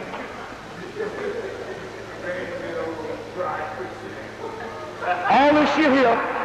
And they telling women out there working, they telling the black woman psychologically, don't fuck.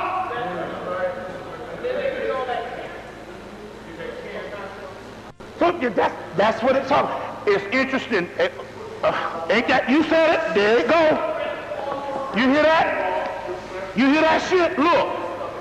Here it is right here.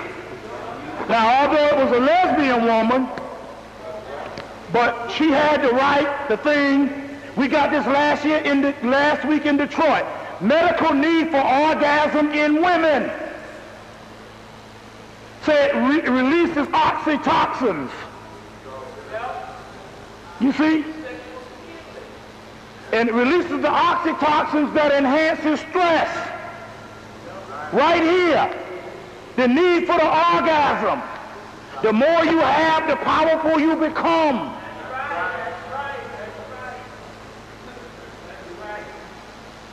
So one sister told me, she said, can I do that shit masturbating? I said, you damn sure can, baby. I guess there were no men around, she said. Told me that shit in Charlotte. But she was honest, because a bunch of them up in that motherfucker wasn't saying nothing, they had no man. She was like, wait, fuck that, you talking all that good shit, and I do that shit masturbating. I say, hell yeah. You know what I'm saying? Get you some toys and whatever. Some Tonka toys, some G.I. Joe motherfuckers, some Big Jim, or you can even get Barney, little purple ass. Barney, you's a big fat purple ass dick.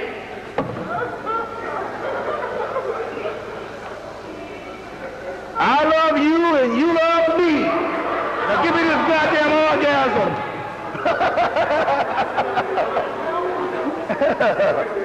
You's Barney ass. So they're talking about this. I just wanted to just get through this little thing right quick on the little sexual thing, because I was trying to tell you. Now in this book, Modern Sex Magic by Donald Michael Craig, in there they talk about Modern Sex Magic by Donald Michael Craig. First of all, on the temple walls, eating pussy is called cunniling. Cunniling or cunniling. That's on the temple walls. It's in this book. It's also, they show it in the damn book where them niggas in India eating, clicking on that clit. Check Kama Sutra, all that shit, where they're licking on that clit. I'm going to let y'all in on a secret. White motherfuckers didn't even come up with that shit. I'm talking about this. When we was thinking it was a white thing, the head white people had tapped into the Kama Sutra when the damn British conquered India. And they started eating pussy based on the damn Kama Sutra, and the shit went across the Atlantic, and then farmer boys started doing it, and you was thinking that it's a redneck thing. You didn't know they got that shit from the Africans. In the Kama Sutra. You see? Now in here, they talk about it, two things. They talk about it in this book, Modern Sex Magic by Donald Michael Craig. They talk about several kinds of orgasms. Multiple orgasms, sequential multiples, compound multiples, and serial multiples. That's the one you want to get up to. Where you get a fire alarm, just going off at one time. Like fireworks. They talk about they got an African tribe. They locate in here. They got an African tribe where they teach the women to skeet and wet up the wall. Not with no piss. With semen or a form of female ejaculation. And these African girls, by the time they're 13, they got to know how to wet the wall. I said, that's some good old shit right there.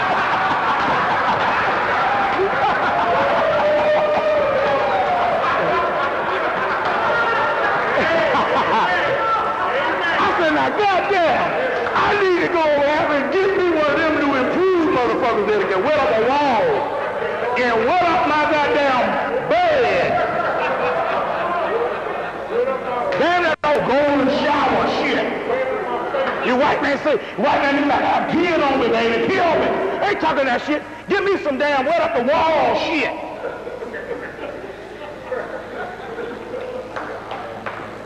They got it in this book, African Girls. They got this shit. Donald Michael Craig. Them sisters have to wet the wall. We need to get some of them motherfuckers up in Harlem. Make us some money. Tell them you got to get the elixir. It'll cost you $200 to get the elixir. Wet the wall up. And that's the semen. But what it is it is done by massaging the G-spot. They talk about the G-spot up in here. And you massage that G-spot and you get a liquid that come out of that shit. That's elixir. That's the spot. Get some of that shit then, and I don't give a fuck. Mix that motherfucker up in some warm.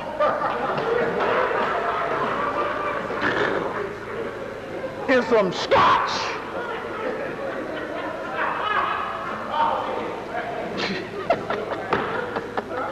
Now y'all crazy, but I'm talking metaphysics here.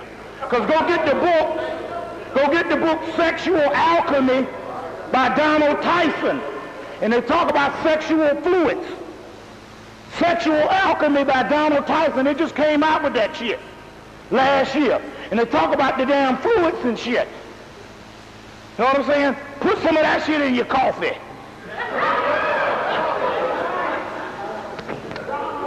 Donald Tyson.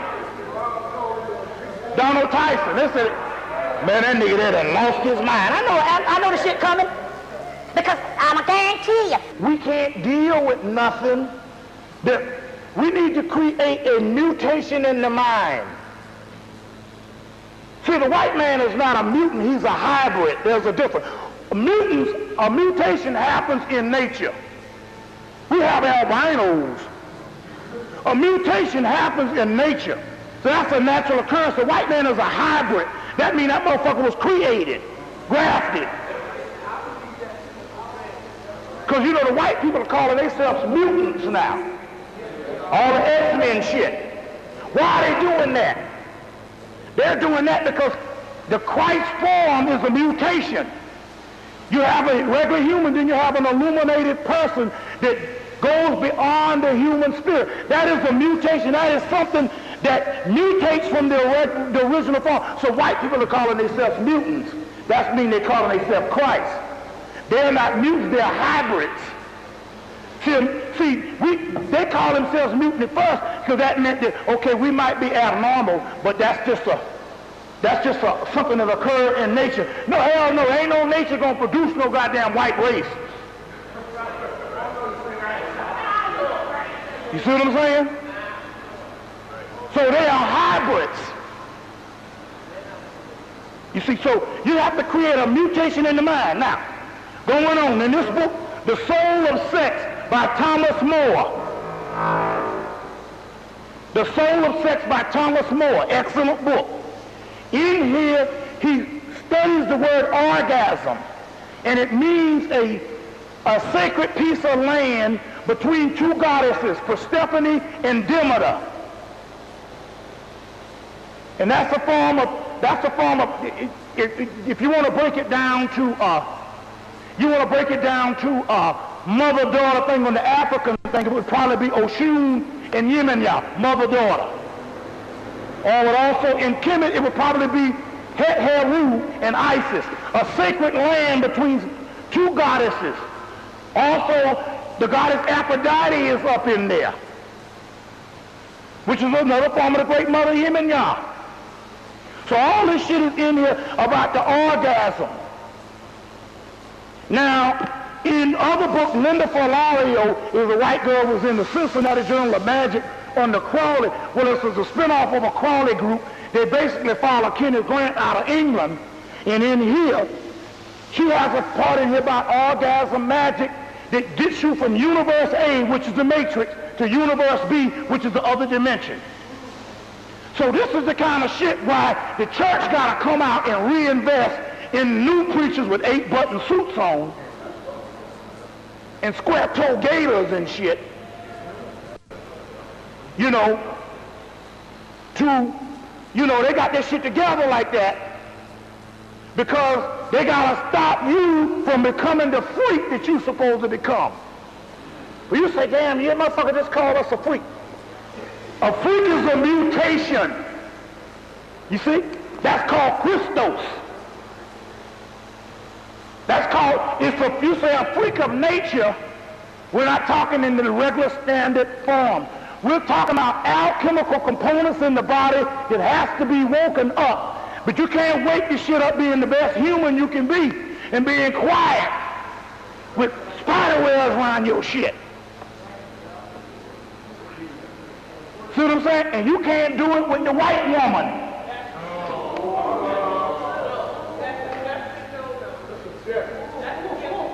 You can't do it with the white woman. Or no other kind of woman. Chinese don't have this shit. You fuck around and get some Ed Foo Young.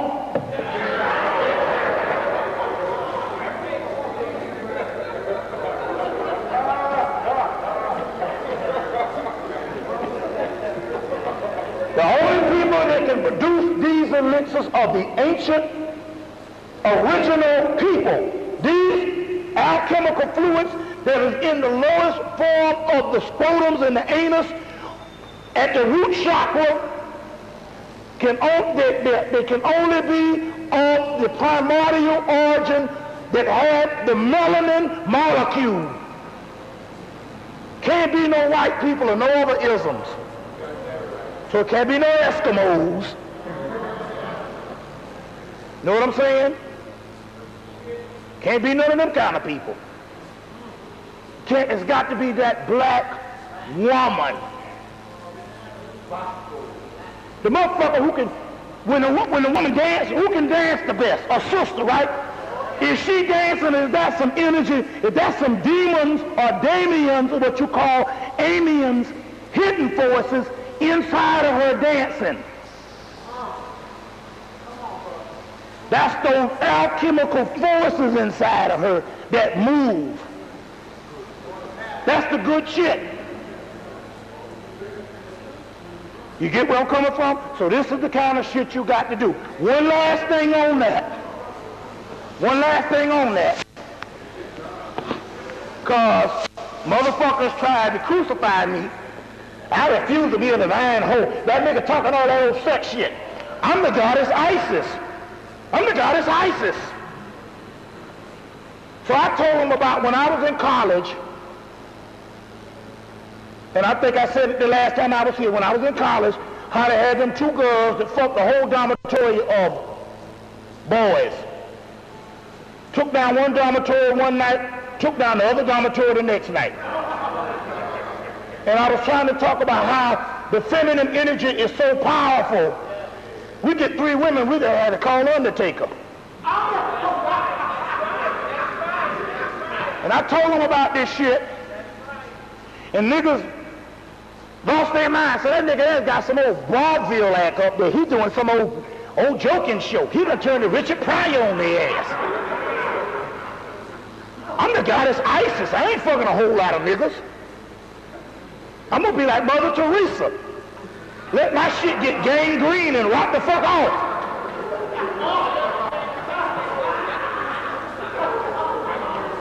She probably lost her clitoris at age 19. That shit rolled under the bed. Her shit, Mother Teresa's clitoris probably rolled off like an old BB. Like a Boston baked bean. It probably big as a Boston baked bean. She ain't had that in a while. That shit probably just went boom.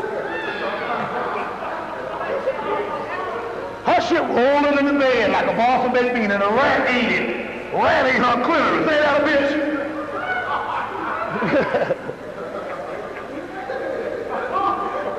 Ain't that something? That's the funniest shit. They had a movie called A Killing Machine with Sonny Sheba. Might have seen that shit back in the day. Killing Machine. And they had raped this little girl, and Sonny Sheba came in there and cut off their dick and threw it out in the road, and a dog, an old damn dog with the mange came and was eating the hell out of that dick. That's what happened with Mother Teresa and these old Puritan, nun-ass hoes. Now, hold on. So, I'm the goddess Isis. I'm the goddess Isis. I would never screw nobody like that because I'm the goddess Isis. Well, let's see what the fuck Isis says in this book. All right? Let's see what Oshun and Isis. All right? Now, see, I knew I'd get your ass. See, Dr. Ben say, when a motherfucker don't believe you, put that scholarship on their ass. Put it right in their face like Dr. Ben say. Okay then. I ain't no fucking hoe. I'm the goddess Isis. I'm the goddess Isis. I'm the goddess Oshun. I'm the Virgin Mary. I'm Mayat. Well, let's see what the fuck Isis and Mayat does. All right? I'm going to put it right on you. Let's see how big a good old,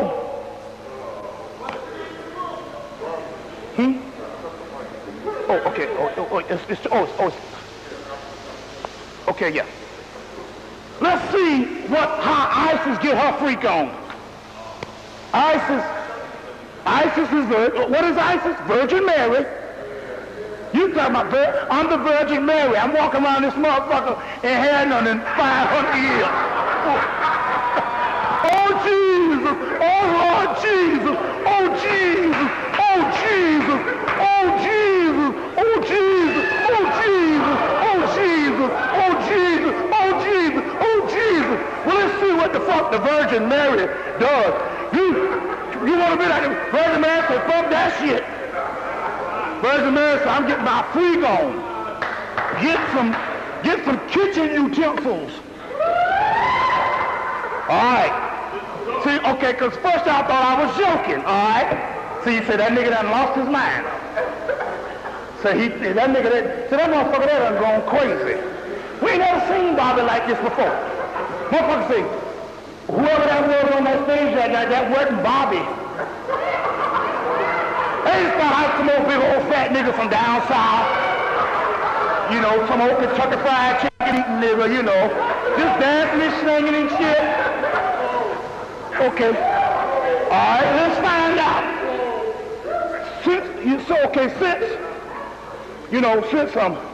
Let's find out. Let's find out. Now, do your homework.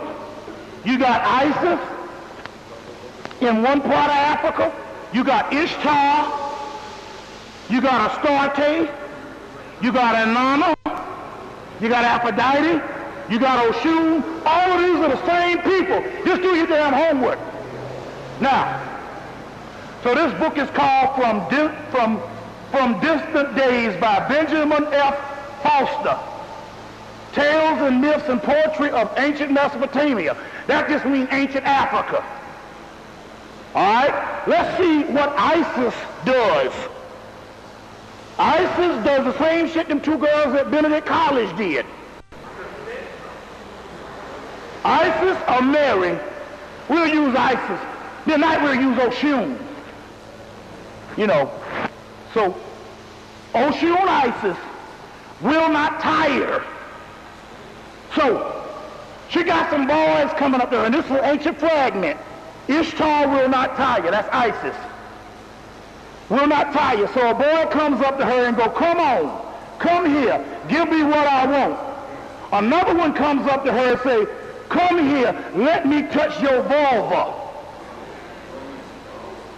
You see? So this is some straight up Rick James freak show shit coming right out of damn the ancient world. This is all that fragments and shit they got over in Germany. So they got a lot of shit in Russia and in Germany of sexual shit coming out of Hemmitt, where them niggas were doing orgies and all kind of shit.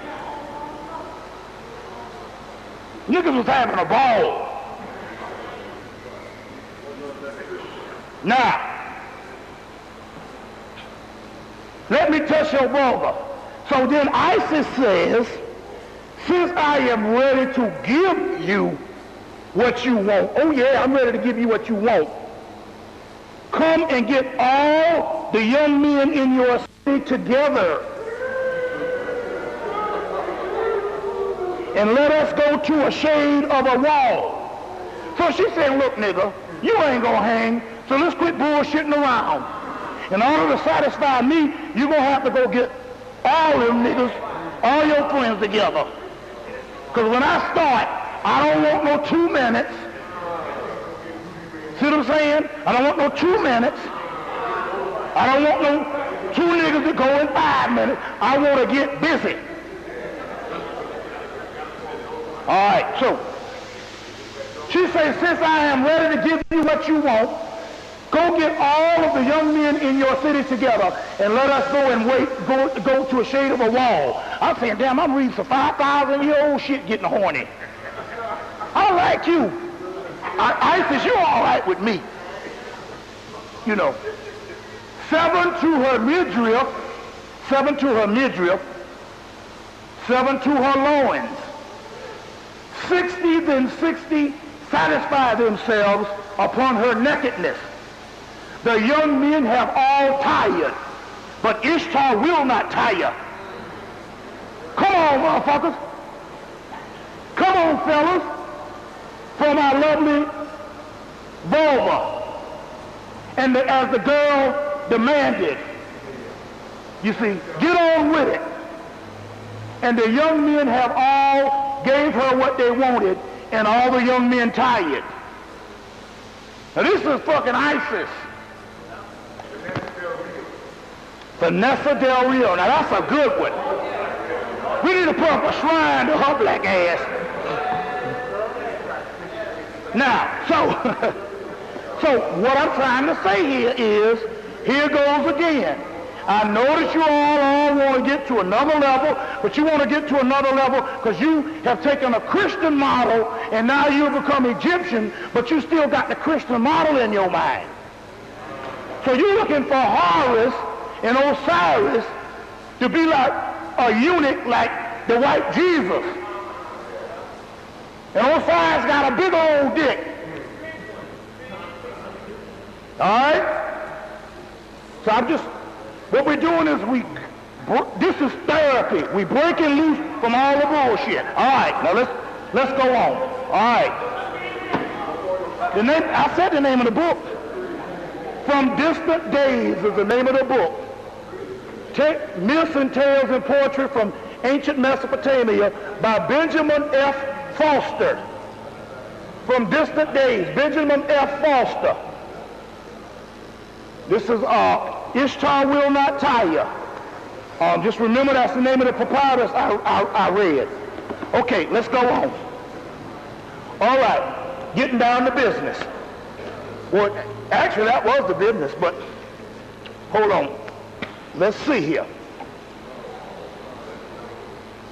How many people have been having irregular heartbeats? How many people have been having mass, fast heartbeats? Your heartbeats have been going real fast. Palpitations. First of all, you have what is called the primordial heart. The primordial heart is a other dimension that is inside of your heart chakra. When it sets itself up into your heart chakra, this entity or your own soul replaces your regular heartbeat with another pulsation or heartbeat. With another pulsation or heartbeat.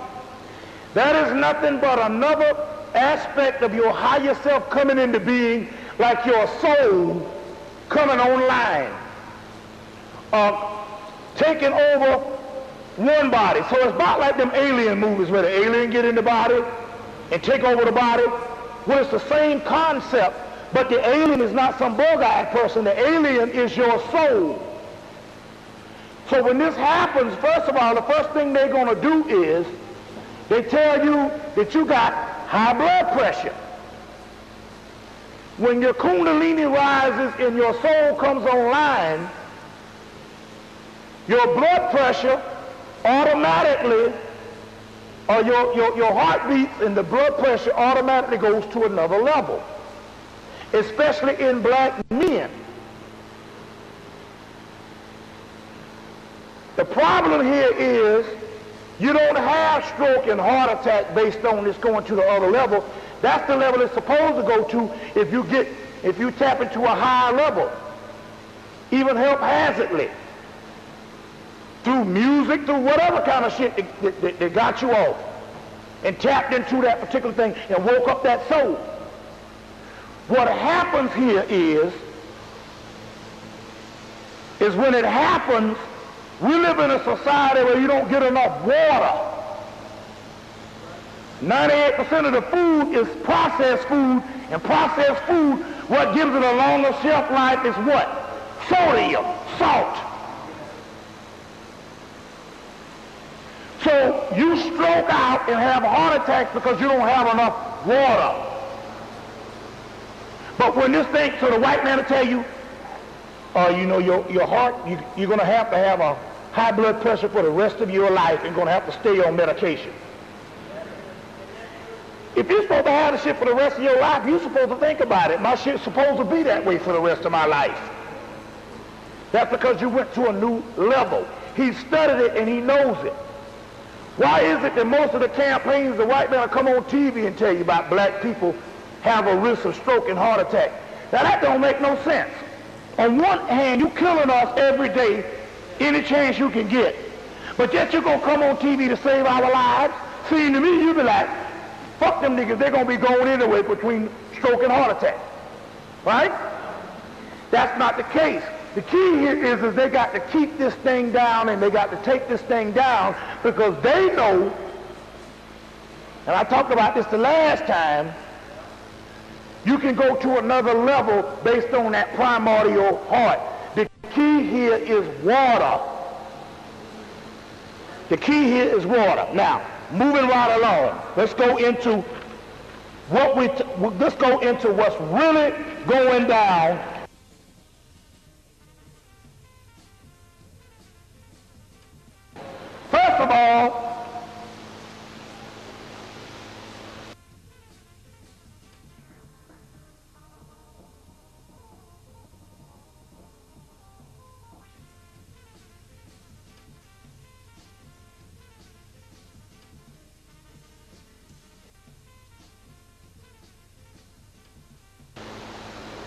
First of all, it says in Hilton Hotima's book, The Sons of Perfection, that one of the key links to the pineal gland is the prostate gland. And the pineal gland is the Horus gland. So if Farrakhan's prostate is fucked up, he ain't hooking up with no pineal gland. So why the hell they following that nigga telling me he the man of God? He gonna get the people out of this shit. But the key here is they're saying that prostate cancer is high among black men. Why is that? That's because they're fucking up the prostate, because in this book he says that the prostate gland is directly connected to the pineal gland. Hilton Hotima, he wrote on stuff on the pineal gland long before Richard King and all of them. So that's all of a sudden the black man is coming down with prostate trouble. See what I'm saying? Very key how this shit is going on. You see, very key. Hilton Hotima's Sons of Perfection is dealing with that. It's all in the line and order on what we're talking about here. Now, let's deal with what's really going on here so we can get another clarity on where we are at this particular time and what we need to be doing. It all started with the Hale-Bopp comet in 1997. Now, to give you a recap on this, because we talked about this. In 1997, they had the Hale-Bopp comet. Then you had them Applewhite people. That's those people that's, I can't use the mic no more, right? Okay, yeah. That's the people that killed themselves out in California, them 49 people. So there was a ship behind Hale-Bopp, those Heaven's Gate people. And they was killed themselves behind the Hale-Bopp comet, saying that there was a ship there. You know what I'm saying? That's a joke. White motherfuckers trying to get on the damn ship. A spiritual ship, not that shit they make in Area 51 or whatever. But they even had a black woman, old fool-ass black woman, gonna let some damn white people talk her into getting killed. But if anybody would go to the ship, she'd probably be the only one. Huh? Castrated themselves, all of that. So they talked about how they were supposed to go to the other level on this ship. So immediately, people was laughing, and then they had what is called a remote viewers from Emory University, Lieutenant Colonel Ed Dames and Courtney Brown, come out and go, we're remote viewers. They said, what is remote viewers? This remote viewers was developed by the United States government in the 1940s, psychic spies. Get the movie The Fury. I think that's the name of the movie. The Fury, with 1978 with Kirk Douglas.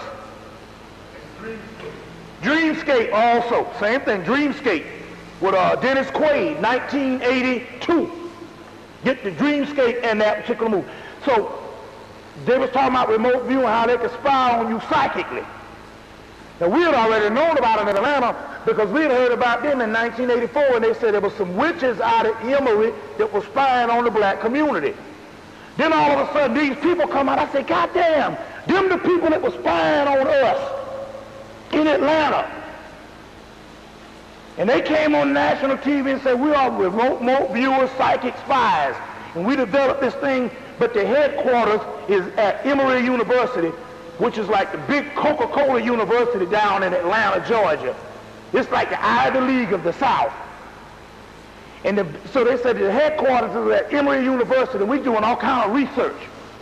And they said, so what? They said, well, there was no physical spaceship, but there is something behind Hale box. They said, but it's more like an intelligence, 3 times big as the Earth. Now, they had the most accurate view of this shit. Because even in the Golden Dawn Society with Israel Regarded, they had been talking about, they had been seeing this shit in the early 1900s. You see. So they've been tracking this shit for years. They knew it was coming.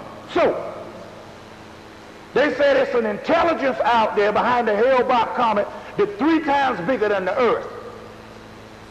Okay. Then, Discover magazine say, well, this is how we do our thing.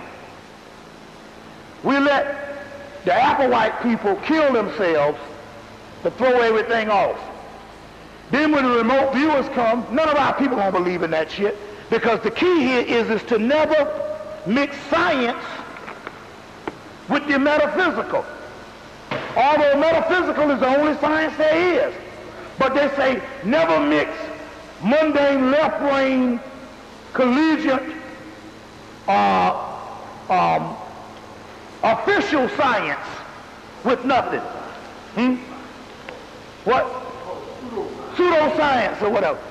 So they said never mix this together, and the people will never know what's going on. So Discover magazine comes out with their article November 1998, a year later. A black hole in the middle of the Milky Way galaxy, in the heart of our own galaxy, beats a huge, mysterious beast that rules the realm of cataclysmic violence. But why they show this spaceship-like thing? And in the book, they show the ship beaming down like a spaceship. Okay, same thing that the Heaven's Gate people were saying, but the Heaven's Gate people were thinking it was going to be a physical ship going to come down. Like some fucking Enterprise or some dumb shit. You know, so motherfuckers wearing beige t-shirts and shit. You know, but they put this out in 1998. Now, the key here is, in 97 they came out with the movie Fifth Element. It was this big old ball that comes after so many 500 years or so many thousands of years. This big ball comes and it's evil. And the white man shot the arrows in the ball, shot the missiles into this big ball, and the shit just got bigger. And they say they don't want no money, don't want no fame, they just want to destroy y'all asses. So they put this movie out. They put out a movie called Life Force in 1985, talking the same stuff. You see, talking the same stuff. Now, anyway, what happens is, they got the Fifth Element.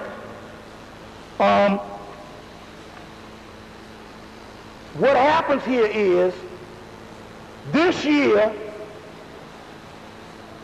in May the 21st, you got it on? Oh, yeah. Is it on yet? You need to get it. Let it cut on.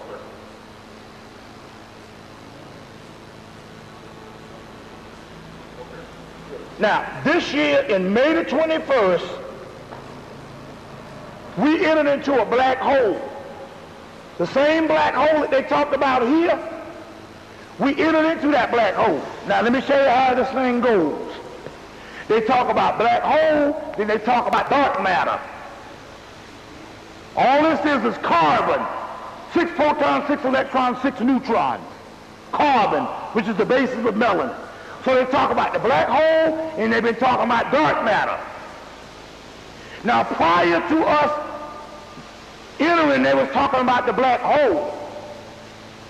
We entered into the black hole on May the 21st of this year.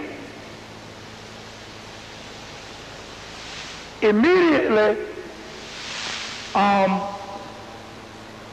USA Today a week later released the article talking about dark matter. Then, y'all stick with me, because I'm going to show you some shit also, because this is just what happens, but then I'm going to show you how the war done started and how that motherfucker rolled on my ass.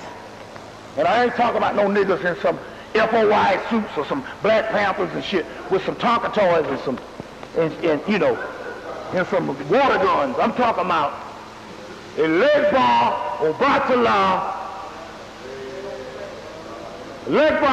Obatala, Ogun, and Shango. I'm going to go into this here. It's going to be different than what you think it is. Y'all can say, this nigga done lost his mind. And believe me, I'm going to tell you something. What you motherfuckers put me through the other day, y'all motherfuckers better let me go through this shit by my goddamn self, because I'm telling you, these motherfuckers don't play. But we're going to go into that in a few minutes. These bastards don't play. But we got something for their ass, though. But we're going into it.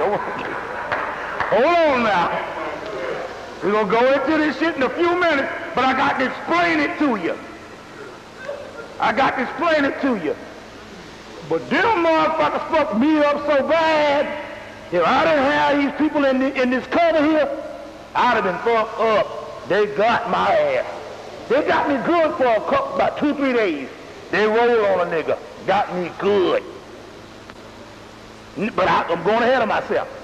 So, Time magazine comes out June 25th. How the universe will end.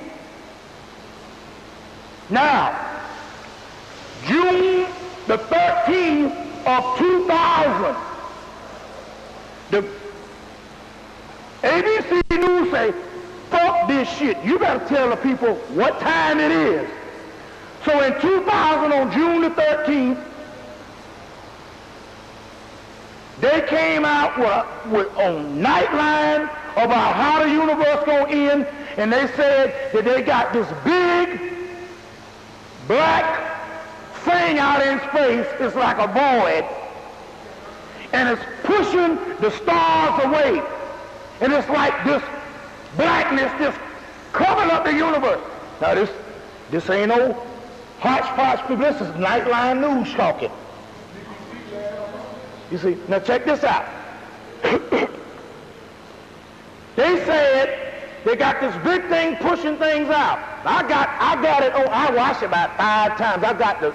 That night I had the damn VCR ready. The goddamn rabbit ears was acting right, because they cut off a cable. They cut cable off. Cut my shit off. So the rabbit ears was right in the right place to get the right reception. So my rabbit ears was acting all right that night.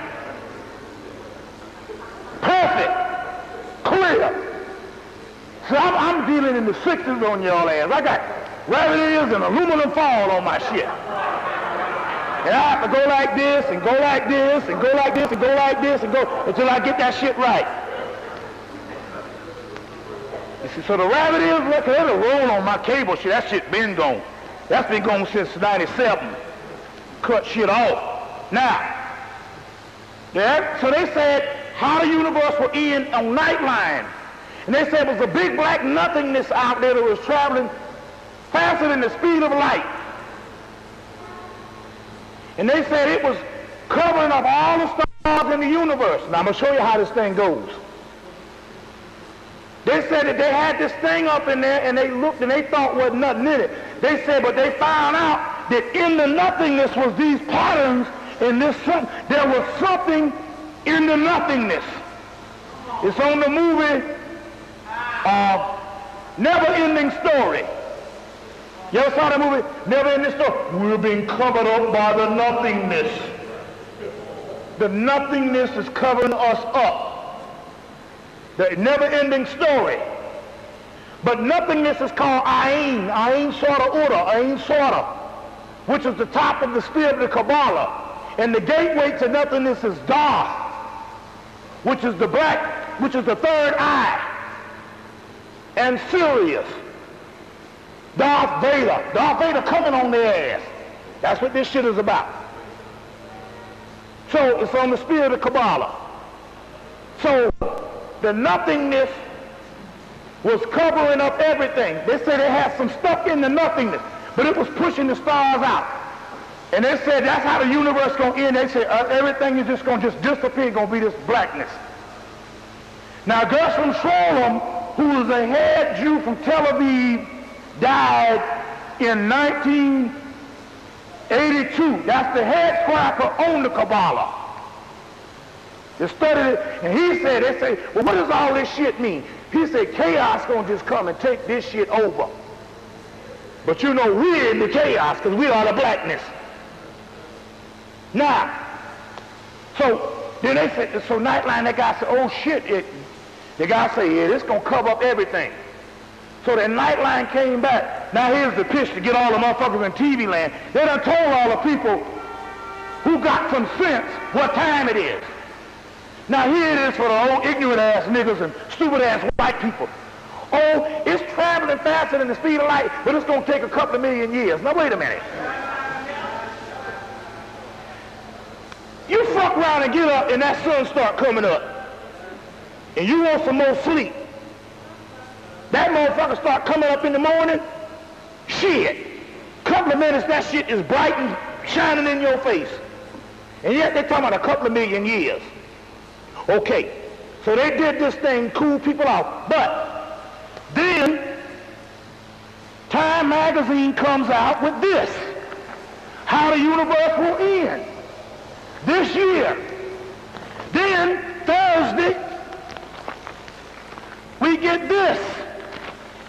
Talking about the same black hole in the Milky Way, evidence that the Milky Way and the black hole detected.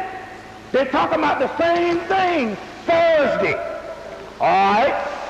In here, they talk about, well, what is it? They talk about all the shit about how they thought the earth was going to end. And then they say, recently, we know how that shit going to end. Dark matter. Now what it is, they talk about black hole, then they talk about dark matter. See, before you approach the black hole or you sitting on the top of it, that's called the black hole. But when you go into the black hole, you cover over with dark matter. And they're saying all this shit here is damn dark matter. So that's why they got to drop the metathion and all that kind of shit. Because the dark, Anvil, oh man, they got all kind of stuff. To shut down the Kundalini energy and tell you whatever it is, when you in that black hole, you got to close your black hole. But that's the key. Now that you in the black hole, you got to use your black hole. Even if you got to stick Jackson 5 Live up in that motherfucker. 1, 2, 3, 4, 5 Jackson Live. You got to be fucking in the black hole. And none of that ooh-ee-ah-oh-ooh shit. You got to get freaky. Pull out them curtain rods. Get that spoon over there. I want the goddamn spoon.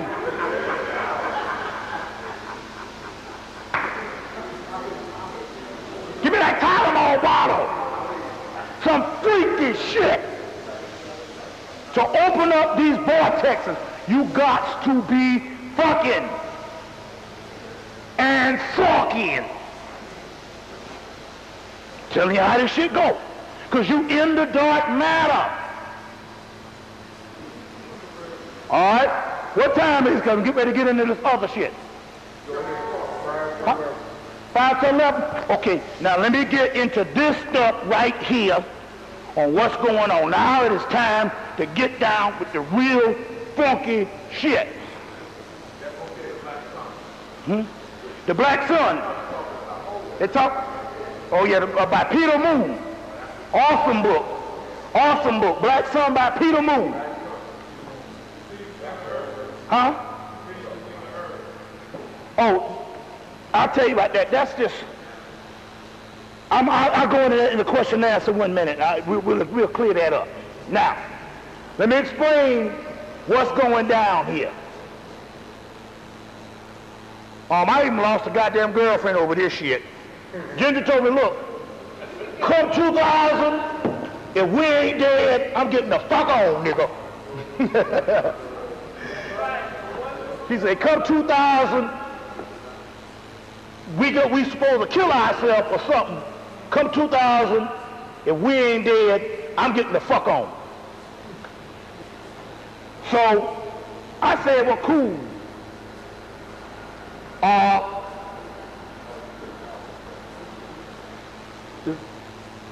I said, but damn, I was trying to do something to heal myself on something, and the Spirit was like, why the fuck you ain't trying to heal yourself? Why ain't you trying to do a damn ritual to take your monkey ass out?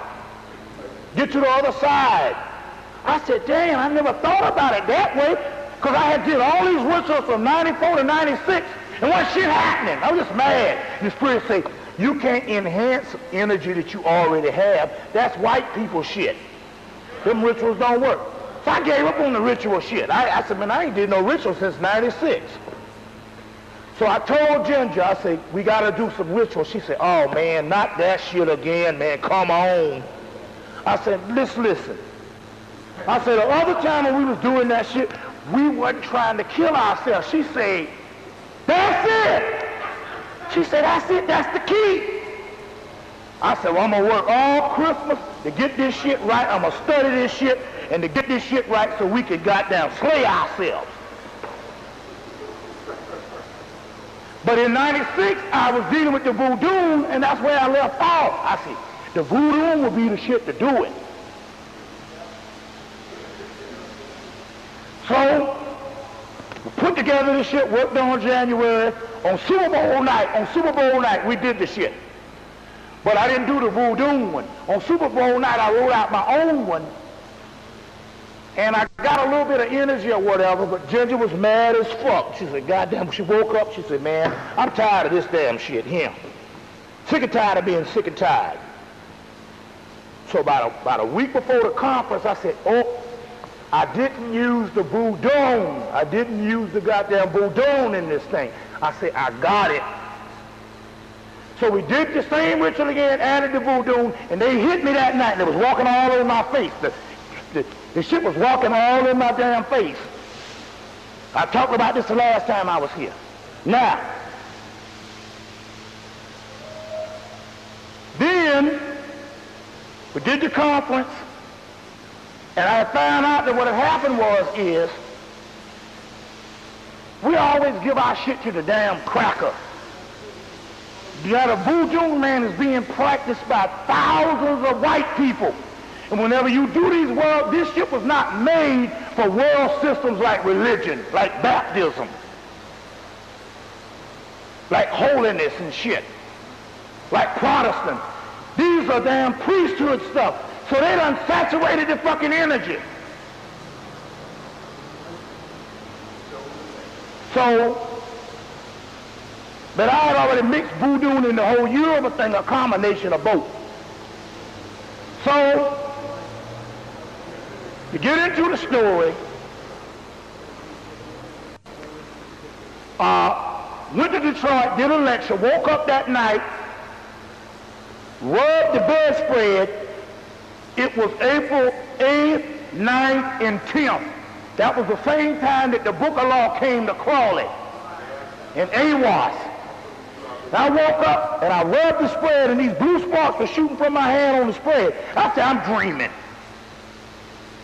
So I went to the bathroom and I came back and I did it again and the shit was still happening. I said, man, there's some energy in the air. The next day I got downtown in Atlanta, when I got back, they led me to a place and I tapped into the Palo spirits, which is the dark side of Santeria, or the dark side of Yoruba. Kept alive by only a few people in Puerto Rico and Brazil.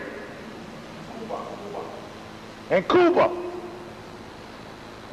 So I said, I know what I'm gonna do. I'm gonna do a ritual, and I'm gonna do like Ghostbusters. Ghostbusters say, don't cross the streams. Remember they saying Ghostbusters?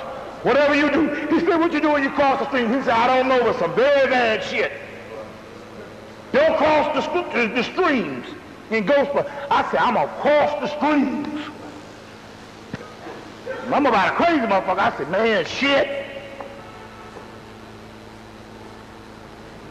Ginger was, by that time, Ginger was like, I'm out of this motherfucker. See you later. We didn't die, so I'm going back. I said, damn, man, shit, you done left me in a goddamn house. I said, hell, we was in the apartment, the damn gas. It was central heating, so the electricity and the water was, I only had to pay electricity because the water was free. Electricity and phone. Now I got gas, water, lights, and I said, wait a minute. And I got to pay for the house. I said, damn, I'm fucked up, man. I ain't got no damn money.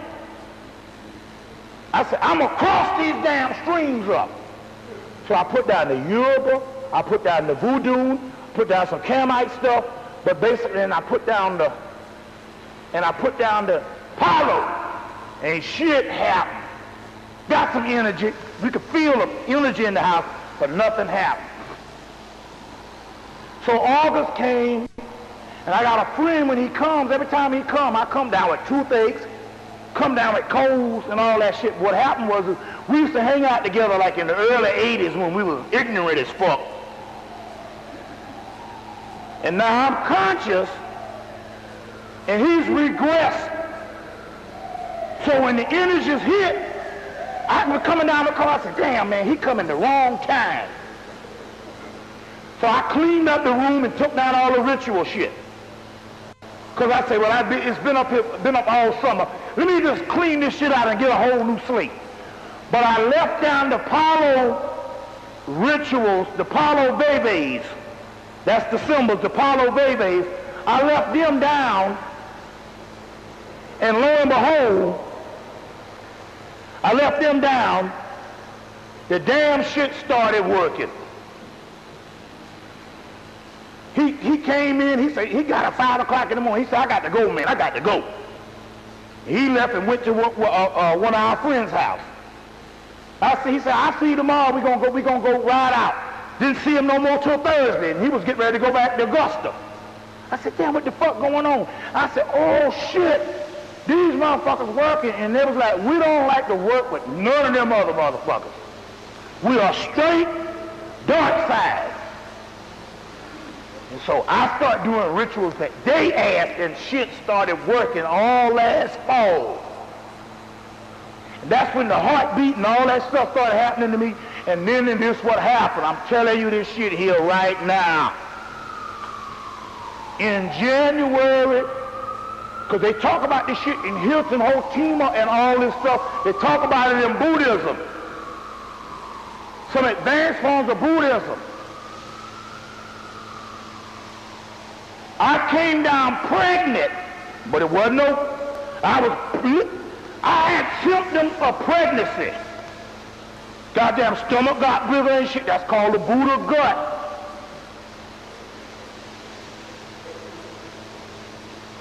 One damn night,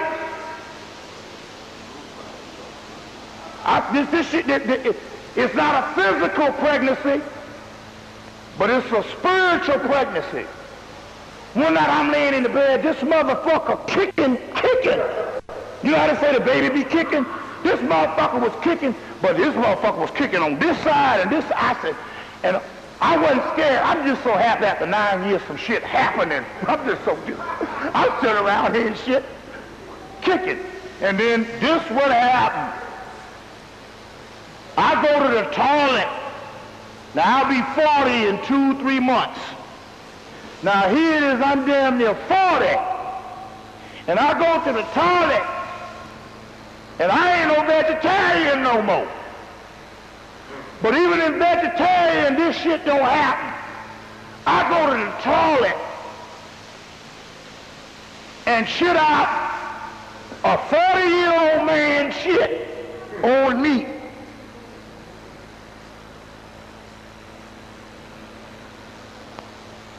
And on top of the 40-year-old man shit is some light yellow baby dookie.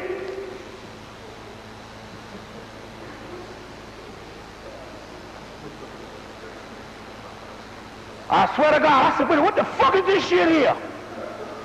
There was a big, they said, this nigga done gone crazy. This nigga talking about the different grades of his shit. There was a big man honk up in that bitch. And on top of that was some yellow baby dookie, Gerber dookie. You don't get that shit from me, and you don't get that shit at damn near 40. I'm sorry. It was some baby dookie. And this shit was kicking around in me, and I had a psychiatrist, she said that shit gonna mature in about a week. And in about a week, that motherfucker matured, and then I started having sonic hearing like dogs. Get that Superman, the first one. The first hour of that shit is bad. Motherfucker turned, he said, you special, and I know you special, and I don't know what you gotta do, but one thing I know, it ain't for running no goddamn touchdowns. You gotta get the new edition. They just put out a new edition, and they got extra footage when they're on Krypton. I started having sonic hearing. Remember my motherfucking Gene Hackman say, now that you're a motherfucker with 4 legs, I know the only person can hear me talking is Superman when it was calling him. Because he beamed that sonic thing. I started hearing sonic hearing. All kind of things started happening.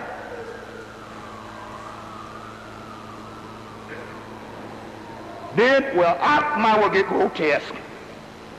Then, the day that Carly, his son called me on that Tuesday. On that Wednesday, my shit swole up. I'm talking about my Johnson, my tallywhacker, my dipstick. I said, what the fuck going on? I said, oh God, what's going on? Oh, shit. Now I'm really scared now. I'm like, what's going on? My shit just swole up on me. And the Spirit said,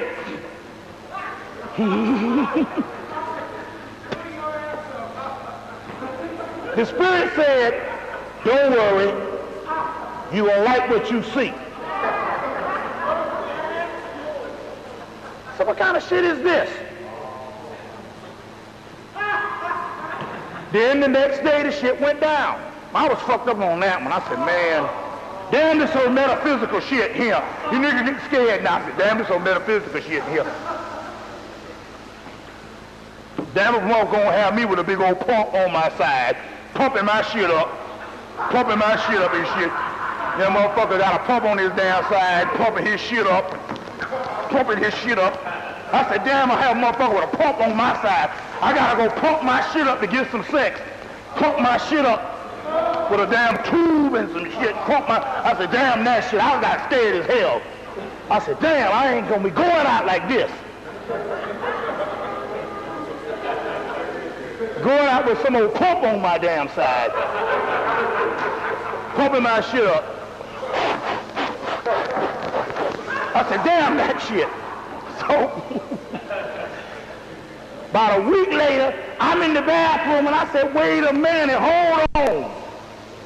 Now I know how my shit look, but that ain't my shit. You know, I was average. I ain't gonna tell you know, I was average. No, all that all my shit down to here. I was average. You know, just goddamn average. I got a size 11 shoe, so figure it out. I was average. Then I said, damn, that is not my shit. Then I said, that's not my shit. Now, going on. Now, going into this thing. Now, this is what's getting down to the real nitty-gritty. In March, these Palo spirits, one sister out in Los Angeles, her daughter is staying in Little Rock at the time. The daughter starts channeling on a higher level. We ain't talking about no psychic network shit.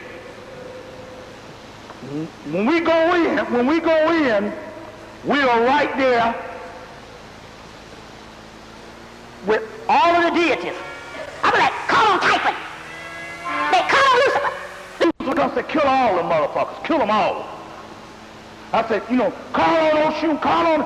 We right there in the realm. Then, about 2 weeks later, I'm in this thing with Sister Kimberly. I said, tap in, and she tapped in, and she started doing it. And all. And then, in March, these 4 entities came. Otincha, Sheola, Shumala, Tiacha, and Omagumu. 4 entities came. There's 2 other ones came after that. And they was telling us what they do. And then I figured it out.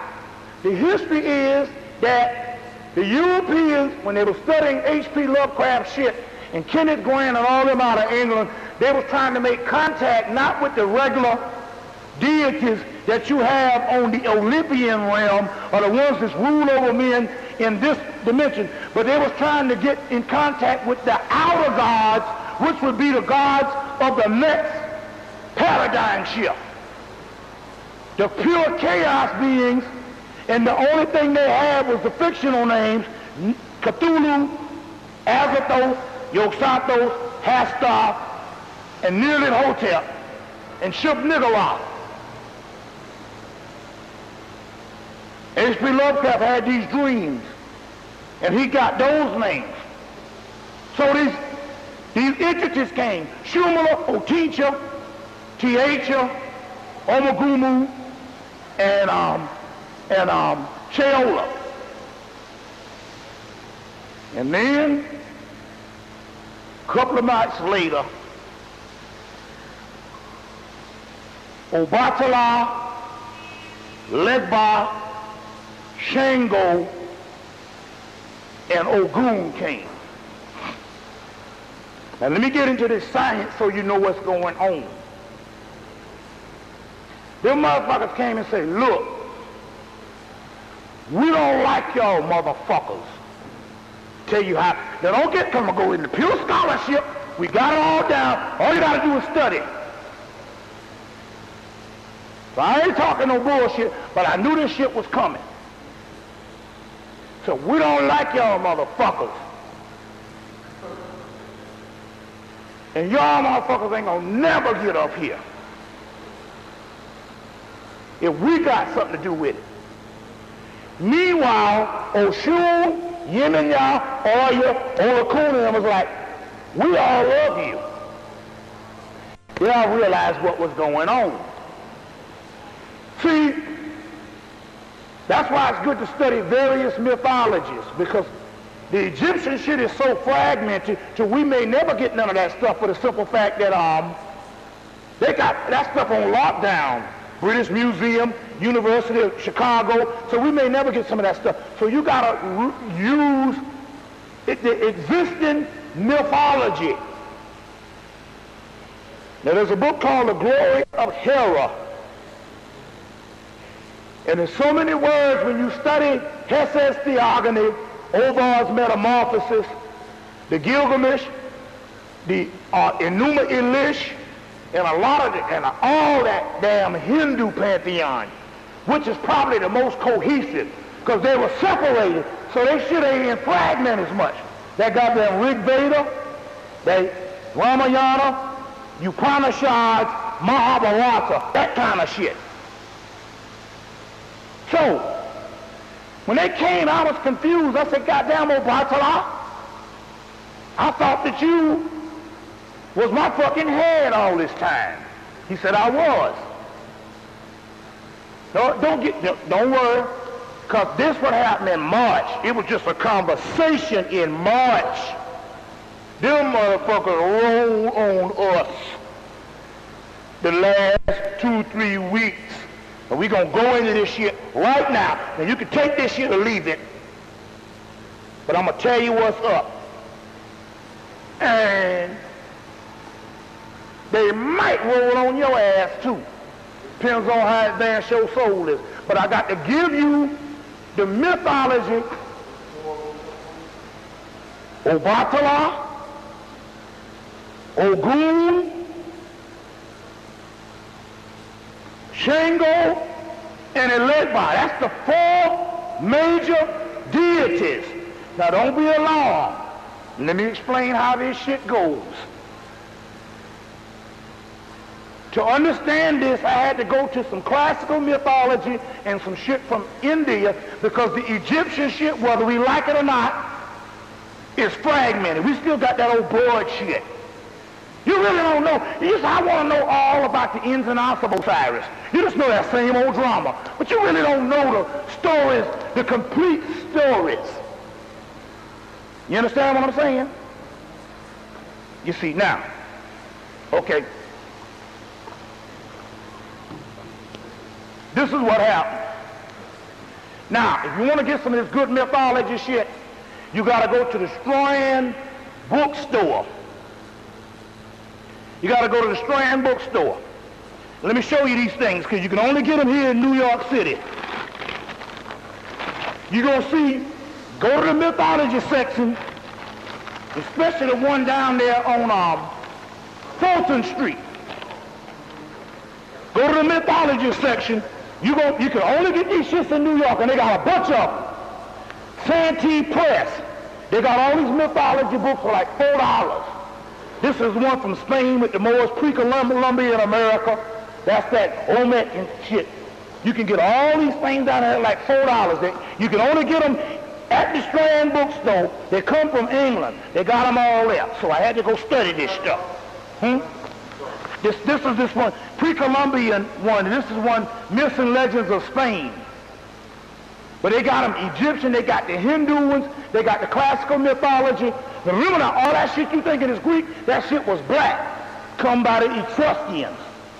So, let me break this shit down what happened. We were cosmic beings of another age.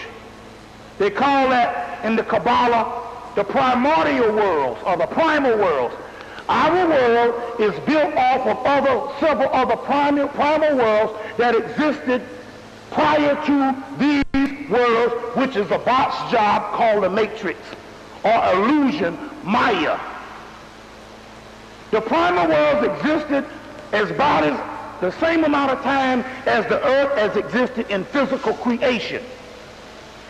The physical creation brought about a fall of the primal worlds, and the primal energies of the primal worlds ended up becoming humans, and their children who overthrew them became the gods.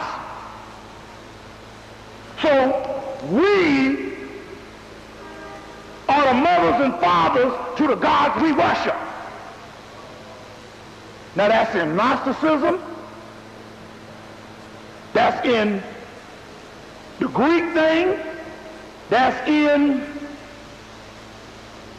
you can find it even in the damn coffin text. They talk about how Ra overthrew Apep, but he invited all the Egyptian gods to a table, a dinner and swallow them all up. Swallow them into the matrix. That's in the coffin text. And in this book, if you can find it, Origins of Evil in Hindu Mythology by O'Flaherty. And she go in this shit. And she say these gods will do anything not to usurp, for you to usurp the power. Now I've been talking about this shit for a long time. We are the mothers and fathers of the gods that overthrew us that we ended up worshiping. That was the male patriarchal order of creation. Before that, it was the primal world, but when we got down here, we still worship the Great Mother. Now, the story goes that when Oshun, Yeminya, Oya, Olakun, and all of them in that particular one, Hera, Aphrodite,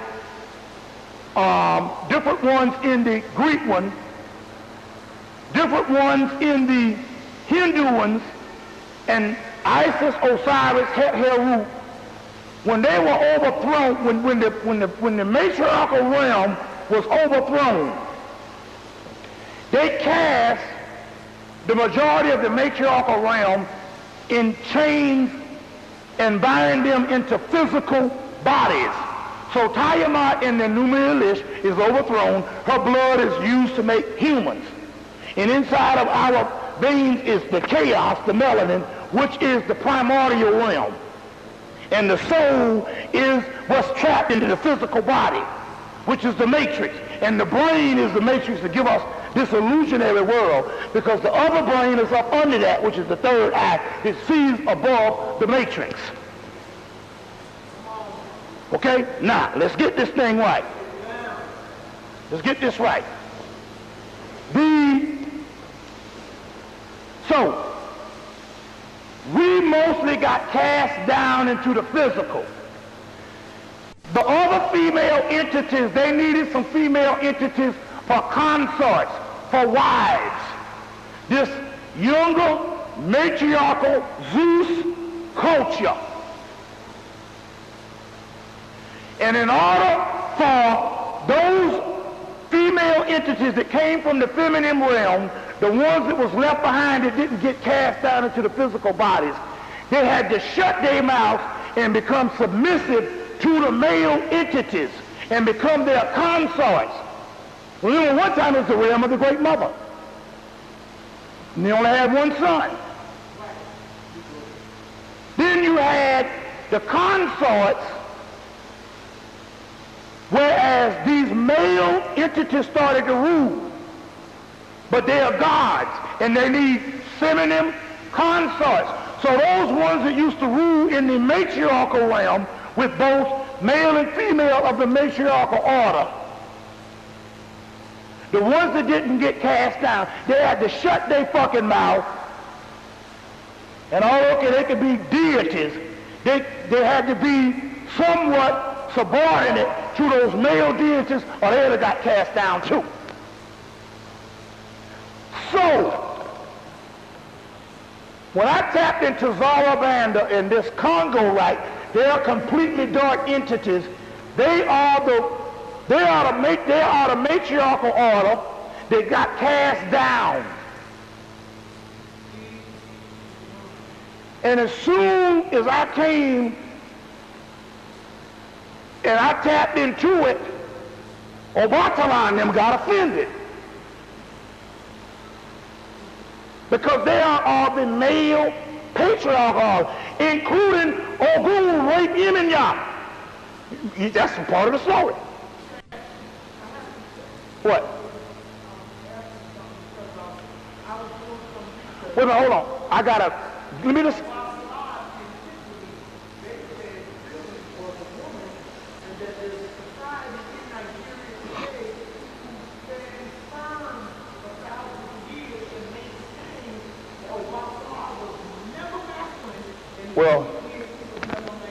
Well, let me tell you, it might be, but I tell you, that motherfucker done going on a rampage now. Let me just go through this here. So they came down, and they knew what was going on. Immediately, now see, we in a psychic realm that most people don't get on. So we see all this shit going on. Immediately back in March, Oshun and them, knowing that the matriarchal order is getting ready to rise back on, they defected and ran over to the side. They were like, oh, no, fuck that shit. We like y'all. Because they remember days when they was goddamn ruling the universe. Okay? So the ones you deal with is the feminine gods. Okay, then this what happened.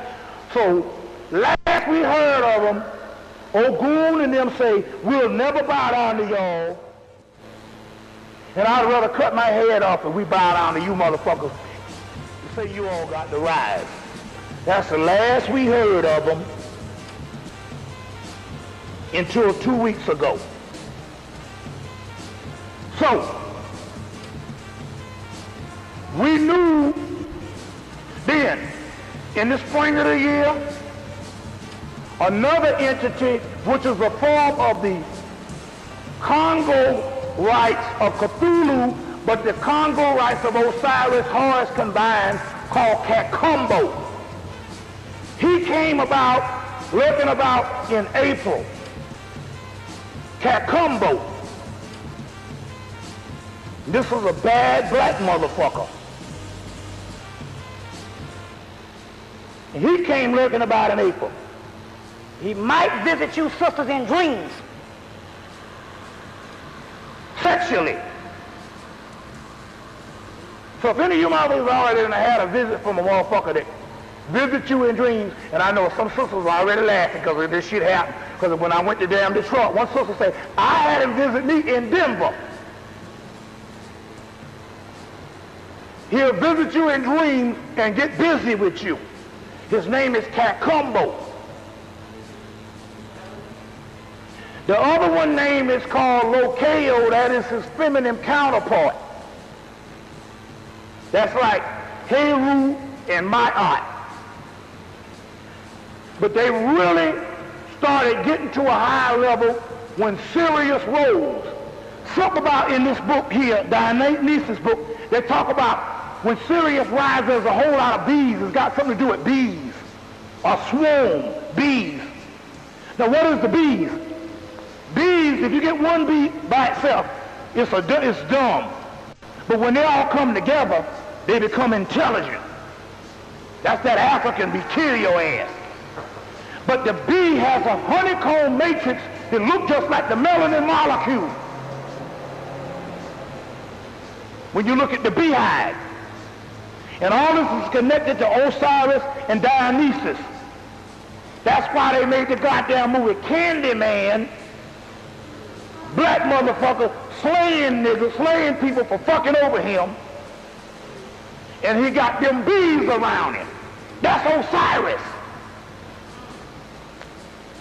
He was slaying mostly white people. That's that vengeance story. Clive Barker is a big-time occultist. Wrote Hellraiser. Candyman is Osiris. Has his legend that goes back to slavery. That's talking about us rising up. We just didn't get the story. And it's always these bees around him. And honey. Honey is the rising of Sirius. It's all in this Dionysus book. Dionysus, the archetypal image of an indestructible life by Carl Carini. Carl Carini. Now, moving right along, what time is it? Do you got... No, I gotta get to this damn shit to start going down. Because for the first time in 9 damn years, this shit done happened and the water done started. We hear nothing from Obatala and them and Ogun and them. And then when Sirius rose on July the 23rd, they struck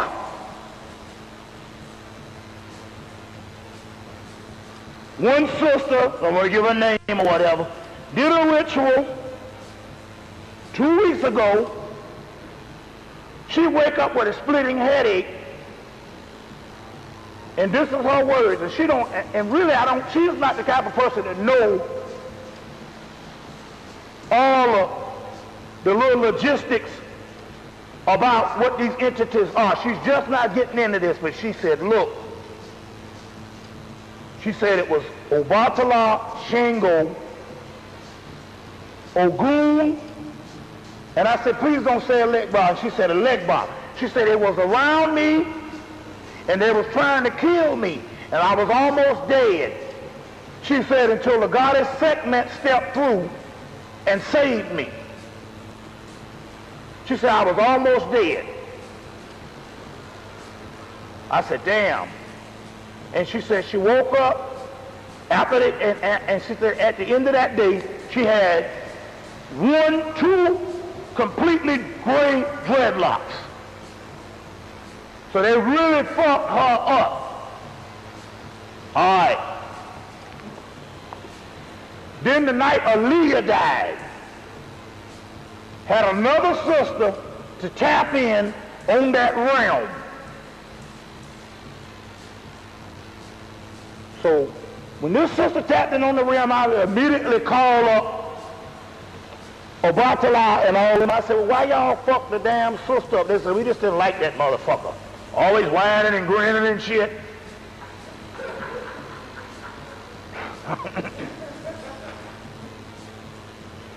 And I was like, so what? Do you want us to rise? It was like, hell no. But this the deal. This is the deal. Now, it's all in this book. African Ogun. The African Ogun. In here, he says that on page 98, they say that Africa Ogun directly hold down Kumbanda.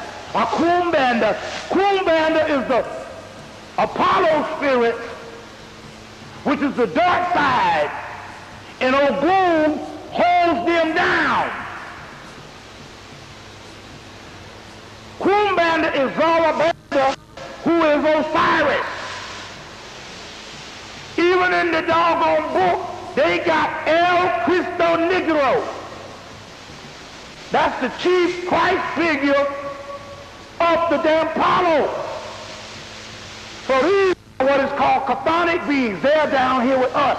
And Ogun in them, in this book, African Ogun, he holds down those forces. So he came through and all of them said, fuck y'all, we ain't doing shit. But what they didn't realize was I had their ass, because I didn't realize it. The 6 other entities that came was comparable to that of Cthulhu in them. And they also had 2 new members. There was Otincha, Sheola, Tiacha, Shumala, and Omagumu. And then they had Kakambo, which is the ultimate Christ figure, and Lokeo, which is his feminine counterpart. The one Omagumu has an army of tens of thousands. So in this book, the Goetia, they got all this shit. I've been talking about this for the last 2 or 3 years. The Goetia, where they got these seals up in there. We talked about this before. And Crawley tapped into these seals. These seals sets on legions of tens of thousands. And they say it's about 10 million. An army ready to take charge. But this system was defunct. So they can't get it out of this Hebrew stuff, because once the system is not used, this stuff was brought up in by the Most. Once the system goes defunct, you have to keep a system that never stops being practiced. Because those entities have to live, otherwise they go reabsorb back into dark matter.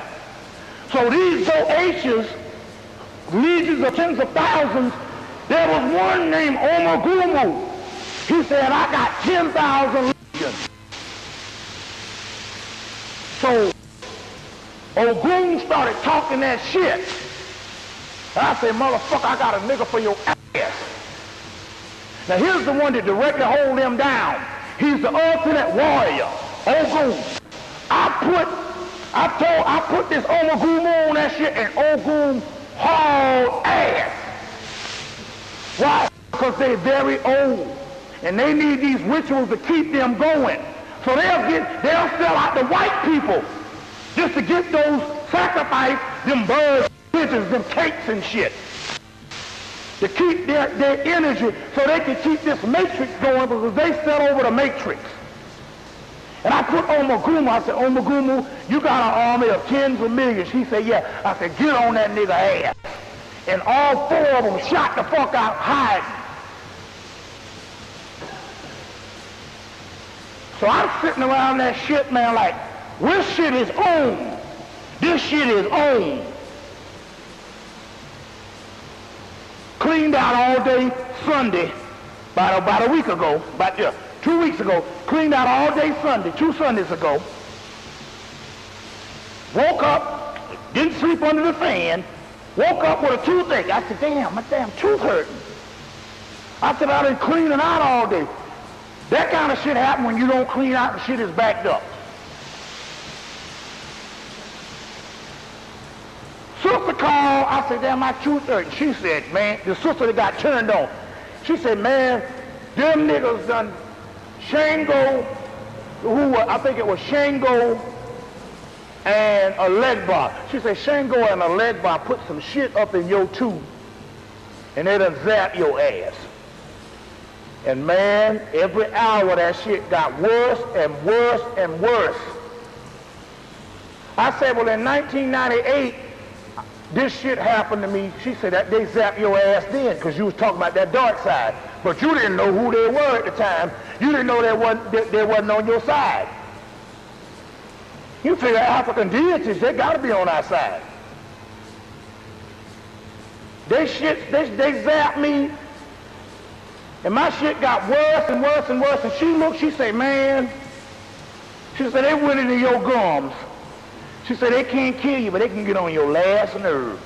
And she said, it's like Ogun, he got an axe or a sword or an axe. She said, they went in your gum, and it's almost like they damaged every nerve in your gum. Your mouth is completely torn up. I said, damn. And the shit started getting worse. And she said, they got a poison or inflammation in you that's so bad. And 5 teeth was hurting so bad. And then I said, well, look. I said, now I had one tooth that hurt like this in 1998. And I said, it took 2 days for it to get unbearable. I said, the pain is already what it was when it got unbearable. I said, man, if midnight comes and this shit, if midnight comes and if this shit is what I think it is, I'm in trouble. And midnight came and I said, God damn it, I said, I can't lay down. The brother said, so one brother came to the house, brother named Yehoshua. He opens up for me on a lot of tapes. He said, by 11 o'clock, your ass in trouble. He said, because that chi energy kicks in and that melanin, your ass in trouble. Because it brings everything to a height. And 11 o'clock hit 11:45 and that shit started. And at 12 o'clock I said, this is the way it was 2 years ago. I said, you might well kill me now. I said, you got my ass. Fuck this shit. So the sister called and she said, they saying get you some rum, get you some gin and some scotch. I said, I got gin and scotch in the house. She said, pull them together and take about 4 shots. This was before then. Pour the gin and them together, and I poured this shit in my mouth, and them motherfucking spirits, these Paulos got in there, and they started repairing my nerves, and in 2 days they had the shit repaired. But there's only one problem. It still got the heat that's very sore. So now that the shit started back up and it started raining outside, and that's when I had to go get that Oxycontin, because my shit was fucked up.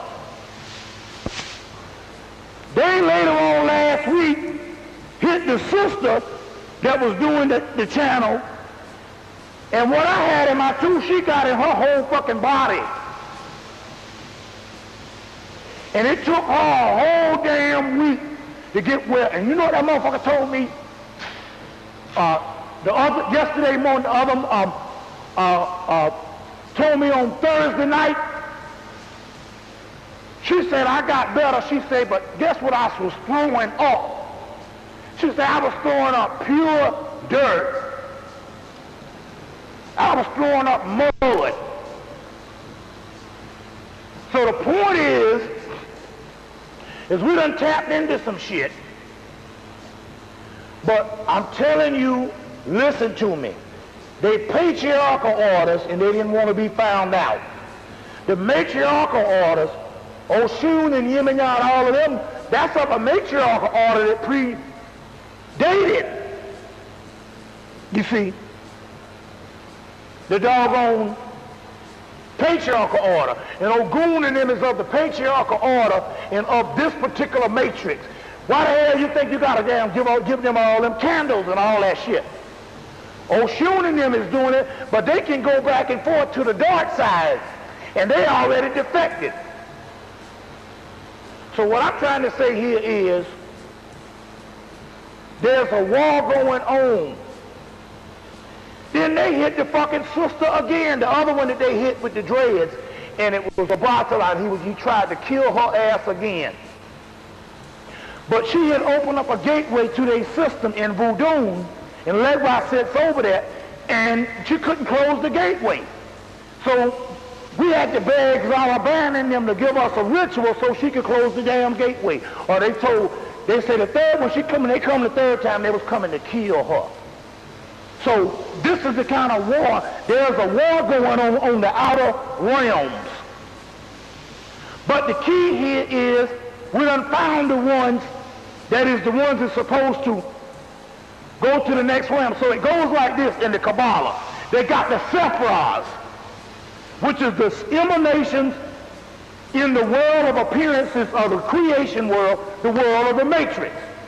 And you have gods that set upon those different Sephiras. Then you have on the back of the tree the Kalipah, which is the dark region. But they say that the Kalipah, which is the dark side of the tree or the back side of the tree, will be the future side of the tree. So Zarabanda in them represents the Kalipah, the back side of the tree, the melanin realm. And the Sephiras, the 10 luminous emanations, would have eyes upon the tree of the Kabbalah. They are ones of this matrix, but they are going out. And the ones on the other side are the ones that's coming in. And that's this war that's going on. But the thing is, in this, it's got to be no light. You just didn't know that the feminine energies, or the feminine energy is the one of the great mother, which is the mother of the moon. That's darkness. That's the womb. That's the primordial waters. The light that we're talking about is called angels or angels. That's the archangel realm. And they set in the human brain as the matrix. They give you all this light, make you see that this illusion shit is real. It is what's up under the matrix, which is the pineal and pituitary gland and the thalamus gland, which represents the back side of the tree. The light side of the tree, they all exist in the human brain. That's why Watala sits on the head. But the human brain is the matrix. It is illusion. It is because of this human brain that you think you exist. That's why I told you you could get freaky all the hell you want, because guess what? You motherfuckers don't even exist. The only thing that exists is your soul on the inside, dreaming this bullshit. If this is an illusion and you don't exist, then why act obedient?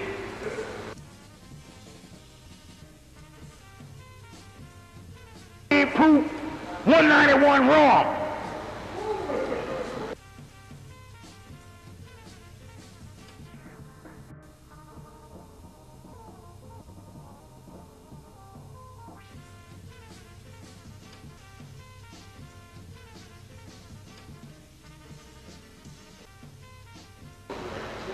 Go get you some run. Go handcuff your nigga to the bed. handcuff your nigga to the bed and chain whip his ass.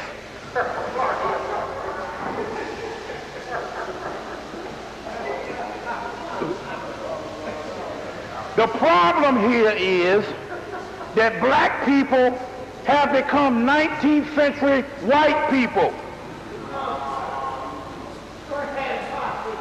You are now the Pilgrims. You are now Amish, Pennsylvania Dutch motherfuckers, baking bread.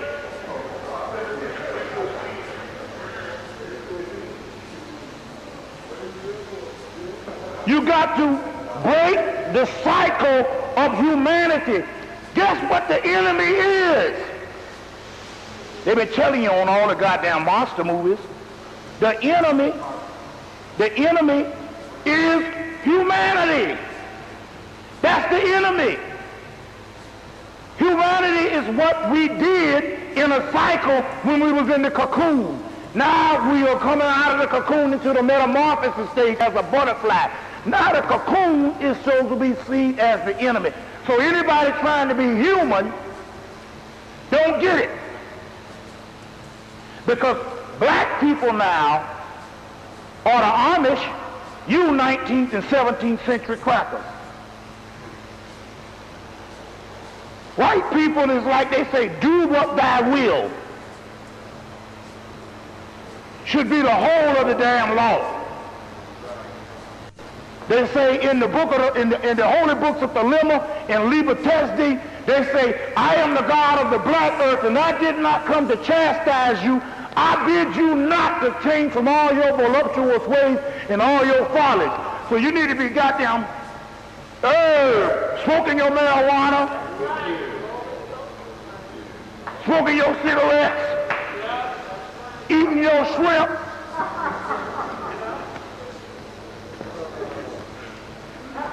doing all that stuff.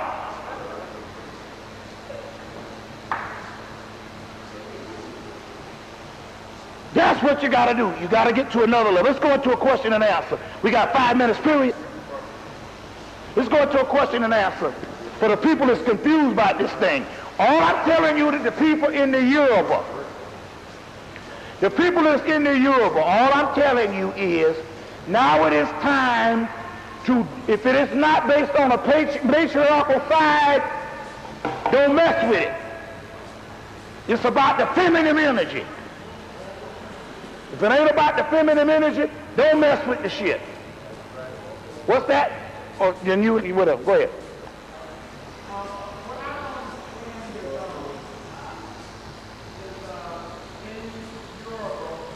Yeah.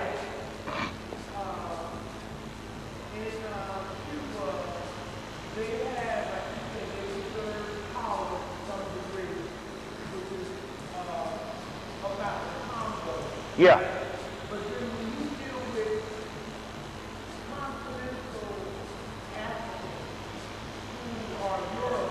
Right.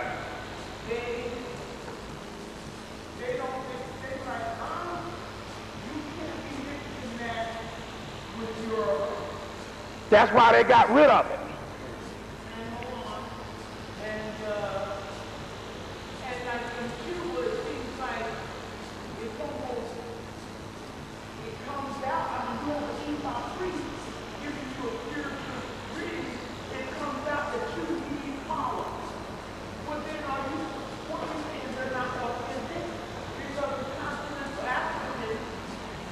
The continent of Africa, you got to understand, the continent of Africa, you're talking about a people, once the system gets old and gets to the point where it gets deteriorated, the first thing happens is they become more and more orthodox. They lose, hold on 1 minute, they lose the age-old primal knowledge or gnosis. So it would be the oldest systems a lot of time will be the more orthodox ones now, and over the years, based on politics and based on them actually losing a certain amount of information based on deterioration, they would be the ones that become more Puritan. And that's the problem with Africa. Africa is more, other than colonization and stuff, they have lost a lot of primal knowledge. Now, I want to say another thing about the Apollo. The Apollo, what makes it higher is this. The Apollo is the only one in the world that's mixed with ancient Congo, Africa, and pre-Columbian deities, Olmec. It's a difference. See, even Santeria is only mixed with Yoruba and a cross thing of Catholicism to hide the Yoruba up under the saints. But listen, this is very important so you understand this. Apollo is mixed with pre-Columbian Olmec deities. So therefore, you have a perfect balance of East meets West. Olmec is an ancient cosmic society.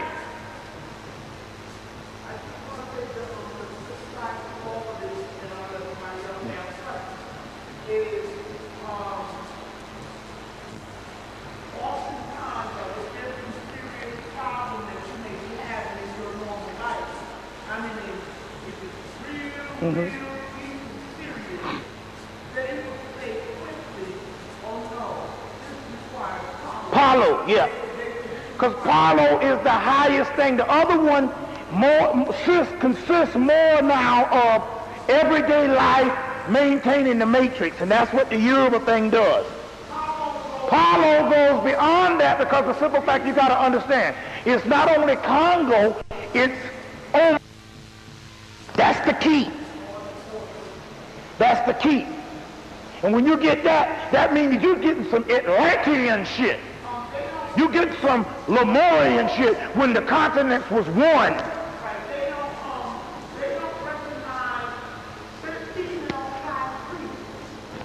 Who?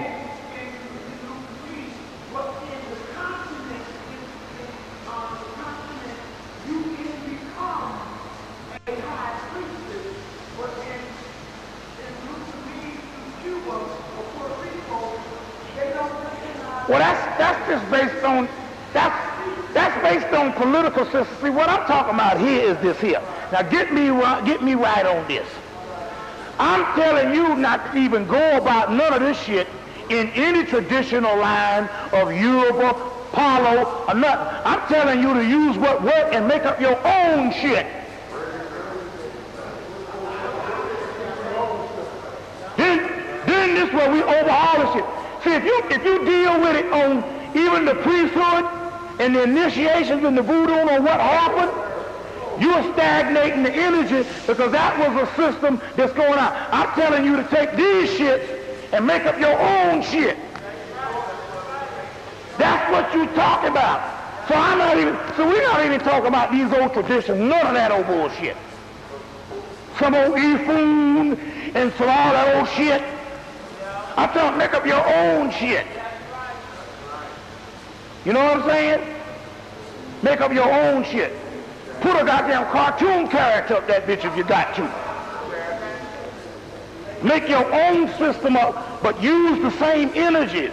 Because all those priesthood did, those energies were something some priest made up thousands of years ago, and you thinking that's authentic. You don't understand that you got the same energy in you to make that shit up now. But it's more powerful if you use your own archetype of the collective unconsciousness. You got to become a new fucking African. So make your own stuff up, and that way you can get more powerful with this stuff. So they told me to mix them liquors up in my house and drink that shit, and they went in there and they repaired my shit. In a couple of days, I was ready. You see, so that's how we rolling with this thing. Give me, what's the question? Yeah. Any questions? You got any questions? What's that?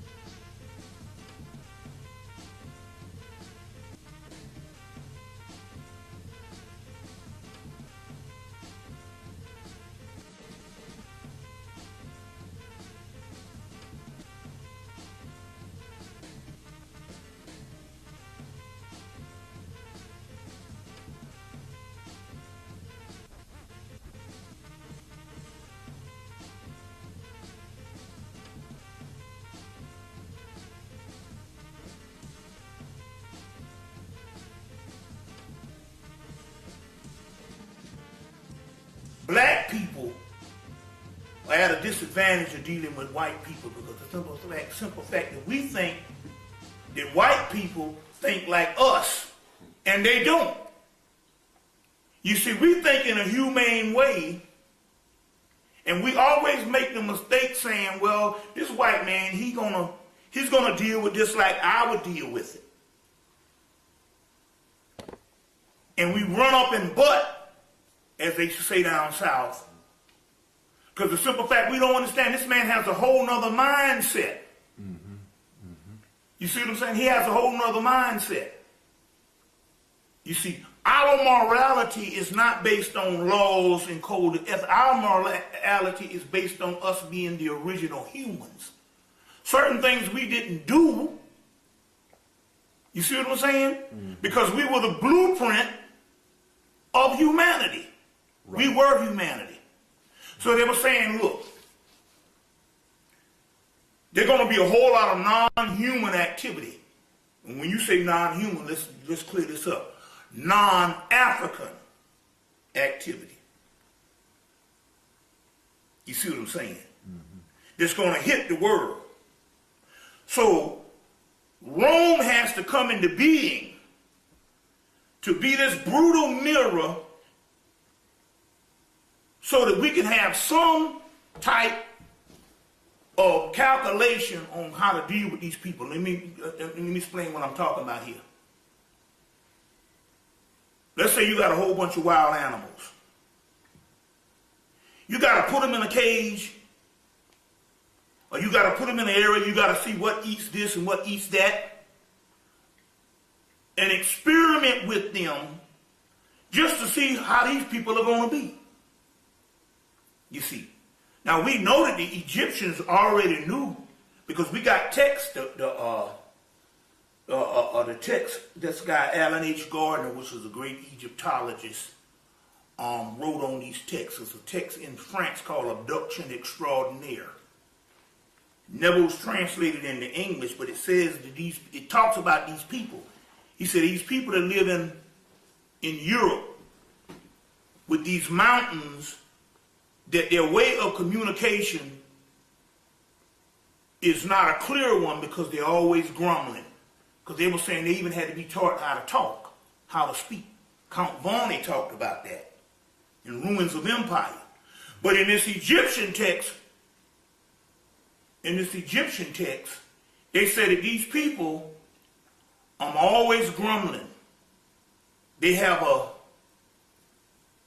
reprehensible sex act, which means, whatever got a hold, it don't matter. They can even fuck animals.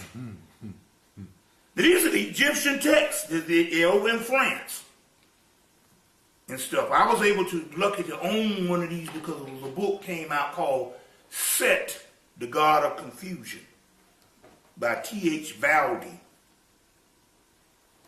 It's in most libraries, it's in most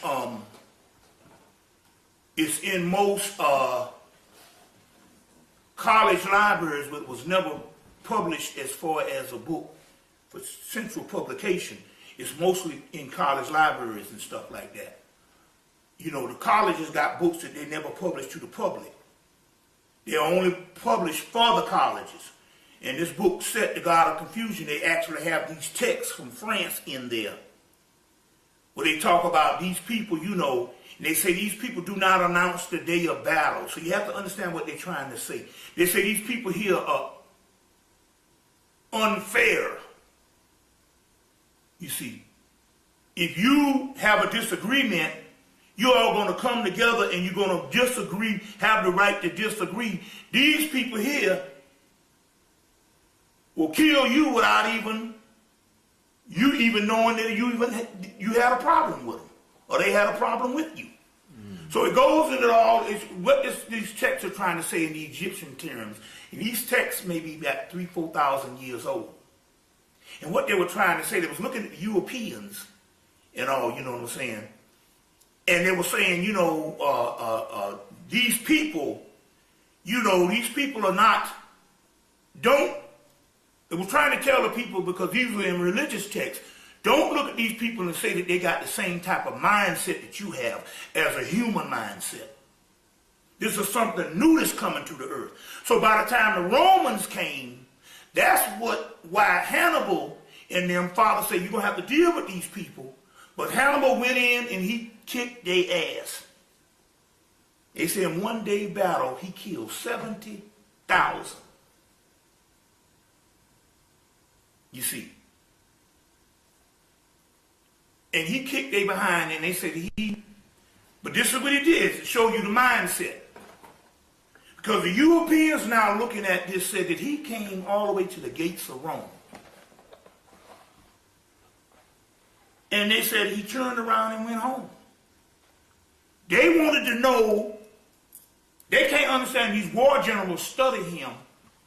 And they wanted to know, they couldn't understand, why didn't you go in and take Rome? Like they would have done. If they come in for conquest, they're going to conquer it. You see what I'm saying? And they're going to be there for a couple of 100 years until they fall weak. So they're saying, why didn't you take Rome like they took the Indians or Native Americans over here? Or like they took the South Africa. Why didn't you come in? You had them beat. But what they didn't understand, and to this day, these European generals can't understand why he did his battle, he proved his point, and then he went the fuck home. They couldn't understand why he didn't use Rome as a weapon, as a situation of conquest. It's because that's not his nature. That wasn't his nature to conquer Rome. What he was trying to do was kick them in the ass so he could fortify Carthage for a few more years. You see. And so, you see, so it's a lot of things, which later on, so in so many words, Rome had to be, so that we could have the experience of what atrocities would come, you see what I'm saying, with later European cultures. Which leads us to the Egyptian priests again. No one again, because they did it twice. They say, we got to further this information to Greece and Rome. And then, during the time of Muhammad's invasion into Egypt, the Egyptian priests once again said, we have to take this information to Europe. Now why? They said after they closed the last temple, of Isis at Philae. For some reason, I don't know if it was spiritual, they said Europe went into a dark age. I think they went into a dark age because after Rome fell, you see what I'm saying? They never had this. How did Rome fall? Huh? How did Rome fall? Well, it deteriorated based on like anything else, from corruption. And Rome fell after its reputation was found out. Rome was weak for a couple of years, but they had killed so many people until they had a reputation. You don't mess with Rome. But remember, they said that the German Vandals, they were illiterate, so they didn't get the memo that these people wasn't nothing to fuck with. And they went up in there and kicked Rome ass. You see, so it deteriorated over the years based on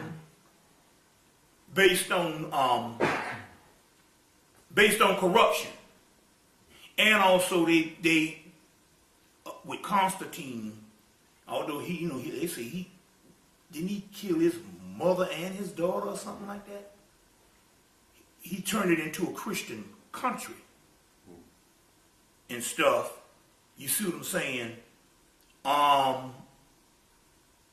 It was weakened for the simple fact that it meant that they couldn't, if they're going to do the army thing, they're going to have to do it in another fashion. They're going to have the Holy Roman Empire. But it's a Holy Roman Empire. So they got to hide behind the Pope when they do these conquests, but it's not going to be the same might of the Caesars. You see what I'm saying? They're just going to have to just rule in another way. In actuality, they never did fall. They just acquiesced Europe with the religion, so it became a religious domination. You see what I'm saying? A religious domination and stuff. The military fell, but they had a new way to rule. You see, the new way to rule is the same thing when we talked about the Queen of Prince Charles after he got his ass whipped over here, and they couldn't deal with guerrilla warfare. The way these rednecks was over here fighting. They said, no, if you go over there, they're going to beat you 100 years.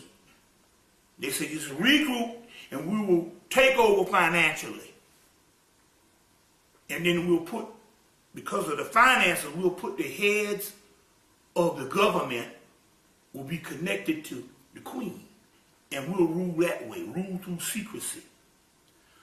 So, same thing happened with the Egyptian priests after Egypt fell. They said, well, look, when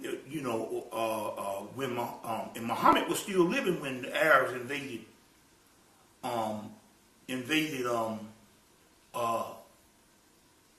Egypt. If there was a Muhammad, it could have just been a central priesthood.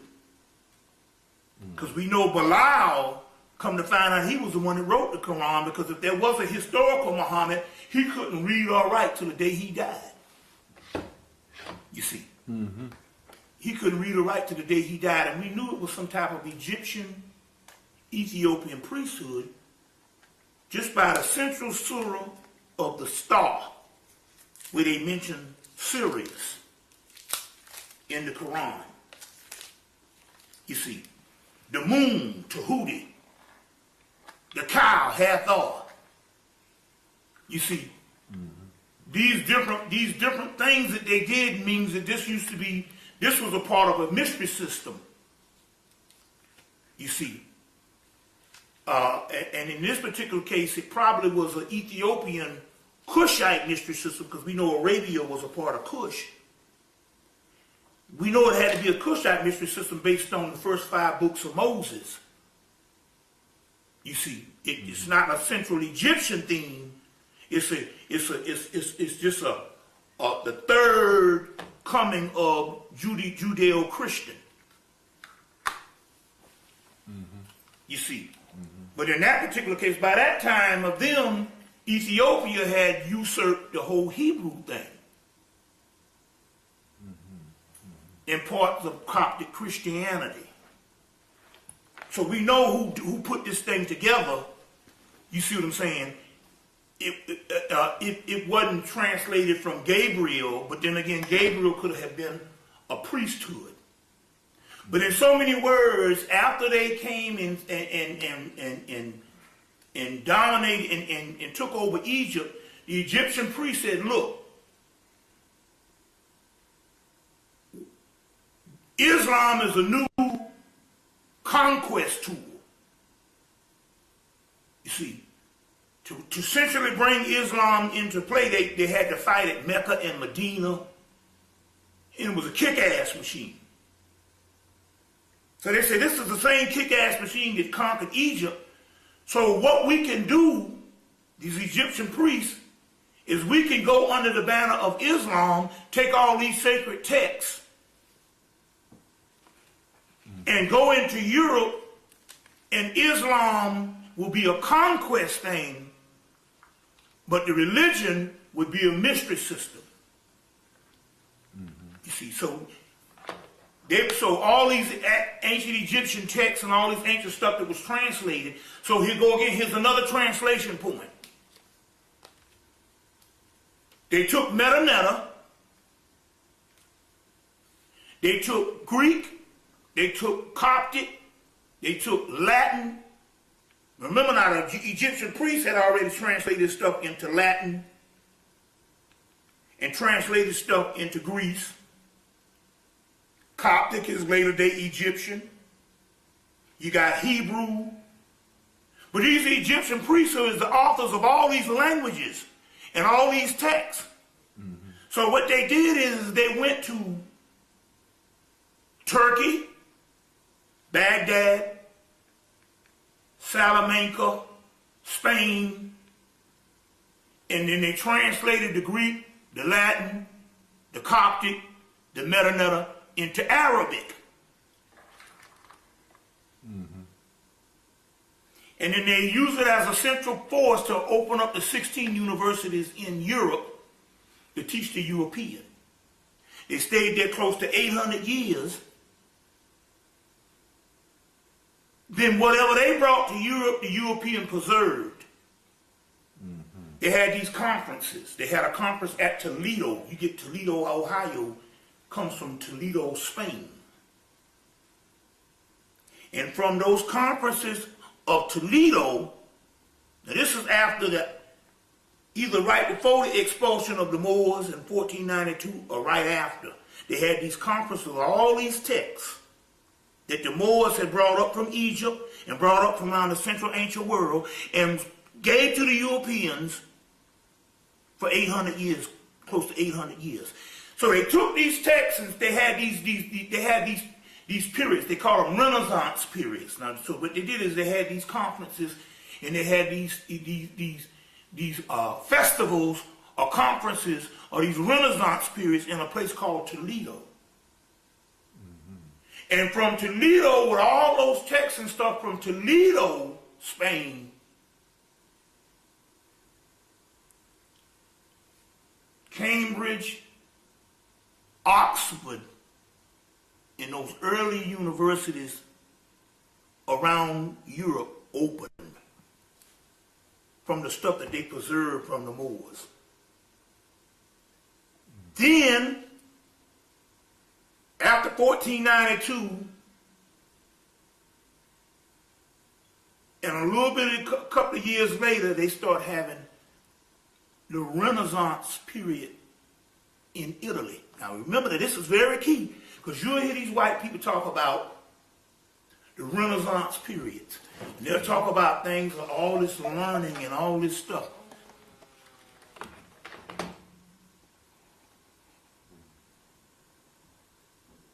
Cut off again? No, I'm changing tapes. Okay. Whenever you hear the Renaissance period, let me know when you're on. Yeah, I'm on. Whenever you hear the Renaissance period in Italy, that was nothing but them acquiescing the Moorish doctrines. You see. Talk about that for a while. So they talk about these Renaissance periods and they talk about all this great learning and stuff that happened with the Renaissance stuff, from music to art to philosophical points of view that would be the mindset of the European coming from out of the Middle Ages. They talk about the Renaissance period. And all the Renaissance period is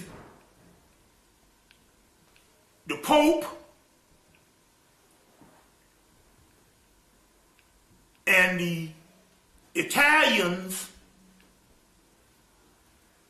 taking advantage of the learning that was given to the Europeans for the last 800 years by the Moors. So in so many words, here's another period where they basically take all of these ancient doctrines of the Moors or the ancient black man and steal it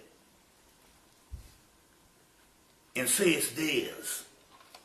So that anytime you hear these great they had one in Toledo. You see. Anytime you have these great things, these great periods, this is nothing but just acquiescing the Moors. The Moors information, like take for instance, you would have different things that would happen that would come about, like trying to give you some examples of your secret societies. What they would do, the secret societies was basically started by the Moors. Let me explain. The Knights Templars, York Rite, Scottish Rite, and all this. So let me explain how this came about. Because a lot of the doctrines after the Moors went to the secret societies too, and then they could sift out the greater knowledge and then give you the seven liberal arts and stuff like that, but there's higher degrees of learning. That's now become the company of the lodge. Now let me explain how this lodge thing came about. The Moors came in, they created the 16 universities. That's what we can count. We don't know. Okay, let's say if you went to the university and then you got your regular learning, but then you would initiate into a fraternity. Well, the same thing happened in the Moor science was this. You would come in and they would give you the general learning, and then you would initiate into a higher degree of learning, which now would be the fraternities, which is a ceremonial thing, but at that particular time it was the Masonic orders. So your Masonic order would be equivalent to a fraternity in modern day. So when you went to these universities and stuff and you got to a certain level and you learned the general several liberal arts and stuff and the general several stuff that you learned, which now is all the universities teach.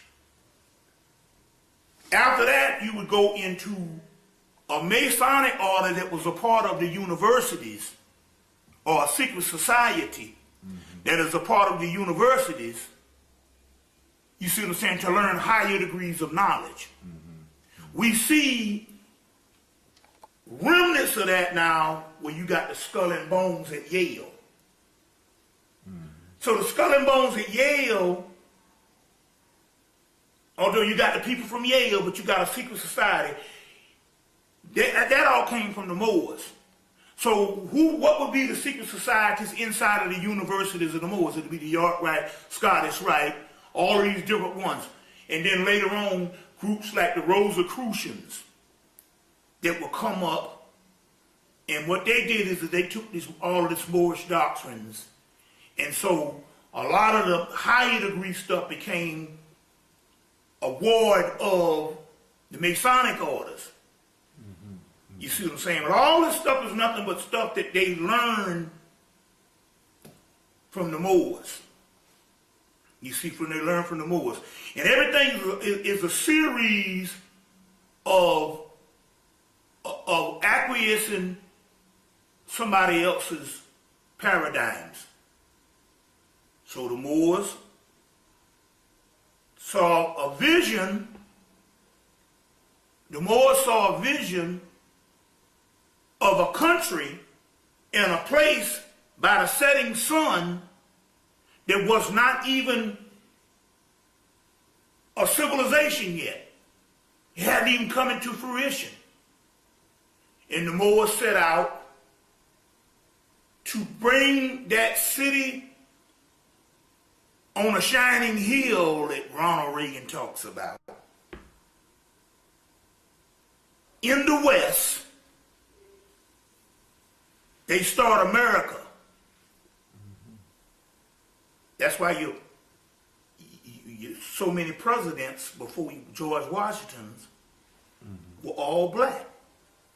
Those were Moors. So this whole system over here was set up, you see what I'm saying? By the Moors. And for some reason, because of the Moors conquering Europe and the Moors being the origin of Americas, for some reason the people who benefited from that deemed the Moor, which means blackface one, or the blacker Moor, or it also means, because anytime you hear the word Sufi, that's another word for the Moors. The word Sufi means woolly-haired one. So instead of saying they'll separate Sufi from the Moor. The Moor was a woolly-haired one. You see, and some reason I don't know if it was after Spain C. Primadel calls it Manichaeism, racism, with Queen Isabella and those particular ones. They deem the Moor the enemy. Who? The European secret societies that were started by the Moors. Okay. You see, it was started by the Moors. For some reason, it's almost as if to say, because you are our teacher, you have to be our enemy. Is this why during initiation They come in, talk about like Dr. Ben said, when the white Masons or the white secret societies, what they do is whenever their initiates or their neophytes cross over into the initiated, the first thing they do is bring a black man in from wherever, blindfolded, and say, this is your father. Always hold him down. Why? They know that civilization originated with us. They know that they are the latter part of that. For some reason, they feel that the only way they can rule is to keep the initiators of civilization down. It's some sick, demented way of thinking. It's a fear, xenophobia. This particular fear, we got to coin a new term for it. It's not the fear of a... Xenophobia is the fear of a person that's unlike you. Different cultures or what have you. We got to coin a new phrase that has to be into the lexicon. And that is a word that will say, you fear a person that you deem is greater than you. That is correct. And that's the difference here. Yeah. They fear us and they say that we are the enemies not because we are different. We are the enemies because we are the initiators of civilization and we gave them all that they have. You see, if you build a TV, you build an airplane, you build anything, the blueprints on what you might later day come to build these things, you got the technology from earlier people. Now you might expound upon it to the point where it's useful to the time you living in, but nevertheless you were not the authors of the blueprint. You were not the master builder. We are the master builders. So you have a fear of our greatness. Yes. And because you fear our greatness, you say, we always have to be an enemy because they figure our rise is their fall. Correct. You see. So they feel that they can be around as long as they want to, as long as we don't rise. And what they don't realize, here goes again. They are thinking that we're going to do to them like they do to us because they think that humans think like them. No. You see what I'm saying? Your mother and your father, just like our mothers and fathers, would not treat us the same way as a child would treat somebody. You see. And basically, they're incapable of love. Now, I'm not talking about a sensation, because that word is thrown around a lot. You see, I'm not talking about the way somebody make you feel, and you basically react based on this person is giving you a chemical reaction and make you feel a certain way. No, we're talking about reacting based on the way you feel about somebody. It's different. See, if you only reply to me based on the way I make you feel, you see what I'm saying? That's selfish. And it's selfish because you don't know how to feel about somebody, even the fact that they never made you feel a certain way. You understand what I'm saying? Mm-hmm. You know, so it's you know, it's the same, you know, so it's this thing, it's this fear that they feel that the society that they're going to be in has to be based on keeping the architects down. Mm-hmm. Number one, you got to keep them down because you stole every damn thing from them. Just for that to come out, you see what I'm saying, would make you feel inferior. Now, that we're thinking like them. We wouldn't think that you're inferior if you inherited a civilization that we put together, but you think that you're inferior, you see what I'm saying, if you told the people, no, they're the architects of this thing. So it's some psychological sick and twisted stuff. You see what I'm saying? But nevertheless, you know, what we have a problem with is understanding people's thoughts, people's mentalities, people's temperament. You see what I'm saying? And we as black people get caught up in that because we think that they think like us. Yeah. You see. You know, but all this had to be, you know, all this stuff had to be in the particular aspect because, let me give you, you said, well, why did this have to be this way? Well, look, let's just take the Moors. Because some people say, well, you know, we might have had another history if the Moors didn't go into Spain and go into Europe and educate them. Well, let's look at it this way. If we knew we were going into a state of dormancy, going to sleep, civilization was going to go out of our hands, based on just age, based on, like Dr. Ben said, time just ran out. Seasons. If we knew this, wouldn't you rather, and you knew a younger, savage people going to take over, wouldn't you try to want to educate them? So whenever you start to wake up out of your dormancy,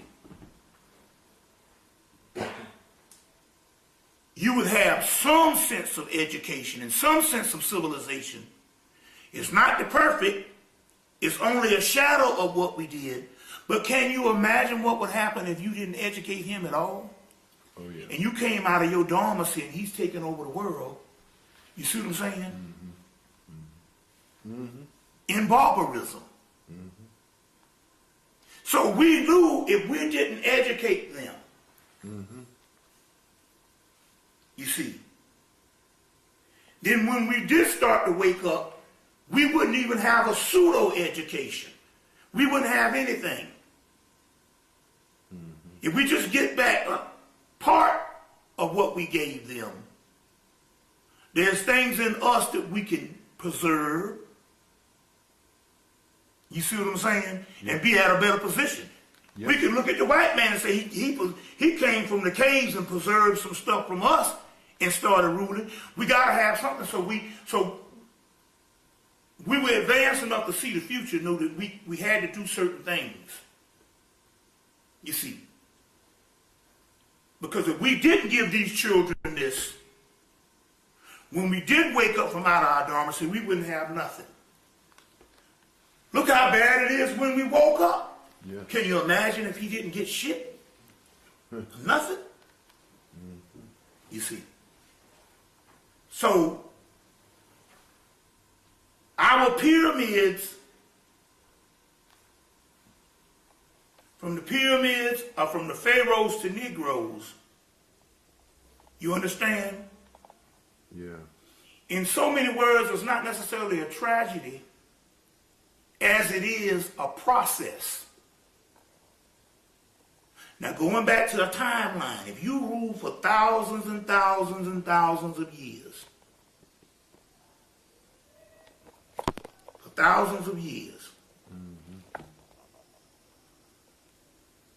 what transpired in the last 2,000 years is a recess.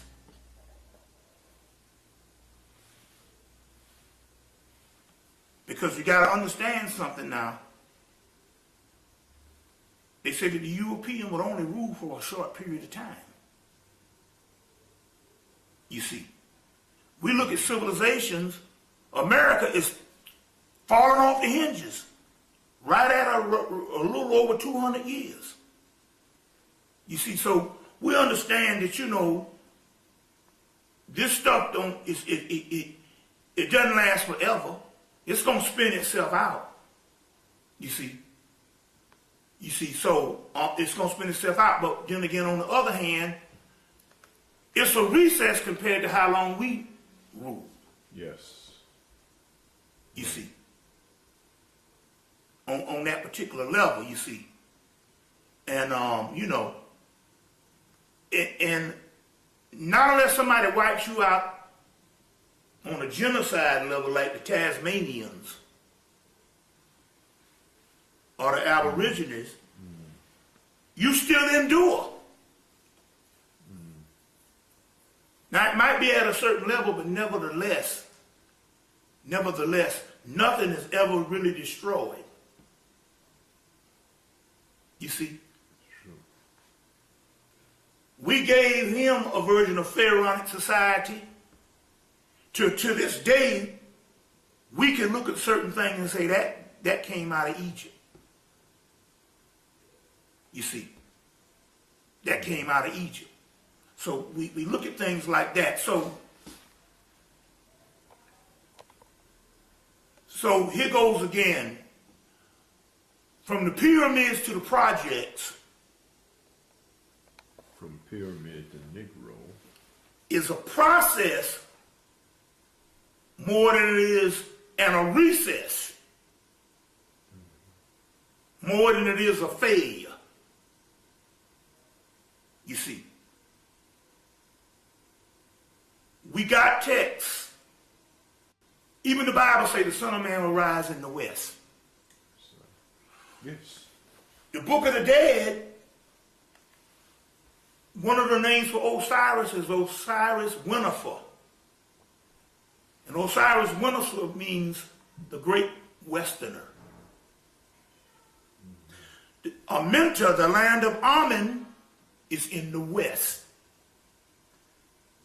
The sun sets in the west. You see. So all this is a process for us to be in the west. Now, we go into one other part about this thing, how this transpires to us. Now, on the genetic level.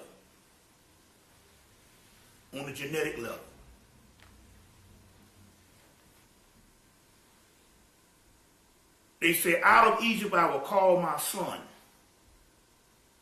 Or out of Africa I will call my son. You had these Africans, some people call them tribes, some people call them nations. But they were scattered. They had broken apart and they were nations. So in order to make it a covenant, make it whole again, you got to extrapolate an African body out to another land. And then you have to come in and extrapolate several different African tribes or African cultures out. And then you have to genetically mix them back together to make the whole African. You see. Let me give you an example. So they say that they talked about it two ways. They say that they used to take these large bodies of Africans and put them in the Caribbean. And then those Africans threw off the oppressors called the Maroon Societies, and they had these revolts. So they decided, look, we're going to take them to America and break them into small lots. But it won't be one nation that can take over. It'll be different African tribes from all over Africa. And we'll break them into small lots and intermarry them or intermingle them. And so as a result, the Westerner that they're talking about, or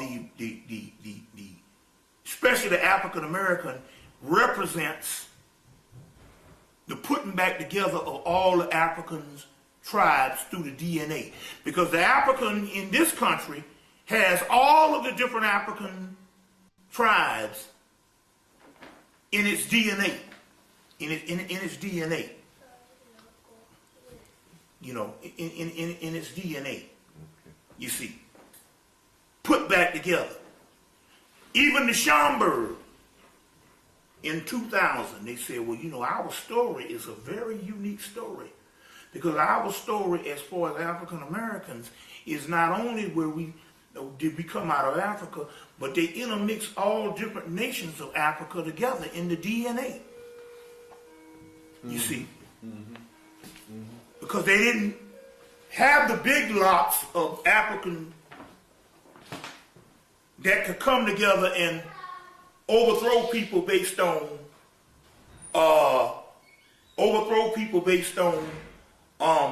big unity. So they broke them up into smaller pieces in America. And as a result, you got a new creation of the original. You got a new creation of the original. You see, so in so many words, the coming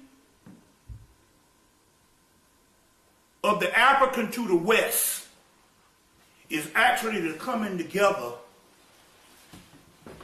of a new being that would be an even greater creation. Because it has all the elements of all the different Africans, and including all the different races in the world in it. That's true. You see. And that's putting back the body of Osiris. It's cut up into several pieces. But he'll be put back in the West.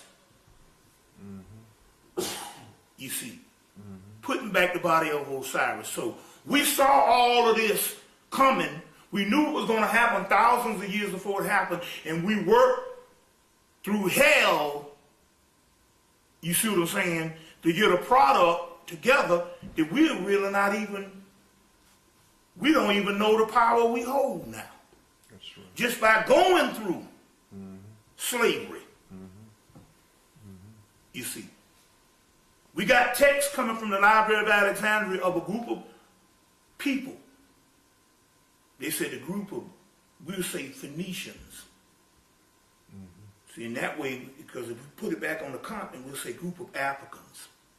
And they said they took the group of Africans and put them together in a boat. But they were the greatest heroes.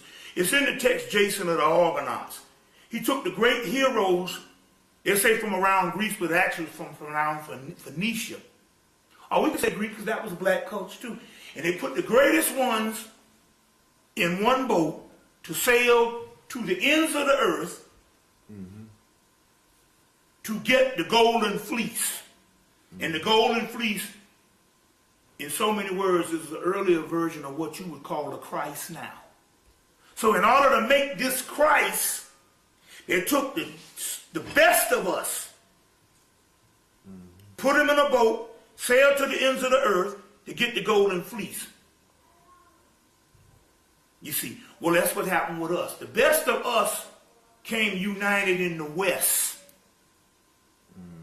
put back together after a separation of Osiris. You see.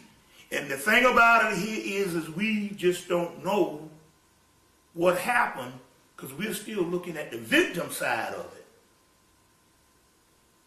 History shows you tragedy, yes. But there's a silver lining to what actually happened. It's a process. You see. And as a result, we can tell you right now, who had the resurgence? Because they talk about in the last days, in the Gospel of Thomas, which was one of the books they took out of the Bible from the Conference of Nicaea. They say in the last days, all things that were hidden will come to manifest, and knowledge will be quickened. In the last 20 years, who was the ones that brought this knowledge back? Although we had several Africans and several people from the Caribbean and stuff, but as far as the knowledge being presented, it is an American phenomenon. You see. Because Africa, you got places they don't even have access to books. Even in the Caribbean, they got places they don't even have access to the libraries like this. So this phenomenon that we call the Afrocentric movement or the Black Conscious movement, although it's made up of different people from the diaspora, the underpinning of it is an African-American phenomenon. So here again, just that alone lets you know, in all honesty, it shows the African being put back together in the West. It's a Western phenomenon. You see. So on one hand, you're looking at tragedy, you're not even noticing what just transpired within the last 20 years, 25 years. You see. Because everything has to start with ideas coming back together, otherwise you don't have nothing if you don't have knowledge. Know thyself. You see? And we know that phenomenon happened in the West. You see? So it's amazing. You got any questions? Well, maybe we should call this from Pharaoh to Negro to what? A new humanity? Pharaoh, from Pharaoh to Negro to new humanity. Bobby, any words in closing you'd like to say to our people who are watching this? Yeah, I think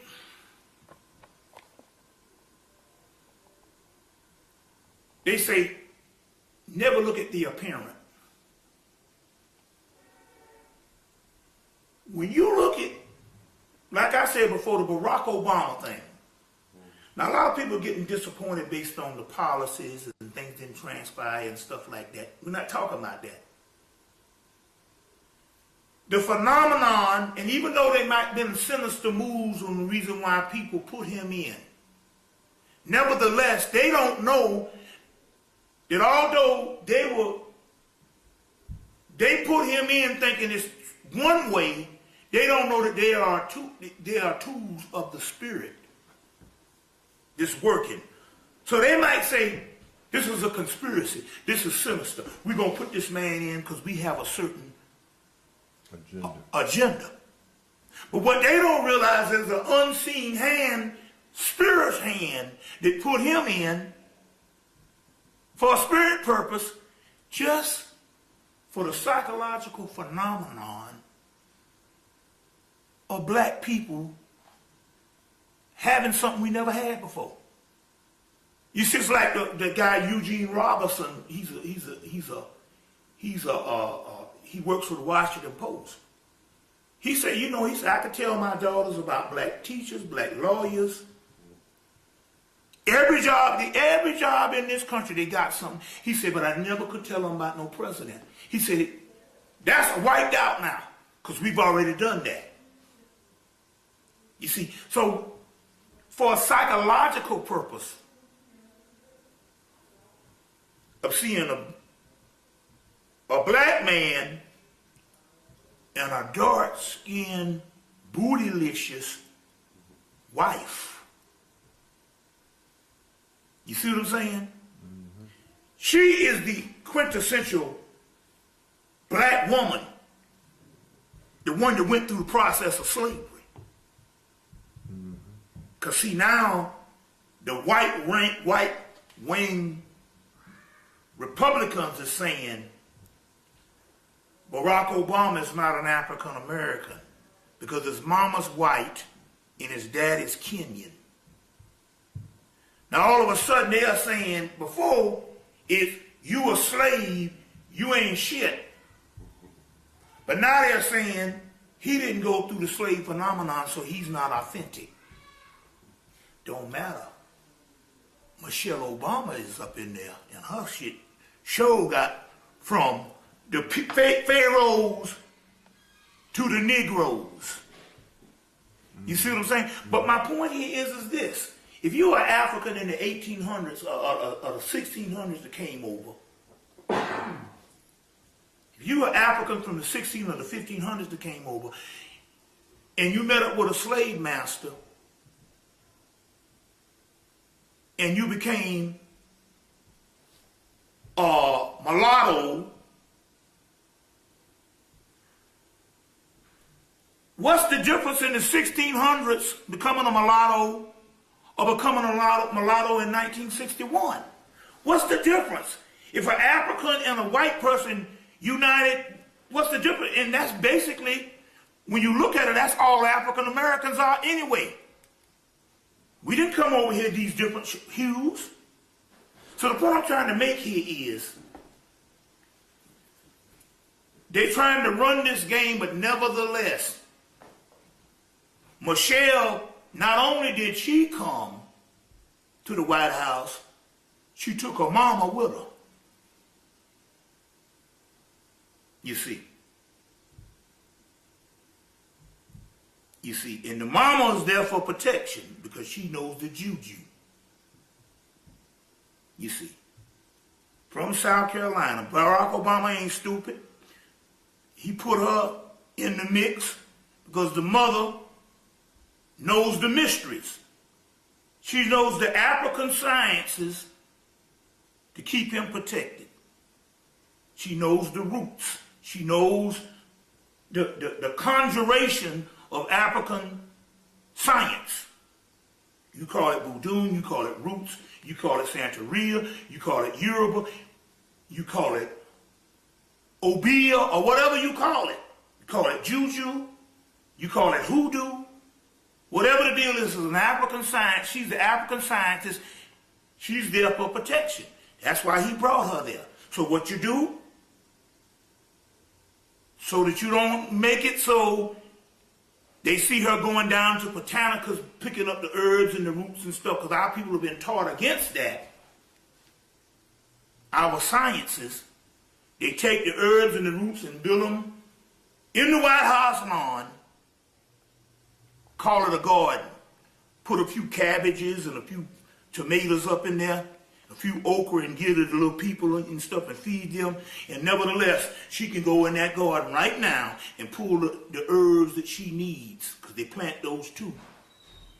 Just to keep Barack Obama protected. Because even though they might be the people who put him there might say, no, we want him to survive because we need him as a tool, but they always got these crazy people out here. You see, that can't stand a black man being up in there. You see. And as a result, he's protected from all of that. You see. Are you trying to say that he is divinely placed? Yes, even though the people, in order to get him there, they had to be convinced that it's a sinister thing that is something that they thinking is their agenda, he's divinely placed, but he's not divinely placed based on politics. See, politics is their agenda. When it comes to us, not only does it represent a self-worth, but it also represents a sign and a symbol of the coming together of us taking back the world. So that inauguration that they had, you see what I'm saying? Mm-hmm. They had the same inauguration in ancient Egypt. They used to have inauguration for the Pharaoh in ancient Hemmitt. You see.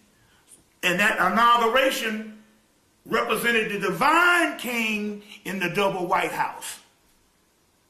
Now, is he the divine king? No. The DNA of black people are divine king. To celebrate, he represents the symbol of the divine kingship of the new kingdom. But the new kingdom is our DNA. Our Christhood coming into being. So the Pharaoh was a representative of God on earth, but of the people being the gods of the earth. You see. The word Pharaoh, they now translated as Pharaoh Heru. And Heru means pineal gland. And if you got a pineal gland and functioning melanin, they're talking about your DNA and your rising to a higher level. So that's what it represents. So don't get it twisted that Barack Obama, the actual human, is Christ. You see. But he represents the coming of the putting back together of Osiris in the West. So they had an inauguration in the White House, the double White House in Egypt. They also have an inauguration in America now, when that black man who represents the Pharaoh returning. You see, there's a book, Rosemary Clark's book, Secret Traditions in Ancient Egypt. She got one called Sacred Magic in Ancient Egypt. I think it's the first one. Sacred Traditions in Ancient Egypt. They talk about the inauguration period. That guy, R.A. Schwaller de Lubitz, spending 15 years at Karnak Temple and Luxor Temple, chronicle that inauguration period in his works. She printed it in her work, but his book is Wisdom of the Temple is one of those books. R.A. Schwaller de Lubitz. So she reprinted some of those concepts and all, which we had preserved from the Temple of Karnak and the Temple of Luxor of its inauguration that goes on in the White House, the double White House. Mm-hmm. So all of this stuff comes together. You see, all this stuff comes together. You even got the priests up in there. See, the priest ran the pharaohs. Well, his mother, she represents that priest. Well, Michelle's mother represents that priest thing. So symbolically, we talk about something that's not the apparent. We talk about spiritual forces behind the scene. You see. Spiritual forces behind the scene. Nothing is never truly lost. It just changes another form. You see. Mm-hmm. That's some interesting stuff, you see. You know, so it's you know, so when you have to look at it and stuff. I think a lot of times we have been suffering so long until we reduce down to looking at the apparent. And the apparent looks dismal. This thing out here to run you crazy. But there's another order on the scene. Give you an example. Since 2008 with the meltdown, the financial meltdown, white people are going through hardships. unemployment, foreclosures on houses, and all of that. So they are now forced to live in a realm, you see what I'm saying, that they haven't lived since the Great Depression. Spoiled by the fatted calf. But in that realm, we rule. Because we have acclimated ourselves, you see what I'm saying, in living in certain conditions. So they say, in the kingdom of the blind, a one-eyed man is king. In this particular case, we are the kingship. Because black people ain't tripping. White people is marching, taking over, occupied, all these movements going on and all that kind of thing, because the country is not what it used to be. Well, it's the same damn country for us as it always was. But we have conditioned ourselves, you see what I'm saying, that now it's no big deal to us. It's not our hardship. So they say, God puts the ones that he loves through harsh conditions. They say, so that they can inherit a greater kingdom. It is the ones that he don't love or she doesn't love that make life go so easy for her. So when stuff falls for them, they won't have no kingdom to inherit. You see, because you got all your stuff here. You got your kingdom here. But the ones they put through the harsh conditions, they're inheriting a kingdom. And in so many words, that's a whole new way of life. We don't even know it, but we are living off of DNA. We are living off of certain things here. And it's spiritual and it's health hazard because we don't even know we're doing it. Mm-hmm.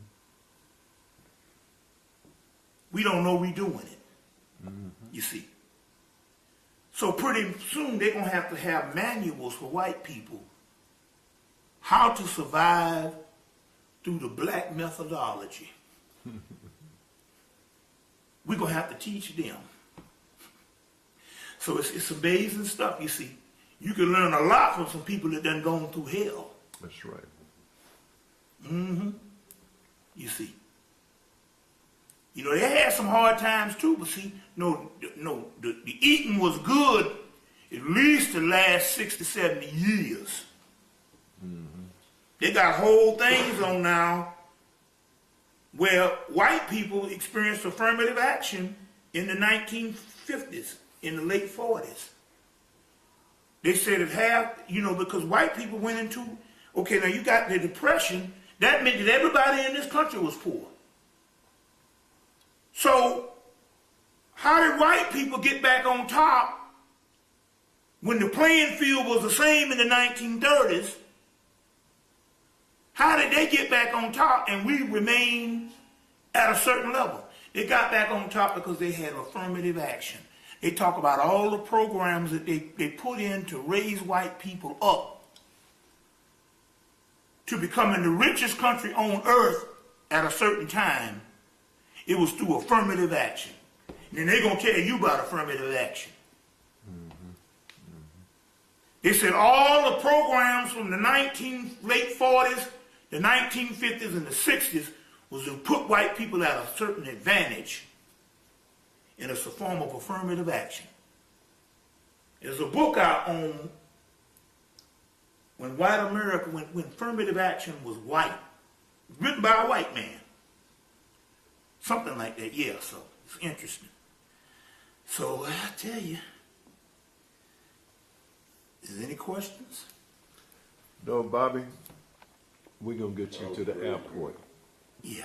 But we certainly appreciate your time and we appreciate this lecture. Oh, yeah. And I'm sure that people will get a lot out of it. Yeah. So, Bobby, again, we want to thank you, and Right. we look forward to your next visit. Oh, yes. Oh, yes. Safe journey back to Georgia. I tell you.